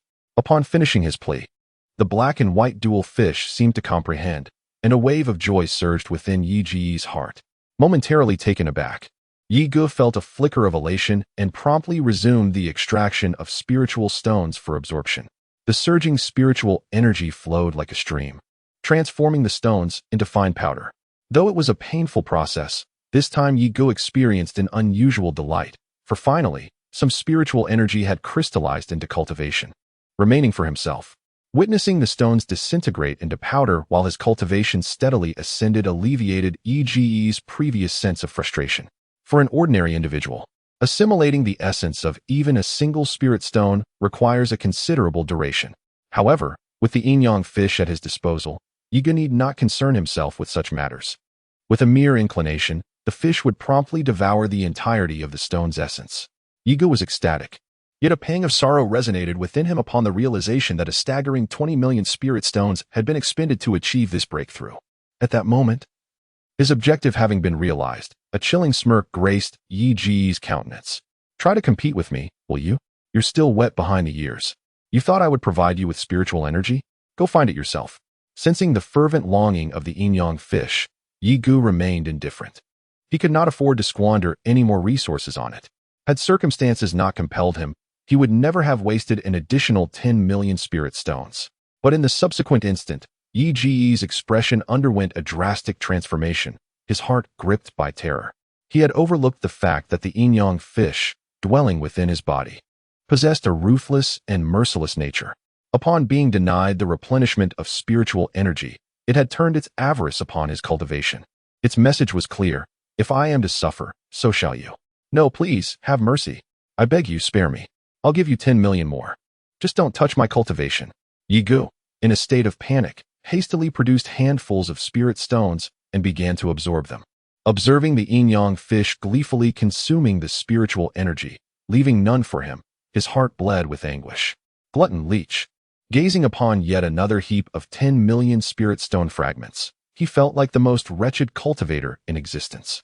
At long last, having devoured another 10 million spirit stones, the yin-yang fish settled into quiescence, allowing Yigu to exhale a sigh of relief. Had it demanded more, he would have been utterly helpless. The mere thought of vampires evoked the image of the annihilation of gods residing in his heart, causing a sudden tremor within him. He fervently hoped it wouldn't instigate any further complications. Otherwise, he would be at a loss as to where to procure the resources it required. They were all formidable entities, veritable overlords. The annihilation of gods remained steadfastly lodged in his heart, perfectly still, yet its entire blade was enveloped in a sanguine mist. He wondered how much of his blood it had absorbed to manifest such an effect. However, the aura it exuded stirred a sensation within Yega's heart, indicating that it could be utilized once more. The prospect of wielding the annihilation of gods again instantly dispelled any lingering discontent. With the annihilation of gods in his arsenal, albeit for a single strike, it undoubtedly served as a trump card that could catch his adversaries off guard. Who would anticipate that a mere innate being could unleash an attack of such formidable power, rivaling that of a peak celestial level? Consuming 2 variegated spirit fruits had indeed proven worthwhile. It was a worthwhile investment, far more effective than the black and white twin fish. He then turned his attention to his martial spirit, wondering when it would achieve another breakthrough. The myriad dragon cauldron also caused Yega a headache. Aside from the deathly aura sealed within, its insatiable appetite for devouring his equipment was a significant drawback. Nevertheless, it possessed some utility, capable of snatching items from the grasp of formidable adversaries. If only it could heed his commands, it would be an invaluable asset. The notion of plundering the Sun family's treasury crossed his mind, but it remained a mere fantasy. Considering the passage of time, 10 days had elapsed, and today marked the commencement of the auction. Perhaps he might stumble upon some rare treasures. Yega retrieved the jade slip from the auction house and began perusing it. White jade grass. Yega's heart skipped a beat upon seeing this name, as it was precisely one of the primary ingredients he needed to concoct the grade-breaking pill. In a desolate expanse, there gathered approximately 100 prodigious youths, each exuding an aura of formidable prowess and an air of haughty superiority. Their exceptional abilities enabled them to stand apart amongst their peers, giving them the audacity to be arrogant. Yigu, the Academy has unexpectedly decided to whisk us away. Consider yourself fortunate. Nearby, Sun Wuming parted the throng, his gaze cold and fixed on the slowly approaching Yigu, an unmistakable murderous intent emanating from him. Yigu. It is indeed him, that interloper who took advantage of backdoor dealings. Humph, how brazen of him to show his face here. There is no need to waste breath on such a person. Yigu furrowed his brow, pondering where he had inadvertently offended these individuals. However, witnessing Sun Wuming's seething fury, he felt a chill in his heart, though his countenance betrayed an amused smile. He could not fathom why the other party deemed him fortunate. Yet it was clear that malice lurked behind those words.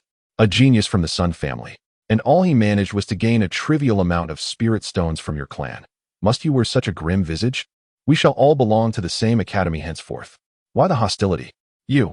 I disdain being associated with you in any capacity. Sun Wuming seethed, gritting his teeth in anger as he turned away, unwilling to engage further with Yigu. Once at the academy, he would devise a means to eliminate him. Indeed, come. Sun brother, let us have a discussion. At that moment, those who looked down upon Yigu approached, eager to curry favor, for he was among the top 10, perhaps. Upon entering the academy, they might yet need to rely on him. Yigu smiled, choosing to disregard them. There was no necessity to concern himself with such trivialities. He preferred solitude, finding a corner to await the unfolding events. However, at this moment, a striking figure suddenly appeared, making her way towards Yigu. You are Yigu, aren't you? I am Shinto Wanqing. May I sit beside you? Shinto Wanqing approached Yigu with a smile adorning her face. How could the princess venture over to that young man?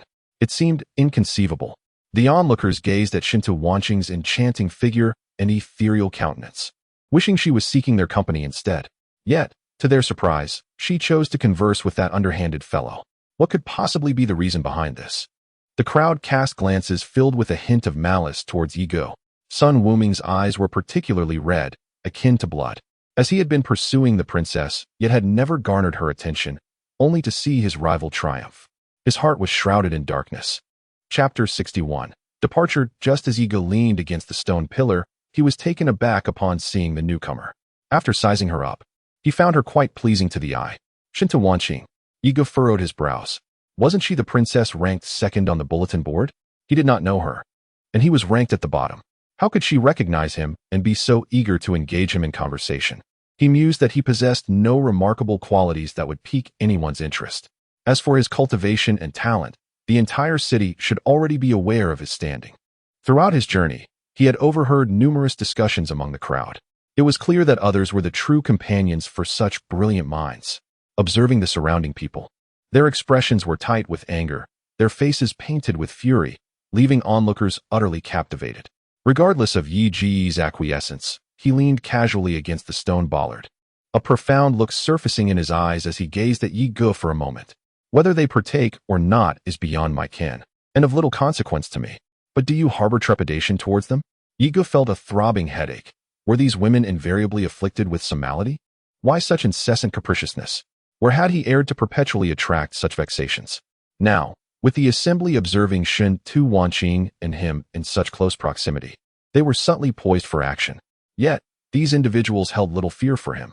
Your Highness jests. Would fear avail me anything? Yi Ge could only shrug, feigning indifference. This, however, struck Shen Tu Wanqing with surprise. Did his fearless demeanor belie a genuine confidence in confronting these individuals? The more she observed him, the more enigmatic he seemed, her eyes gleaming with increasing intensity.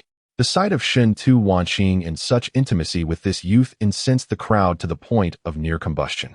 Were it not for the princess's formidable strength and esteemed status, they would have assailed this scoundrel without delay. You, an orange martial spirit, gaining entry through the back door, and now enjoying the princess's favor, is utterly intolerable. None were more incensed than Sun Wuming, his eyes now crimson, exuding an aura of tyrannical rage. Yi Ge, if you possess the mettle of a man, engage me in combat. Should you fall, distance yourself from Wanqing. Else, though you may evade us today, tomorrow will offer no refuge. Sun Wuming's challenge elicited a chorus of support, while others adopted a posture of detached observation. Shen Tu Wanqing's countenance hardened. Emboldened by the Sun family, he had been a persistent source of vexation. Were it not for the royal family's entanglements with these houses, he would have been deposed long ago. To become so arrogant after achieving overnight fame. I. Sun Wuming stammered, unable to articulate an explanation, his face flushing crimson. Very well, for causing me such humiliation, the day I achieve success will be when my family proposes marriage to your royalty. At that time, I will make sure to deal with you properly. A sinister thought took root in his heart. If I cannot deal with you now, does that mean I cannot deal with this young man? Thus, his gaze returned to Yi Ge. What? Are you going to cower? Why is he involving me? It is as if trouble seeks me out even when I am lying down. A glint of determination flashed in Yi Ji's eyes. If you insist on causing trouble, then I cannot allow you to live. Before my breakthrough, perhaps killing you would have been somewhat difficult. But now, sending you on your way is no problem. Without uttering a word, and with no desire for further discourse, he prepared for battle. Qing Hin traced an emerald arc from behind, landing in Yi Ji's grasp. As spiritual energy surged into the blade, it hummed resonantly, soon vanishing from sight. The torrential sword energy, along with Qing Hin, disappeared into the scabbard. What is he doing? Is he courting death? The crowd was perplexed by Yi Ji's actions. Although they had been astonished by Yi Ji's display of power, they were now confused by his sudden withdrawal. No one was more delighted than Sun Wuming. This must be a paper tiger, impressive in appearance but lacking substance, capable of only a single display. Now it was his turn, and he would ensure Yi Ji's demise. A cruel smile formed on his face as a formidable aura emanated from his being, a destructive energy that caused the air to whine in its wake. In an instant, Shen Tu Wanqing appeared before Yi Ge, her expression filled with alarm. Although she had intended to witness Yi Ji's true strength, she never anticipated such an outcome. This predicament was of her own making, and she could not allow Yi Ge to come to harm. Just as Shen Tu Wanqing was about to intervene, Yi Ge halted her. No need. The crowd was bewildered, questioning his apparent lack of fear. Have you grown weary of living? Yet, in the next moment, comprehension dawned upon them. They were utterly perplexed by Yi Ji's meticulous foresight. Had he known all along? His perceptive abilities, or perhaps his foresight, seemed extraordinarily potent. What are you planning? If you wish to fight, take it to the academy where you may contend. For now, cease your commotion and follow me to the academy. An elder descended through the air, casting a fierce glare that rendered Sun Wuming's attack null and void. Clad in dark robes with hair as white as snow, he gazed down with an air of authority. A monarch. The crowd gasped in astonishment, realizing that a monarch had come to escort them, a figure absent during their assessment. Beside him appeared another individual, unmistakably the examiner for their evaluation, a peak heavenly tier expert. Sun Wuming felt a deep resentment as the opportunity to eliminate Yi Ge slipped from his grasp. Two esteemed elders, I must report Yi Ge. He possesses an orange martial spirit and thus should not qualify as an academy student. Upon hearing Sun Wuming's words, the crowd was taken aback. Eager to witness the outcome regarding Yi Ge, the academy was not a place for just anyone to enter. The monarch furrowed his brow, casting a glance at Yi Ge. Enough of this trivial matter. If he lacks the ability, he will not last long in the academy. Without giving the crowd a chance to ponder, the king began to speak. I am known as Zhou Tong. Due to recent news, our journey will not be tranquil. We should depart promptly. Perhaps we can evade the impending turmoil. With little further ado, he declared, let us set forth now. Everyone, come aboard. As Zhou Tong finished speaking, he waved his hand, and an ancient long sword materialized before them, rapidly expanding to accommodate a space for 300 individuals. The crowd gasped in astonishment, unable to fathom such a treasure. Their hearts raced at the thought of possessing a sword that could enable them to traverse the world unimpeded. Without hesitation, they leapt aboard, Yi Ge included. We are off. Let us hope for a safe journey ahead, Zhou Tong remarked gravely, as if sensing an ominous event on the horizon. However, the others were less concerned, believing that with a pinnacle-level celestial being and a king among them, what danger could possibly arise? Who would dare to challenge the might of Hao Yin Academy? Encased by a radiant barrier emanating from the grand sword, the group felt no sense of oppression, but rather, it was as if they were gliding through a dream. As they reveled in this surreal experience, they noticed Zhou Tong's brow furrowed with concern, and he spoke calmly. They have arrived. Prepare to fend for yourselves. Elder Qing, please ensure their safety, he instructed, and with that, the grand sword descended, safely landing them in a dense forest. Elder Qing, taking charge, urged the group onward without a moment's pause, racing in a singular direction. The question lingered in their minds. Who would dare obstruct their path? A sense of trepidation began to take root within them. Bearing a furrowed brow, Yi Ge sensed the approach of several formidable auras, subtly laced with malice. Chapter 62, A Precarious Situation. At this juncture, Yi Ge possessed the most enviable advantage. Shielded by the presence of the yin-yang koi, he remained impervious to any adverse effects. Nonetheless, he recognized the imperative to conceal his unscathed state. Confronting him were adversaries of considerable might, a heaven-tier apex expert and two heaven-tier initial stage masters, foes not to be trifled with. Any display of anomaly would likely render him the primary target. Thus, he feigned the same vulnerability as those around him. In the firmament above, the very fabric of space began to unravel, as torrents of energy threatened to obliterate all in their path. Had they been any closer, they would have undoubtedly been engulfed by the cataclysmic forces. Observing the assembly, Yi Ge realized that their fate rested solely in their own hands. Should an opportunity arise, his only recourse would be to flee, forsaking all others. It is you, the elder of the Azure Order declared, positioning himself protectively before the group. His gaze fixed upon the adversaries. Scum of the Black God sect. His tone seethed with fury. He swiftly identified the encroaching force as the Black God sect. Their power rivaled that of the Hao Yin Academy, making them formidable adversaries. The long-standing animosity between the two factions remained irreconcilable. Encounters invariably escalated into lethal confrontations. The fact that their route had been discovered suggested that the information they had received earlier had come too late. Despite departing 10 days ahead of schedule, their pursuers had managed to intercept them with remarkable accuracy, indicating meticulous preparation. So you recognize me after all. But even if you did, what could you possibly do? Did you truly believe you could escape today? The black-clad leader, a formidable celestial peak expert, sneered, his chilling tone sending shivers down their spines. They had been anticipating the arrival of the vast Heaven Academy for nearly a month, and there was no way they would let them slip away. Recruiting students wouldn't be so simple. Eliminating these individuals would sever their legacy. Who else would dare challenge their dark deity sect in the future? As long as I am here, you shall not prevail. Elder Qing realized their only chance was to stall their adversaries, providing an opportunity for the students behind him to flee.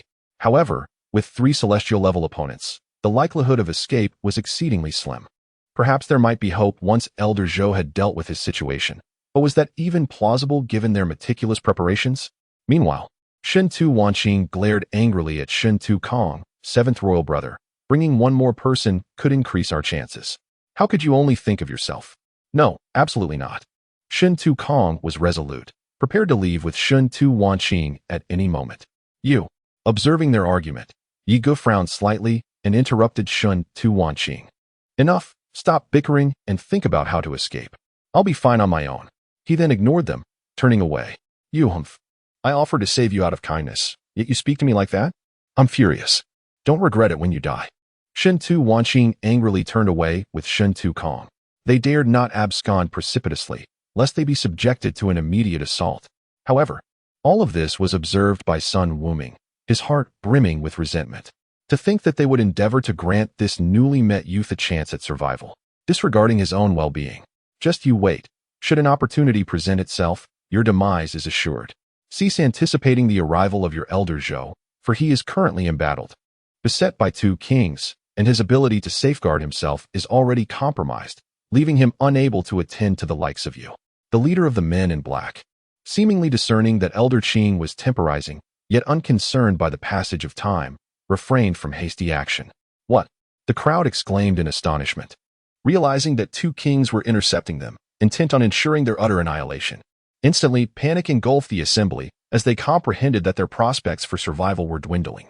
We must tarry no longer. Elder Qing, too, understood the urgency, astonished by their unwavering resolve. Flee. With these words, an aura of formidable power emanated from Elder Qing, and a long sword, radiating deep crimson flames, materialized, igniting the surrounding atmosphere, as if immersed in a sea of fire. Observing Elder Qing's imposing presence, the apex heavenly grade expert among the men in black narrowed his eyes. You alone are incapable of impeding the progress of the three of us, at most. You can only impede me. The two of you, proceed to slay those insignificant whelps. As his words faded, his entire being transformed into a fleeting shadow. And in its wake, the forest was momentarily stilled, before disintegrating into dust, as if solidified in midair, followed by a gust of wind that scattered the remnants far and wide. Before Elder Qing could utter a word, the crowd had already dispersed, fleeing far and wide. Having concluded their pronouncements, the pair transmuted into blurred silhouettes, completely disregarding the assembly before them. As the quarry was already ensnared, a delay in their dispatch was inconsequential. The celestial coercion ensured their containment, precluding any escape. Should the trio have absconded, the opportunity for pursuit would have remained, albeit at the cost of considerable humiliation. To expend an inordinate amount of time in the elimination of such insignificant adversaries was deemed unseemly, despite the availability of a spiritual aura capable of augmenting cultivation. They remained reticent to employ it, save under the most dire exigencies, reserving it for a purpose of greater import. Should the Inyang Koi prove more efficacious and conjure forth another such aura, its utilization for the enhancement of cultivation would be immediate and unhesitating. This would allow them to abscond to an immeasurable distance before the foremost echelons of power could disengage and give chase. Having distanced himself from the throng, Yi Ge was suddenly beset by a prickling sensation, as though he were the subject of intense scrutiny, which intensified with each passing moment. Heh. You possess no small secret, young one, a voice rasped. The celestial coercion holds no sway over you, and your movements are executed with such exquisite precision. It appears fortune smiles upon me. A palpable aura of avarice accompanied the utterance, followed by the inexorable approach of an ominous presence. A wave of trepidation washed over Yi Ge as he realized the swiftness of his pursuer's advance. His anomalous nature had evidently garnered undue attention. Moreover, the initial attack was imbued with lethal intent. Chapter 63. Counterattack. As the peril drew nearer, Yi Ge apprehended the impossibility of evasion under the prevailing circumstances. A surge of resentment coursed through him, directed towards the Inyang Koi, whose veracity was unmatched, yet whose utility in this critical juncture proved woefully inadequate. The conjuration of a single aura, or at the very least the diversion of the celestial-ranked adversary, would have been of immeasurable benefit. Moreover, the Wanlong Ding. What can one say about it? It is, without a doubt, a glutton, having consumed its own equipment, now rendered utterly silent. When the time came to seize the opportunity, the thief slipped away effortlessly. One had hoped to rely on the god-slaying force at the heart, which was evidently available for use. However, it remained obstinately still, refusing to heed commands. Had it obeyed, a mere emergence would have been enough to incapacitate the adversary. A glutton, indeed, merely indulging in consumption without contributing to any effort. Should its own demise occur, One would be curious to see where you would indulge next. The figure in black momentarily froze, initially believing that such a light strike would surely succeed. No matter how swiftly one fled, they could not surpass the speed of a celestial being. Moreover, the assault was even swifter. Yet now, apart from a chaotic tangle of robust shrubs, not a remnant of a corpse lingered. This was inconceivable under any circumstance. One would not perish so utterly cleanly. Without daring to ponder further, instinctively, the thought of escape arose. It was unimaginable that the pursuer would become the pursued. This had to be a secret technique. Once it had passed, one would be free to butcher at will. In that final moment, Yi Gu decisively harnessed a surge of spiritual energy, instantly breaking through to the celestial level, evading that lethal strike. The intention was to catch the opponent off guard, to annihilate them, but instead, it resulted in the waste of a most valuable essence of energy. The urge to kill lingered, an unresolved ire. Yet unexpectedly, the Qinghan at his back suddenly disobeyed, as if it had become another master. At that juncture, the god-slaying force, no longer requiring summoning, abruptly fell into Yi Ji's grasp. Its blood-red radiance resembling dripping blood, casting the surroundings into a veritable sea of crimson. As he gazed upon the celestial figure attempting to flee, Yi Ji's eyes turned cold. Do you wish to escape? Do you truly believe you can? As the words faded, a sanguine arc, akin to a rain of blood, enveloped the adversary in an instant. The destroyer pierced through him, leaving him utterly devastated. The celestial being, his body suspended in midair, slowly lowered his gaze, fixated on the destroyer that had impaled his chest. Disbelief etched across his face, soon giving way to a chilling dread. They say death is but a fleeting moment, yet he was denied even that. Helplessly, he watched as his lifeblood was drawn into the crimson blade, not a single drop spared. His body withered with alarming speed. Yi Gu, noticing the bizarre phenomenon, furrowed his brow. What was the origin of this destroyer, that it could drain his blood and now that of another? A moment's carelessness could bring the wrath of the world upon him. Yi Gu shuddered at the potential repercussions, knowing they would be dire. For now, he would set those thoughts aside, resolving to wield the weapon sparingly, only when absolutely necessary or when he possessed the strength to protect himself. The celestial being, now drained of blood, transformed into a desiccated husk, plummeting to the earth. Yi Ji's scalp prickled with unease, thankful it wasn't him on the receiving end. But a thought gnawed at him. What if it turned on him? The mere idea sent shivers down his spine. In the next instant, Yi Gu realized something he had overlooked. The martial spirit, the celestial being's martial spirit. Surely, it would grant him a significant boost. However, after a moment of contemplation, his face fell, mirroring a frostbitten eggplant. In a trembling voice, he cried out, "Destroyer, you fiend! You even covet the martial spirit? Begone! Leave me be! Don't you dare follow me! Very well, if you fail to leave a martial spirit for me later, you can forget about ever emerging again." In a fit of pique, he thoroughly berated the god of destruction, yet he could not withstand the god of destruction's relentless entreaties and constant flattery. Only after receiving assurances did he finally desist. Clutching the god of destruction in his hand, Yi Gu gazed towards the direction from whence he came, realizing it was time for another bout of annihilation. If for no other reason, he had to fight for the sake of the martial spirit. Before departing, however, Yi Gu grew wary, changing his attire and warning the myriad dragon cauldron not to touch his azure marks. "You are truly incapable of holding out for so long. Nevertheless, your demise is inevitable." The men in black pursuing Shinta Wanqing and Shinta Kong were somewhat astonished, never expecting that such a humble place would possess a rare array disc. This was indeed a rare find. At this moment, Shinta Wanqing and Shinta Kong were channeling their spiritual energy into the array disc, both on the verge of exhaustion. In a brief moment, the array disc had drained a significant portion of their spiritual energy, causing their faces to pale. It seemed they could not escape this time. However, they refused to surrender, determined to persevere until the very end, even if it was all in vain. They had no choice but to persist, for surrender would mean certain death. Haha, still persisting? Very well, I shall cease toying with you. I shall shatter this formation of yours with a single strike. The man in black, seemingly bored with the game, caused his already fierce battle axe to suddenly enlarge, stirring up a gale of wind around him. With the force of creation, he cleaved towards the two. Shinta Wanqing and Shinta Kong stared in terror, their faces devoid of any color. The aura of death was imminent. However, after a moment, the battle axe had yet to fall. Upon closer inspection, it became apparent that a mere fractional descent of the battle axe would have obliterated both combatants, reducing them to a sanguinary oblivion. The obsidian-clad figure, eyes wide with disbelief, stared fixedly at his chest, where a blood-soaked sword of ominous aura had materialized. The realization dawned upon him too late, as he was swiftly transformed into a desiccated cadaver. Though the demise of the black-clad assassin ushered in an even more formidable presence, it was, in essence, a boon. It seemed prudent to broach the subject with the god of annihilation, otherwise he would perpetually find himself in the unenviable position of a subservient underling, nurturing 3 overbearing masters. Disregarding the aforementioned individuals, Yi Gu redirected his gaze towards the black-clad adversary engaged in combat with Elder Qing. Perhaps a modicum of assistance was warranted, lest his aspirations of attending the Haotian Academy be dashed. Seventh royal brother, who is this person? Shintu inquired, his spiritual energy gradually stabilizing, permitting him to regain control of his corporeal form. His gaze remained transfixed upon the receding crimson tide. Unknown, utterly terrifying. Shintu Kong echoed, wiping a bead of perspiration from his brow. They had narrowly averted a calamitous fate and emerged unscathed, a victory in itself.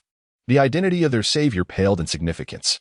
The remaining individuals, now liberated from the oppressive aura, congregated, their voices a cacophony of speculation. This spectacle would undoubtedly be etched into their memories for eternity. Meanwhile, as Elder Qing and the black-clad assailant disengaged, the sudden arrival of Yi Gu cast a pall over both combatants, prompting them to retreat hastily. Chapter 64. Shun Tu Wanqing in peril. Yi Ji's passage was marked by a torrential downpour of blood, enveloping both Elder Qing and the black-clad figure, suffusing the air with an oppressive and suffocating ambience. Observing the individual before them, it was evident that his cultivation was merely at the heavenly level, which was not particularly formidable. However, the overwhelming aura of bloodlust emanating from him caused both of them to feel an unsettling apprehension, especially the blood-red longsword, which, at that moment, seemed to possess a life of its own, detached itself from Yi Ji's grasp and hovered ominously in front of him, quivering incessantly and exuding waves of danger. They both thought that if this person were to be an adversary, they should make a hasty retreat. Otherwise, they might meet their end here. Yet, in that moment, neither dared to make a move, fearing that Yi Gu might strike unexpectedly, thus giving their opponent an advantage.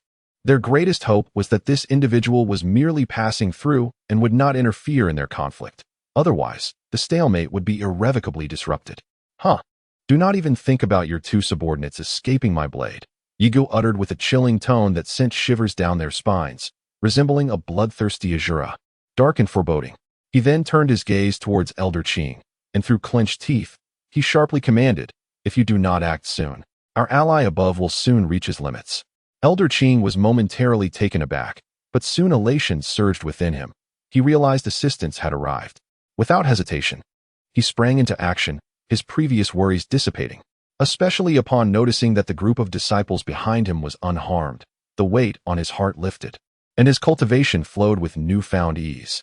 He extended the fiery long sword in his hand, waves of scorching heat radiating from it, as if the very air surrounding them were about to be incinerated. Flames, appearing as though conjured from the void, converged at the sword's tip. The moment he lifted the sword, it was accomplished in the blink of an eye. "Inferno decimation," Elder Qing declared in a low voice, transforming into a blazing figure, seemingly merging with the sword itself.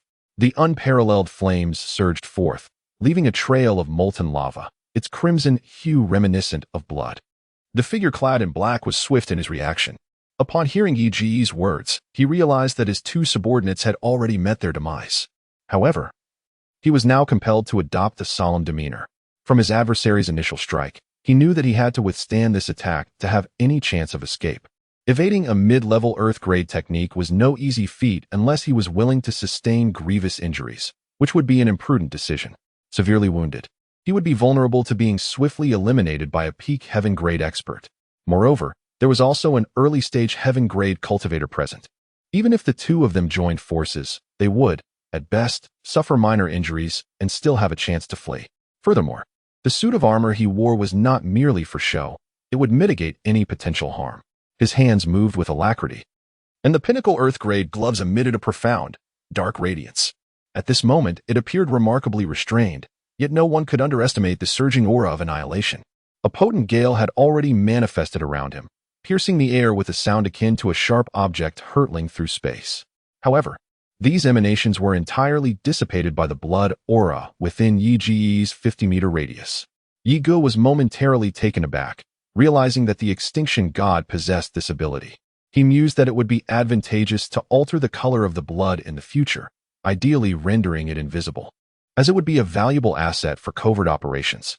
Otherwise, the scarlet spectacle would immediately alert others to an impending ambush. Both individuals moved with incredible speed, making it difficult for those with lesser cultivation to discern what was transpiring. However, they were within the blood cloud of the extinction god, which had been refined by Yi Ge. The actions of the two individuals were observed with perfect clarity. While expressing admiration for their formidable power, Yi Ge was swift to act. The extinction god, in particular, appeared to be eagerly anticipating the fray. Yi Ji's techniques remained limited to those two maneuvers, a source of frustration, yet unavoidable. To engage in combat with Xian-level techniques against those of peak D-level or even Tian level was a predicament unique to Yi Ge. However, this was inconsequential. The extinction god, with its seemingly impenetrable sharpness and the blood aura that repelled all attacks, moved like a specter as the two combatants clashed. You are easily located within this sea of blood, Yi Ge thought. When you are isolated, the opportunity for retribution will arise. In the next instant, the black-clad figure was visibly alarmed, a sense of impending doom washing over him. A Tian-level expert possesses an acute awareness of danger. He resolved to escape, even if severely wounded, rather than linger, as that offered a glimmer of hope. Yet, as the thought formed, his expression became vacant. He was unable to comprehend the situation, questioning the nature of the sword. It pierced his armor as effortlessly as slicing through tofu, encountering no resistance, and passed directly through his body. His vast spiritual energy dissipated like a receding tide, or rather, surged into the blood sword, as if striking a desiccated corpse. Elder Qing, witnessing this skeletal transformation, was momentarily stunned and regarded Yi Ge with heightened vigilance, a chilling sensation creeping into his heart. Such a ruthless sword was alarming. Though the details were not entirely clear, he could sense the transformation. To make an enemy of such a person would have dire consequences. I am grateful for the assistance, fellow cultivator, Qing said. Elder Qing let out a sigh of relief and clasped his hands towards Yi Ge. However, at that moment, Yi Ge completely disregarded him, cursing inwardly. They had previously agreed to share, yet he found himself alone in reaping the rewards. All his efforts seemed futile. This was the pinnacle of heavenly level. Surely, he could have been granted at least a portion for himself. Not to mention a breakthrough in martial spirit, he could have made significant progress. How can one be so wasteful? In a fit of anger, Yi Ge hurled the weapon, myriad, far away, wishing never to lay eyes upon such a deceitful entity again. Seeing Yi Ji's furious demeanor, Elder Qing stood frozen in disbelief. What on earth was he doing? Discarding such a formidable weapon? If you no longer want it, then give it to me. Frustrated, Yi Ge seized myriad once more and gazed into the void above. His brow furrowed, a plan forming in his mind. As if understanding Yi Ji's intentions, myriad began to tremble violently, displaying reluctance. Do you dare to resist? Since you have chosen to act selfishly, you must fulfill your duty. Otherwise, I shall truly discard you. Yi Ge held myriad before him, glaring fiercely. This was a matter of life and death, as well as the journey to the academy. The academy's champions were clearly no match for those two cloaked figures. Now, he hoped that myriad would prove its worth. As Yi Ji's words fell, myriad suddenly calmed, and a denser aura of blood surged forth. The entire sky was drenched in a rain of crimson, each drop ringing out sharply, yet exuding an eerie, sinister quality. The crowd gasped in astonishment. What was happening? Why was it so terrifying? Observing Yi Ji's transformation, Elder Qing mused that a celestial-level cultivator should not confront a king-level adversary. However, a moment later, he was seized by terror as the aura emanating from the blood sword forcefully propelled him back 100 meters. Evacuate those fledglings to a safe distance. I cannot assure control, Yi Ji's somber voice echoed as his form vanished, transforming into a crimson torrent soaring skyward. Upon hearing this, Elder Qing dared not linger, promptly leading everyone far away. This is utterly terrifying, he exclaimed. Who is this individual aiding Hao Yin Academy? Regardless, it is a boon. He and the others watched from afar, gazing at the now blood-red firmament. Above, The three kings, engrossed in their fierce battle, noticed the surrounding void bleeding, and they cautiously surveyed their surroundings. Then, a terrifying aura materialized, causing their expressions to shift dramatically. Chapter 65. Repercussions. The thought alone was immensely thrilling.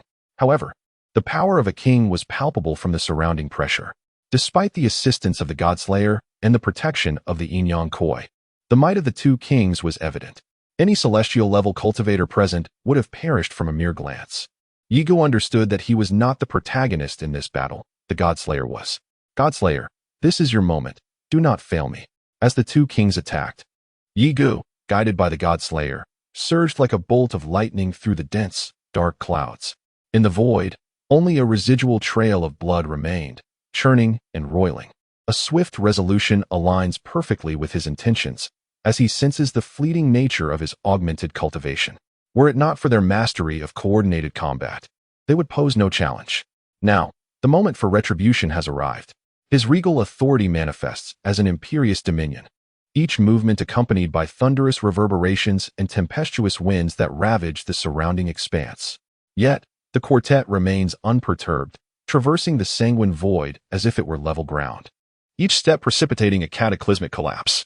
The black-clad figure, now bereft of support and targeted by Zhou Tong, swiftly finds himself at a disadvantage, sustaining a series of wounds that threaten his very existence. Desperate for assistance, he attempts to summon his comrades, only to be seized by a sudden, chilling dread. Though loath to accept it, the truth manifests before him, undeniable. In that moment of distraction, Zhou Tong's eyes gleam with predatory intent.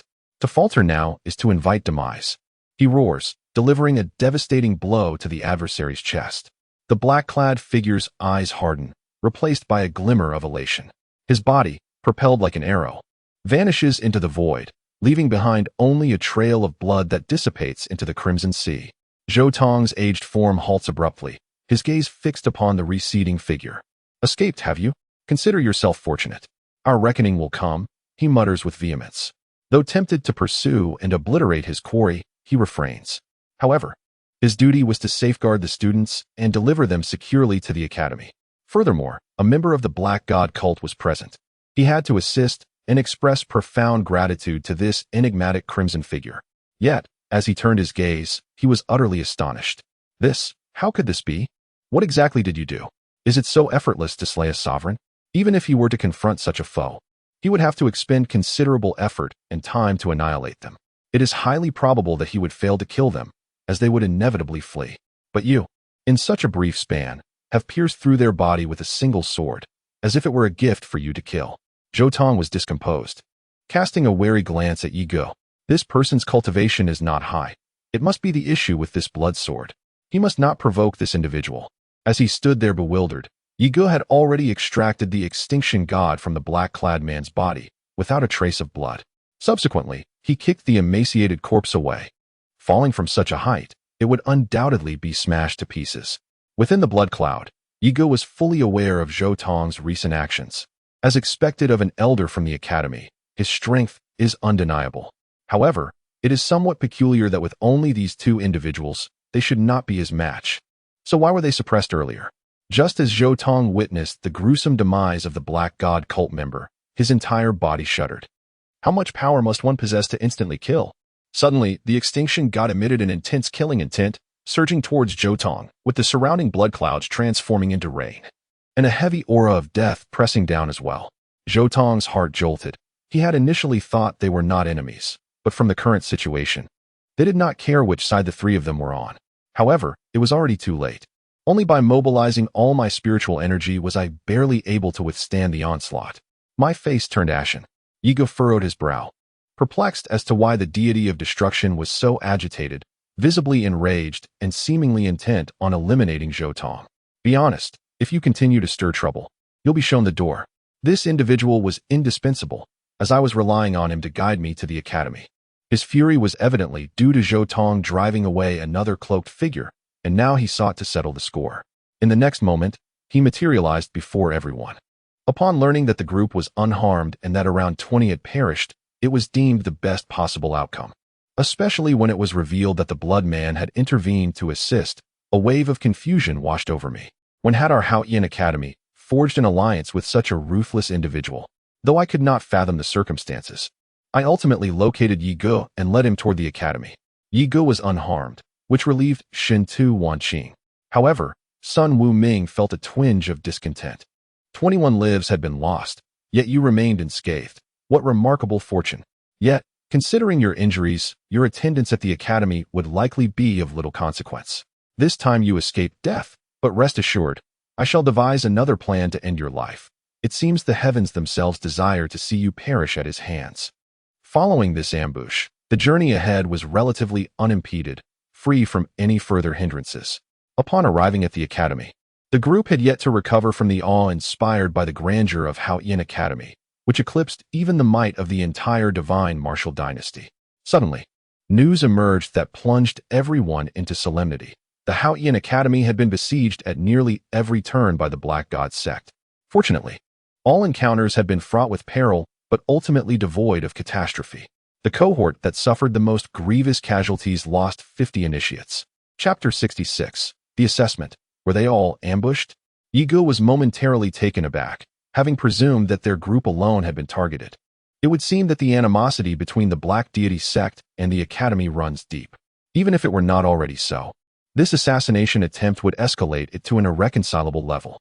Given their entrenched enmity, the Academy's significant loss would undoubtedly be met with repercussions for the Black Deity sect. Though the specifics of retaliation were beyond Yi Ge's purview, Yi Ge understood that his primary objectives at the Academy were cultivation and the pursuit of information regarding his mother.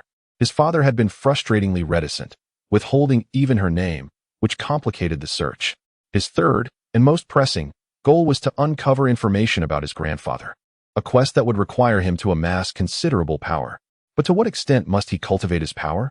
Like the other newly arrived students, Yi Ge settled down in the expansive plaza.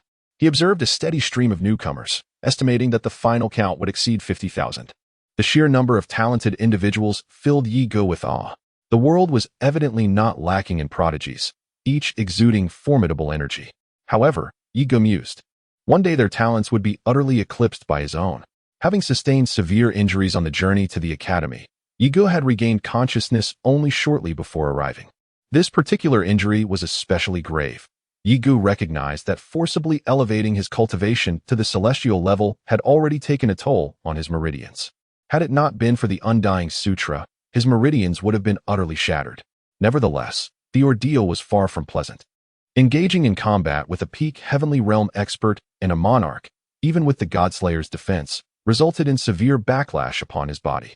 Fortunately, the Yin-Yang Koi, coupled with the Undying Sutra, facilitated a swift recovery. Otherwise, it would have taken at least a year. Yi Ge's recuperation astonished everyone, especially Zhou Tong, who was perplexed but did not dwell on it. He had witnessed countless inexplicable fortunes in his time. However, Sun Wuming was displeased with Yi Ge's recovery. He had anticipated Yi Ge's expulsion due to his grave injuries, but his swift recovery shattered his hopes, prompting him to scheme Yi Ge's downfall. Yi Ge paid little attention to the gazes of the crowd. His rapid recovery was no secret worth concealing. However, Yi Ge remained disheartened. Although the Godslayer had clearly shared a portion of the spoils when slaying the monarch, it was but a meager amount. Yet, even this small fraction triggered signs of an imminent breakthrough in his martial spirit, much to Yi Ge's dismay. He inwardly rebuked the Godslayer for its stinginess. He had sacrificed a wisp of spiritual energy and suffered severe injuries, only to receive such a paltry reward. One aspect puzzled Yi Ge, the Godslayer. Previously, using a single move would leave it depleted, akin to a person's exhaustion. Now, however, it showed no signs of fatigue and remained as potent as ever.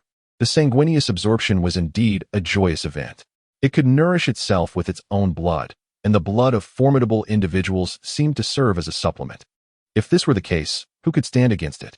Moreover, it sometimes acted independently, defying control. Given the opportunity, it was imperative to thoroughly investigate this, lest one be devoured instead of slaying others. Strength was inconsequential. Harboring an unpredictable menace was undesirable. However, what exhilarated Yi Ge most was that the spatial rings of the three powerhouses had fallen into his own. This was an unexpected windfall, undoubtedly procured surreptitiously by the myriad dragon's cauldron. Yet, Yi Ge felt a pang of sorrow, for only cultivation methods and some spiritual herbs remained. The pills and spirit stones within had been pilfered entirely by the yin-yang fish. Even his own possessions had not been spared. The pills, in particular, had not escaped their grasp. Despite all precautions, he had not anticipated that the yin-yang fish could plunder items through spatial rings. These rascals must have been biding their time until he was unconscious, providing them with an opportunity to indulge in their larceny. Only the last spirit stone, pilfered right before his eyes, prevented him from suspecting another culprit. All his efforts had been rendered futile, leaving him virtually destitute. Yin-yang fish, you are quite the scoundrels. Engaging in thievery, he exclaimed. Very well, I shall never again collect spirit stones or pills, and we'll see who suffers then. I would rather forego cultivation than allow you to continue. Yi Ge threatened through gritted teeth, his resentment palpable. Yet, in the next moment, he relented. Observing his cultivation level with unwavering intensity, the black and white koi intimated that satiation was expected, lest his cultivation suffer the consequences. He had hoped for the acquisition of some remarkable equipment, only to be disappointed. The Wanlong cauldron had long been obliterated. Fortunately, Qinghen had shown mercy at the cauldron's mouth. Threats were futile. It absorbed all his techniques into the cauldron, rendering them irretrievable. Ultimately, he yielded. A spectrum of pallor washed over Yi Ji's face, his grinding teeth betraying a resentment that deterred approach. Lest they incur his wrath, the presence of the academy elders dissuaded any interaction that might leave a negative impression. Unlike others who arrived at the academy with unbridled enthusiasm, Yi Ge was consumed by frustration. His most pressing need was spiritual stones and elixirs. Without these resources, cultivation was impossible. Despite the ambient spiritual energy being several times more concentrated than elsewhere, it remained insufficient to satiate the voracious appetite of the black and white koi. However, observing the nearly 80,000 individuals assembled in the plaza, a smile crept across Yi Ji's countenance. It seemed extracting spiritual stones from them would not prove too arduous. As Yi Ge pondered this, a sudden surge of agitation rippled through the crowd, their faces betraying alarm. He feigned discomfort and tremors, a charade that proved remarkably effective as the oppressive aura dissipated instantaneously. At that moment, two imposing middle-aged figures materialized in the void above. Their appearance was unremarkable, yet they exuded an aura of unfathomable depth. One individual spoke up. Well, out of the 80,000, only 60,000 remain standing.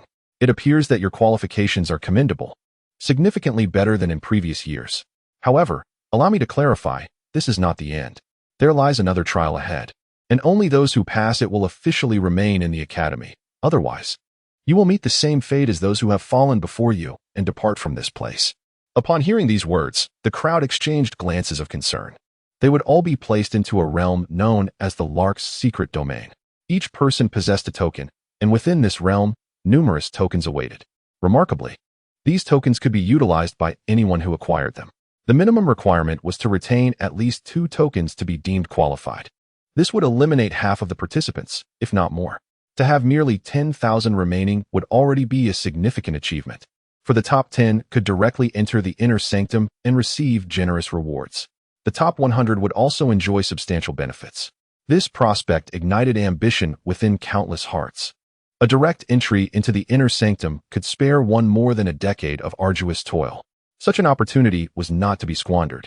However, a condition was imposed. No one was permitted to kill or incapacitate another within the domain, for to do so would mean one's own demise. This revelation provided a measure of relief to those of weaker abilities. Nevertheless, the 2-month duration instilled a sense of anxiety among the crowd. After articulating the rules, the two figures in the void exchanged a knowing glance and began to perform a series of hand seals. Suddenly, a rift opened in the distant void.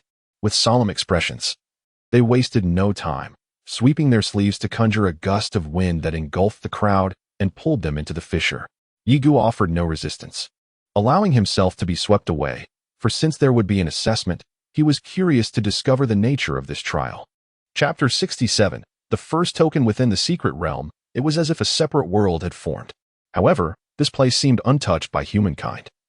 With dense thickets and an untamed ambience pervading the air, a chorus of bestial roars echoed incessantly. Yi Ge, perched atop a robust tree, warily surveyed his surroundings. Nearly a day had passed since his arrival, yet he had encountered not a single soul, prompting him to contemplate the situation. With a staggering 60,000 entrants, how is it possible to not even glimpse a single figure? Just how vast is this secret realm? He mused. At this rate, how can the mission be accomplished? Fortunately, upon entering, everyone landed in disparate zones. Otherwise, if they were all clustered together, those with weaker cultivation would be overwhelmed and plundered. The spiritual energy here is more than twice as potent as outside, rendering it an ideal haven for cultivation.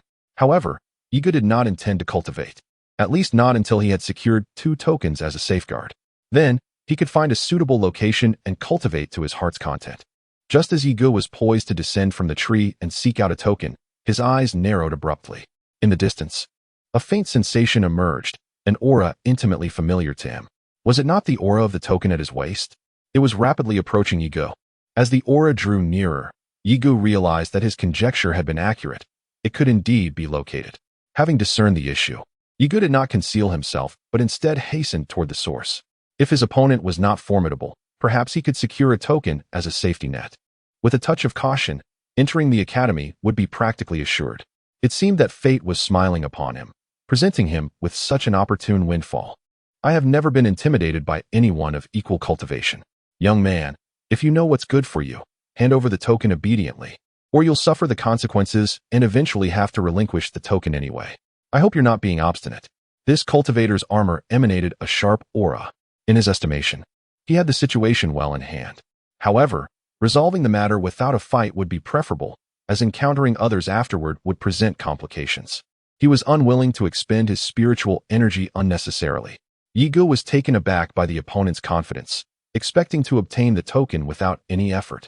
He found it incredibly condescending and regarded him as an arrogant fellow. However, the brilliance of the opponent's armor caught his eye, filling him with envy. Were it not for the existence of the myriad dragon's cauldron, his own armor would undoubtedly rival that of his opponent. Is that so? Then let's see if you have the ability, Yiga retorted. Without further deliberation, he resolved to seize the token first, lest its presence attract the attention of others, leading to a multitude of complications. Seeking death, then I shall take it myself. I will spare your life, but I cannot vouch for your limbs. This is the penalty for defying me.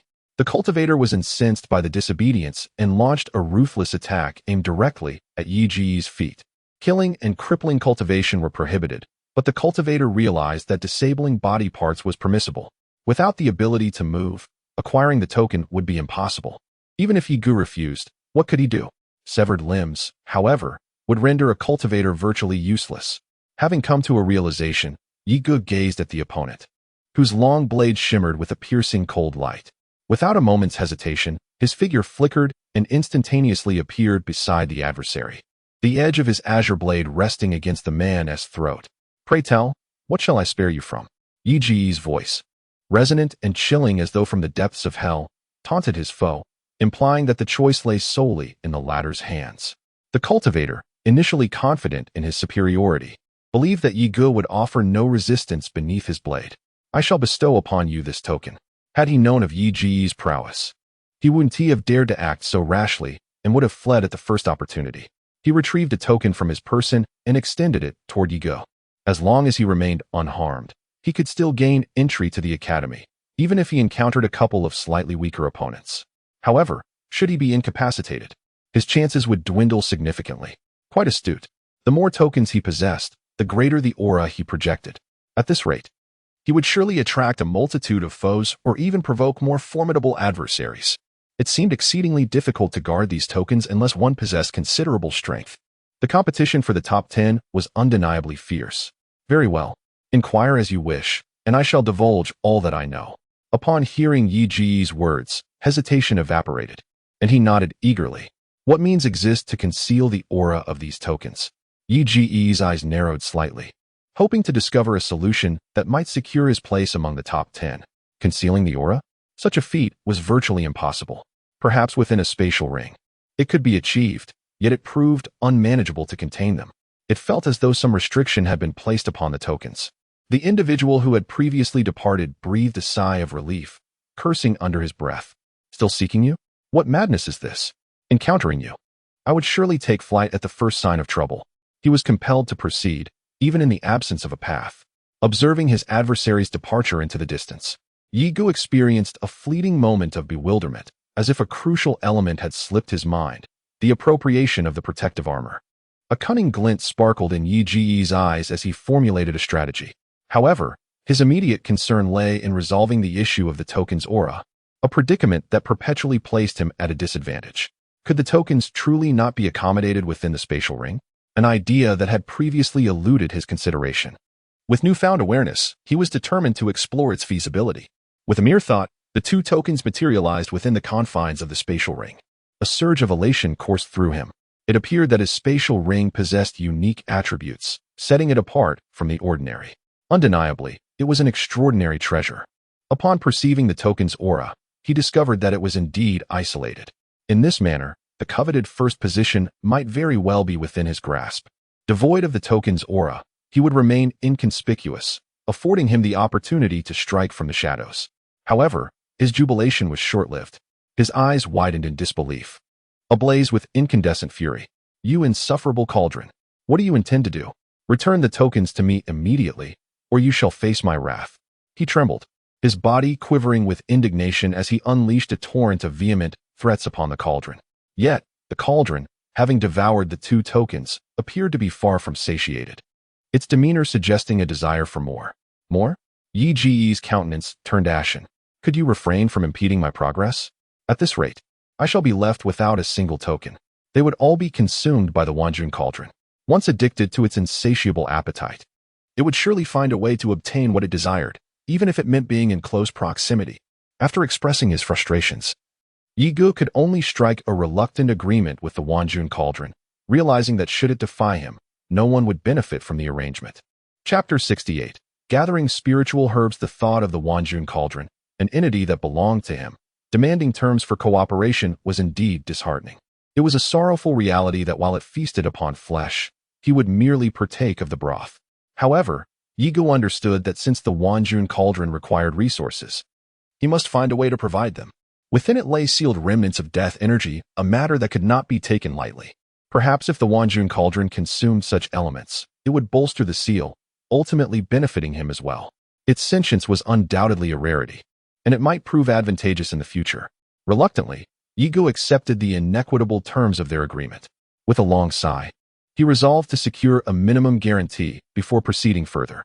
Without a foundation of assurance, he feared the Wanjun cauldron's unpredictable nature would lead to dire consequences. To his astonishment, the abundance of spiritual herbs in this location was remarkable. Although they were not clustered in large patches, the ground was indeed strewn with them. Yet, the highest grade among them was only of the third rank. The majority consisted of first and second rank herbs, with the occasional third rank appearing. For those of innate cultivation, third rank herbs held some value, but not significantly so.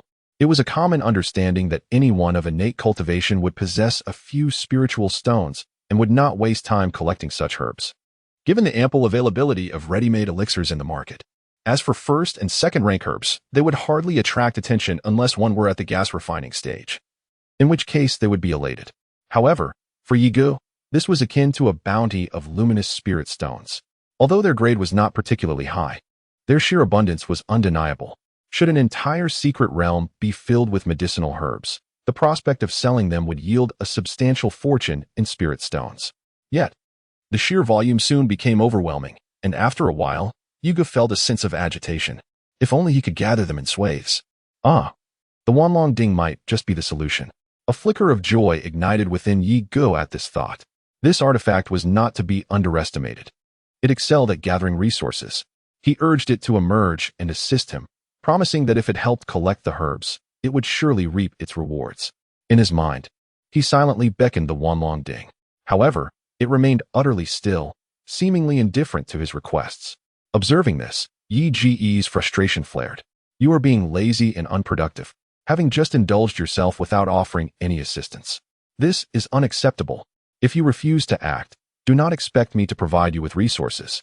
Moreover, I intend to trade these for spirit stones or refine them into elixirs. I cannot neglect my own needs," Yi Ge threatened vehemently. Initially, the Wanlong Ding remained unmoved, impervious to his entreaties. Yet, upon mentioning the black and white fish, it visibly trembled, and before Yi Ge could finish his sentence, it transformed into a streak of light, soaring forth from the spatial ring. Yi Ge felt a sudden rush before him, as a mysterious force began to swirl around him. The dense thickets of grass around him rustled violently, and the scene was engulfed in a whirlwind of dust. Wherever the suction passed, it was as if geese had plucked feathers, leaving nothing but the weeds behind.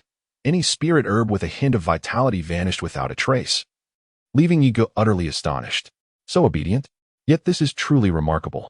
Within just a couple of breaths, Yigo could no longer sense the presence of any spirit herbs around him, replaced instead by a desolate emptiness. It turns out that it feared the black and white twin fish. It seems there is now a strategy to deal with the Wanlong Ding. At this thought, Yigo's heart leaped with joy. After a brief moment, he could no longer detect the aura of the Wanlong Ding. Had it not been for a faint sense of connection, he would have surely believed it had fled. However, the distance it had traveled was quite considerable. Could it be that it aimed to collect all the spirit herbs within the entire secret realm? If so, that would be a tremendous windfall. Merely contemplating it filled him with excitement. Nevertheless, while Yigo indulged in his delightful thoughts, panic erupted among all the others within the secret realm. What on earth was this entity? Although invisible, the fierce gust that swept through sent chills down their spines.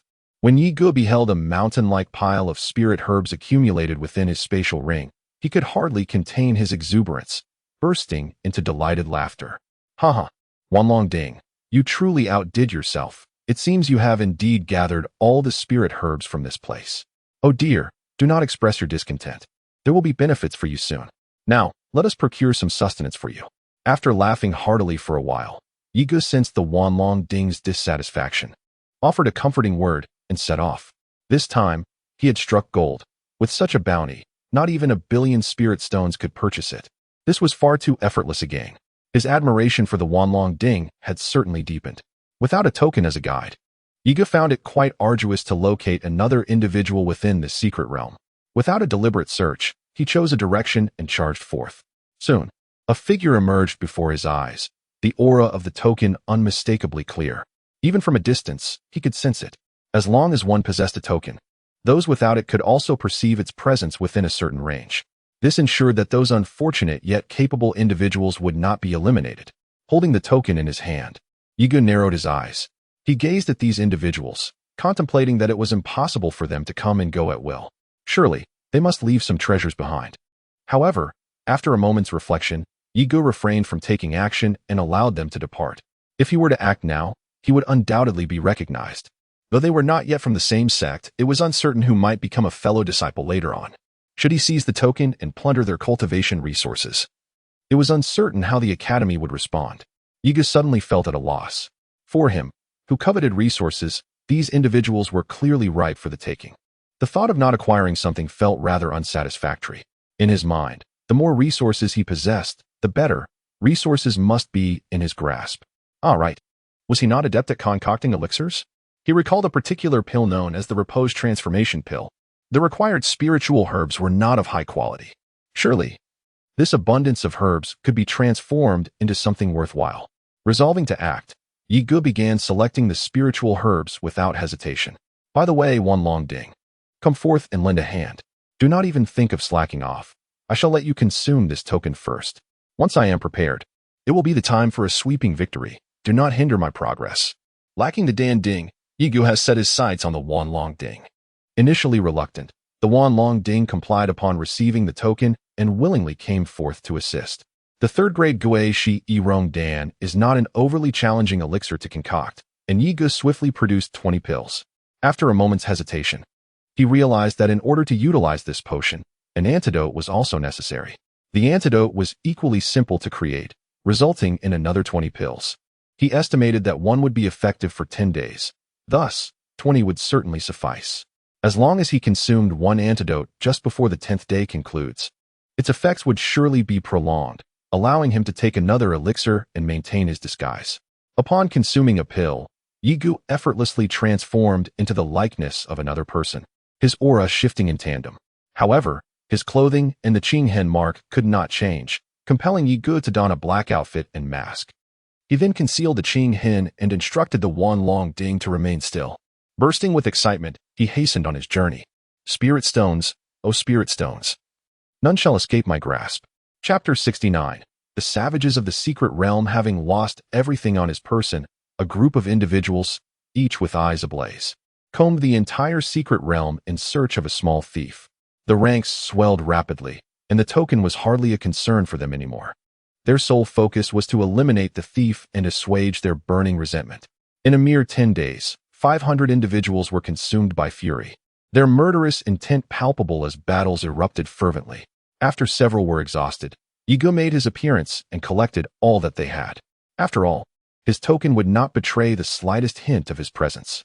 Within the spatial ring, merely 2 pieces lay quietly, while the rest had been consumed by the Wanjun Ding.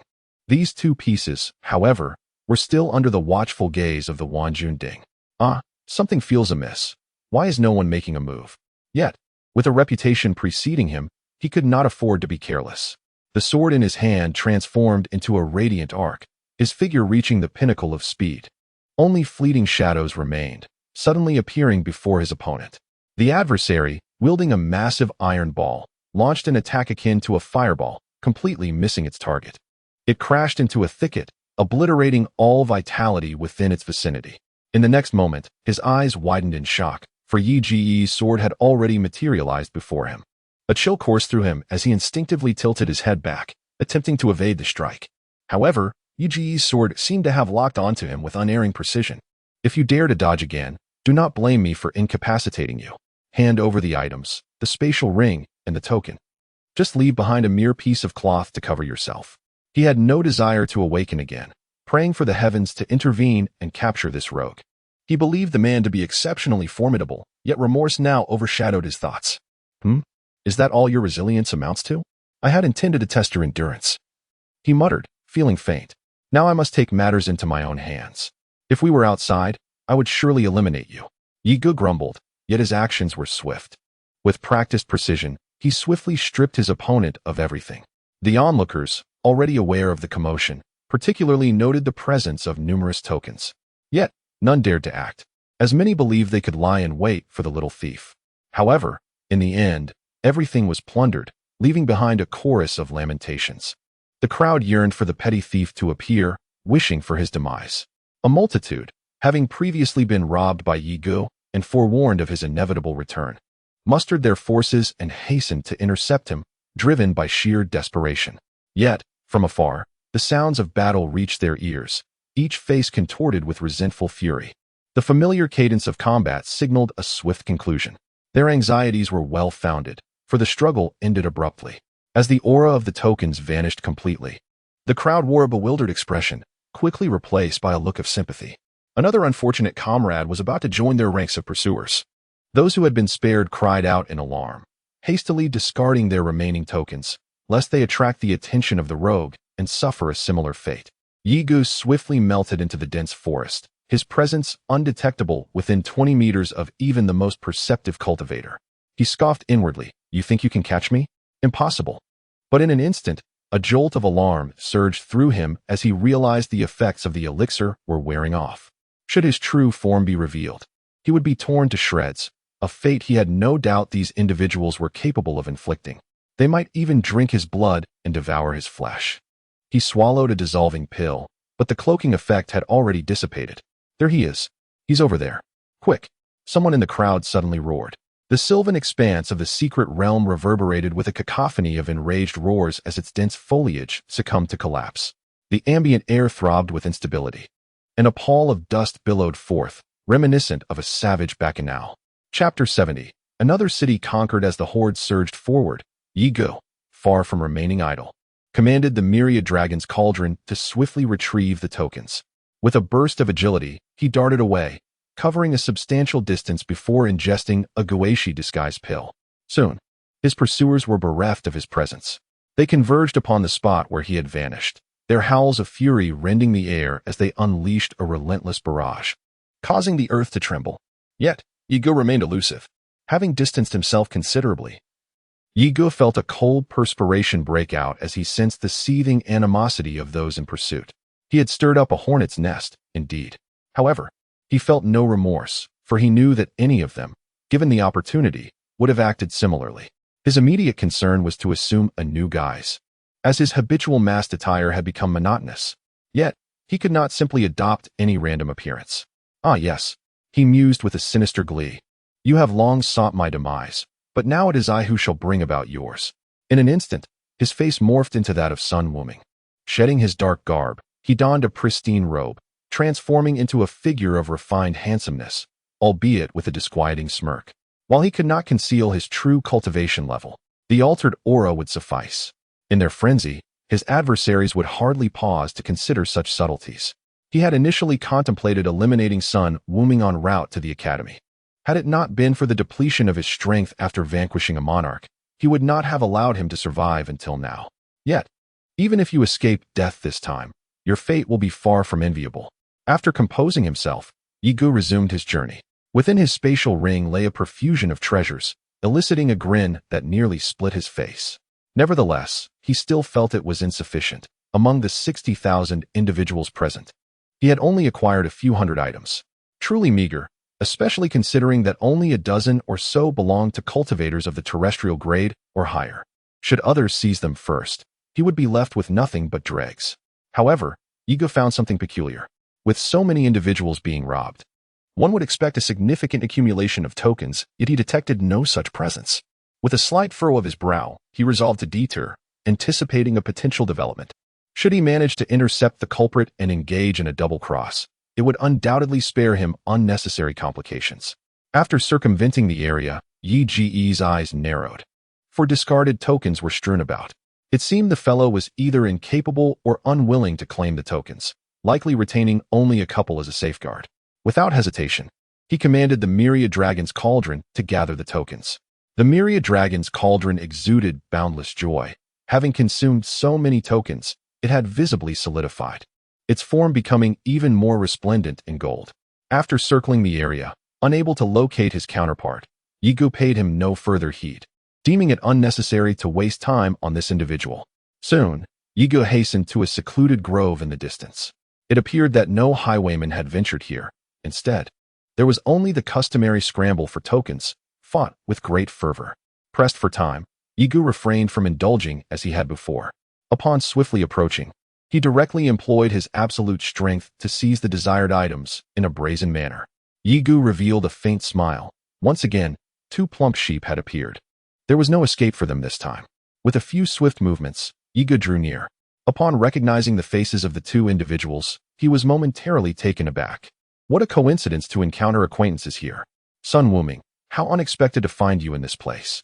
Therefore, do not blame yourself for the ruthlessness that is about to ensue. While I cannot take your life, I certainly can render you helpless. Having engaged in a prolonged struggle, both sides were nearing their limits. Each was eager to seize the other's token, and mercy was not on the table. Each person already possessed around 30 tokens, and acquiring the others would enhance the prospects of ranking within the top 10 or even the top 100. Suddenly, a resounding explosion echoed, sending both individuals reeling, their energy utterly depleted. It is astonishing to find someone with a visage identical to my own. Should they be implicated in nefarious deeds, I would undoubtedly bear the blame. Who am I? Am I not merely a reflection of you? But do not be alarmed. I have matters to attend to first. We had an agreement, and you shall receive your share, so there is no need to feign ignorance now. After finishing his words, Yi Gu approached the other individual without hesitation, swiftly incapacitating them. His adept search left behind only a piece of tattered cloth. The sight sent shivers down Sun Wuming's spine, compelling him to flee without a second thought. However, the icy gaze of Yi Gu held him frozen in place. He harbored no doubts that should he dare to run, he would surely suffer dire consequences. While possessions may be replaced, the potential for losing limbs would yield a far more tragic outcome. However, if Yi Ji's previous statement were to be disseminated by that individual, the blame would be unavoidable. You may depart. Do not compel me to cripple you. Yi Gu delivered a kick to the person who had been stripped. Paying no further heed, he seized the items and proceeded with elation towards Sun Wuming. The stripped individual harbored resentment and discontent, yet understood that vengeance would be exacted. But not presently. He fled hastily. Your turn now. Yi Gu, observing the fleeing figure, immediately began to divest Sun Wuming of his possessions. No, please. You cannot do this. Do you not fear the Academy's censure? Sun Wuming, immobilized, beheld his spatial ring and token, along with his garments, being entirely confiscated. Such ruthlessness was astonishing. He was on the verge of tears, his countenance expressing grievance. While the other individual had retained a loincloth, he had been left completely bare, exposed to the elements. By the way, exercise caution. Do not say I failed to forewarn you. Remember to conceal yourself, lest you be discovered, which would be unfavorable. Subsequently, Yi Gu temporarily sealed Sun Wuming's cultivation and mobility. He would show no leniency towards adversaries, since he could not kill him. He would allow him to live for the time being. Shortly after Yi Ji's departure, Sun Wuming regained his faculties. The realization that he had been robbed sent shivers down his spine. His resentful eyes fixed upon the direction in which his assailant had vanished. The thought that his identity would be used for nefarious purposes, and that he would be held accountable, was unbearable. He gathered some foliage for concealment and hastened in pursuit of Yi Gu. Let us observe precisely who dares to instigate turmoil while bearing his countenance. Chapter 71. Double Cross. Amidst his intermittent journey, Yi Gu reaped a considerable bounty. Meanwhile, in the far distance behind him, a multitude of cultivators, stripped bare, congregated, their furious imprecations nearly shattering the tranquility of the secret realm. Aha! It seems there are more lucrative targets engaged in combat. Yi Ji's eyes narrowed as he swiftly approached. However, upon closer inspection, his countenance betrayed disappointment. Alas, more female cultivators. He could bring himself to prey upon male cultivators, regardless of their identity. But he found himself unable to harm women. Yet, his heart ached with particular intensity. Along his path, at least half of those he encountered were female cultivators. Moreover, their accoutrements were often superior to those of their male counterparts, causing Yi Gu to lament the missed opportunities in his heart. Unable to play the role of the opportunistic fisherman, he was compelled to seek other hunting grounds. Thus, Yi Gu continued his travels, releasing female cultivators he encountered while preying upon any male cultivators he could overpower. Swiftly, another 20 days elapsed, and a pervasive unease permeated the secret realm. For an entire month, the emergence of a bandit within the secret realm had instilled unprecedented trepidation among the populace. Many had glimpsed several faces among them, which were those of the very individuals who had been robbed, leading to violent altercations. Sun Wuming, for instance, narrowly escaped death. Had it not been for the intervention of others, he might have perished. The crowd harbored even greater resentment, as someone dared to commit atrocities while baring their visages, pilfering their possessions, and then flaunting their own faces. Heavens, to what extent had this person's audacity reached? Does he not fear being scrutinized by the elders of the academy once he steps outside? Even if he conceals himself within a spatial ring, escape seems implausible. Presently, they find themselves hoping that this thief entangles himself with more individuals, for in such a scenario, a multitude could easily overwhelm him. Once the situation unfolds, identifying the culprit would be a straightforward task. However, among the crowd, there lingers a consensus on potential suspects, or rather, an abundance of them. Firstly, it is noteworthy that none of the female cultivators have been targeted. Only the male practitioners have suffered. The aggressors seem to refrain from attacking women. Yet one cannot dismiss the possibility of male assailants. Secondly, all the victims have been abducted from various locations simultaneously, indicating that this is no solitary act, but rather the work of a well-organized group with premeditated intent. Truly, they are a reckless bunch, relishing their temporary triumph. Do they believe they can evade the Academy's grasp? They have contemplated strategies to ensnare these brigands at the earliest opportunity, yet not once have they succeeded. As if their adversaries possessed foreknowledge of their plans. This has instilled a profound terror among the women, rendering them incapable of venturing forth alone. Regardless of familiarity or enmity, they have banded together for safety. Those who previously associated with or knew certain male practitioners have severed ties, fearing that their mere presence might provoke the bandits, leading to unimaginable consequences. As long as the tokens remain, discovery is inevitable, and the outcome will not be favorable. At this moment, within an impenetrable thicket, over 500 cultivators lie concealed. The combined aura of their tokens is overwhelming, saturating the surroundings. Chenming, everyone has entrusted their tokens to you, hoping you can ensure their safety. At this moment, he dismissed his state of repose, retaining only the ability to disguise himself. No one recognized him. However, he found himself perplexed. How many peers could there possibly be? He had only robbed a maximum of 10,000 individuals. Yet, these people had divided into two groups of 20,000, causing Yi Gu a twinge of sorrow. But the next instant, Yi Gu raised an eyebrow, soon dismissing the thought. This individual, appearing without disguise, made Yi Gu marvel at the audacity of these people. As he approached within 50 meters, he halted, Perhaps this was his most conservative distance. He produced a packet of powder, scattering it haphazardly in a circle. Once he had finished, he quietly retreated.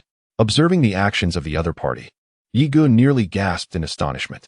This fellow had the audacity to use a narcotic, requiring no physical confrontation. Reflecting on his own strenuous efforts, Yigu felt a surge of frustration.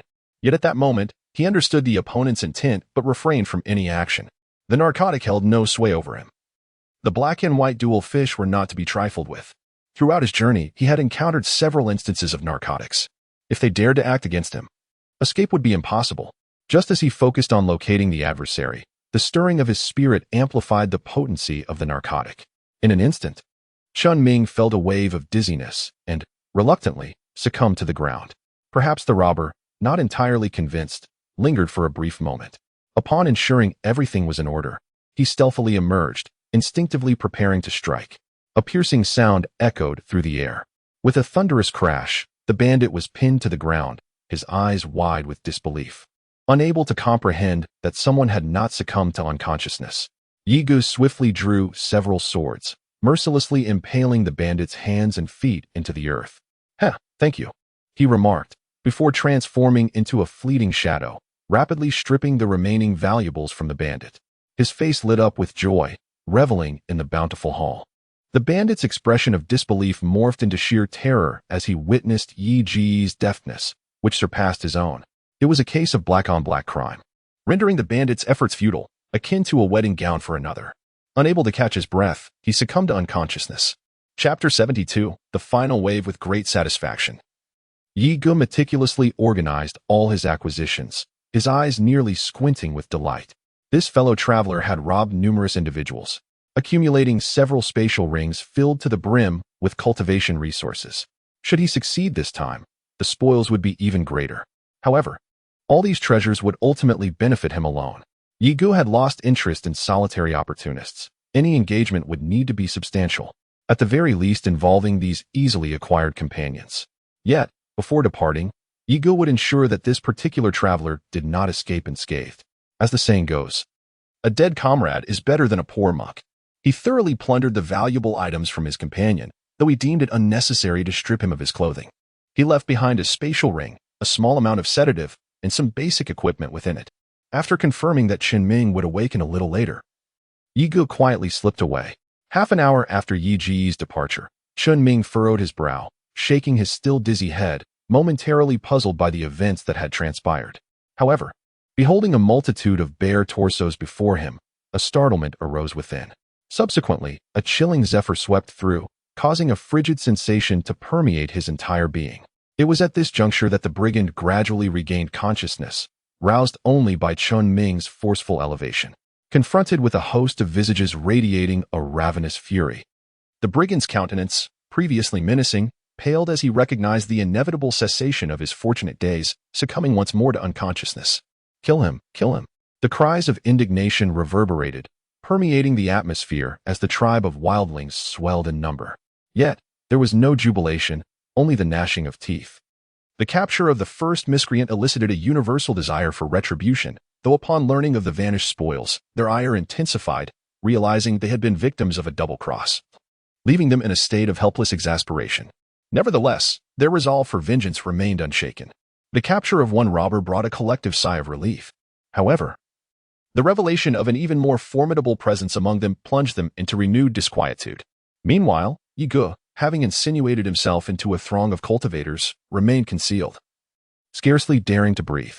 Too dreadful," he muttered. "These villains should be summarily executed. Should I encounter them, they shall be subjected to an existence neither alive nor dead." Amidst the crowd, Yi Ji's visage contorted with vehement animosity, projecting an image of profound indignation.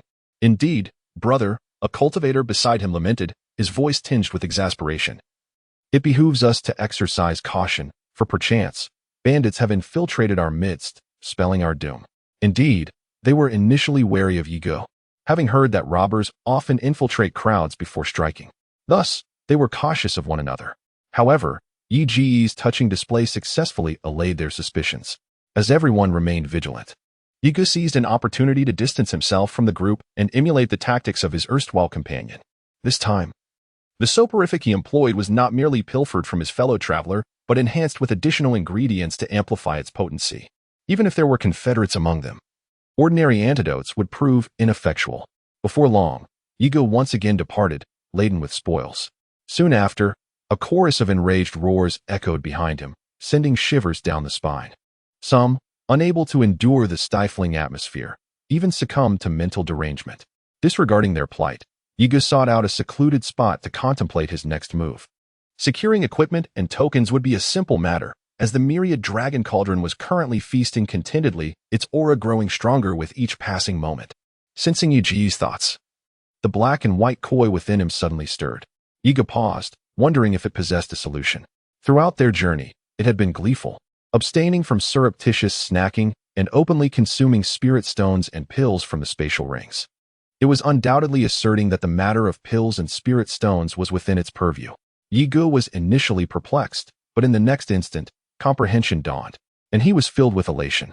For the myriad dragon cauldron, which had been devouring its fill, suddenly seemed to receive an order, instantly collecting all the items from the spatial rings. Feeling the emptiness of the spatial ring, his eyes sparkled with clarity. If this were the case, a plethora of resources awaited his discovery. However, he pondered, if a powerful monarch were to inspect the spatial ring, could he conceal his secrets? Ego inquired once more. The Wanlong Ding radiated a brilliant light, transforming into a low-grade earth-tier alchemical furnace. Taken aback, Ego still expressed his apprehension. But what about the sovereigns? One cannot afford to be complacent. At that moment, the Wanlong Ding shifted again, morphing into a lower-grade spirit-tier alchemical furnace. Ego stared in astonishment, then erupted into hearty laughter. Well then, let us embark. This time, we must seize enough resources. With his worries alleviated, Ego felt a sense of relief. In the realm of cultivation, one would never miss an opportunity to seize resources. Unless bonds of friendship were strong, one risked being devoured. If you do not seize from others, others will seize from you. 20 days passed swiftly, and with just 10 days remaining until the assessment concluded, fewer than 2,000 male cultivators remained unplundered in the secret realm, with a dozen already having been robbed. They had to remain vigilant. Meanwhile, surrounding this group were tens of thousands of wild men, ever watchful. Although some had managed to acquire clothing from others, it did little to conceal their determination. They were resolute. Should any bandit appear, they would not allow escape this time. They were intent on capturing them. Yiga sensed the collective aura from afar, such a multitude, and the intensity of their presence was palpable. His brow furrowed in concern. With so many individuals, and their formation somewhat scattered, it could pose a challenge. The area was simply too vast. Yiga retreated to a distance, aware that the other bandits were likely mingling within the crowd. Among such formidable adversaries, engaging in conflict was simply not feasible, so he opted to wait for an opportune moment to depart together. However, Yiga felt a twinge of discontent. There were numerous treasures that he could not afford to forego. After pondering for a while, an idea sparked in his mind. Yet, a flicker of concern crept in. The female cultivators might also be affected by his scheme. Nevertheless, after a moment's reflection, he resolved to disregard that possibility, leaving their fate to chance. Thus, Yiga threw himself into the arduous task of concocting potent sedatives, crafting a batch of exceptionally powerful elixirs that, once administered, would ensure that the afflicted would remain unconscious for at least 10 days. Within a single day, he managed to produce an impressive quantity. For him at this juncture, the resources for refining such potions were abundant, as the numerous cultivators' resources at his disposal rendered it a trivial endeavor. Manlong Ding, should you accomplish your task, delectable rewards await. Otherwise, you shall be deprived of sustenance. Yigu communicated his thoughts to the Manlong Ding. The artifact instantly grasped Yi Ji's intent, emerging from the spatial ring to retrieve the pile of sedatives before vanishing from sight. Do ensure that no one perceives any unusual activity. Otherwise, I shall shatter you. Yigu called out, his heart already swelling with delight. Reclining on the ground, he began to count down the time, eagerly anticipating the moment when he could cast his net. Chapter 73. Why has everyone turned into savages? All evidence remained within. Yigu had ample time. Thus he proceeded with leisurely diligence. In this secret realm, no one could approach him without dire consequences. Misfortune awaited all who dared to come near. These sedatives were not so easily dispelled. This one still possesses some spirit. It seems they have struggled, he remarked. There must be other antidotes to resist this. Thought Yigu with a light chuckle, not letting the matter slip by. As cultivators, they must possess various elixirs for preparation. However, Yiji's concoction was particularly potent. If a celestial-level expert were caught off guard, they too would succumb, remaining unconscious for a considerable time. You. A faint voice resonated in Yiji's ears, akin to thunder. His heart nearly leapt from his chest in fright. To his astonishment, someone had not yet lost consciousness. How remarkable it was, or perhaps they possessed something to counteract the narcotic. Without a moment's hesitation, Yigu swiftly retreated. When he steadied his gaze, he wiped a cold sweat from his brow. That was close. Fortunately, he had assumed another's appearance, or he would have been exposed. Particularly concerning was that weapon, which was of mid-tier earth grade. What thrilled Yigu even more was the presence of 10 fellow travelers. Each of them bore considerable wealth. After a rough calculation, he surmised that he had collected the basic resources, and any that might have been overlooked were negligible, warranting no further concern. However, it seemed unlikely that much had escaped him. Yigu treated his companions with the same indifference, should they awaken. The sheer number of them would surely divert attention from him. Once he had tidied up, Yigu chose not to linger and departed. He had already formulated an escape plan and had no intention of mingling with a band of wild individuals. Yet, at that moment, he gazed into the distance, sensing a potent aura emanating from the tokens. His brows furrowed slightly. There were still abundant resources over there. However, after a moment's contemplation, he decided against it. One must not be too greedy. Otherwise, if the Academy were to refuse him altogether, it would be a catastrophic embarrassment. Yigu, within the confines of a drug-induced captivity, managed to carve out an escape route and leapt down. Subsequently, she donned her own attire, meticulously tidying the area before ensuring that the Wamong Ding was also prepared. The scene was one of chaos, with countless individuals succumbing to unconsciousness. Only a few thousand managed to regain their senses quickly enough to flee. Their escape was fraught with trepidation. The audacity of the bandits was astounding, as they showed no mercy even to female cultivators.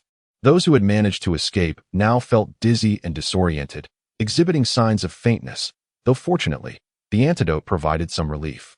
While the potency of the remedy was insufficient, it sufficed for those who had not inhaled the drug deeply. Contemplating the fate of the other female cultivators, one could only imagine the harrowing scenes they would face upon awakening. If it were them, surely they would be driven to madness. They fled as far as possible, paralyzed by fear, remaining vigilant of their surroundings. Yet, time passed swiftly for the unconscious, while it dragged on interminably for the thousands of female cultivators who remained alert. For over 10 days, they existed in a constant state of dread. When the sky finally tore open, revealing a vast expanse, joy illuminated their faces. Upon hearing the long-anticipated announcement, they were utterly drained. The examination period had concluded. Everyone, prepare yourselves, we shall escort you out immediately. A voice resonated through the secret realm like thunder, reaching every nook and cranny. Suddenly, the speaker froze, taken aback. Had they entered the wrong secret realm? How could such a scene unfold? His aged visage trembled noticeably, betraying his excitement. However, upon encountering those female cultivators, it became evident that they possessed the Academy's tokens. Yet, why were these men behaving in such a manner? Could it be that they all shared this peculiar inclination? After pondering for a moment without reaching a conclusion, he decided not to dwell on it further. Instead, he would first investigate and seek clarity, and all would soon be revealed. Elder Zhou appears to be quite agitated. Has he perhaps discovered an extraordinary talent? It seems so, for his excitement is palpable. His entire body is trembling with anticipation. What remarkable genius must have emerged to elicit such a reaction? Indeed, if a prodigious talent were to arise, it would undoubtedly bring about significant changes among the outer, inner, and core disciples. While some may rejoice, others may lament, for the sudden emergence of such a genius would invariably impact the interests of many. However, for certain individuals, the existence of a prodigy would bear no consequence, rendering them indifferent. The conclusion of the new student assessment at Haoyan Academy marks a momentous occasion for the institution. Almost every disciple with the availability of time would come to witness the event, including some prominent figures within the academy. Yet, the majority would scoff at such matters, lacking the leisure to indulge in them. Suddenly, Zhou Tong furrowed his brow, his consciousness sweeping across every inch of the secret realm. Hidden here. Observing the fearful expression on his face, one must wonder what terrifying event had transpired. Zhou Tong murmured to himself. A powerful force then extracted Yi Gu from the ground. Do not take from me. I possess nothing. Elder Zhou, quickly assist them. There is a robbery occurring inside. As the figures of the crowd descended, an eerie silence enveloped the scene, a stillness that was almost terrifying. Not a single soul dared to utter a word. Some hands remained suspended in midair, unable to fall, while mouths hung agape in disbelief. What is the situation? Who will enlighten them as to what has transpired? Is this still an evaluation by the Academy? It is utterly dreadful. And those individuals, unconscious and lacking garments, shielded only by leaves. Who are they? Are they disciples from the Academy? Surely not savages. Could there truly be savages in this secret realm? Wait. There is but one man remaining conscious, his attire relatively normal, yet his expression betrays immense fear. And the women? Who could be so cruel as to spare not even the female cultivators? If I discover the perpetrator, they shall meet a most merciless fate. Yet, thankfully, all seems well. It does not appear that anyone has violated them. The other conscious female cultivators were expressions of sheer terror. What horrors have they endured? Chapter 74. A band of scapegoats. Enough of this gazing. Elder Qing, please procure additional garments from the outer disciples. This is utterly disgraceful. Zhou Tong addressed the Academy's disciples, instructing Elder Qing to retrieve clothing. The scene was indeed a source of great embarrassment. Zhou Tong formed a hand seal, and soon, an elderly figure materialized from the void, cloaked in darkness, his visage resembling that of one scorched by flames. Old Zhou, why have you summoned me? I still have a cauldron of elixirs awaiting my attention. What is this situation? Where did you gather so many wild individuals? How amusing. As soon as they arrived, they began to shout in confusion, their faces a portrait of astonishment upon seeing the square. Elder He, I summoned you to assist in awakening them. These are the disciples assessed by our Academy this year. They are far from wild. Zhou Tong, with a sense of resignation, offered a brief explanation. Students from the Academy? How intriguing. I am genuinely curious to learn what transpired within the Lark's secret realm. It has been many years since our Academy has witnessed such lively and fascinating events. Elder He, momentarily forgetting the alchemical concoction requiring his attention, descended gracefully above the assembled crowd, waving his hand as if casting a spell. Pills rained down like droplets of rain, accurately landing in the mouths of those in slumber. This display left Yi Gu utterly astonished. Such precision is no small feat for an ordinary individual. Yet Elder He approached the act with an air of nonchalance. However, his entire being trembled, and he coughed up a mouthful of blood. Could it be that this was too much for him to bear? A look of confusion crossed Elder He's face, but he soon realized that a talent of such caliber had endured a grievous ordeal. How could one possibly withstand such treatment? Never mind, if one is to faint. They must at least provide an explanation. Observing the little one on the verge of unconsciousness, he acted swiftly. This fainting spell was not akin to the previous instance of being drugged, where a mere antidote would suffice. This was a wound of the spirit. With Elder He's intervention and the administration of several more pills, the situation finally stabilized. However, before Elder He could even heave a sigh of relief, one after another, the crowd began to regain consciousness. The same predicament unfolded once more, causing utter mortification. This was a disgrace in front of the Academy personnel, jeopardizing any prospect of entering the Academy. Elder He was exasperated. You old Zhou, so you had already foreseen this, which is why you had me come over. You intend to exhaust my resources. He glared fiercely at Zhou Tong, then, without a moment's hesitation, transformed into a series of afterimages, weaving through the crowd. The Academy members wore expressions of pity. Terrible, truly terrible. Witnessing hundreds of individuals, driven to madness, leaping and shouting erratically. They could only imagine the horrors encountered within the 100 spirits realm that could inspire such terror. Yi Gu, standing aside, continued to feign fear, though a pang of guilt tugged at his heart. He genuinely hadn't anticipated such a dire outcome. Perhaps he had gone too far. Yet, he would never confess or relinquish the stolen goods. If blame were to be assigned, it should fall upon the myriad dragon's cauldron and the black and white twin fish. Were it not for those two gluttons, would he have ever coveted their resources? Elder He, panting heavily, wondered when he had ever undertaken such strenuous labor. It was more exhausting than a month of continuous alchemy. He inhaled deeply, believing he had resolved the situation. You all, speak. What are you doing? But the next moment, he exclaimed in alarm. Had these individuals truly lost their minds? They were stripping naked and engaging in a brawl. even forgetting to utilize their spiritual energy, resembling nothing more than common street thugs. It was you, none other than you, who stripped me bare of all I possessed. I shall beat you to death. You scoundrel, step aside, he is mine. Nonsense, he belongs to me. Thousands, all stark naked, turned to sun wombing, raising their fists, and rained blows upon him with savage intensity.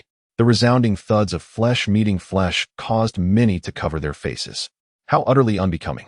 Yet, at that moment, they cared not for appearances, for what image did they have left?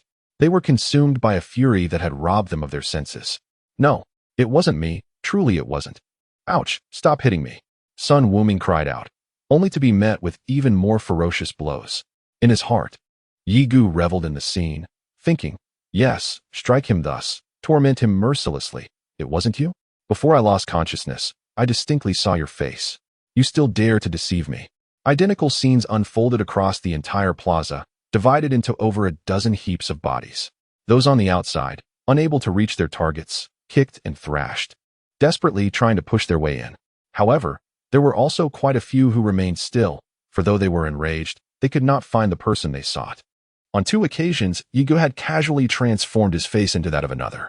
Only the female cultivators remained unscathed, retreating to the side, their faces etched with worry as they watched. The terror in their eyes had yet to dissipate.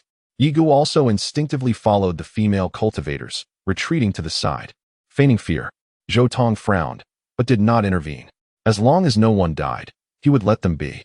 If they did not vent their anger, they would likely find it difficult to overcome this mental hurdle, which would be detrimental to their future cultivation. He Lao could no longer bear to watch. But Zhou Tong prevented him from intervening, communicating with him telepathically. Only then did he restrain himself from stopping the chaos. Yet, amidst their resounding roars of fury, they seemed to discern a fragment of information. Within the secret realm, it appeared that a robbery had occurred, involving a group of over a dozen individuals who had plundered the entirety of those present. However, they still retained a semblance of conscience, refraining from assaulting the female cultivators. Yet, with such a considerable number of assailants, one would expect that at least a few remained unscathed. How could it be that only one person emerged unscathed? Was it possible that these individuals had turned against one another? Such a notion seemed absurd. But what if it were true? Could so many people truly conspire against you? The prominent figures from the academy, witnessing this scene, trembled with trepidation. They too would falter under such duress. The disciples, their faces etched with terror, grasped the reason behind the madness that had overtaken some. A few still clung to mere strips of cloth for modesty, while others were scantily clad, shielded only by leaves. One could only speculate how they might react under such circumstances. Some disciples, overwhelmed by the chaos, began to froth at the mouth, their spiritual energy in disarray, rendering them unable to function. Fortunately, there were experienced seniors nearby to provide assistance. Otherwise, a calamity could have ensued. As Elder Qing approached, Zhou Tong waved his sleeve, unleashing a formidable force that separated the agitated crowd. Enough. If there are grievances, first don your garments, and we shall address them one by one. The academy will seek justice for you. Without allowing the crowd a moment to comprehend, he instructed Elder Qing to begin distributing robes to the disciples. The simmering anger within them could not simply dissipate. They yearned to rush forth and deliver a sound beating to the miscreants. Nevertheless, for the moment, they resolved to first put on their clothes. They were, after all, esteemed prodigies who had aspired to enter the academy, hone their skills, and achieve renown across the world. Unexpectedly, a mere evaluation has devolved into such a predicament. However, the remaining 12 individuals with garments did not receive them from the academy.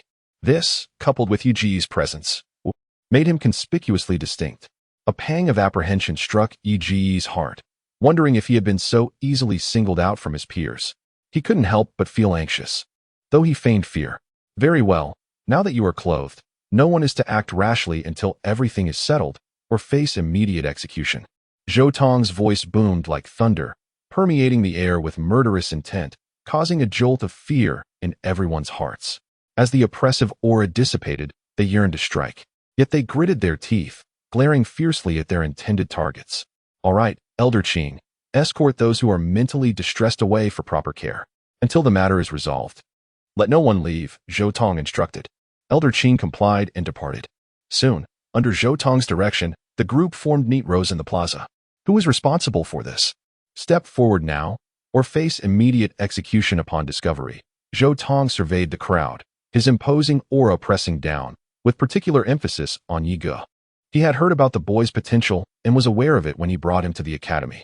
This time, he suspected Yi Ge might be involved, perhaps even the sole perpetrator, feigning his hiding in the pit. Chapter 75. Suspicion. Under the weight of his aura, the crowd trembled, seemingly on the verge of collapse. Yi Ge, however, furrowed his brow. Why was he subjected to such an intense aura from the outset, several times stronger than what others experienced? How ungracious. Had I known this would transpire today, I would have allowed the cult of the Black God to finish him off. It appears that I am now the target. Otherwise, they wouldn't have singled him out so directly. Could it be that the actions of the crowd just now cannot be disentangled from this connection? This Zhou Tong is indeed quite formidable.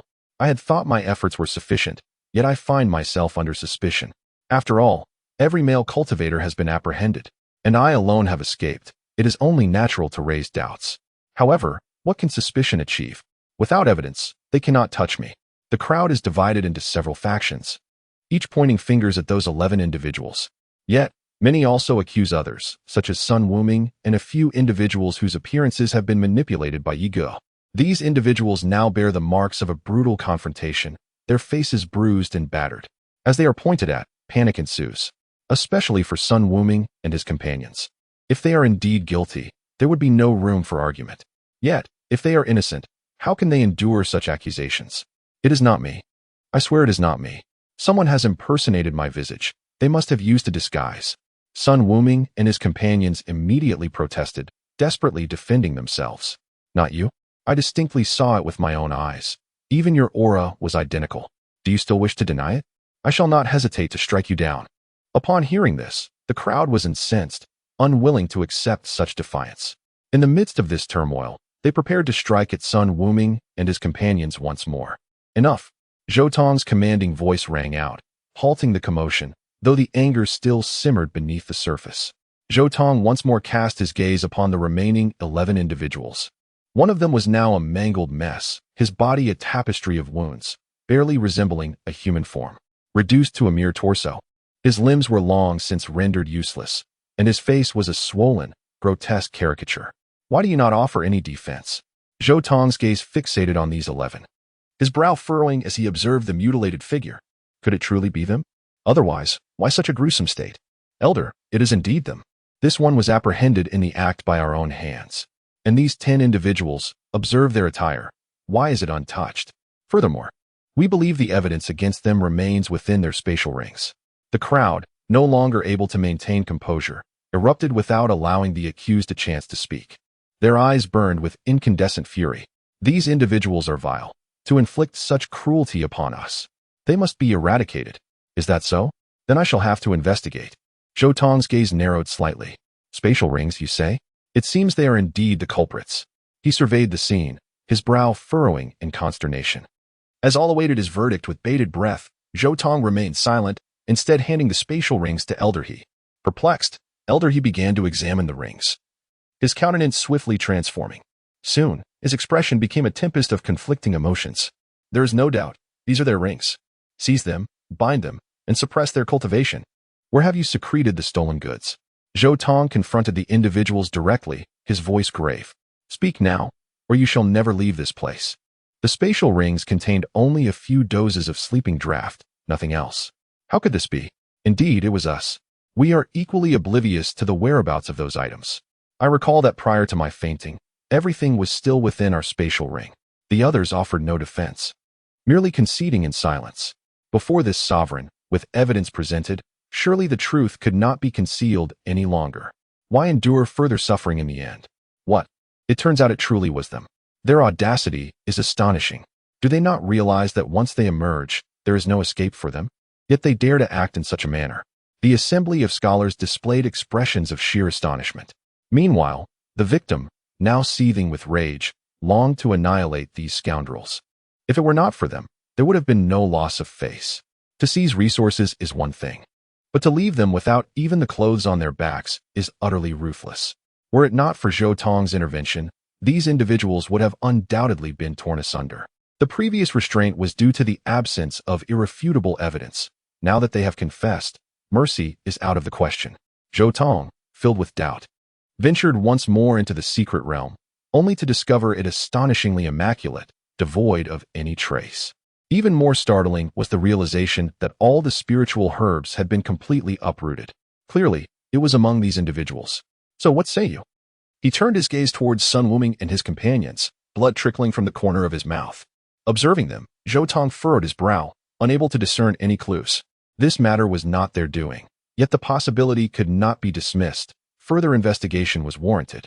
Upon concluding his statement, Zhou Tong's eyes fixed upon Yi Ge. And you? What do you have to say? Among the male cultivators, you are the only one unscathed, and you even possess 2 tokens. Truly unbelievable. The crowd momentarily stood in stunned silence. There happens to be a male cultivator amidst us, yet he appears to be devoid of any involvement. Could it possibly be him? It seems plausible, does it not? Presently, all eyes filled with indignation are fixated upon Yi Ge. If he is not the culprit, the situation becomes rather perplexing. They have astonishingly overlooked this individual. What seems improbable may indeed be the most probable. Surely, he must be the audacious one indulging in treachery. At that moment, silence enveloped the gathering, and an atmosphere of tension descended, punctuated only by the sound of heavy breathing, alongside an overwhelming aura of lethal intent. As Yi Ge sensed the collective gaze upon him, a profound pressure weighed upon him, rendering him quite uncomfortable. This was not the pressure of the heavens and earth, for the dual forces of black and white fish could offer no assistance. It was a weight born within his heart. Indeed, it was he who had committed the act. However, he must not reveal his hand, for the consequences would be dire. Me? Yi Ge pointed to himself, glancing around as if to affirm his own presence. He then shrugged, donning an expression of righteous indignation. I can empathize with your sentiments. My heart aches for you. As participants in this assessment, to suffer such disgraceful treatment is truly lamentable. How shall we cultivate henceforth? It is humiliating. Had it been me, I would surely have lost my mind. Nevertheless, seeing that you all remain in good spirits brings me solace. Who is this nefarious thief, so heartless in his deeds? Fortunately, he has not crossed my path. Otherwise, I would have ensured justice was served long ago. Rest assured, my friends, your troubles are my own. Although my resources may be limited, I can still afford to offer each of you a low-grade spirit stone. Come, do not hesitate. Here, take this, and you as well. Enough, I declare. The rogue in question is you. I did not summon you here to hear your incessant prattle. Yi Ge's feigned benevolence and feigned distress nearly drove Zhou Tong to the brink of illness. The man was quite the actor, putting on a show right there. The academy members were all struggling to suppress their laughter. At that moment, Sun Wuming suddenly leaped forward, pointing at Yi Ge with indignation. This time you're finished. All the stolen goods must be in his spatial ring. You're doomed. With Sun Wuming's words, the crowd's suspicions instantly solidified into certainty, as if the truth was about to be revealed. Interrupted by Zhou Tong, Yi Ge appeared momentarily stunned, a look of bewilderment on his face. However, inwardly he grew serious, knowing that he could not afford even the slightest mistake. Now, Sun Wuming had jumped out, practically begging for death. I see, Yi Ge said, so you suspect me? Very well. I'll make this clear. Even if it was me, so what? Produce the evidence. If you can't, no matter who you are, you will face consequences that you absolutely cannot bear. Yi Ge's eyes narrowed slightly, and an aura of icy coldness permeated the air, as if he were prepared to defy the entire world. Chapter 76. Exoneration. How audacious! Someone exclaimed, daring to threaten even the academy. What has gotten into you? The crowd, forgetting their suspicions, were now consumed by outrage, especially the academy members. This was a blatant provocation against the academy. They were all eager to rush forward and run him through with their swords. Even the female cultivators, now thoroughly frightened, retreated to a safe distance, adopting a defensive posture. Yi Ge, however, paid no attention to the crowd's reaction. Instead, he turned his gaze toward Zhou Tong, whose eyes were filled with piercing intensity. Elder Zhou, if you intend to leverage your numbers and formidable strength to eliminate me, it would indeed be a simple task. However, without evidence, you cannot indiscriminately take lives. Then by all means, proceed. The reputation of Haoyan Academy would undoubtedly be tarnished as a result. Yi Ge scoffed, locking eyes with Zhou Tong. At this moment, Zhou Tong furrowed his brow, the energy he had summoned in response to Yi Ge's provocation dissipating. Everything must be substantiated by evidence. He could not act recklessly. Although the death of an innate being might seem inconsequential, it was not feasible at present. Yet, daring to challenge the Academy was tantamount to courting disaster. Regardless of whether the opponent was indeed that person, he must present evidence. Ample opportunities to deal with him would arise later. Clearly, he was feeling guilty. Very well. Since you insist on evidence, would you dare to allow me to inspect your spatial ring? Zhou Tong said in a calm voice. It was absurd to be led by the nose by a mere teenager. Just as everyone expected Yi Gu to refuse, they were taken aback. Could it be that he truly was not the one? Go ahead and investigate. You need not take any action yourself. Did he truly believe he could bully others without gaining anything in return? If he were to be exposed, he would fight to the death. Having consumed so many spirit stones and elixirs, the black and white twin fish had better yield some energy to enhance his cultivation. Otherwise, it would inevitably meet its demise. In such a case, with the inclusion of the god-slaying technique, escape would be entirely feasible. At that moment, all eyes were fixed on Zhou Tong, eagerly anticipating the discovery of evidence. Yet, to their dismay, none was found. Upon scrutinizing the spatial ring, Zhou Tong discovered only commonplace elixirs, a handful of spirit stones, and a swordplay manual, nothing more. He examined it repeatedly, yet found nothing further, which stirred his bewilderment. This is quite unexpected. It would seem this young fellow is even more destitute than the average chi practitioner. How has he managed to cultivate thus far?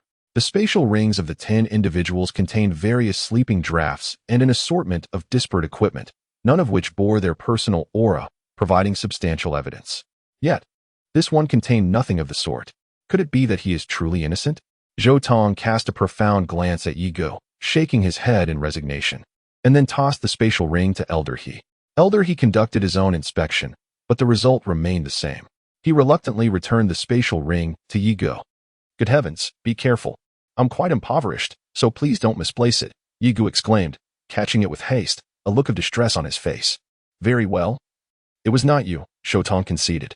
Are you suggesting we renege on our word? If it wasn't me, then as I mentioned before. Failing to produce evidence comes with a price. Yi Gu was now utterly relieved. He had passed the test, and now it was their turn to face his trial, which was no mere jest. What? You truly expect an explanation from us? Do you not recognize whom you are addressing? These are monarchs. For a mere innate cultivator, you possess remarkable audacity. It was him. It must have been him. How else could he be so bold? But why is there no evidence to be found? Zhou Tong paused, taken aback by the young man's temerity. The earnestness in his demeanor was impossible to ignore. Recalling the intense killing intent from before, he realized that this young man had a truly volatile temperament. Could it be that he, a sovereign, could be slain? What recompense do you seek? You must be aware that no one has ever successfully demanded anything from a sovereign. Zhou Tong chuckled softly, a fierce aura subtly surging around him. Young one, you possess considerable audacity.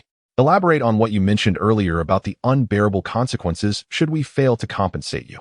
Before Yi Gu could respond, Elder He, stroking his long beard, erupted in fury. A mere celestial dares to threaten them, an act tantamount to opposing the Academy. Even if you have forces backing you, can they surpass the Academy? The crowd now perceived the peculiarity of the situation, realizing that this young man was courting death. Surviving until now is already a stroke of luck, yet he dares to provoke us further. He must have grown weary of life. However, Sun Wuming was inwardly elated, anticipating that he wouldn't need to act himself. At the hands of a sovereign, the young man would undoubtedly be reduced to nothing. Ah, did I utter such words? Yi Gu feigned ignorance, as if he hadn't spoken them himself. How thick is your skin? Where has the courage to demand compensation gone? Dare you admit it? Don't tell me you've already wilted. Yi Gu then turned serious. I can endure it. What can a mere congenital being like myself do? That was a jest. How could I possibly oppose the Academy? I still aspire to cultivate within its walls. By the way, you should consider that you've already agreed to the compensation I mentioned earlier. If you hadn't, you wouldn't have investigated me, would you? Or is the Academy reneging on its word? After examining my spatial ring, you should know that I'm impoverished. Bestowing some benefits upon me wouldn't be giving them to an outsider. Behold, I possess 2 tokens, thereby fulfilling the criteria for admission into the Academy. Surely, I am no outsider. Tell me, Elder Zhou, will you grant my request? Temper your ire. You must be cognizant of the crimson skies, a vista of unparalleled beauty. Master, he was incensed that a junior would display such insolence. To make demands, and to do so with such imprudence. Surely, a lesson was in order. Yet, as he moved to strike, Zhou Tong interceded. "Hold!" Zhou Tong exclaimed. "Why do you impede me, Zhou? I would teach him a lesson." Master, he was taken aback that Zhou Tong would restrain him. "Patience," Zhou Tong murmured by way of explanation. "I must ascertain a matter." Thereupon, he transmitted a question telepathically to Yi Ge. "What is your connection to the crimson figure?" Master, he, perplexed, could only desist. Yi Ge smiled. "Since you recall it, then all is well. Surmise it for yourself. Will you accede or not?" Let me calculate. A complete set of peak-grade Earth-level equipment, perhaps? Ah, and elixirs, spirit stones, and the like. As for cultivation techniques, no matter, those are of no use to me. Their cultivation is far too arduous. Yi Ge did not elucidate, but rather, named his price directly. This time, he had succeeded. He was compelled to invoke the aura of the god of destruction, lest his days become unbearable after passing this trial. The assembled onlookers nearly succumbed to astonishment. Surely, this man was deranged. To dare to make demands at such a juncture, and to claim that cultivating techniques was too troublesome. Was he even a cultivator? Master He's eyes widened in disbelief. This lad possessed audacity indeed. Were they not in such a place, he would undoubtedly have words with him. However, you can now approach Elder Zhou, which obviates the need for your own intervention. Requesting something from a miser is akin to snatching food from a tiger's jaws. No one can aid you in such an endeavor. While everyone anticipated Zhou Tong's refusal and subsequent reprimand of Yi Ge, Zhou Tong's actions astonished them all. "Very well, I shall grant it to you. Your presence is no longer required here. You may step aside. I will seek you out later should the need arise." Zhou Tong promptly tossed over a spatial ring. Yi Ge swiftly examined its contents and discovered a complete set of top-tier Earth-grade equipment. Despite his own wretched state, the other party received benefits. "Elder, you mustn't trust him. It must be him. You witnessed him standing with the female cultivators earlier. He must have transferred the items. Moreover, none of the female cultivators were robbed. I suspect there are accomplices among them. A thorough investigation is imperative, Elder." Silence descended once more upon the scene. Yi Ge paused momentarily, then chuckled. "Of all people to provoke, you chose to antagonize women, and a group of them at that. Your audacity is remarkable." Yi Ge was no stranger to the troubles women could cause. Chapter 77. Some individuals seemed to court demise. The mere suggestion of investigating the female cultivators brought the scene to a standstill again. This time, however, the silence transcended mere astonishment. The very air began to darken ominously, charged with a palpable and terrifying intent to kill. This murderous aura permeated the area like a gathering storm, directed squarely at Sun Wuming. The male disciples of the academy would be the first to object to such an inquiry. These female cultivators may very well have future companions among them. Regardless, they shall protect their fellow sisters with valor, as is the duty of gentlemen. It is utterly reckless for anyone to question these women, who would be so distasteful as to gaze upon you in your nakedness. The female disciples within the academy wore expressions of deep displeasure, their faces shrouded in an icy demeanor, a fierce killing intent slowly taking shape. Is the essence of a female cultivator something to be displayed so casually? What? You scoundrel! You dare to investigate my sister? Are you courting death? I shall obliterate you, you wretched fool. You wish to lay a hand on my senior sister? Come forth. Let me see if my fists are hard enough. Sun Wuming, is it? I shall remember your Sun family, should you dare to investigate my 8th sister today. Prepare for your family's misfortune. The group of female cultivators, already seething with rage, felt a surge of apprehension from the bandits. Yet there were still those who sought to scrutinize them. They gritted their teeth in fury, a tempestuous aura forming around them, bearing down directly upon Sun Wuming. Amidst the wrath of the masses, Sun Wuming's face drained of color, his entire being trembling uncontrollably. He had not spoken, yet he had drawn the ire of the crowd. Even the disciples within the academy turned against him. "Elders, save me." How could he withstand such pressure? He could only seek refuge. Had it not been for Zhou Tong's intervention, he might have been torn to shreds by now. Zhou Tong furrowed his brow, appearing somewhat troubled. Yet he felt compelled to intervene. What is happening here? This matter must be investigated. As Zhou Tong emanated an imposing aura, he effectively isolated the collective pressure from the crowd, conveying an unwavering determination to uncover the truth, leaving no stone unturned. In the face of Zhou Tong's resolve, the others were left with no recourse but to reluctantly accept the situation, casting resentful glares at Sun Wuming, whom they deemed even more reprehensible than the actual bandits. One after another, individuals stepped forward, staking their very lives as collateral to vouch for the accused. The sheer magnitude of this display took everyone by surprise. Even Zhou Tong found himself in a quandary, uncertain whether to proceed with the investigation. To investigate and find nothing would result in a significant loss of face. Yet, to refrain from investigating would be a dereliction of duty. He wore an expression of helplessness as he turned to Elder He, seeking assistance. However, Elder He simply averted his gaze, signaling that Zhou Tong was on his own and that he should not involve him in the matter. Investigate, my foot. Thought. Just pin the blame on me. Accuse me of targeting female cultivators? How did you even come up with that? Observe the female cultivator's actions, feeling a pang of guilt. Seeing the visible distress on many of their faces, he couldn't bear it any longer. I confess, he declared. I am the culprit. Do not hesitate to punish me. But please, do not make things difficult for these female cultivators. S actions immediately garnered widespread admiration. The female cultivators, in particular, expressed their gratitude with delighted gazes, some even casting flirtatious glances. At this point, no one doubted its innocence. What a noble individual, they mused. How could he possibly commit such an act? He has already been cleared, and now he is defending the female cultivators. His character is beyond reproach. Zhou Tong and Elder He, who had initially been in a difficult position, exchanged surprised glances. It seemed that they would be spared the embarrassment after all, thanks to selfless act of atonement. As for Yi Ji's assertion regarding his actions, they would never believe him. This incident serves as a lesson. Do not wait until you suffer losses, for there may be no opportunity left. Therefore, you must acknowledge this matter. Thus, it has concluded. Naturally, those who were discovered must face punishment, having their cultivation abolished and being expelled. Zhou Tong swiftly ascended the hierarchy, promptly bringing this issue to a close. Any further disturbances would be problematic. Of course, he could not let those who caused him significant resource losses escape unscathed. In his speech, he nearly compelled Yi Gu to produce evidence in admission. But he ultimately restrained himself.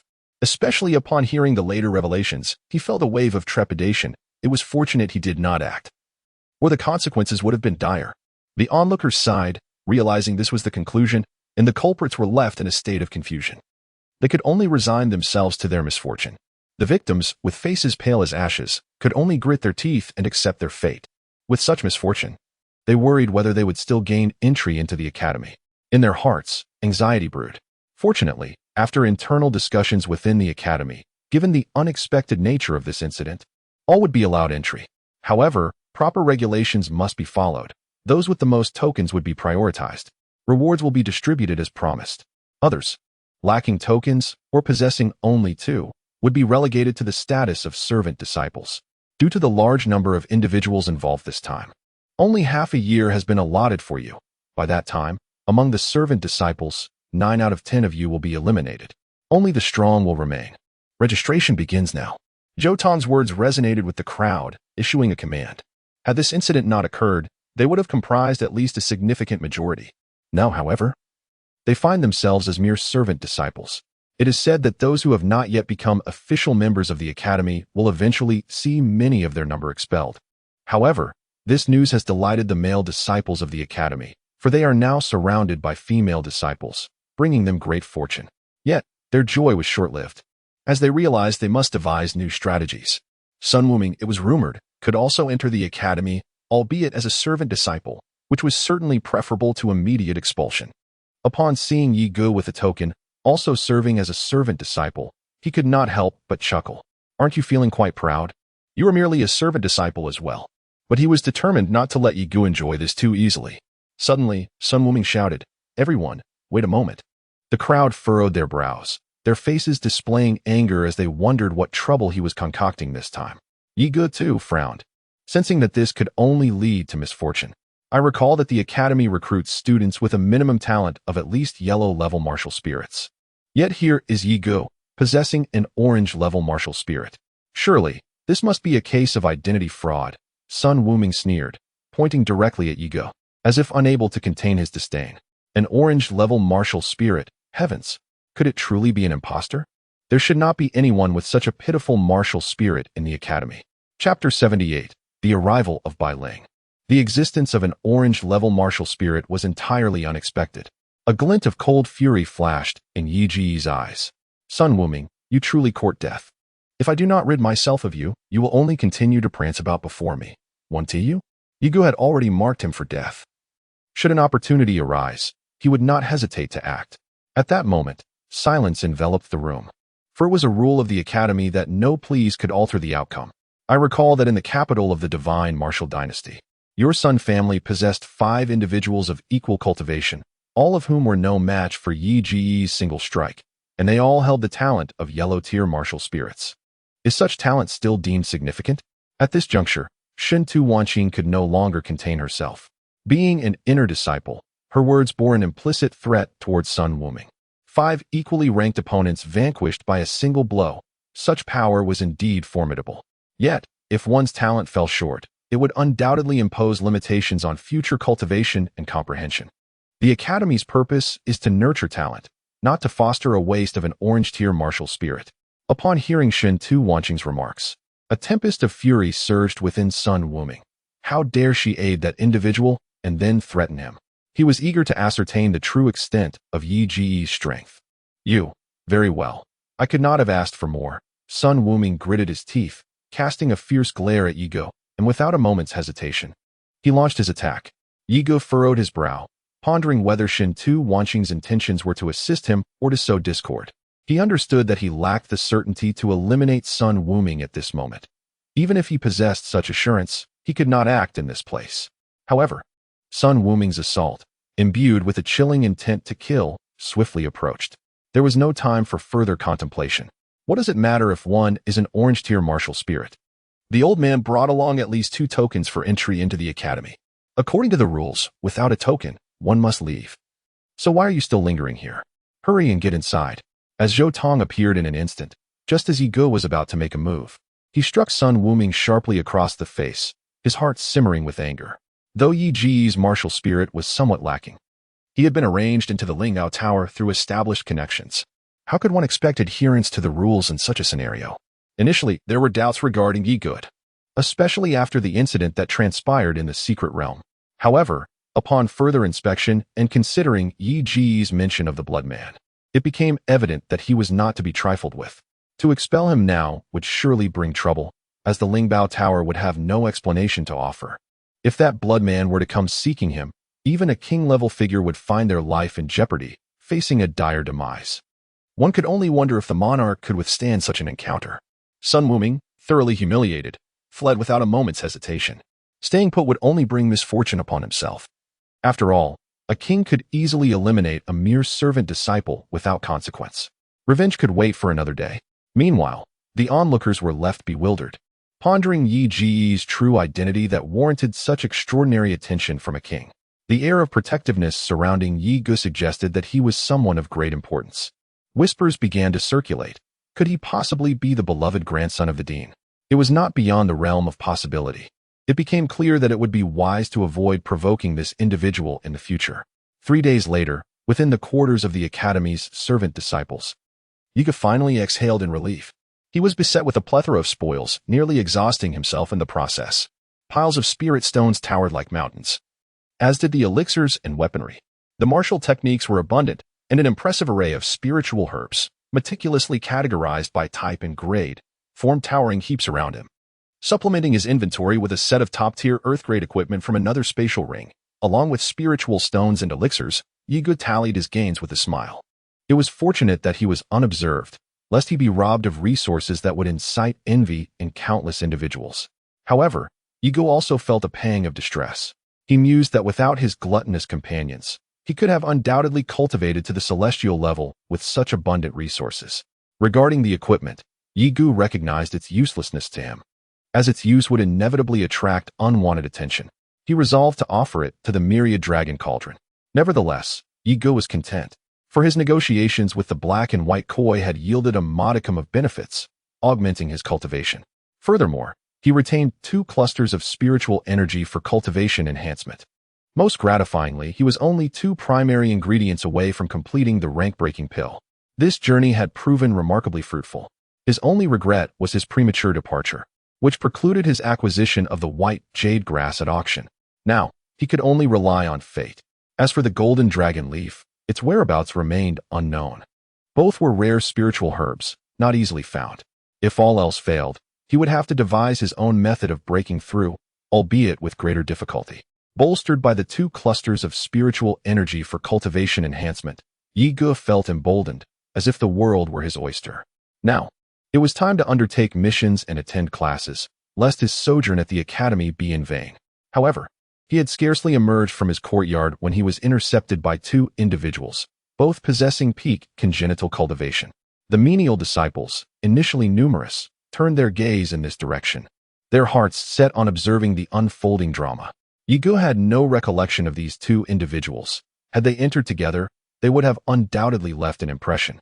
Yet, he was perplexed as to why they had chosen to impede his progress.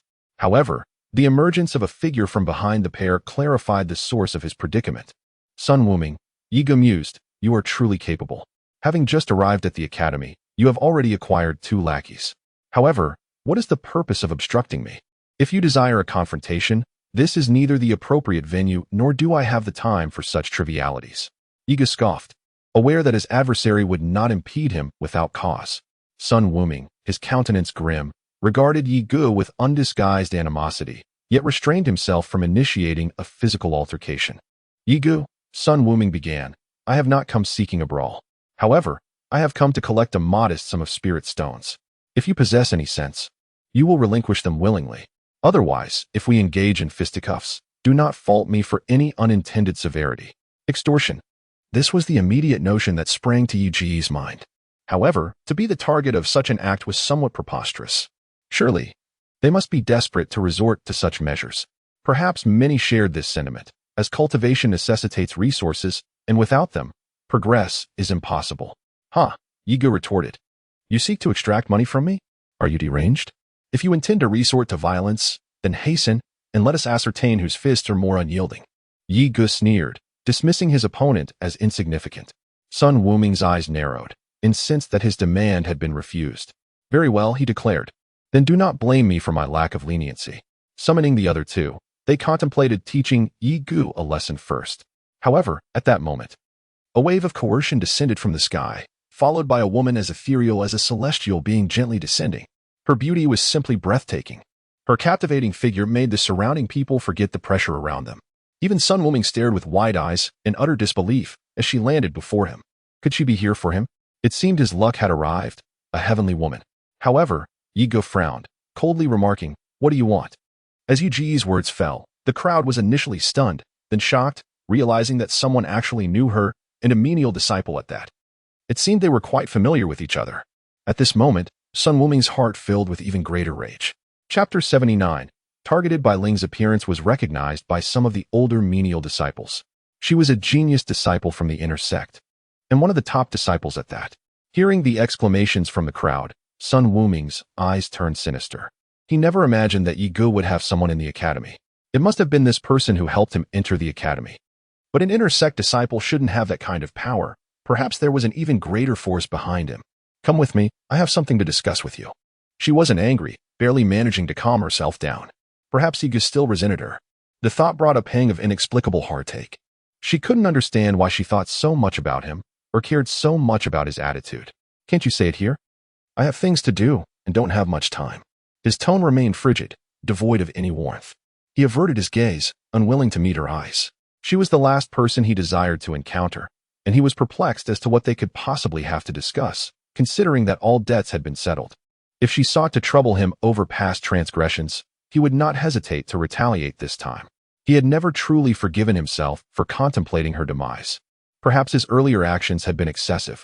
However, he swiftly regained his composure and, attempting to soothe his emotions, reached out to assist her in rising, intending to lead her elsewhere. A change of scenery? Was she seeking a secluded location to strike? Her audacity was remarkable. As an inner disciple, she could slay him in isolation without facing any repercussions from the academy. He retorted with ire, come or don't come. I wouldn't bother with you if it weren't for your grandfather. With that, he turned and strode away. Grandfather? Yi Ge murmured, his eyes glazed over. His countenance then shifted, and he hastened to follow. If his grandfather was involved, she might possess information about him and potentially impose conditions. A single word from her could ruin his prospects forever, and he didn't want to offend her over a trifle. Nevertheless, his heart was filled with foreboding. It was evident that Yi Ge and this woman were at odds, perhaps even enemies. He had anticipated Yi Ge's demise, yet she had tolerated his insolence and held her resentment in check, even mentioning Yi Ge's grandfather. Their relationship was likely more complex than it appeared, and he would need to exercise caution in the future. If there is nothing of significance, it is best to avoid provoking Yi Ge. Otherwise, seeking out this woman may lead to an untenable situation at the academy. Humph, consider yourself fortunate, Yi Ge. Do not let me catch you off guard, or you shall face the consequences. Sun Wuming murmured to himself as he departed with two subordinates. Yi Ge followed by Ling into a secluded valley, an area designated for the activities of the errand disciples, albeit uncultivated. Do you possess any news of my grandfather? If you do, please share. I am willing to comply with any conditions you may stipulate.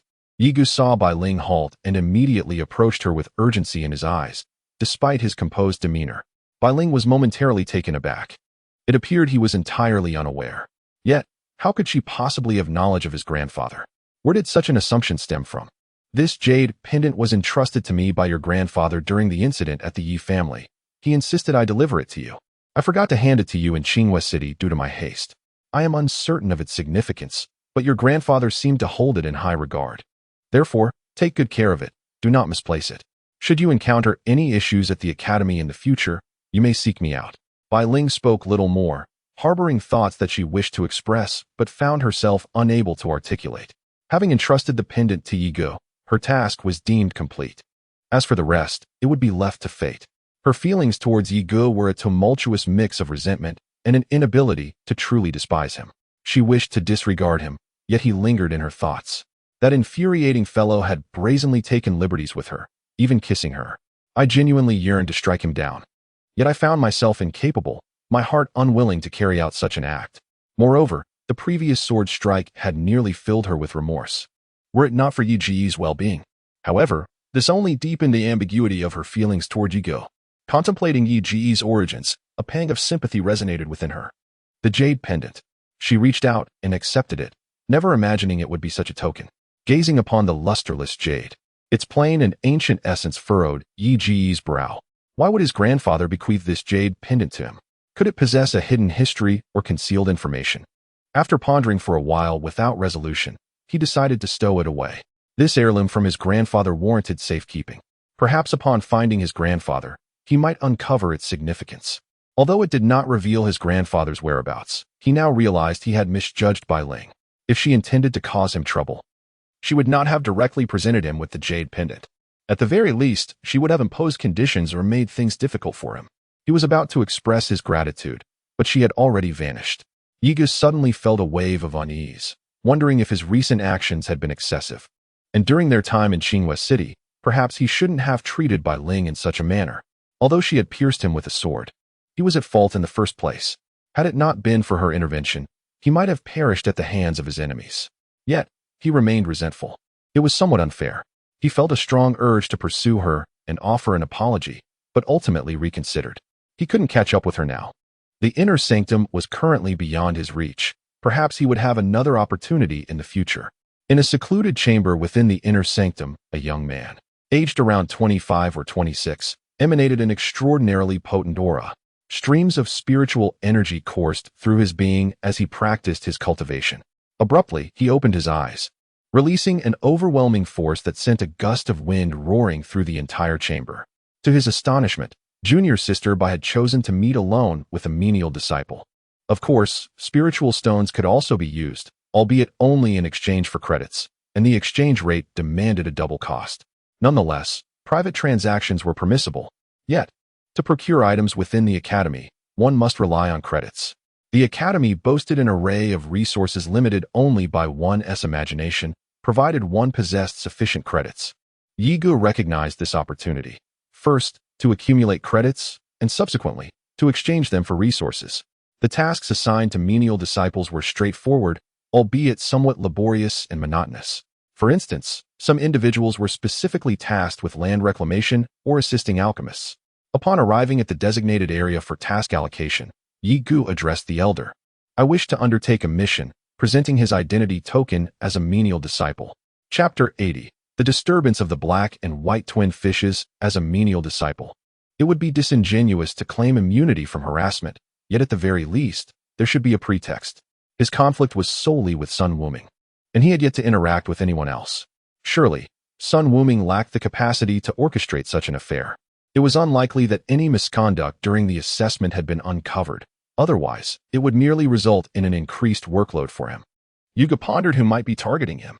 Surely, the elder responsible for task distribution could not harbor such a personal disdain amidst the vast sea of individuals. Undoubtedly, there is some machination at play here, though the underlying motive remains elusive. Elder, are you not being somewhat excessive? Why is the expanse of the spirit herb garden I am to oversee tenfold that of others? Surely, this contravenes protocol. Yiga voiced his indignation, his countenance reflecting his discontent. Excessive? Contravenes protocol? My word is law. Accept the task or relinquish it. There is a surfeit of individuals eager to assume it. It is your misfortune to have crossed paths with an individual you ought not to have. A divisional elder, with a contemptuous sneer, appeared utterly unconcerned, indeed, rather self-satisfied. A mere menial disciple, and one with an orange martial spirit at that. What prospects could he possibly possess? He would undoubtedly not endure for long. With the backing of those above, there was even less reason to fear him. Indeed, Ye Gu mused inwardly. As to whom he had supposedly offended, Ye Gu was genuinely perplexed, unable to conjure a plausible explanation. Having gleaned the desired response, Ye Gu had no inclination to prolong the discourse. The task at hand remained, for he was duty-bound to fulfill the assignments of an elder, devoid of recourse to negotiation. If he were to be targeted here, a change of venue would likely yield a similar predicament. However, his labor must not be in vain. You may be ruthless, but if I am to undertake the labor of 10 individuals, then surely my points should be commensurate. Otherwise, should I report this, your days will be numbered. Ye Gu articulated in a measured tone. Labor he would perform, but not without due recompense. Overseeing the spirit herb garden was not beyond his capabilities. Even tenfold the burden posed no insurmountable challenge, given the wealth of knowledge he had assimilated from the memories of the Pill King. Very well, I accede to your demand.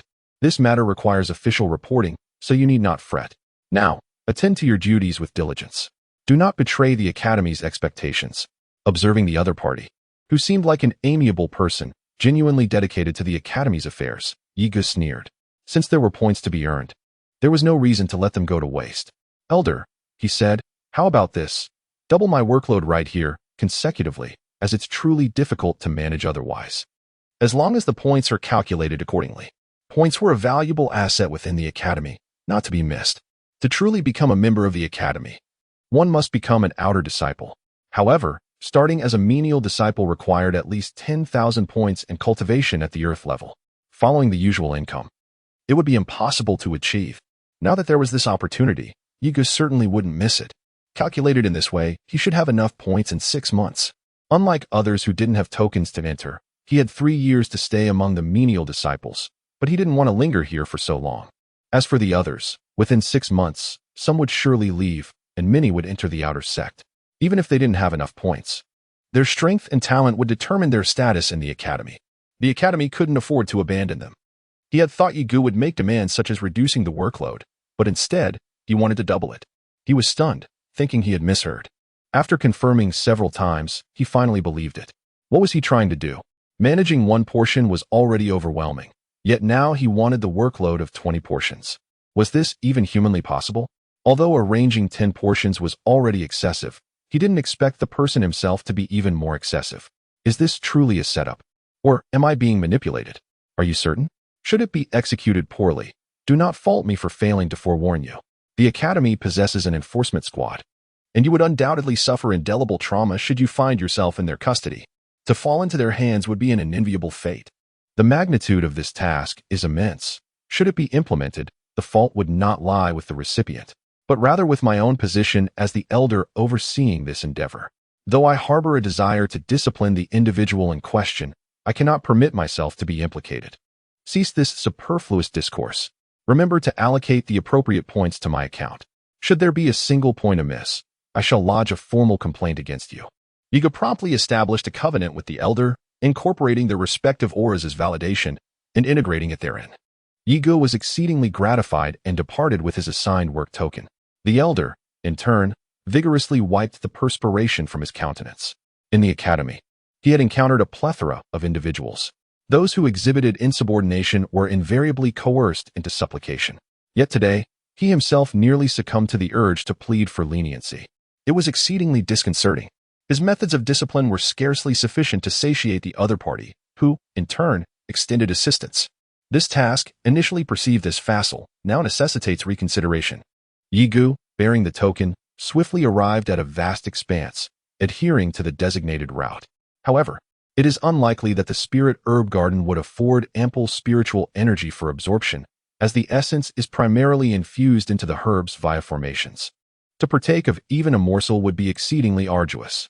Nonetheless, he was undeniably captivated. He was situated on the periphery, outside the array, yet even there, the effects were palpable. What, then, would be the experience within the array itself? This extensive field of medicinal herbs was tended by 20 menial disciples.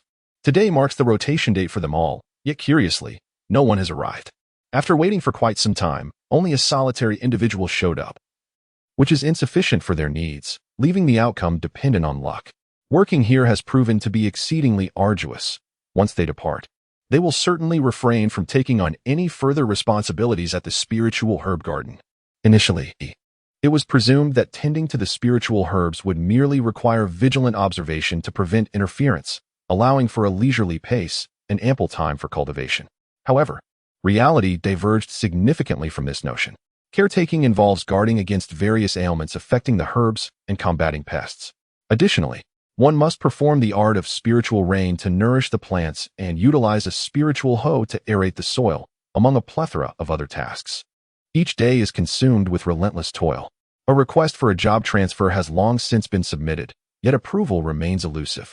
However, today, for reasons unknown, the group of comrades found themselves liberated. Everyone is here. Come, let us conduct the handover. This place will henceforth be under my stewardship, Yi Gu announced, clarifying his intentions. The others stood momentarily stunned. What did he mean by this? Was he truly assuming full responsibility alone? Doubt lingered among them. What? Do you not believe it? I am moving to another location. Now, please, recount in detail the tasks you have been engaged in. Once done, you may take your leave. What are you hesitating for? Yi Gu expressed his dissatisfaction, bemused by their astonishment. He was eager for them to vacate, allowing him the opportunity to thoroughly examine the matter at hand. Should it prove fruitful, it could yield substantial rewards. The absorption exhibited by the black and white dual fish was remarkable. Just a single gulp equated to an astonishing 10 million spiritual stones. Upon hearing Yi Ji's words, the crowd hesitated no longer. They swiftly concluded their discussions and departed. They couldn't help but feel deep sympathy for Yi Ji's predicament. Look at your excited demeanor, as if you genuinely believe that points are easily acquired. Whom have you offended to warrant such a severe punishment, assigned with 20 tasks? However, if they were to discover that these 20 tasks were fought for by Yi Gu himself, they might very well choke on their disbelief, though certainly they would curse in frustration. Once the crowd had dispersed, Yi Gu immediately broke into a smile and began his research. Little fish, remember, if you wish to feast, you must heed my commands. Otherwise, trouble will ensue, and you can forget about enjoying good days. After giving his instructions, he noticed the black and white fish straining to remain still, indicating their acquiescence. Approaching the edge of a medicinal herb field, he commenced the process of allowing the black and white fish to gradually absorb the surrounding spiritual energy. The influx of spiritual energy enveloped them, creating a phenomenon of distortion above the entire herb field. Yi Ji's heart raced. What on earth was the black and white fish doing? This was utterly terrifying. In a panic, he attempted to halt its actions. Yet, the black and white fish seemed uncontrollable, as if unable to stop. Yi Gu realized the gravity of the situation. If discovered, his fate would be sealed. Chapter 81. The pinnacle of innate 9 stages faced with an inescapable predicament. Yi Ji's first instinct was to flee the scene, to escape this medicinal herb garden. Once outside, he thought to himself, let us see what the black and white fish can absorb now. However, Yi Gu soon found himself as if tethered to the spot, utterly immobilized. Not only could he not run, but even the act of opening his mouth felt like an insurmountable challenge. Yi Gu realized that he had stumbled into a predicament this time. Wherever spiritual herbs flourish, it is not only the climatic and geological conditions that play a role, but also the abundance of spiritual energy. The Academy's medicinal herb garden must be thriving with celestial energy, perhaps even harboring meridians. As for the enigmatic black and white fish, it seemed to be an insatiable abyss, likely draining all vitality. However, something felt amiss after a moment of quiet contemplation. Given the black and white fish's method of absorption, the spiritual energy should have been depleted, leading to a gradual wilting of the herbs before him.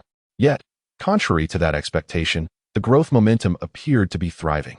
Even the previously ailing herbs had regained their vitality. This left Yigo utterly perplexed. What on earth was the black and white fish up to?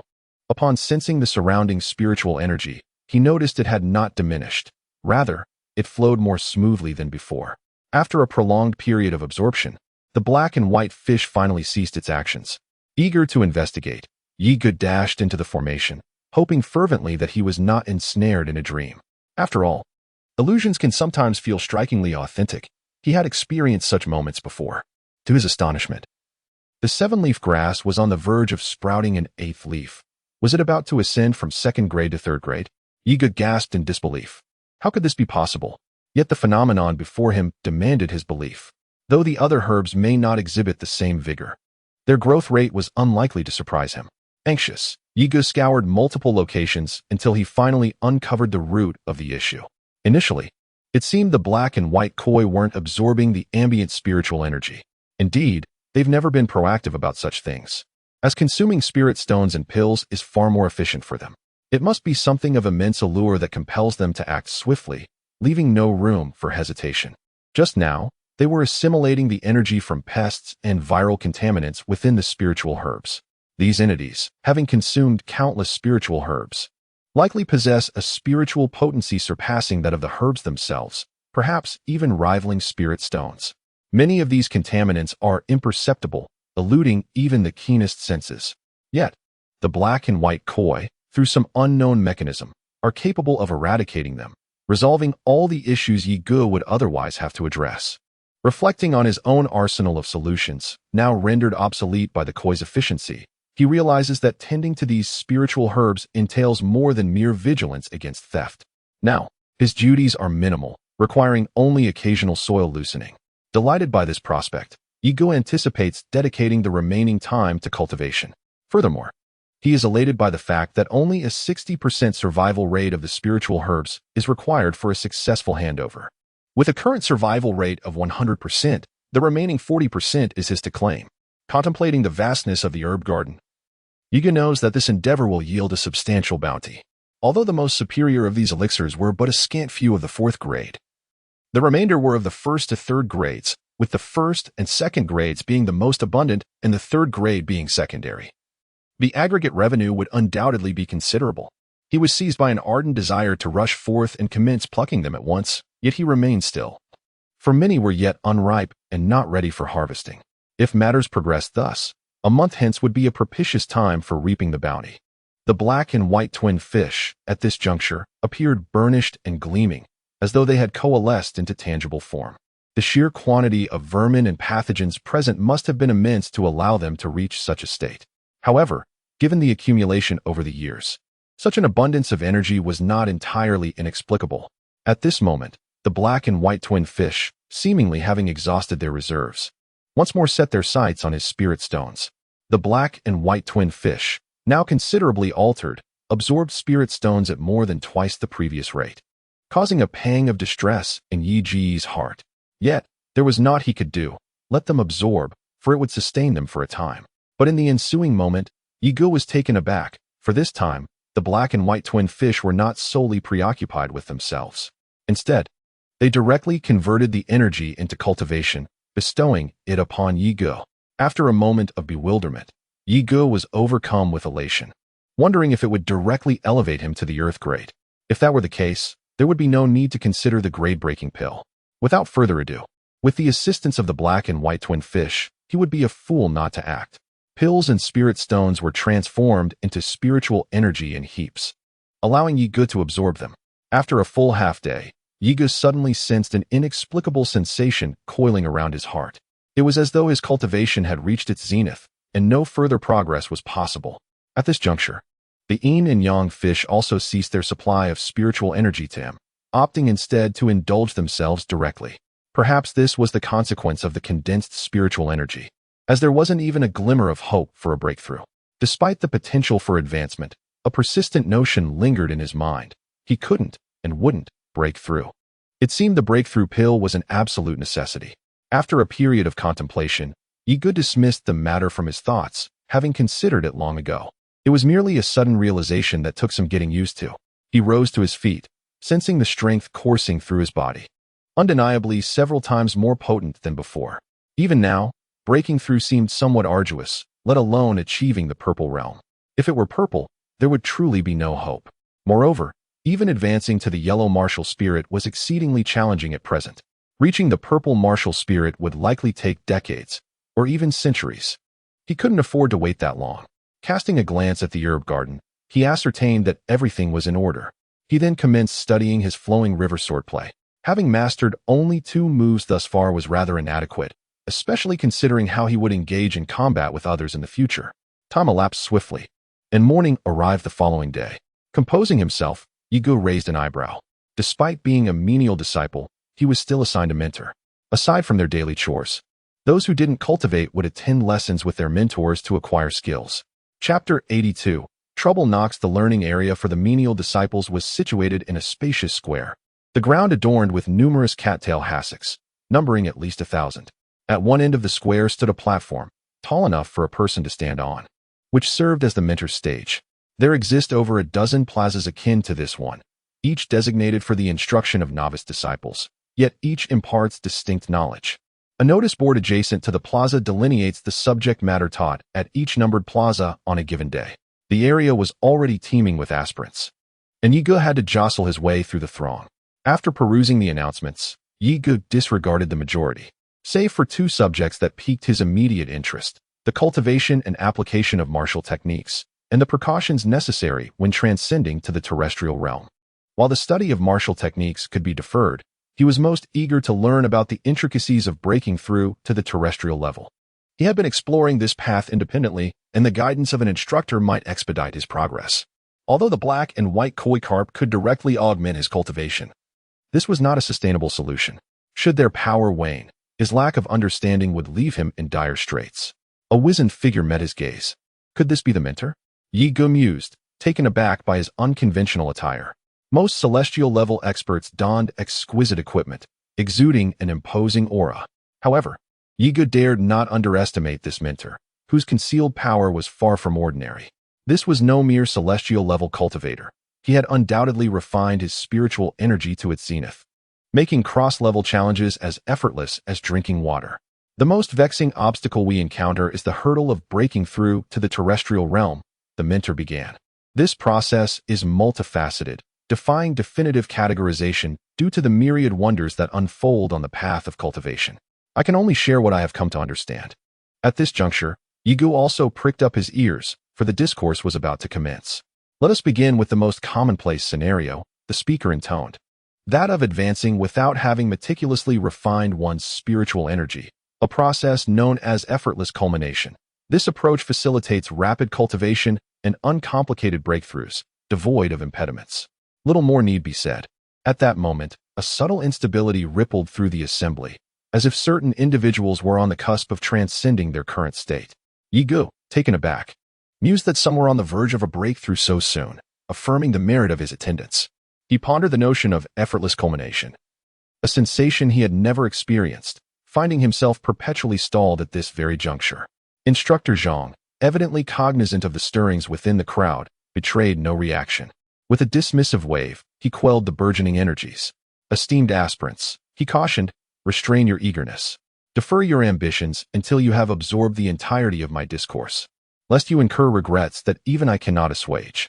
With this admonition, Instructor Zhang resumed, there exists yet another path, that of the prodigy. Consider, for instance, a martial spirit of the yellow grade.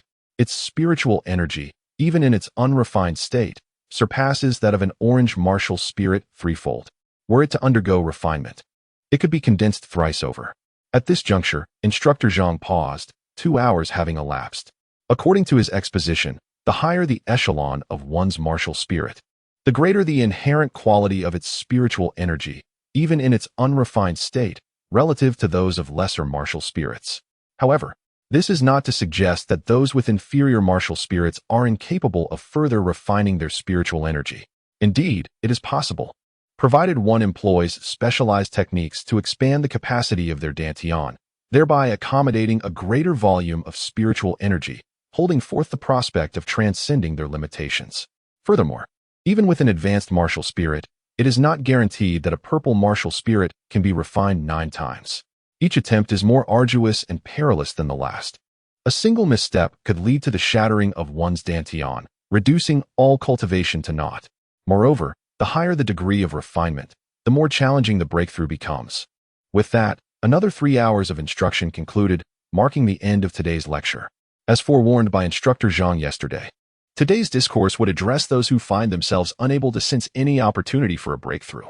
Soon, Yi Ge, with eager anticipation, beheld Instructor Zhang's arrival, and his entire being became intensely focused.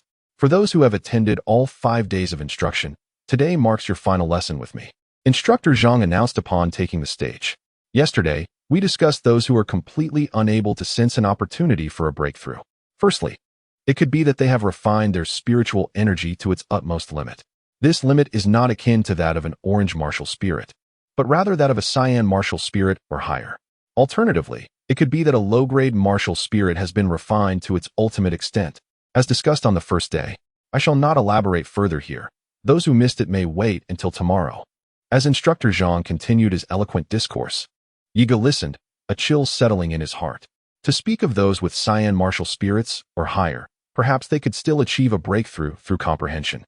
Given that the earth grade touches upon the fundamentals of the grand of heaven and earth, coupled with the aid of certain elixirs, a breakthrough might be possible.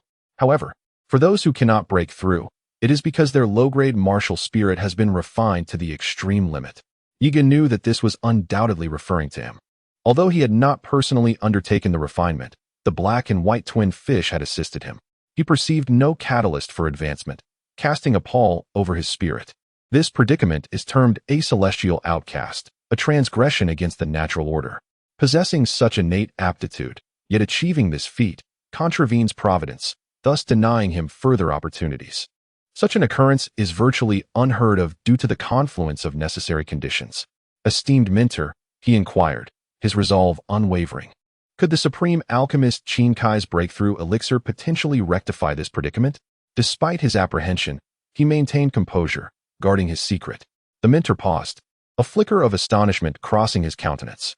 Remarkable, he exclaimed, that one so young should possess knowledge of the supreme alchemist Qin Kai and his breakthrough elixir. Alas, with the alchemist's passing, his unparalleled artistry is lost.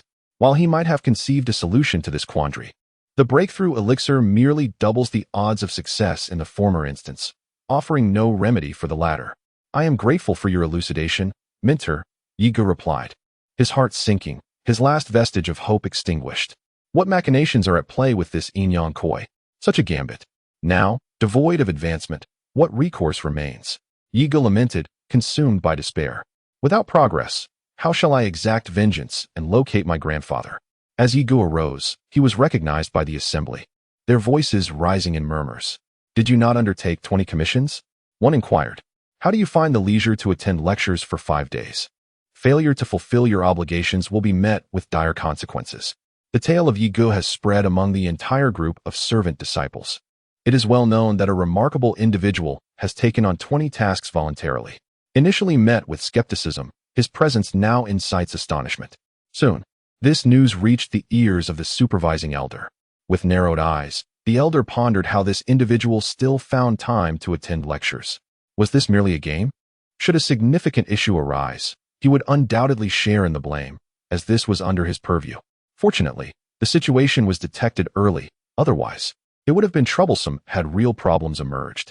Yi Ge, you seek your own demise, and so I shall grant it to you. A chill settled within the elder's heart as he summoned several subordinates and headed toward the spiritual herb garden under Yi Ge's supervision. In the spiritual herb garden, the elder and his 4 subordinates were awash with disbelief. This was not mismanagement, it was nothing short of extraordinary. They had never witnessed such vibrant vitality among the spiritual herbs, and remarkably, none appeared to be problematic. Elder, should we conduct a thorough inspection? One subordinate inquired cautiously.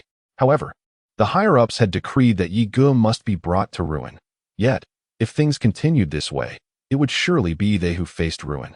It became clear why Yi Ge had insisted on taking on 20 tasks. He indeed possessed remarkable abilities. Thus, they could not allow him to pass so easily, as it would spell disaster for themselves. They felt compelled to take action. Unwilling to resign to defeat, they were determined to break through. Achieving a breakthrough to the next level would require a deep understanding of the forces of nature. Without hesitation, Yi Ge began his attempt to break through. Unrelated to spiritual energy, the black and white dual fish completely disregarded Yi Ge, focusing solely on its spirit stones. During his cultivation, Yi Ge's brow was constantly furrowed, his complexion shifting between shades of blue, red, and white. In the end, his teeth were clenched tightly. As the cosmic forces reached their zenith, those with the potential to break through would find their minds immersed in the vastness of the universe, sensing its formidable power, the whispers of the wind, the varying temperatures of fire. Yet, he felt none of this. I refuse to believe that such a minor earthly level could obstruct my path. Are you a forsaken child of destiny? Then I shall defy you. A heaviness settled in Yi Ge's heart as he roared in fury, unleashing his entire aura. The surging spiritual energy surged forth, and a tempest arose around him, instantly reducing the wooden shed to ashes. The world around him darkened, as lightning danced across the sky, observing the earth with an imposing presence akin to a sovereign, fixated on Yi Ge. It seemed as though someone had dared to challenge its authority, poised to annihilate everything at a moment's notice. Suddenly, a sharp pain pierced Yi Ge's chest, and he spat out a mouthful of blood. His face as pale as a specter. Just moments ago, he had drawn upon the entirety of his cultivation to bolster his spirit, indeed opening a portal to the cosmic forces. However, before he could step through, an overwhelming sense of danger locked onto him, an irresistible menace that sent panic coursing through his heart. He clearly sensed that should he take that step, it would lead to his demise, with no glimmer of hope for survival. Alas, dear heavens, this cannot continue. There shall come a day when I will defy you. Yi Ge wiped the blood from the corner of his mouth, his pallid face suddenly lifting to gaze into the void that had never before manifested anything, his eyes brimming with murderous intent. Who dares to obstruct him shall be met with annihilation, and this celestial realm is no exception. After a moment of meditative breathing, he realized the dawn had broken. Hesitating briefly, he resolved to first attend the martial arts class. His cultivation may have stagnated, yet his combat prowess must be enhanced. Otherwise, he would lack even the means to preserve his own life, leaving him no opportunity should danger arise. This matter, it seems, is known only to Yi Ge. After all, what had been targeted was his spirit, not a tangible presence. Shortly after Yi Ge departed, four figures emerged in the spirit herb garden, none other than the subordinates of the elder who had returned yesterday. Upon their arrival, they exchanged glances, and without any hesitation, each darted to a designated position. One of them chuckled slyly, projecting an air of assurance. Observing their confidence, the elder's eyes sparkled with a glimmer of satisfaction. Excellent work. This endeavor shall not go unrewarded. The remainder shall be arranged by me, as is customary. As always, after attending the lecture, Yi Ge made his way to the spirit herb garden. Today, he had gleaned various martial techniques, and he could hardly contain his eagerness to practice. Moreover, the prospect of accumulating points seemed ever more elusive.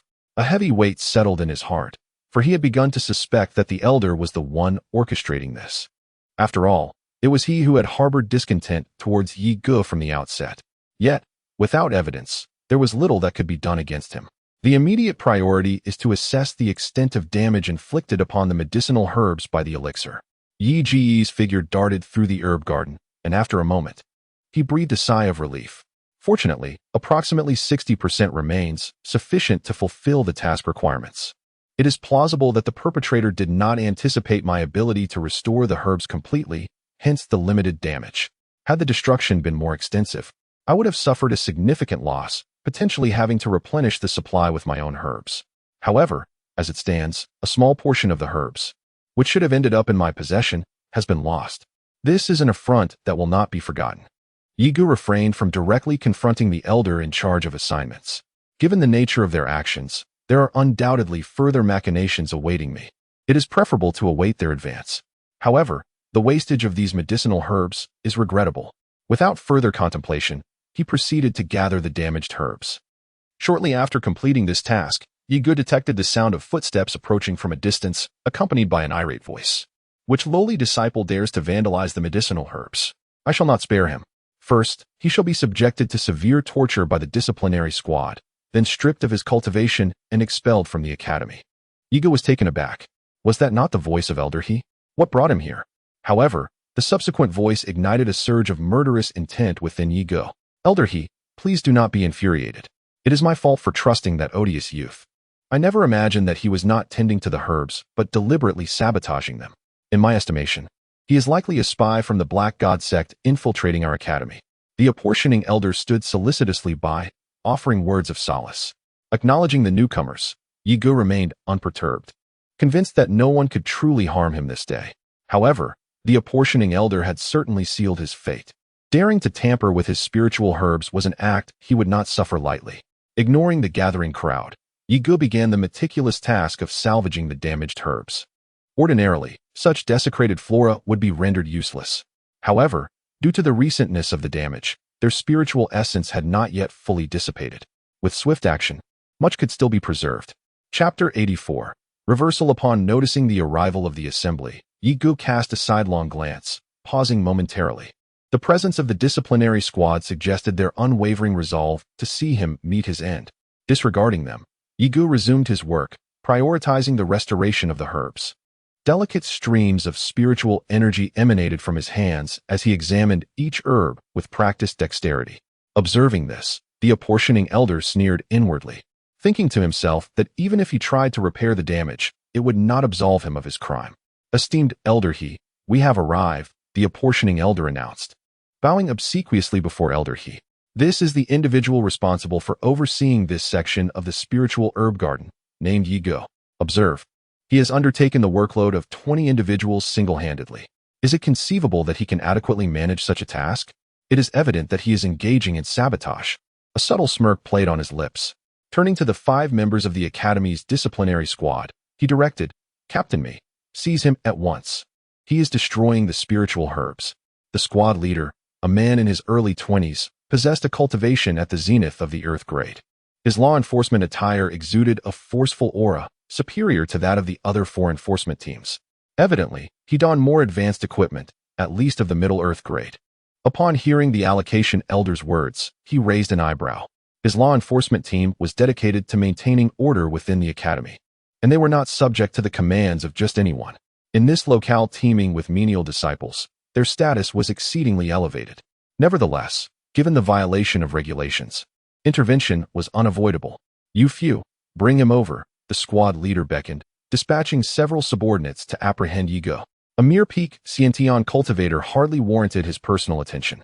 Hold on. Old He, who had been observing Yi's technique, appeared to have discovered a treasure, utterly captivated. His entire being trembled, his eyes blazing with fervent ardor. Old He, what's the matter? The allocation elder, hearing Old He's words, grew anxious, especially upon witnessing the covetous glint in Old He's eyes, sensing impending trouble. However, with Old He present, he dared not act presumptuously. The squad leader, too, furrowed his brow. Hearing the squad leader's words, the allocation elder breathed a sigh of relief. His smile returning. Interrupted, Old He's countenance darkened, erupting in fury. Are you 2 youngsters courting death? If you wish to trouble this lad, you'll have to get past me first, and I doubt you possess the capability. Even if you bring your backers, it'll be of no use. None of you shall lay a hand on this boy. However, Captain Me was cognizant that he was no match for Elder He. Moreover, given the latter's esteemed position, resorting to force was out of the question. Should he fail to act, he feared he would tarnish the reputation of the law enforcement team. Elder He, my apologies, but I must take this individual away today. If you insist on obstructing me, I concede that I cannot possibly wrest him from your grasp. However, you must first take my life, or this matter will inevitably cause offense. Having spoken, Captain Me personally moved to apprehend Yigu. How dare you? Captain Me, who had already transformed into a blur, was met with Elder He's furious roar, and a surge of celestial pressure descended, immobilizing him. Elder He, Captain Me gritted his teeth, struggling to endure. Elder He had shown leniency, otherwise, he would have been killed on the spot. When has my conduct ever been subject to? Elder He was truly incensed at this point, that these mere youngsters dared to disregard his authority. Had they not been within the academy, And had the other party not been a member of the law enforcement team, he would have struck a fatal blow long ago. The technique for sealing the spiritual energy of elixirs had been lost for many years. Its reappearance today warranted utmost caution. To him, as an alchemist, it was an invaluable treasure. Yigu had observed the actions of the crowd in their entirety. He had remained silent, intending to see how they would proceed. It was evident that Elder Fenglong was the mastermind behind this affair. The law enforcement team was not at fault. They were merely following regulations. However, Yigu was astonished that Elder he would assist him. He had only seen him once, during the entrance examination at the assessment plaza. Although his performance may have been somewhat excessive, it should not have warranted such assistance. Nevertheless, one must not put the other party in a predicament.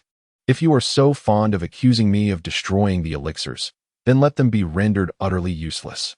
As he spoke, his hand moved.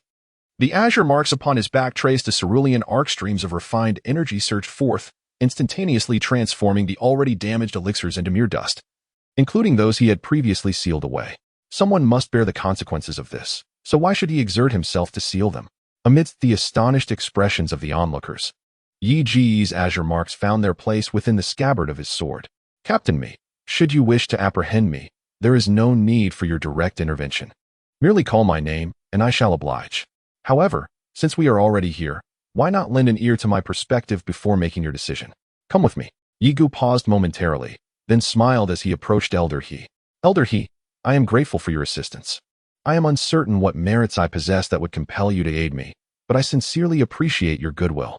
However, they cannot take what is mine. You need only observe. Yi Ji's words left the crowd perplexed.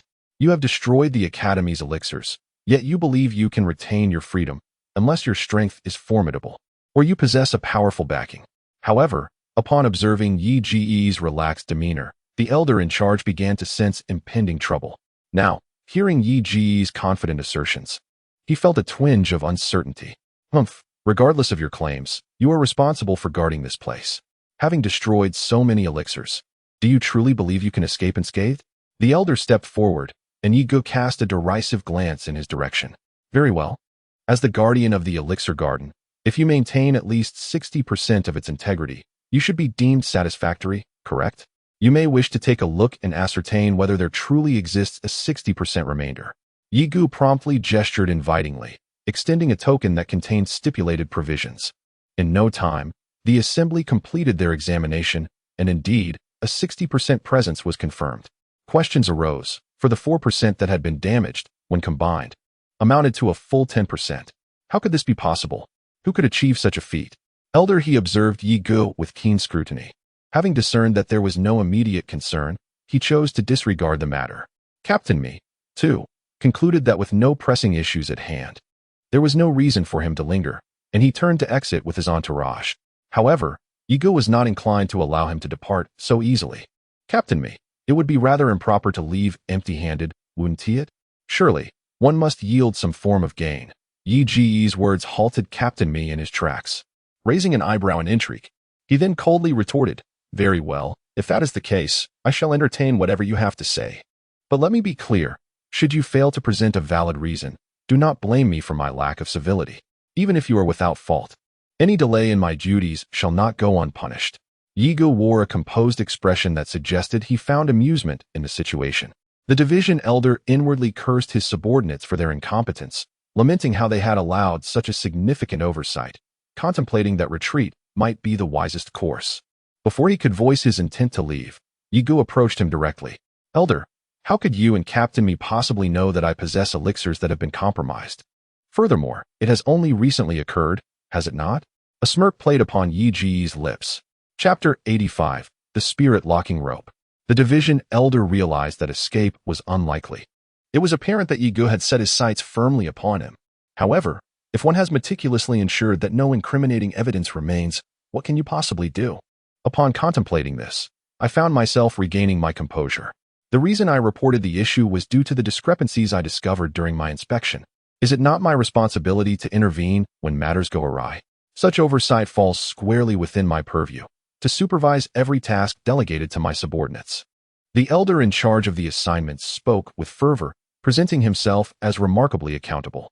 A faint smile graced Yi Ji's lips, still in denial, stubbornly holding his ground. I see. Oh, Did you witness my transgressions? Or did you not?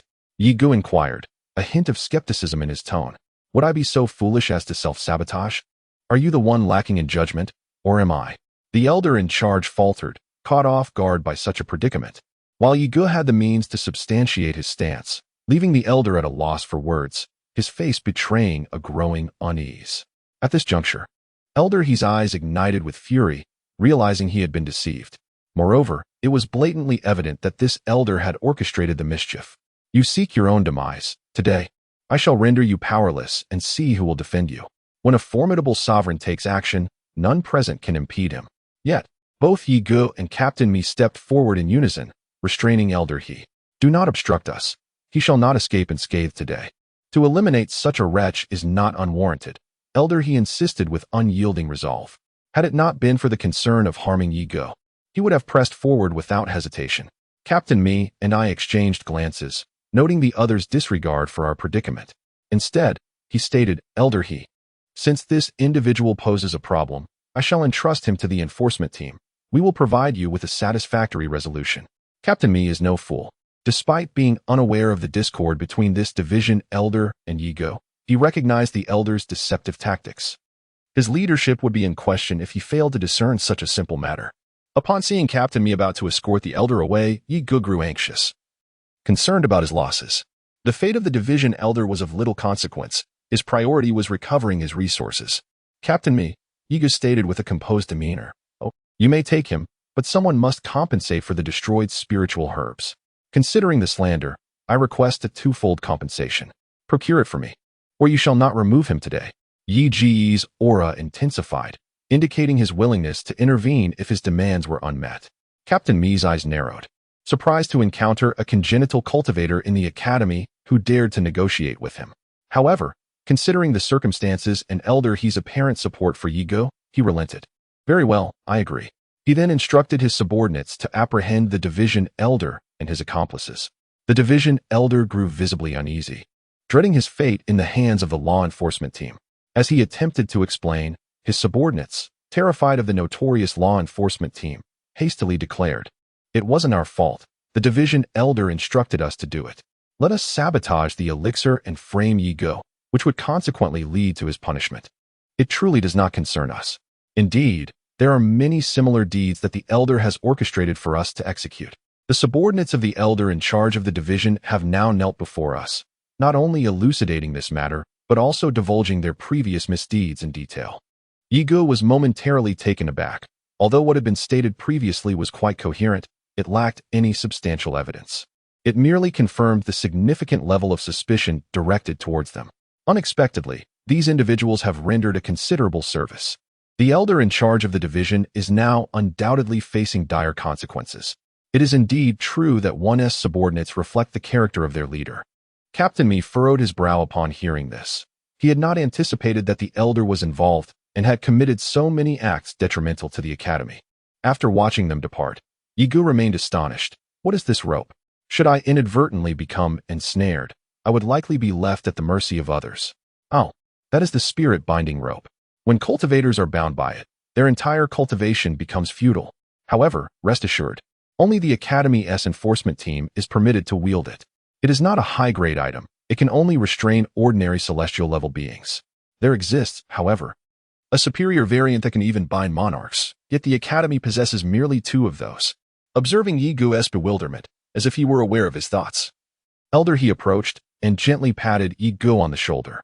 The spirit-binding rope, capable of restraining ordinary celestial-level beings. Is that not formidable? What would be deemed truly powerful then? It is all merely a cycle of violence. It hardly reflects the essence of the Academy. That which could bind even monarchs filled Yi Gu with profound astonishment, leading him to wonder about the creator of such a formidable artifact, a veritable tool for plunder and assassination. The spirit-locking rope stirred a fleeting desire within Yi Gu, though he quickly dismissed it, recognizing it as an instrument of the enforcers, beyond his reach. Elder He, the matter here concludes. Why do you linger? Surely this place is beneath a personage of your stature. Yi Gu frowned, presuming the elder to be an aloof and formidable figure, and thus paid him no heed. He had been perplexed as to why the elder had aided him, yet he dwelled not on it, deeming assistance preferable to enmity. However, The elder's continued presence and cautious demeanor, as though fearful of transgression, unsettled Yi Ge and disrupted his martial practice. Ah yes, allow me to introduce myself. I am He Yong. A king behaving thus is surely aberrant. Elder He, what is the meaning of this excessive courtesy? You humble me. Pray, speak plainly. Your behavior fills me with trepidation. Yi Ge feigned innocence, insisting on clarity to ease his disquiet. Upon hearing this, Elder He was visibly elated. Yi Ge, are you skilled in the art of alchemy? And that technique you employed to preserve the spiritual herb, is it not the method of the alchemic king, Qin Kai? Forgive my impetuosity. It is presumptuous of me to inquire, as such knowledge is surely your secret. With animated gestures, the elder statesman articulated his thoughts with an eloquence that bordered on the theatrical. Realizing his indiscretion, he promptly sought to clarify his statement. His gaze fixed upon Yi Ge with a palpable sense of anticipation. Chapter 86. The acquisition of a senior disciple. Upon hearing the elder's pronouncement, Yi Ge was taken aback. Never having anticipated that a mere observation of his technique would betray its origins with the legendary Dan King. Little did the elder know that he stood before a veritable reincarnation of the very figure he revered. You are acquainted with the Dan King? Yi Ge inquired. His curiosity piqued. As a fellow 7th grade alchemist, what is the source of your fascination with him? Seeing that Yi Ge neither affirmed nor denied his claim, the elder knew he was correct in his assumption. At Yi Ge's words, the elder sighed wistfully. You are unaware of the reasons the Dan King is crowned as such. I am also a 7th grade alchemist, but I am not worthy of the title. Subsequently, the elder elaborated, explaining that to be hailed as the Dan King required more than merely attaining the 7th grade in alchemy. It demanded the ability to consistently produce elixirs of the highest caliber within their respective grades, as evidenced by the number of Dan. Moreover, it necessitated the capacity to formulate original Dan, among other extraordinary feats. The elder confessed his inability to achieve such mastery, a feat replicated by few in the world, and even then, none could rival the Dan King's prowess.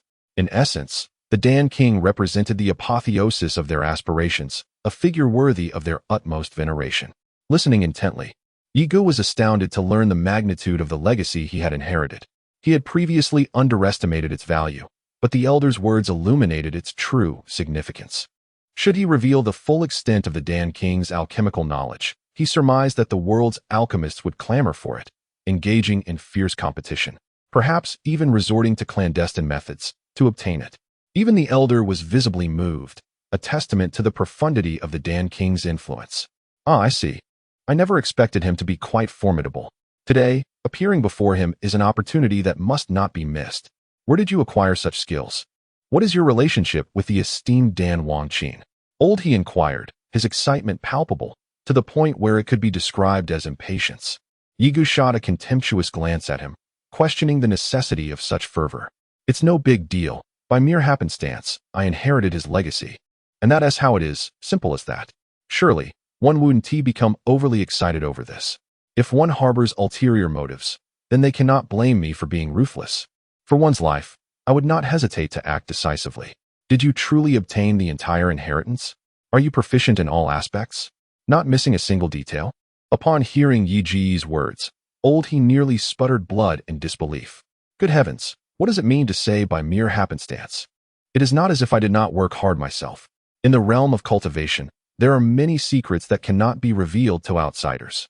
Who knows if the mysterious black and white dual fish might suddenly appear to cause chaos?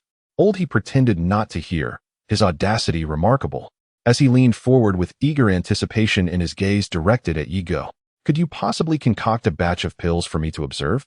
Yi Ge was momentarily taken aback, wearing an expression of exasperation. Aren't you a pill master yourself? A 7th grade one at that. Why the need to watch me refine pills? Nonsense, it's merely pill concoction. What could possibly be difficult about that? With a disdainful glance, Yi Ge wished to extricate himself from Old He's company, but ultimately acquiesced. He then instructed Old He to retrieve an alchemical furnace. With Old He present, Yi Ge felt no hesitation and began gathering the necessary herbal materials for the pills from the spiritual herb field. Without uttering a word, a flickering azure flame materialized in his palm as he commenced the cleansing of the furnace, followed by its preheating. However, Elder He maintained a vigilant gaze on Yi Ge, his expression unwavering as he observed the young man's practiced movements. Inwardly, he was filled with astonishment. It seemed his intuition was correct. How could such a youth possess such refined skills? Upon witnessing the ethereal azure flames, his conviction solidified that Yi Ge had indeed inherited the legacy of the esteemed Pill King. As time elapsed, Yi Ge's alchemic techniques nearly propelled Elder He to a state of ecstatic elation. Indeed, it was the Pill King's very art of alchemy. To witness such mastery in my lifetime is a privilege beyond measure, he exclaimed, his face radiating with fervent admiration, as if he himself were the beneficiary of this extraordinary skill. Yi Ge cast a sidelong glance at Elder He, bemused by his reaction. Is it truly necessary to be so moved? You are, after all, a distinguished 7th-grade alchemist. Disregarding the elder's enthusiasm, Yi Ge continued his work, his hands moving with fluid grace, tracing arcane patterns in the air. The cerulean flames transformed into delicate strands, weaving into a vast web that enveloped the alchemic furnace. Upon completing the final step, Yi Ge gently tapped the side of the furnace. Suddenly, an exquisite aroma of medicinal herbs permeated the surroundings, its intensity profound. In an instant, a pill materialized in Yi Ge's hand. Here, he said, offering the pill to Elder He. You've had your fill of observation. Now, if you'll excuse me, my humble abode is hardly befitting of such an esteemed figure. Otherwise, I fear others may accuse me of leveraging undue influence, particularly given your exceptional alchemic prowess. They might even suggest that my cultivation is merely the result of pharmacological enhancement. With these words, Yi Ge presented the pill to Elder He and issued his request for departure. The pill, merely a 3rd-grade concoction, held little significance to him. If the need arose, he could produce such pills with ease. He Lao gazed intently at the 3rd-grade elixir in his hand, his eyes wide with astonishment.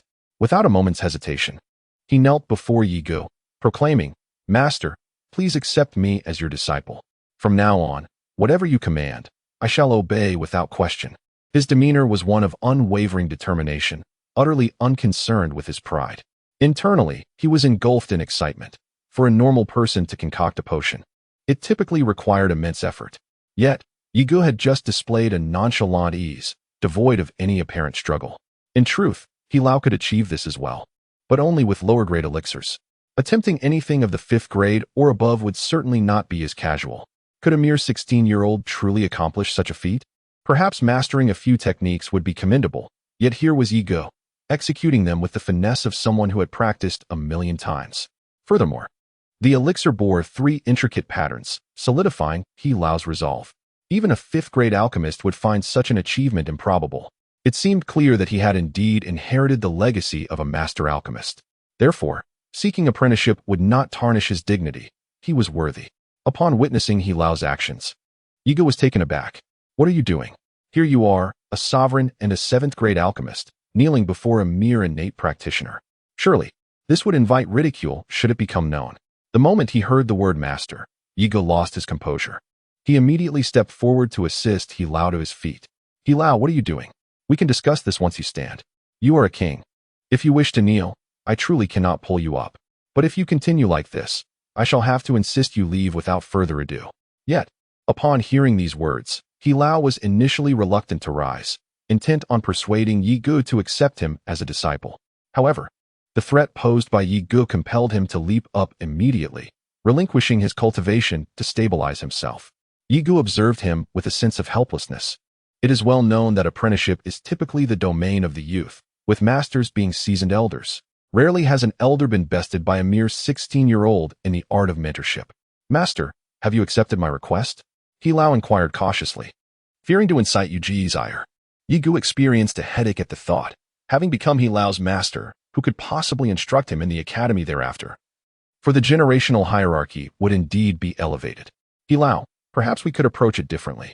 I am aware of your desire to learn the alchemical arts from the esteemed Dan Wang. I indeed possess that knowledge and can impart it to you. But let us forego the formalities of apprenticeship. Yi Ge was also careful, lest He Lao become obstinate. Chapter 87. No mercy in action upon seeing Sun Wuming. A glimmer of cold light flashed in Yi Ji's eyes. He had persistently sought to trouble him, and if he did not administer a lesson this time, it would be akin to a rabid dog relentlessly pursuing him. Yi Ge, where do you think you're going? It would be unwise to leave without providing an explanation today, Sun Wuming declared, as 20 individuals encircled Yi Ge, their expressions menacing. The spiritual energy surged. hinting at the imminent possibility of confrontation. The commotion attracted a crowd, rapidly surrounding them, rendering escape impossible, filled with whispers and pointed fingers. That young lad seems to be ego. How audacious to offend Sun Wuming.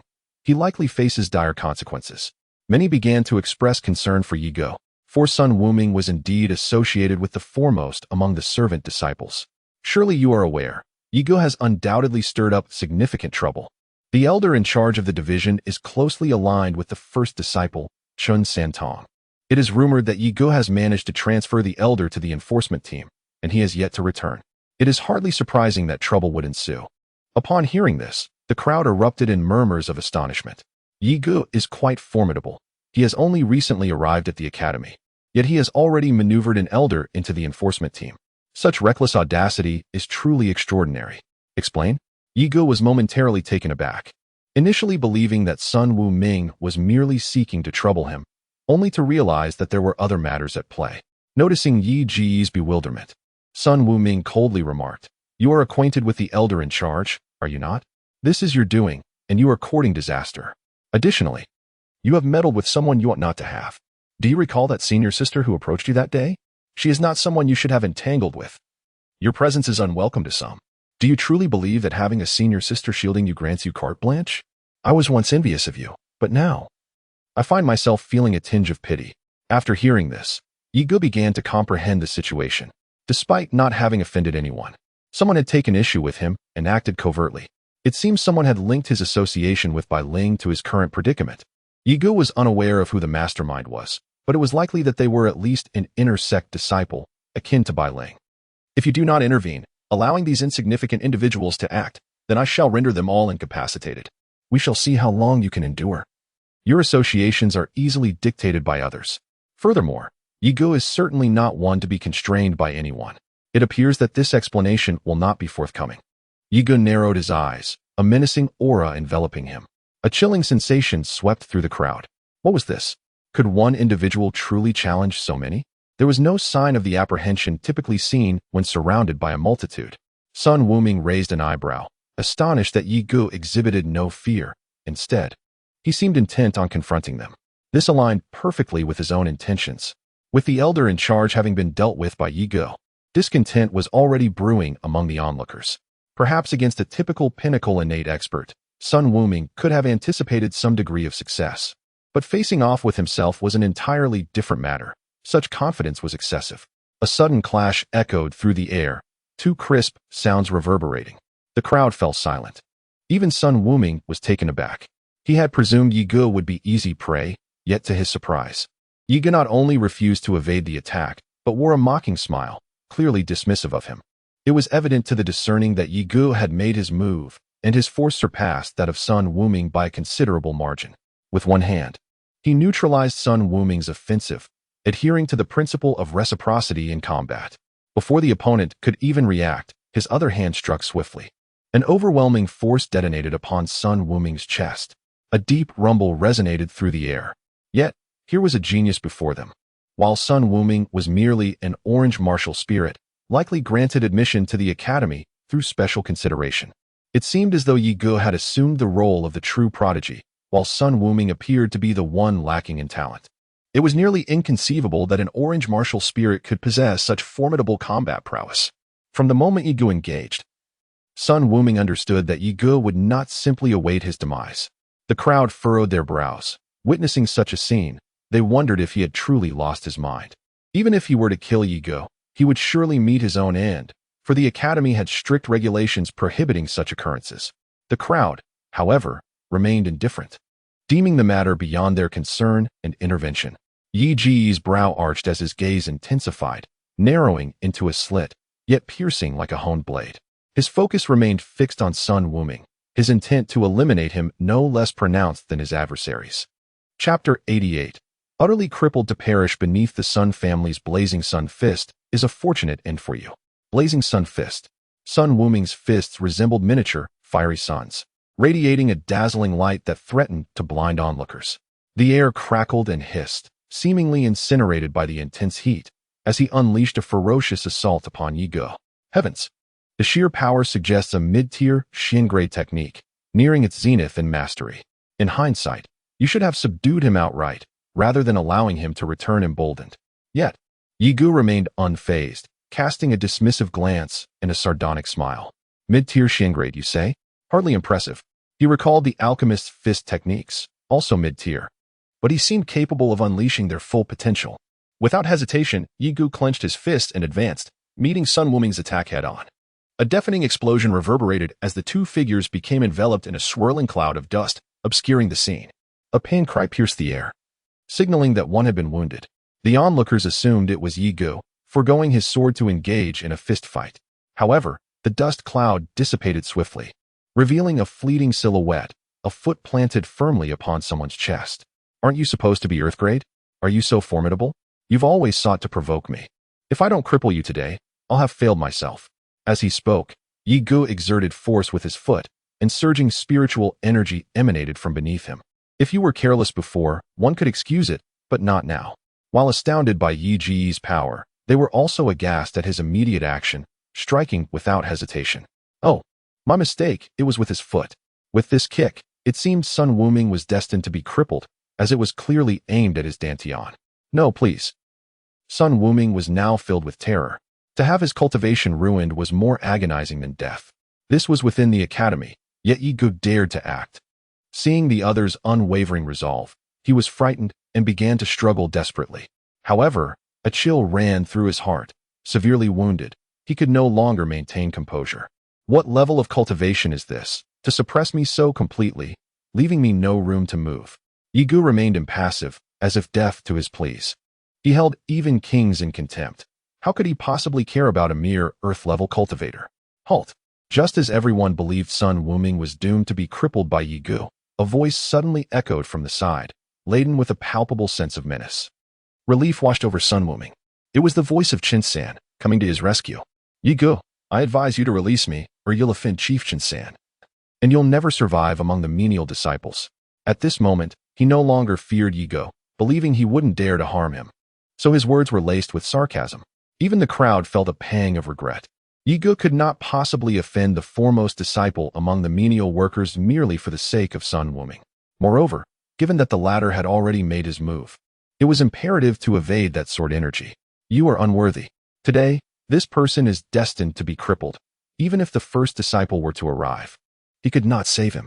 In an instant, the azure mark on Yi Gu's back fell into his grasp, manifesting a sword flower that rendered the formidable sword energy into nothingness. Without a trace of hesitation, Yi Gu forcefully stomped on Sun Wuming's dantian. A dull thud resonated. No. Yi Gu, you are so ruthless, lying on the ground in utter disarray. Sun Wuming could hardly fathom that Yi Gu would dare to strike without the slightest hesitation, instilling a profound fear within him. Yet, his cries bore no fruit. The realization that he had been so thoroughly incapacitated, devoid of hope, caused him to faint. Yi Gu not only evaded but also retaliated, effortlessly neutralizing the assault while ensuring Sun Wuming's downfall. What immense resolve this demonstrated. A chill of trepidation surged within the hearts of the onlookers. It would be wise to avoid provoking Yi Gu in the future, for he showed no mercy in his actions. Observing the already unconscious and pitiful figure of Sun Wuming, the crowd silently mourned for him. To provoke such a formidable individual was a grave miscalculation. Clearly, Yi Gu had no desire to engage in conflict. Yet Sun Wuming had recklessly charged forward. Was that not akin to courting death? As they glanced once more at Yi Gu, although fear loomed in their hearts, a sense of lamentation emerged upon their faces. In the academy, one could create as much chaos as desired, provided no one lost their life or intentionally crippled another's cultivation. If discovered, the consequences will undoubtedly be dire. Sacrificing one's future for a moment of indignation is hardly worth it. You, how dare you lay a hand on Sun Wuming? Your fate is sealed. At first, Qin-san was astonished that Yi Gu managed to deflect his attack. However, with Yi Gu incapacitating Sun Wuming, a sense of foreboding began to creep into his heart. Should blame be assigned, he too would be unable to escape responsibility, for it was he who orchestrated this conflict. An investigation would reveal that while Yi Gu would certainly face punishment, those who backed him would likely not fare any better. They would undoubtedly seek retribution against him.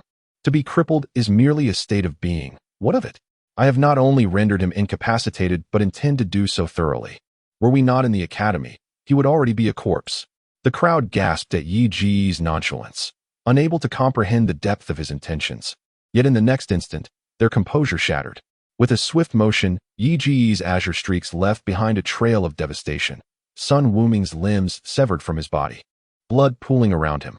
Witnessing such a horrific scene, the onlookers turned pale, having never beheld such brutality. To kill is but a mere act. This torment surpasses the mere act of ending a life. This ruthless individual instilled fear, prompting them to retreat hastily, lest they provoke Yi Ji's wrath. Sun Wuming, jolted awake by pain, felt nothing of his seve very well. You have just made your move against me, so today, you shall not escape. The azure mark within Yi Ji's song flickered as the sword's edge turned, releasing an uncertain chill.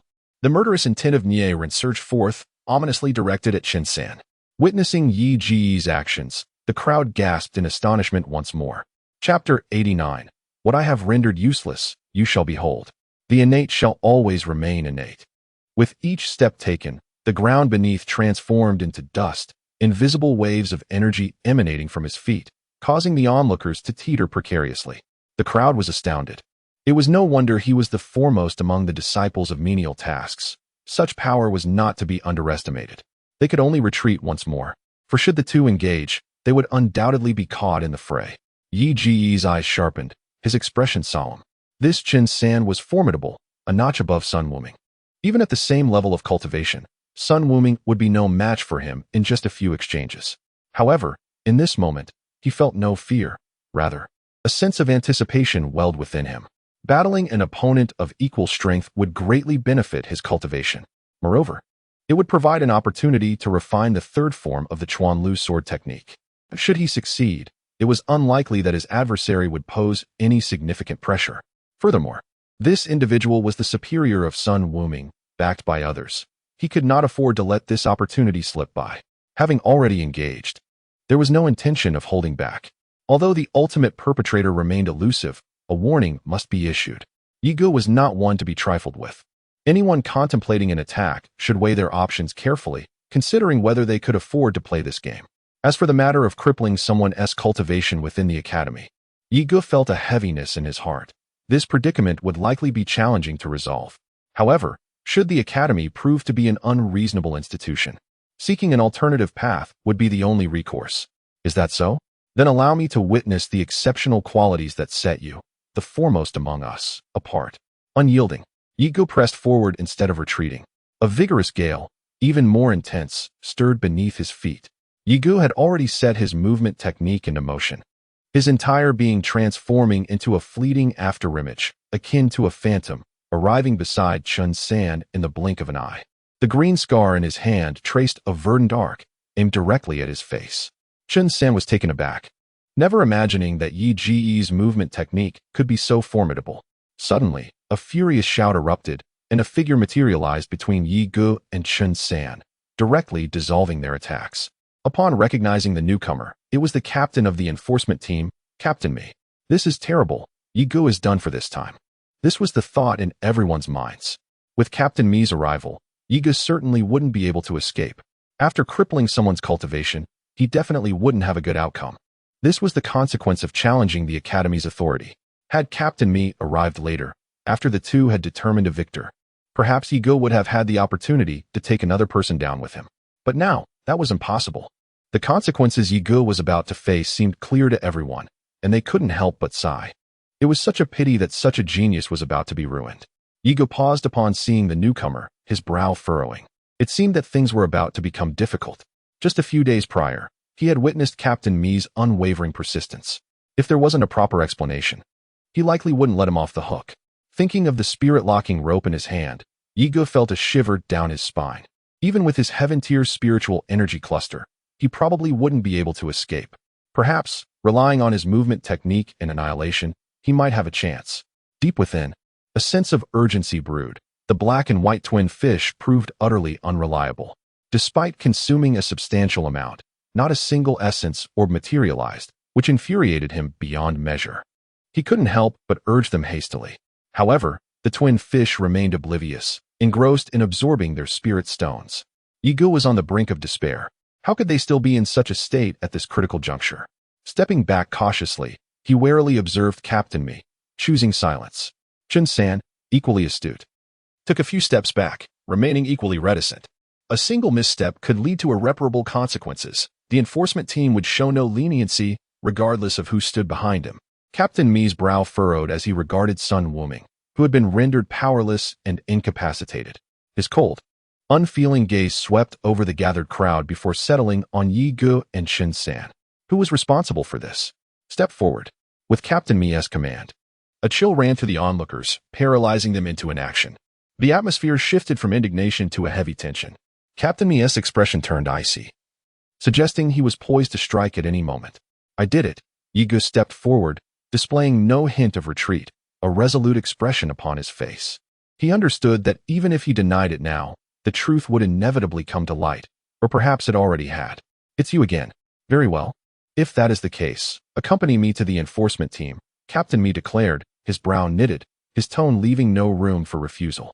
His entire being was now fixated on Yi Gu, who met his gaze unflinchingly, devoid of fear.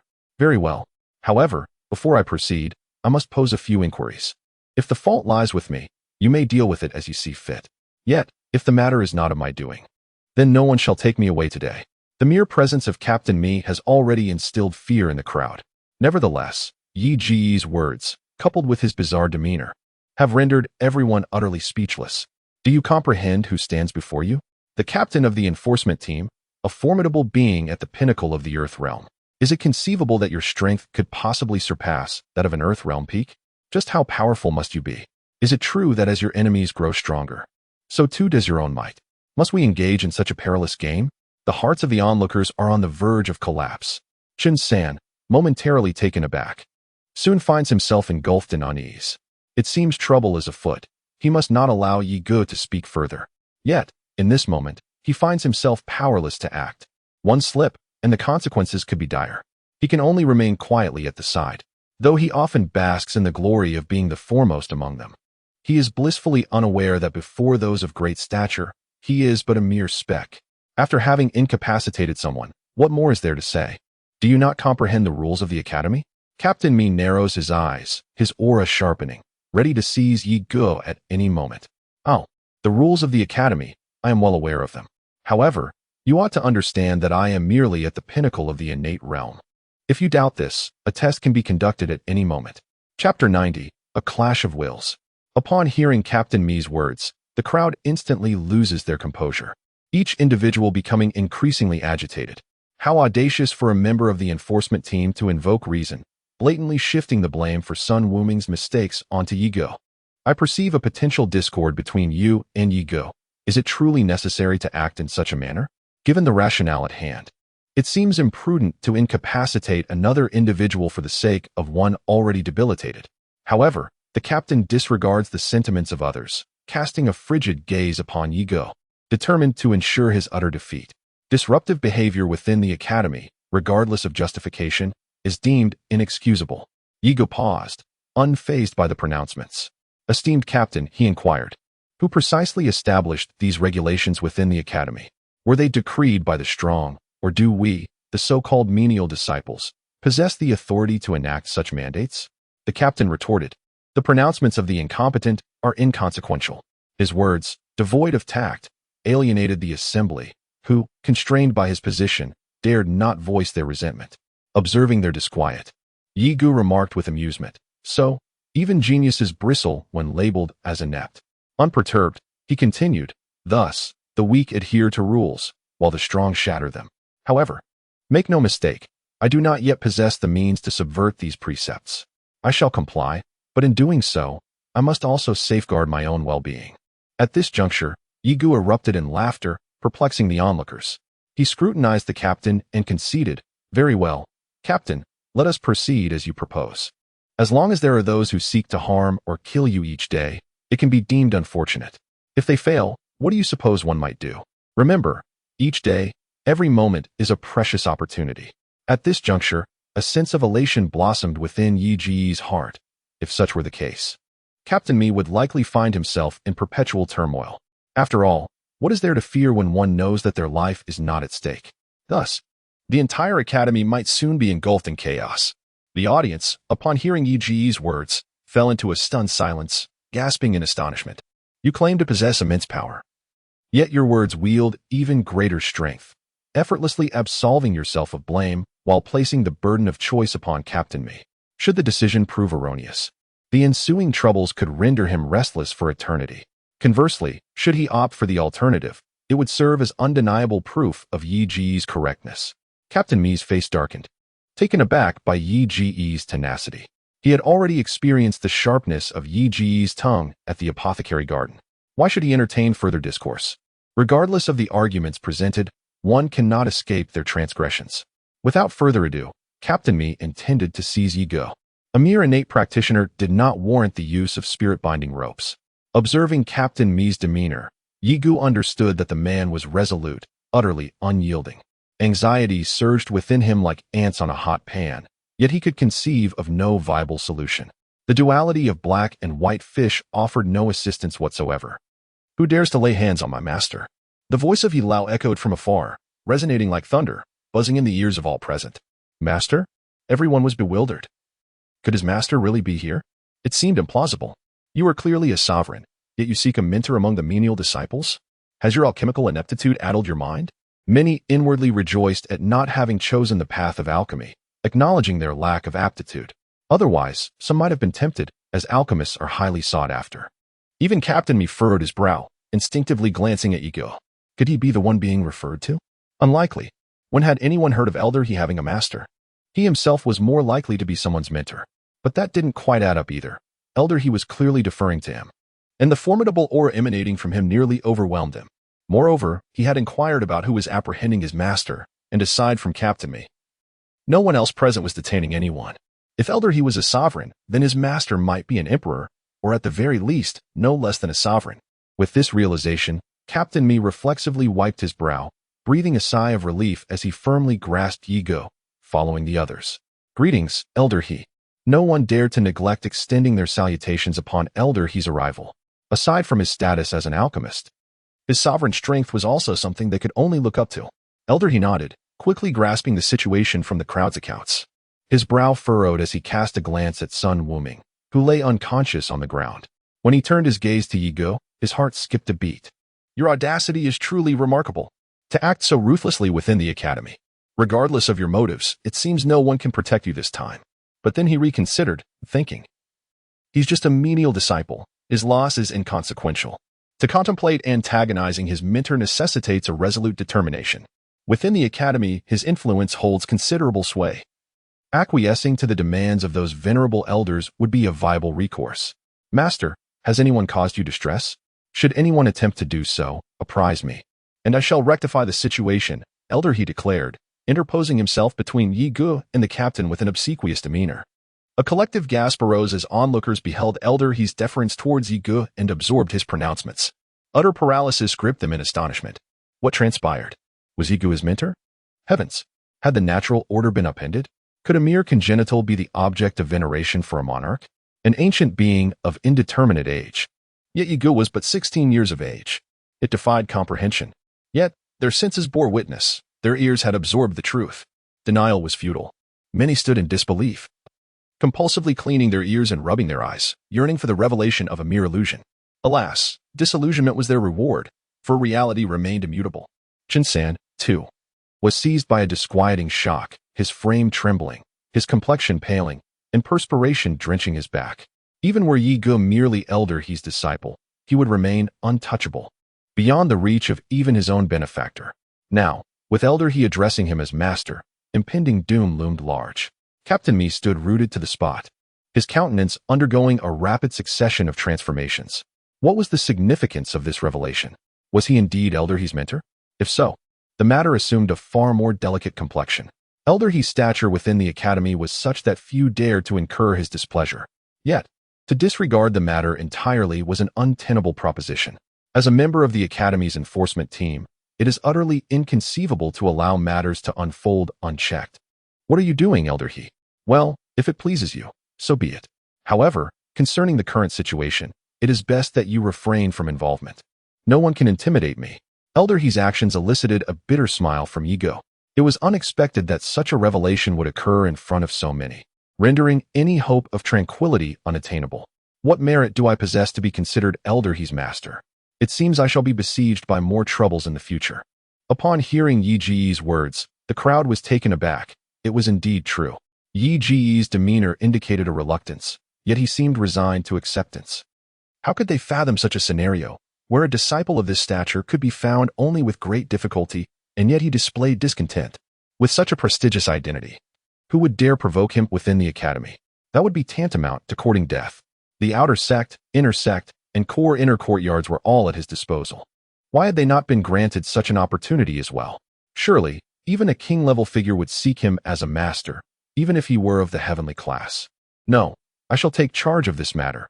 I cannot allow my master to suffer. Elder, he firmly dismissed Yi Ji's concerns, his demeanor indicating he was not jesting. He could not permit his newly acknowledged master to endure punishment. Elder, he this, very well, your affairs are beyond my jurisdiction. However, these are the academy's regulations, which must not be violated. After all, he is merely a servant disciple within the academy and cannot be exempted. If he were to be spared, the existence of the enforcement team would be rendered unnecessary. Captain Mi interjected at this juncture, his stance unwavering. Since you have called me master, you must heed my words. Yigo felt a sense of helplessness and had no choice but to invoke his identity. He could not allow Hilao to be dragged into trouble because of him. Well, fine, but should anyone dare to harm you, I will undoubtedly fight them fiercely. Hilao, after a moment of hesitation, reluctantly agreed. However, as he spoke, a formidable aura emanated from him, his eyes glinting with lethal intent as he coldly regarded Captain Mi, silently conveying that should he act recklessly, he would show no mercy. Yigo smiled faintly, circumventing Hilao to face Captain Mi. Captain Mi, I reiterate, if you cannot persuade me, do not expect me to accompany you to the law enforcement team. Chapter 91. Yigo acknowledges his mistake. It was indeed peculiar. Yet he did not dwell on it or inquire further. Yes, Elder Zhou, Captain Mi responded before turning to leave. At that moment, the hearts of the onlookers tightened once more. Another wave of turmoil had arisen. A new sovereign had arrived, and it seemed Yigo could not evade fate this time. After all, this was the Grand Elder of the law enforcement team, a sovereign whose strength surpassed that of Hilao. It was unprecedented for someone of such innate prowess to descend into the realm of the auxiliary disciples. Zhou Tong's arrival was unremarkable, akin to an abrupt apparition. Yet the faint aura he exuded commanded respect. Upon seeing Zhou Tong, Yigo instinctively sensed trouble. He was undoubtedly here to seek him out. The last time the blood man was mentioned, Zhou Tong would certainly want clarification. Yet why had he waited so long to come? Initially, Yigo believed Zhou Tong would not pursue the matter further, assuming there would be no issues. Now, with his sudden appearance and a gaze imbued with profound meaning directed at him, unease settled in. Yi Ji's heart was set on escape, for that bloodied figure was none other than himself. In a flurry, Yigo hastily expressed his thoughts and dashed towards the exit, executing his movement technique to its utmost. Zhou Tong, initially perceiving him as merely another elder from the academy, was taken aback to realize that he was in fact the captain of the enforcement team. This revelation caught Yigo completely off guard. Zhou Tong furrowed his brow momentarily before a smile crept onto his face, showing no concern for Yi Ji's actions. A formidable pulse surged before him, manifesting into a colossal vortex that enveloped Yigo. Despite his struggles, they proved utterly futile, leaving him with a bitter sense of despair. Upon hearing Yi Ji's words, Hilao was evidently taken aback. Why would he need to block old Zhou? Surely the latter would act recklessly or irrationally. With old Zhou's arrival, matters would become simpler.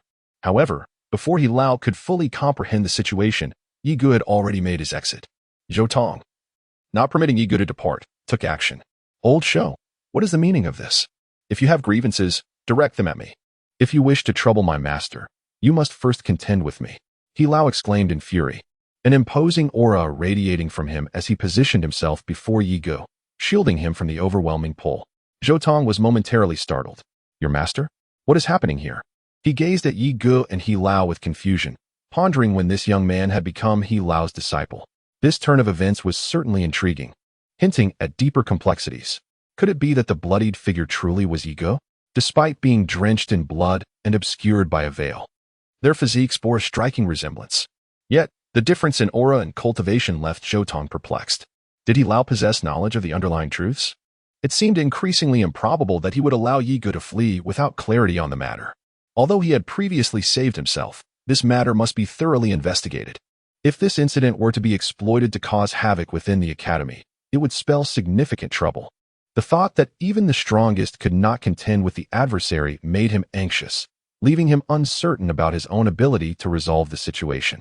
You cannot obstruct me. In the realm of alchemy, I am far beneath your prowess. However, to impede my progress is simply impossible. Zhou Tong chuckled lightly, having already appeared behind Yi Ge, hands clasped behind his back, showing no intention of making a move. You, Elder He, furious, glared at Zhou Tong, seemingly prepared to confront him. However, he was acutely aware that he was no match for Zhou Tong. Observing that the latter had no intention of harming Yi Ge, he refrained from making any rash movements. Meanwhile, the onlookers were left utterly speechless, unable to articulate their expressions, let alone their emotions. Who exactly is Yi Ge? What has he done? Accepting Elder He as his disciple was already a hard pill to swallow, but now a king and elder from the enforcement squad refused to let him go. What could he possibly have done to evoke such sorrow in Elder Zhou? In the academy, Zhou Tong's reputation was notorious. Those who fell into his grasp invariably faced dire consequences, often resulting in a grim fate. Even some kings were not exempt from this.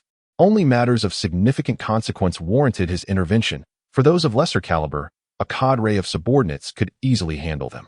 Unless a prodigious disciple was rendered incapable, perhaps that would provoke his involvement. Yet now, he was troubling Yi Ge. What misdeed had Yi Ge committed? Even with Elder He as his backing, he would still need to tread carefully. Realizing he had no avenue of escape, Yi Ge could only stand helplessly in place. Matters must be resolved. Should a sovereign truly seek to trouble him, evasion would be futile. Elder He, it's nothing. I shall simply apologize to Elder Zhou.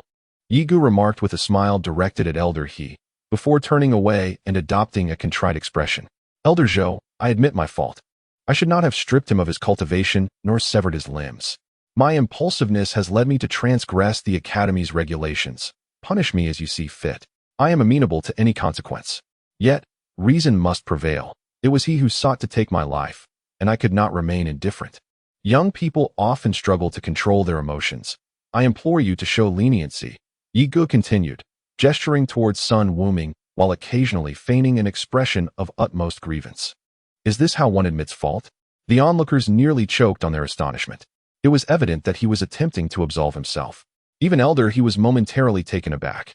His master was indeed clever, presenting a reasoned and justifiable argument.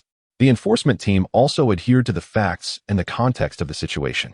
Zhou Tong's face twitched at Yi Ge's words. It was unmistakable that he implied he bore no wrongdoing. With a scrutinizing gaze, he examined Yi Ge from head to toe, remaining silent. However, Yi Ge felt a chill run down his spine under the weight of such scrutiny from a sovereign, his heart racing under the pressure, a most uncomfortable sensation. Elder Zhou, please refrain from looking at me in such a manner. It makes me quite uneasy. If you can forgive me, do say so. Now that I have already acted, do as you deem appropriate, Yi Ge thoughtlessly declared, utterly bewildered by the elder's intentions. Given your master-disciple relationship with Elder He, and considering my standing is akin to his, it would appear you outrank me. Therefore, there's no need for such formality, much less to address me with reverence. Whatever you deem fit, goes. Zhou Tong articulated with a leisurely cadence, his gaze sweeping over Yi Ge and Elder He before settling into a smile imbued with playful jest. Elder He, taking umbrage at Zhou Tong's jesting, retorted with a huff, Old Zhou, what nonsense are you spouting? What's it to you if I take on a disciple? Or what our ages are? Have I offended you somehow? If you're so capable, why don't you find your own master? Yi Ge, overhearing the exchange, couldn't help but feel a sense of embarrassment, acutely aware of the loss of face. Observing Elder He's displeasure, Zhou Tong adopted a serious demeanor, abandoning his jesting tone. Rest assured, I am aware of the discord between you and the young man.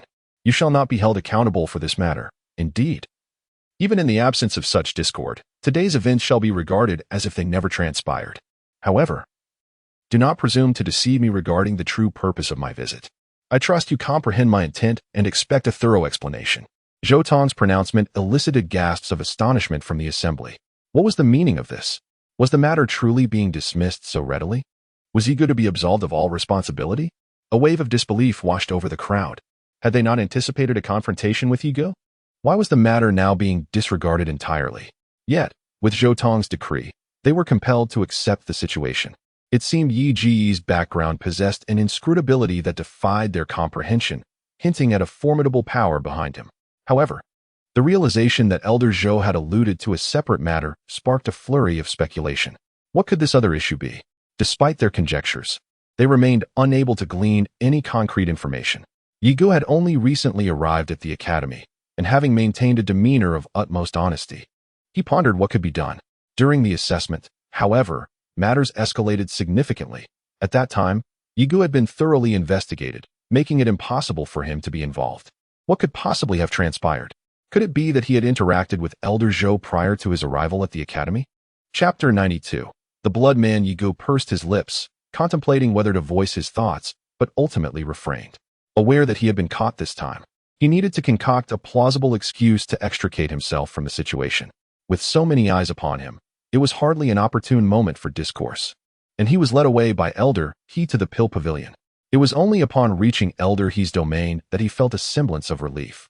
The Pill Pavilion was not merely an isolated building, but rather a grand assembly of over 10 interconnected mountains, adorned with towering structures. The fragrance of medicinal herbs wafted through the air, unmistakably perceptible upon entry. Surrounding the area, spiritual herbs flourished abundantly, eliciting a sense of longing within Yi Gu. As Elder He elucidated the workings of the Pill Pavilion, Yi Gu was astonished to learn that it was overseen by over 100 alchemists, each at least of the 5th rank, with an additional 1,000 apprentices below that rank. The sheer number of adept practitioners left Yi Gu utterly flabbergasted, not to mention their impressive qualifications.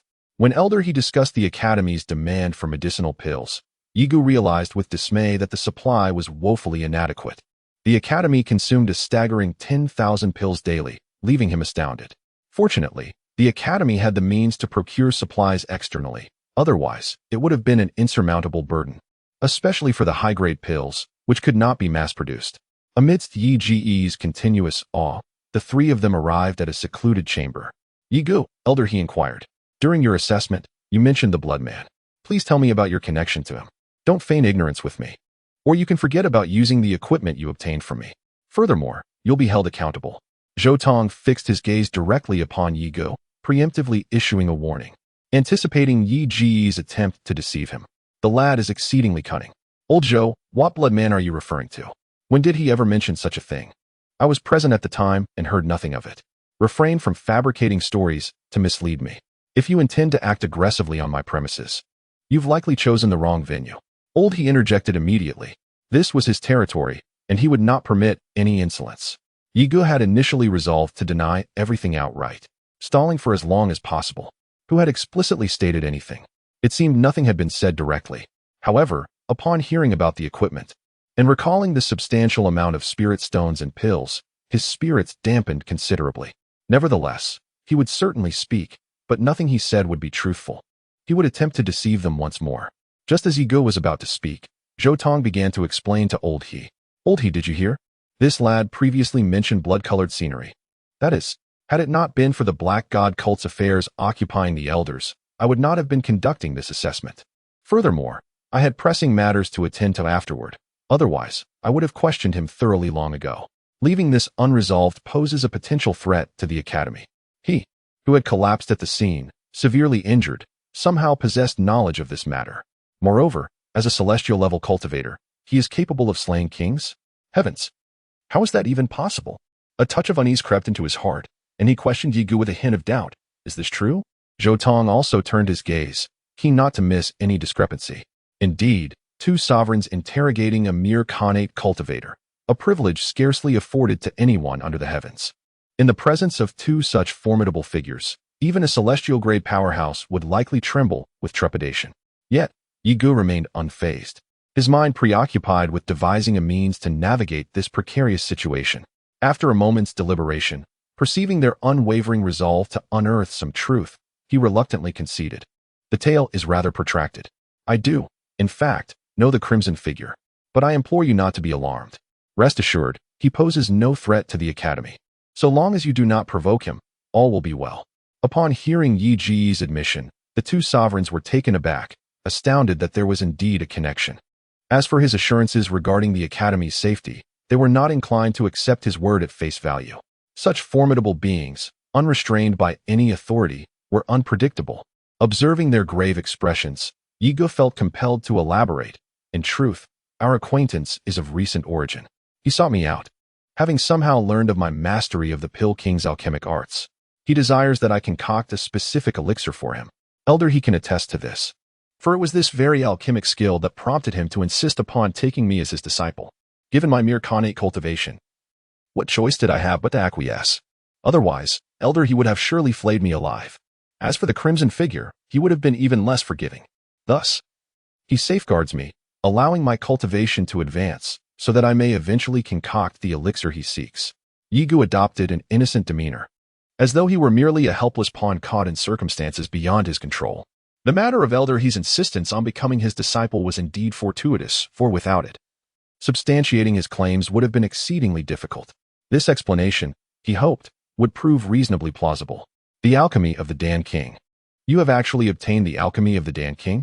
Zhou Tong exclaimed in astonishment. He could scarcely fathom that after so many years and countless individuals searching for the whereabouts of the Dan King, hoping to acquire the alchemical techniques, all had returned empty-handed. Yet here was Yigo, a mere innate cultivator, who not only acquired it, but also mastered it. My heavens, how extraordinary could this be? Alchemy is a pursuit 100 times more challenging than cultivation, demanding an exceptional talent.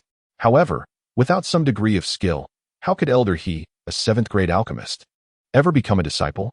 The alchemy of the Dan King, I can attest, has no limitations beyond one's cultivation level in producing higher-grade elixirs. Yet, for those below the 3rd grade, it is undoubtedly within reach. Moreover, his proficiency surpasses even mine, with techniques that astonish. I believe, aside from the Dan King himself, there is no one who could rival him. Elder He lamented inwardly. A mere child has surpassed him, and even taken him as a master. It would be disheartening for anyone. Yet, for the sake of mastering alchemy, he must set aside his pride. Zhou Tong found Elder He's words credible. If that is the case, then are you suggesting that should you encounter trouble, the blood man will emerge? Zhou Tong could not help but feel a twinge of concern. Secretly relieved, even Elder He appeared taken aback, as if contemplating something truly terrifying. After Yigo finished speaking, both Zhou Tong and Elder He wore solemn expressions, falling into a heavy silence. Zhou Tong's face was particularly grave. He had personally witnessed the formidable strength of the blood man very well. Today's events must remain a secret from outsiders. Yigo, rest assured, as long as you do not provoke trouble, you will be entirely safe within the academy. No one would dare to lay a finger on you. Having spoken, Zhou Tong hurriedly departed. He needed to arrange matters and caution those who might resort to violence. He was determined to prevent any calamity from befalling the academy due to their actions. Additionally, he contemplated the necessity of assigning a few bodyguards to Yigo. Watching Zhou Tong leave, Yigo exhaled a sigh of relief. Subsequently, he was assigned accommodation by Elder He and departed. It was decided that Yigo would reside there from henceforth, becoming a member of the Dan Pavilion. Tomorrow, he would meet with everyone to establish his identity. Initially, Yigo felt no need for such formalities and was reluctant to make a grand display. However, he could not withstand Elder He's persistent urging and ultimately acquiesced. Yigo also considered that, if utilized wisely, the Dan Pavilion would alleviate his concerns. Since Elder He was in charge, Yigo decided to take ownership of the Dan Pavilion. What puzzled him was Elder He's immediate agreement, as if he had not even contemplated the gravity of the decision. From now on, the entire Dan Pavilion would be under Yi Ji's command. Reflecting on this, Yigo felt a tinge of disbelief. Having arrived only a few days prior, while others struggled diligently to cultivate, he had already ascended to the position of pavilion master. This seemed utterly surreal. However, one aspect troubled Yigo. Only outer disciples were permitted to enter the academy's secret realm for cultivation. The secret realm was divided into several entrances, each corresponding to the rank of the academy's disciples. A minimum of earth-level cultivation was required for entry. Although Yigo could access the realm without any formal status within the Dan Pavilion, his low cultivation level would prevent anyone from allowing him entry, as the interior was exceedingly perilous. At that moment, the majority of the Dan Pavilion members were alchemists, their faces covered in dust and their hair disheveled, evidently having just emerged from the alchemy chambers without having had the chance to tidy themselves. Summoned unexpectedly, they had rushed over, perplexed as to the reason for the gathering.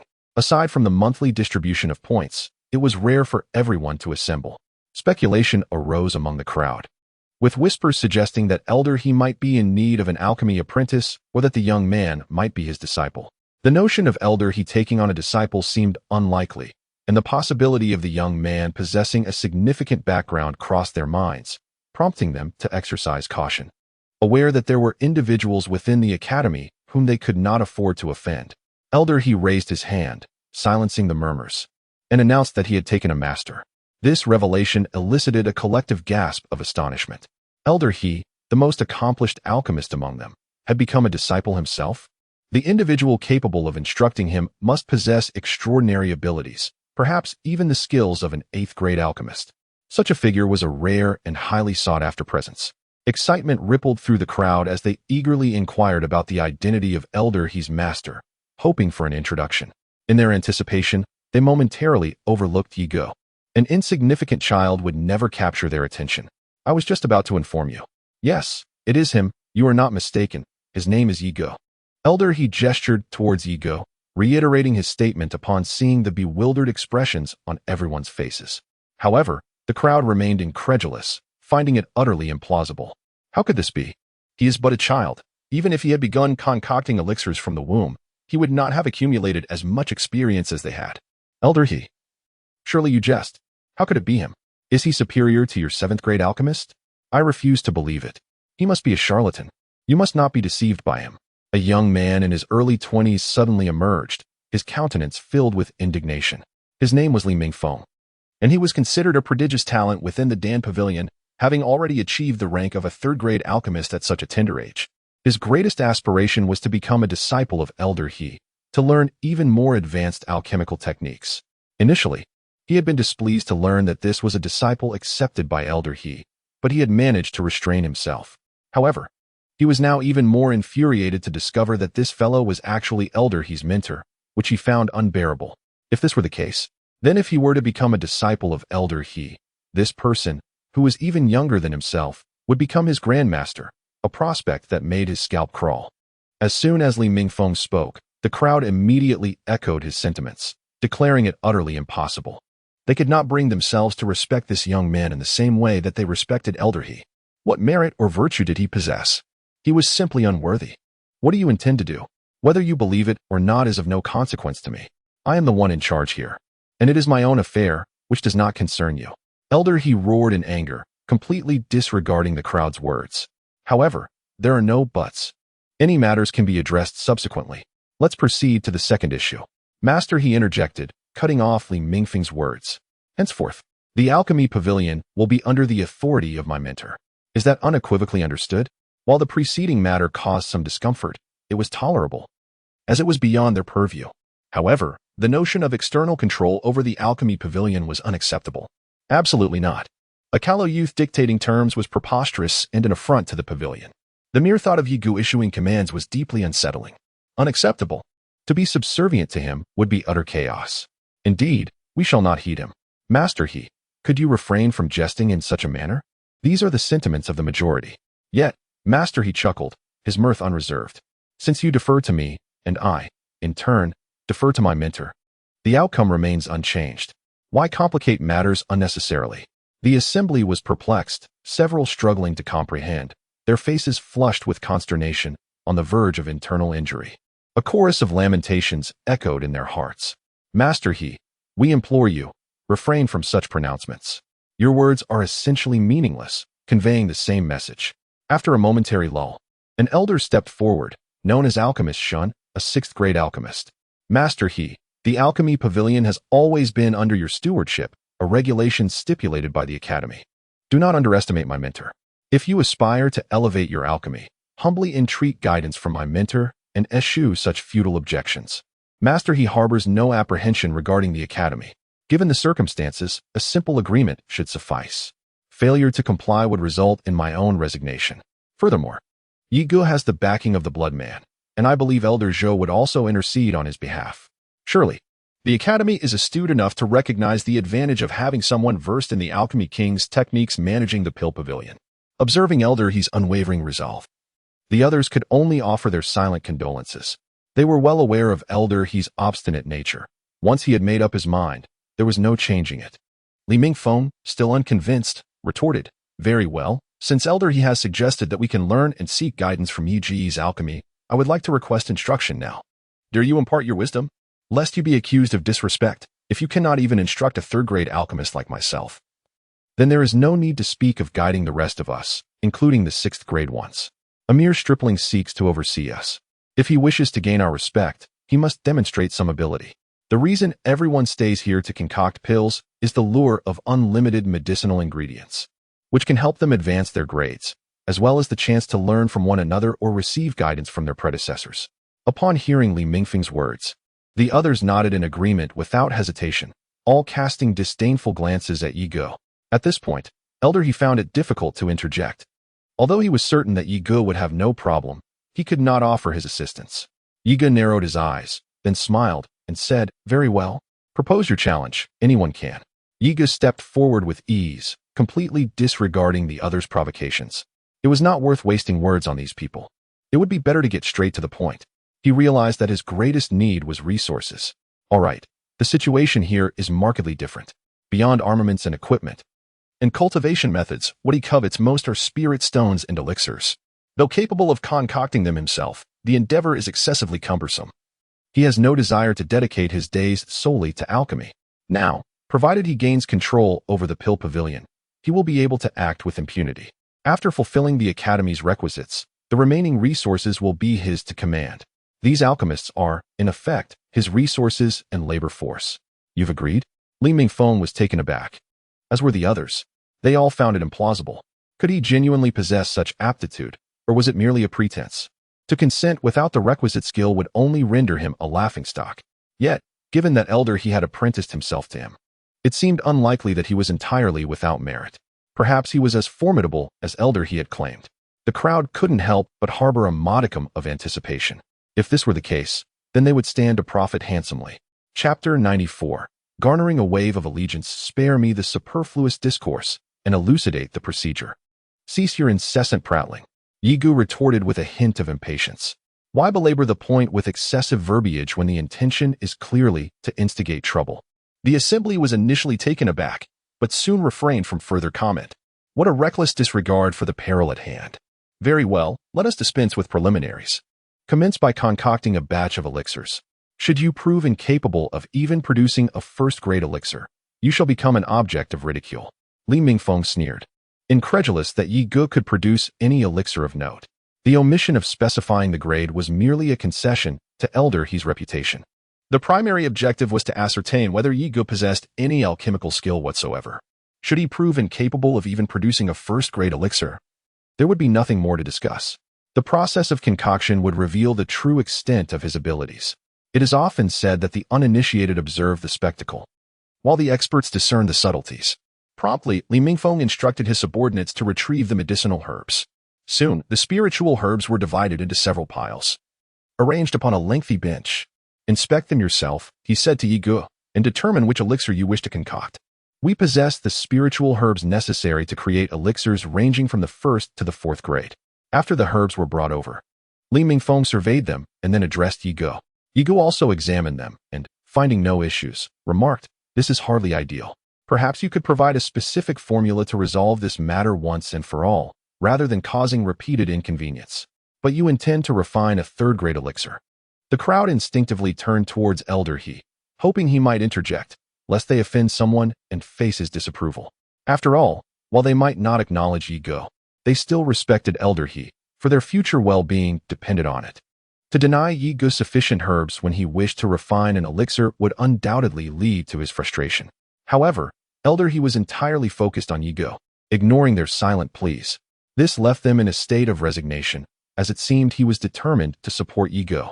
"Very well, I possess a cauldron." Yi Ge conceded. "I also have a prescription here, not overly complex, a standard third-grade elixir formula, the spirit enhancement pill." Alchemist Shun stepped forward, placed the cauldron down, and handed the formula to Yi Ge. However, successfully refining it would be exceedingly challenging. This particular elixir was known to be one of the most difficult to produce among third-grade elixirs, especially for Li Mingfeng. Although capable of refining third-grade elixirs, his confidence in creating this one was low, with a notably low success rate. If he were to attempt it, perhaps only 1 out of 10 tries would yield a usable pill. After all, Mere familiarity does not guarantee a successful refinement. Even the most familiar alchemical formula may exhibit flaws, leading to a diminished success rate in potion crafting. To adopt an entirely new formula would necessitate considerable time and experience for mastery, which is why alchemists often accumulate vast quantities of spiritual herbs. In their eyes, Leaf Song is about to face a formidable challenge. This Master Shun is indeed quite cunning to present such a formula. Elder he was momentarily taken aback, his excitement palpable as his eyes narrowed in contemplation. He was well aware of the complexities inherent in this formula. It poses a significant challenge for the average practitioner, with a notably low success rate. His exhilaration was justified, for this formula was conceived by the renowned alchemy king, Qin Kai. If Leaf Song has indeed inherited the legacy of the alchemy king, it would surely not prove insurmountable for him.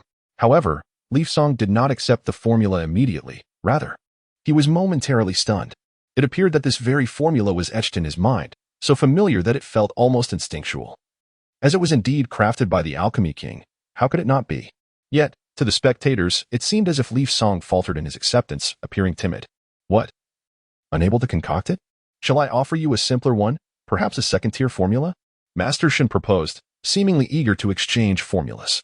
His demeanor suggested a hint of disdain, as if urging Leaf Song to abandon his pretense of capability.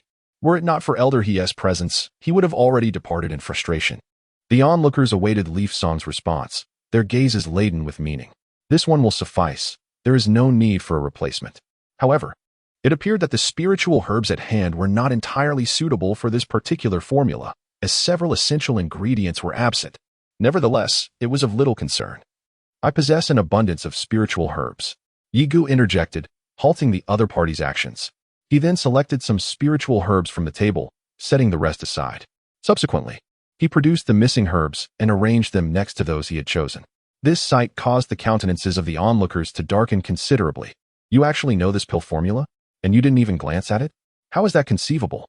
Yet, the spiritual herbs Yi Gu had singled out compelled them to believe, as many were quite familiar with the formula.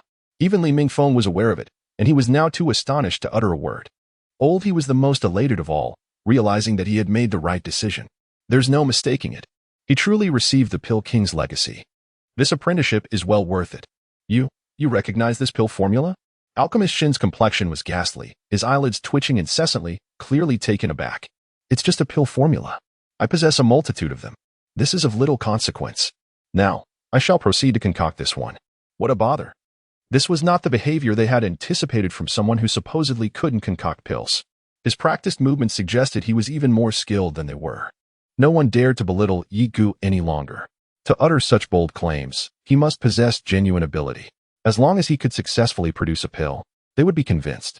However, this particular pill was notoriously difficult to create, regardless of whether he could succeed. When Yi Gu warmed the furnace and a spectral blue flame appeared in his hand, those alchemists of the 5th rank and above exclaimed in astonishment, rising to their feet. How can it be? How could this legendary flame appear in this young man's possession? This was the emblem of the Pill King himself. Could it be that this young man has inherited the legacy of the Dan King?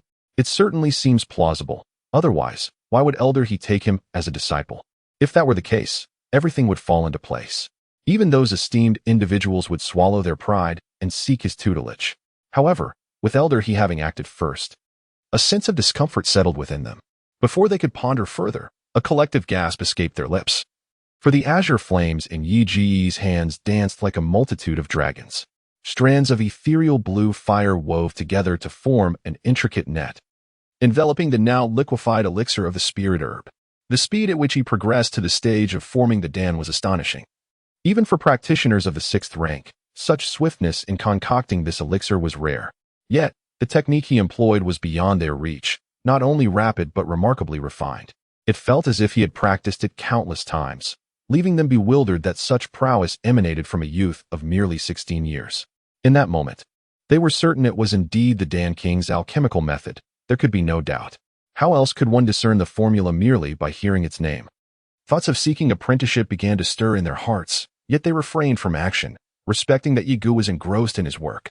They remained transfixed, not daring to move an inch.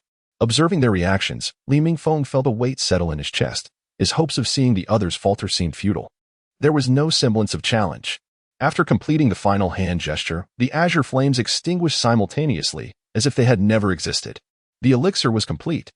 With a firm strike on the alchemical cauldron, a steaming pill soared from the furnace, its fragrance wafting through the air, leaving the onlookers in a state of incredulity. Why does this fragrance of pills possess such an intense aroma, diverging from their previous concoctions? Yet, this aura distinctly signifies the third rank, albeit with a potency surpassing it. Could it be? They all surmised the singular possibility that could engender such a phenomenon, and were rendered speechless. However, Yi Gu remained unperturbed, disregarding even the airborne pills, and beckoned Elder He. Comprehending the gesture, Elder He produced a porcelain vial and received the pills. The process of concocting third-rank pills transpired in a mere matter of minutes, leaving the onlookers in a state of utter mortification. "You are exceedingly swift," one remarked. "Esteemed guests, should you harbor any reservations, feel free to scrutinize them, lest you accuse me of deceit," Yi Gu stated casually, gesturing an invitation. Observing their bewildered countenances, he raised an eyebrow, questioning their intentions. "Master, please accept me as your disciple." Alchemists ranging from the 5th to 6th rank, including that Shin alchemist, prostrated themselves, their voices filled with supplication. Chapter 95. Contention for a master. The assembly's conduct left the guards in a state of bewilderment. What was transpiring? Previously, they had harbored objections towards him, displaying an air of disdain, yet now they sought to become his disciples? Chaos reigned supreme. For the pavilion master to seek discipleship was already an unprecedented occurrence, but for everyone to do so simultaneously, and to a mere stripling, was simply ludicrous. Those of lower alchemic rank were the most astounded, utterly perplexed by the unfolding events. Was it merely the concoction of third-rank pills? How could it compel them all to seek discipleship? Many of them were capable of concocting third-rank pills. What was the motivation behind this? In such circumstances, many would inevitably address Yi Gu as master, given that their own mentor is currently seeking guidance. "Master Shindan, what is the meaning of this?" Li Mingfeng wore a bewildered expression, utterly perplexed by the situation. Could it be that Yi Gu possesses such remarkable abilities? A sinister thought crept into his mind. If the pill pavilion were to fall under Yi Gu's dominion, then all his intentions for being here would come to naught. Such an outcome was utterly intolerable. Meanwhile, Master Shindan was engulfed in excitement. Upon hearing Li Mingfeng's words, her brow furrowed momentarily. After a brief hesitation, she gazed at Li Mingfeng with a hint of regret. Li Mingfeng refrained from speaking. "If you wish to master the art of alchemy, it would be prudent to learn from Yi Gu." Though her words were not overtly explicit, the implication was clear. Learning from Yi Gu was indeed the wisest course of action. Hey, what are you doing? Trying to usurp my master? Have you all grown weary of life?" Elder He suddenly erupted in fury, appalled that these old fellows dared to be so shameless as to seek a mentor as well. Wasn't he that akin to competing with him? The prospect of being considered a peer alongside these inept individuals was utterly humiliating. Observing Elder He's readiness to unleash his wrath upon them, a wave of apprehension washed over them. After all, Elder He's cultivation level surpassed theirs, and his status was far superior. To strike them would be entirely justified, even that would be merciful. Should he choose to lodge a formal complaint against them, their lives would surely become unbearable. Nevertheless, the allure of acquiring the alchemical skills of the Pill King compelled them to steel themselves, adopting a resolute demeanor. "Elder He, please spare us your intimidation. Should you choose to strike, we may not match your prowess, but we are unafraid. We shall not let this opportunity pass us by. Let us commence forthwith, for we are resolute in our pursuit. Indeed, we shall not yield." The assembly, with chests puffed out, met the fiery gaze of Elder He head-on, unwavering in their resolve. Subsequently, they cast ingratiating glances toward Yi Gu. "Master, we beseech you to accept us. We can alleviate your worries and resolve your tribulations. I can assist you in combat. I can present my alchemy skills for your perusal." The chorus of voices rose, each vying for attention, much to the chagrin of Elder He, whose countenance darkened with each utterance. Had Yi Gu not been present, he would have undoubtedly intervened. Yet, in his heart, he plotted his retribution, resolving to discipline the rabble at a later juncture. Observing the assembly, Yi Gu felt a sudden surge of apprehension. Could the allure of the alchemy king's art be so potent? Elder He's conduct had already left him speechless, and now this multitude descended, making it abundantly clear that he had become the object of desire. Tales abounded of masters vying for disciples, but never had he heard of elders vying for a master. Today, he was witnessing such a spectacle. Yet, Having revealed so little of his capabilities, why did they behave in such a manner? This was the enigma that confounded Yigu. However, the assembly held a different perspective. Who was Elder He? A 7th-grade alchemist. If he were not certain that Yigu possessed the true alchemy king's skills, would he have stooped to the point of beseeching him as a master? Moreover, they had witnessed it firsthand. What was there to hesitate about? Regardless, even if it proved fruitless, it would be Elder He who would bear the brunt of the embarrassment, not them. Then who shall hold sway over the alchemy pavilion? Yigu narrowed his eyes, directing his gaze toward the assembly, his meaning unmistakable. His paramount concern lay in the command of the alchemy pavilion. Naturally, it is master. Anyone who dares to defy him will have to contend with me first. The crowd immediately acquiesced, considering it a trivial matter. However, Old He was distressed, as his own master was now to be shared amongst them. He cast a plaintive look at Yigu, lamenting, "Master, you cannot do this." Yigu, inwardly delighted, knew that with such a cohort of alchemists, his future supply of elixirs would be virtually assured. Ignoring Old He's lament, he addressed the crowd. "Very well, but do not rejoice prematurely. As you know, my alchemic grade is currently limited by my cultivation level. If any of you are dissatisfied, I have nothing to say. Furthermore, none of you are yet qualified to be my direct disciples. You must first pass a trial." Yigu paused, contemplating the matter. "It cannot be this easy," he mused. "Ah, I have it. We shall follow the academy system. No need for formal assessments. We shall simply categorize you into ranks: menial disciple, outer disciple, inner disciple, core disciple, and finally, true disciple. Only upon reaching the level of true disciple shall I impart the alchemy of the Dan King." Upon hearing this, those who had sought to become disciples were momentarily taken aback but ultimately agreed, unwilling to let such an opportunity pass. As for the others, they were nearly rendered speechless. "Who do you think you are?" they muttered, "starting your own sect." However, beholding the assembly of 5th to 7th grade alchemists, they could not voice their objections. Such a gathering was a force to be reckoned with. After all, in the entire academy, the majority of the elixirs are reliant upon them. Since that is the case, let us disperse. You all, come with me. I have matters to discuss. Yigu gestured to the others, then pointed at a group of apprentices before turning to walk inside. The others stood there, uncertain whether to obey, gazing blankly at Elder He and the group of senior alchemists still kneeling on the ground. "Did you not hear? All of you. Get lost and attend to your own affairs." Elder He, visibly vexed and aflame with anger, bellowed with a voice that resonated like thunder. The crowd exchanged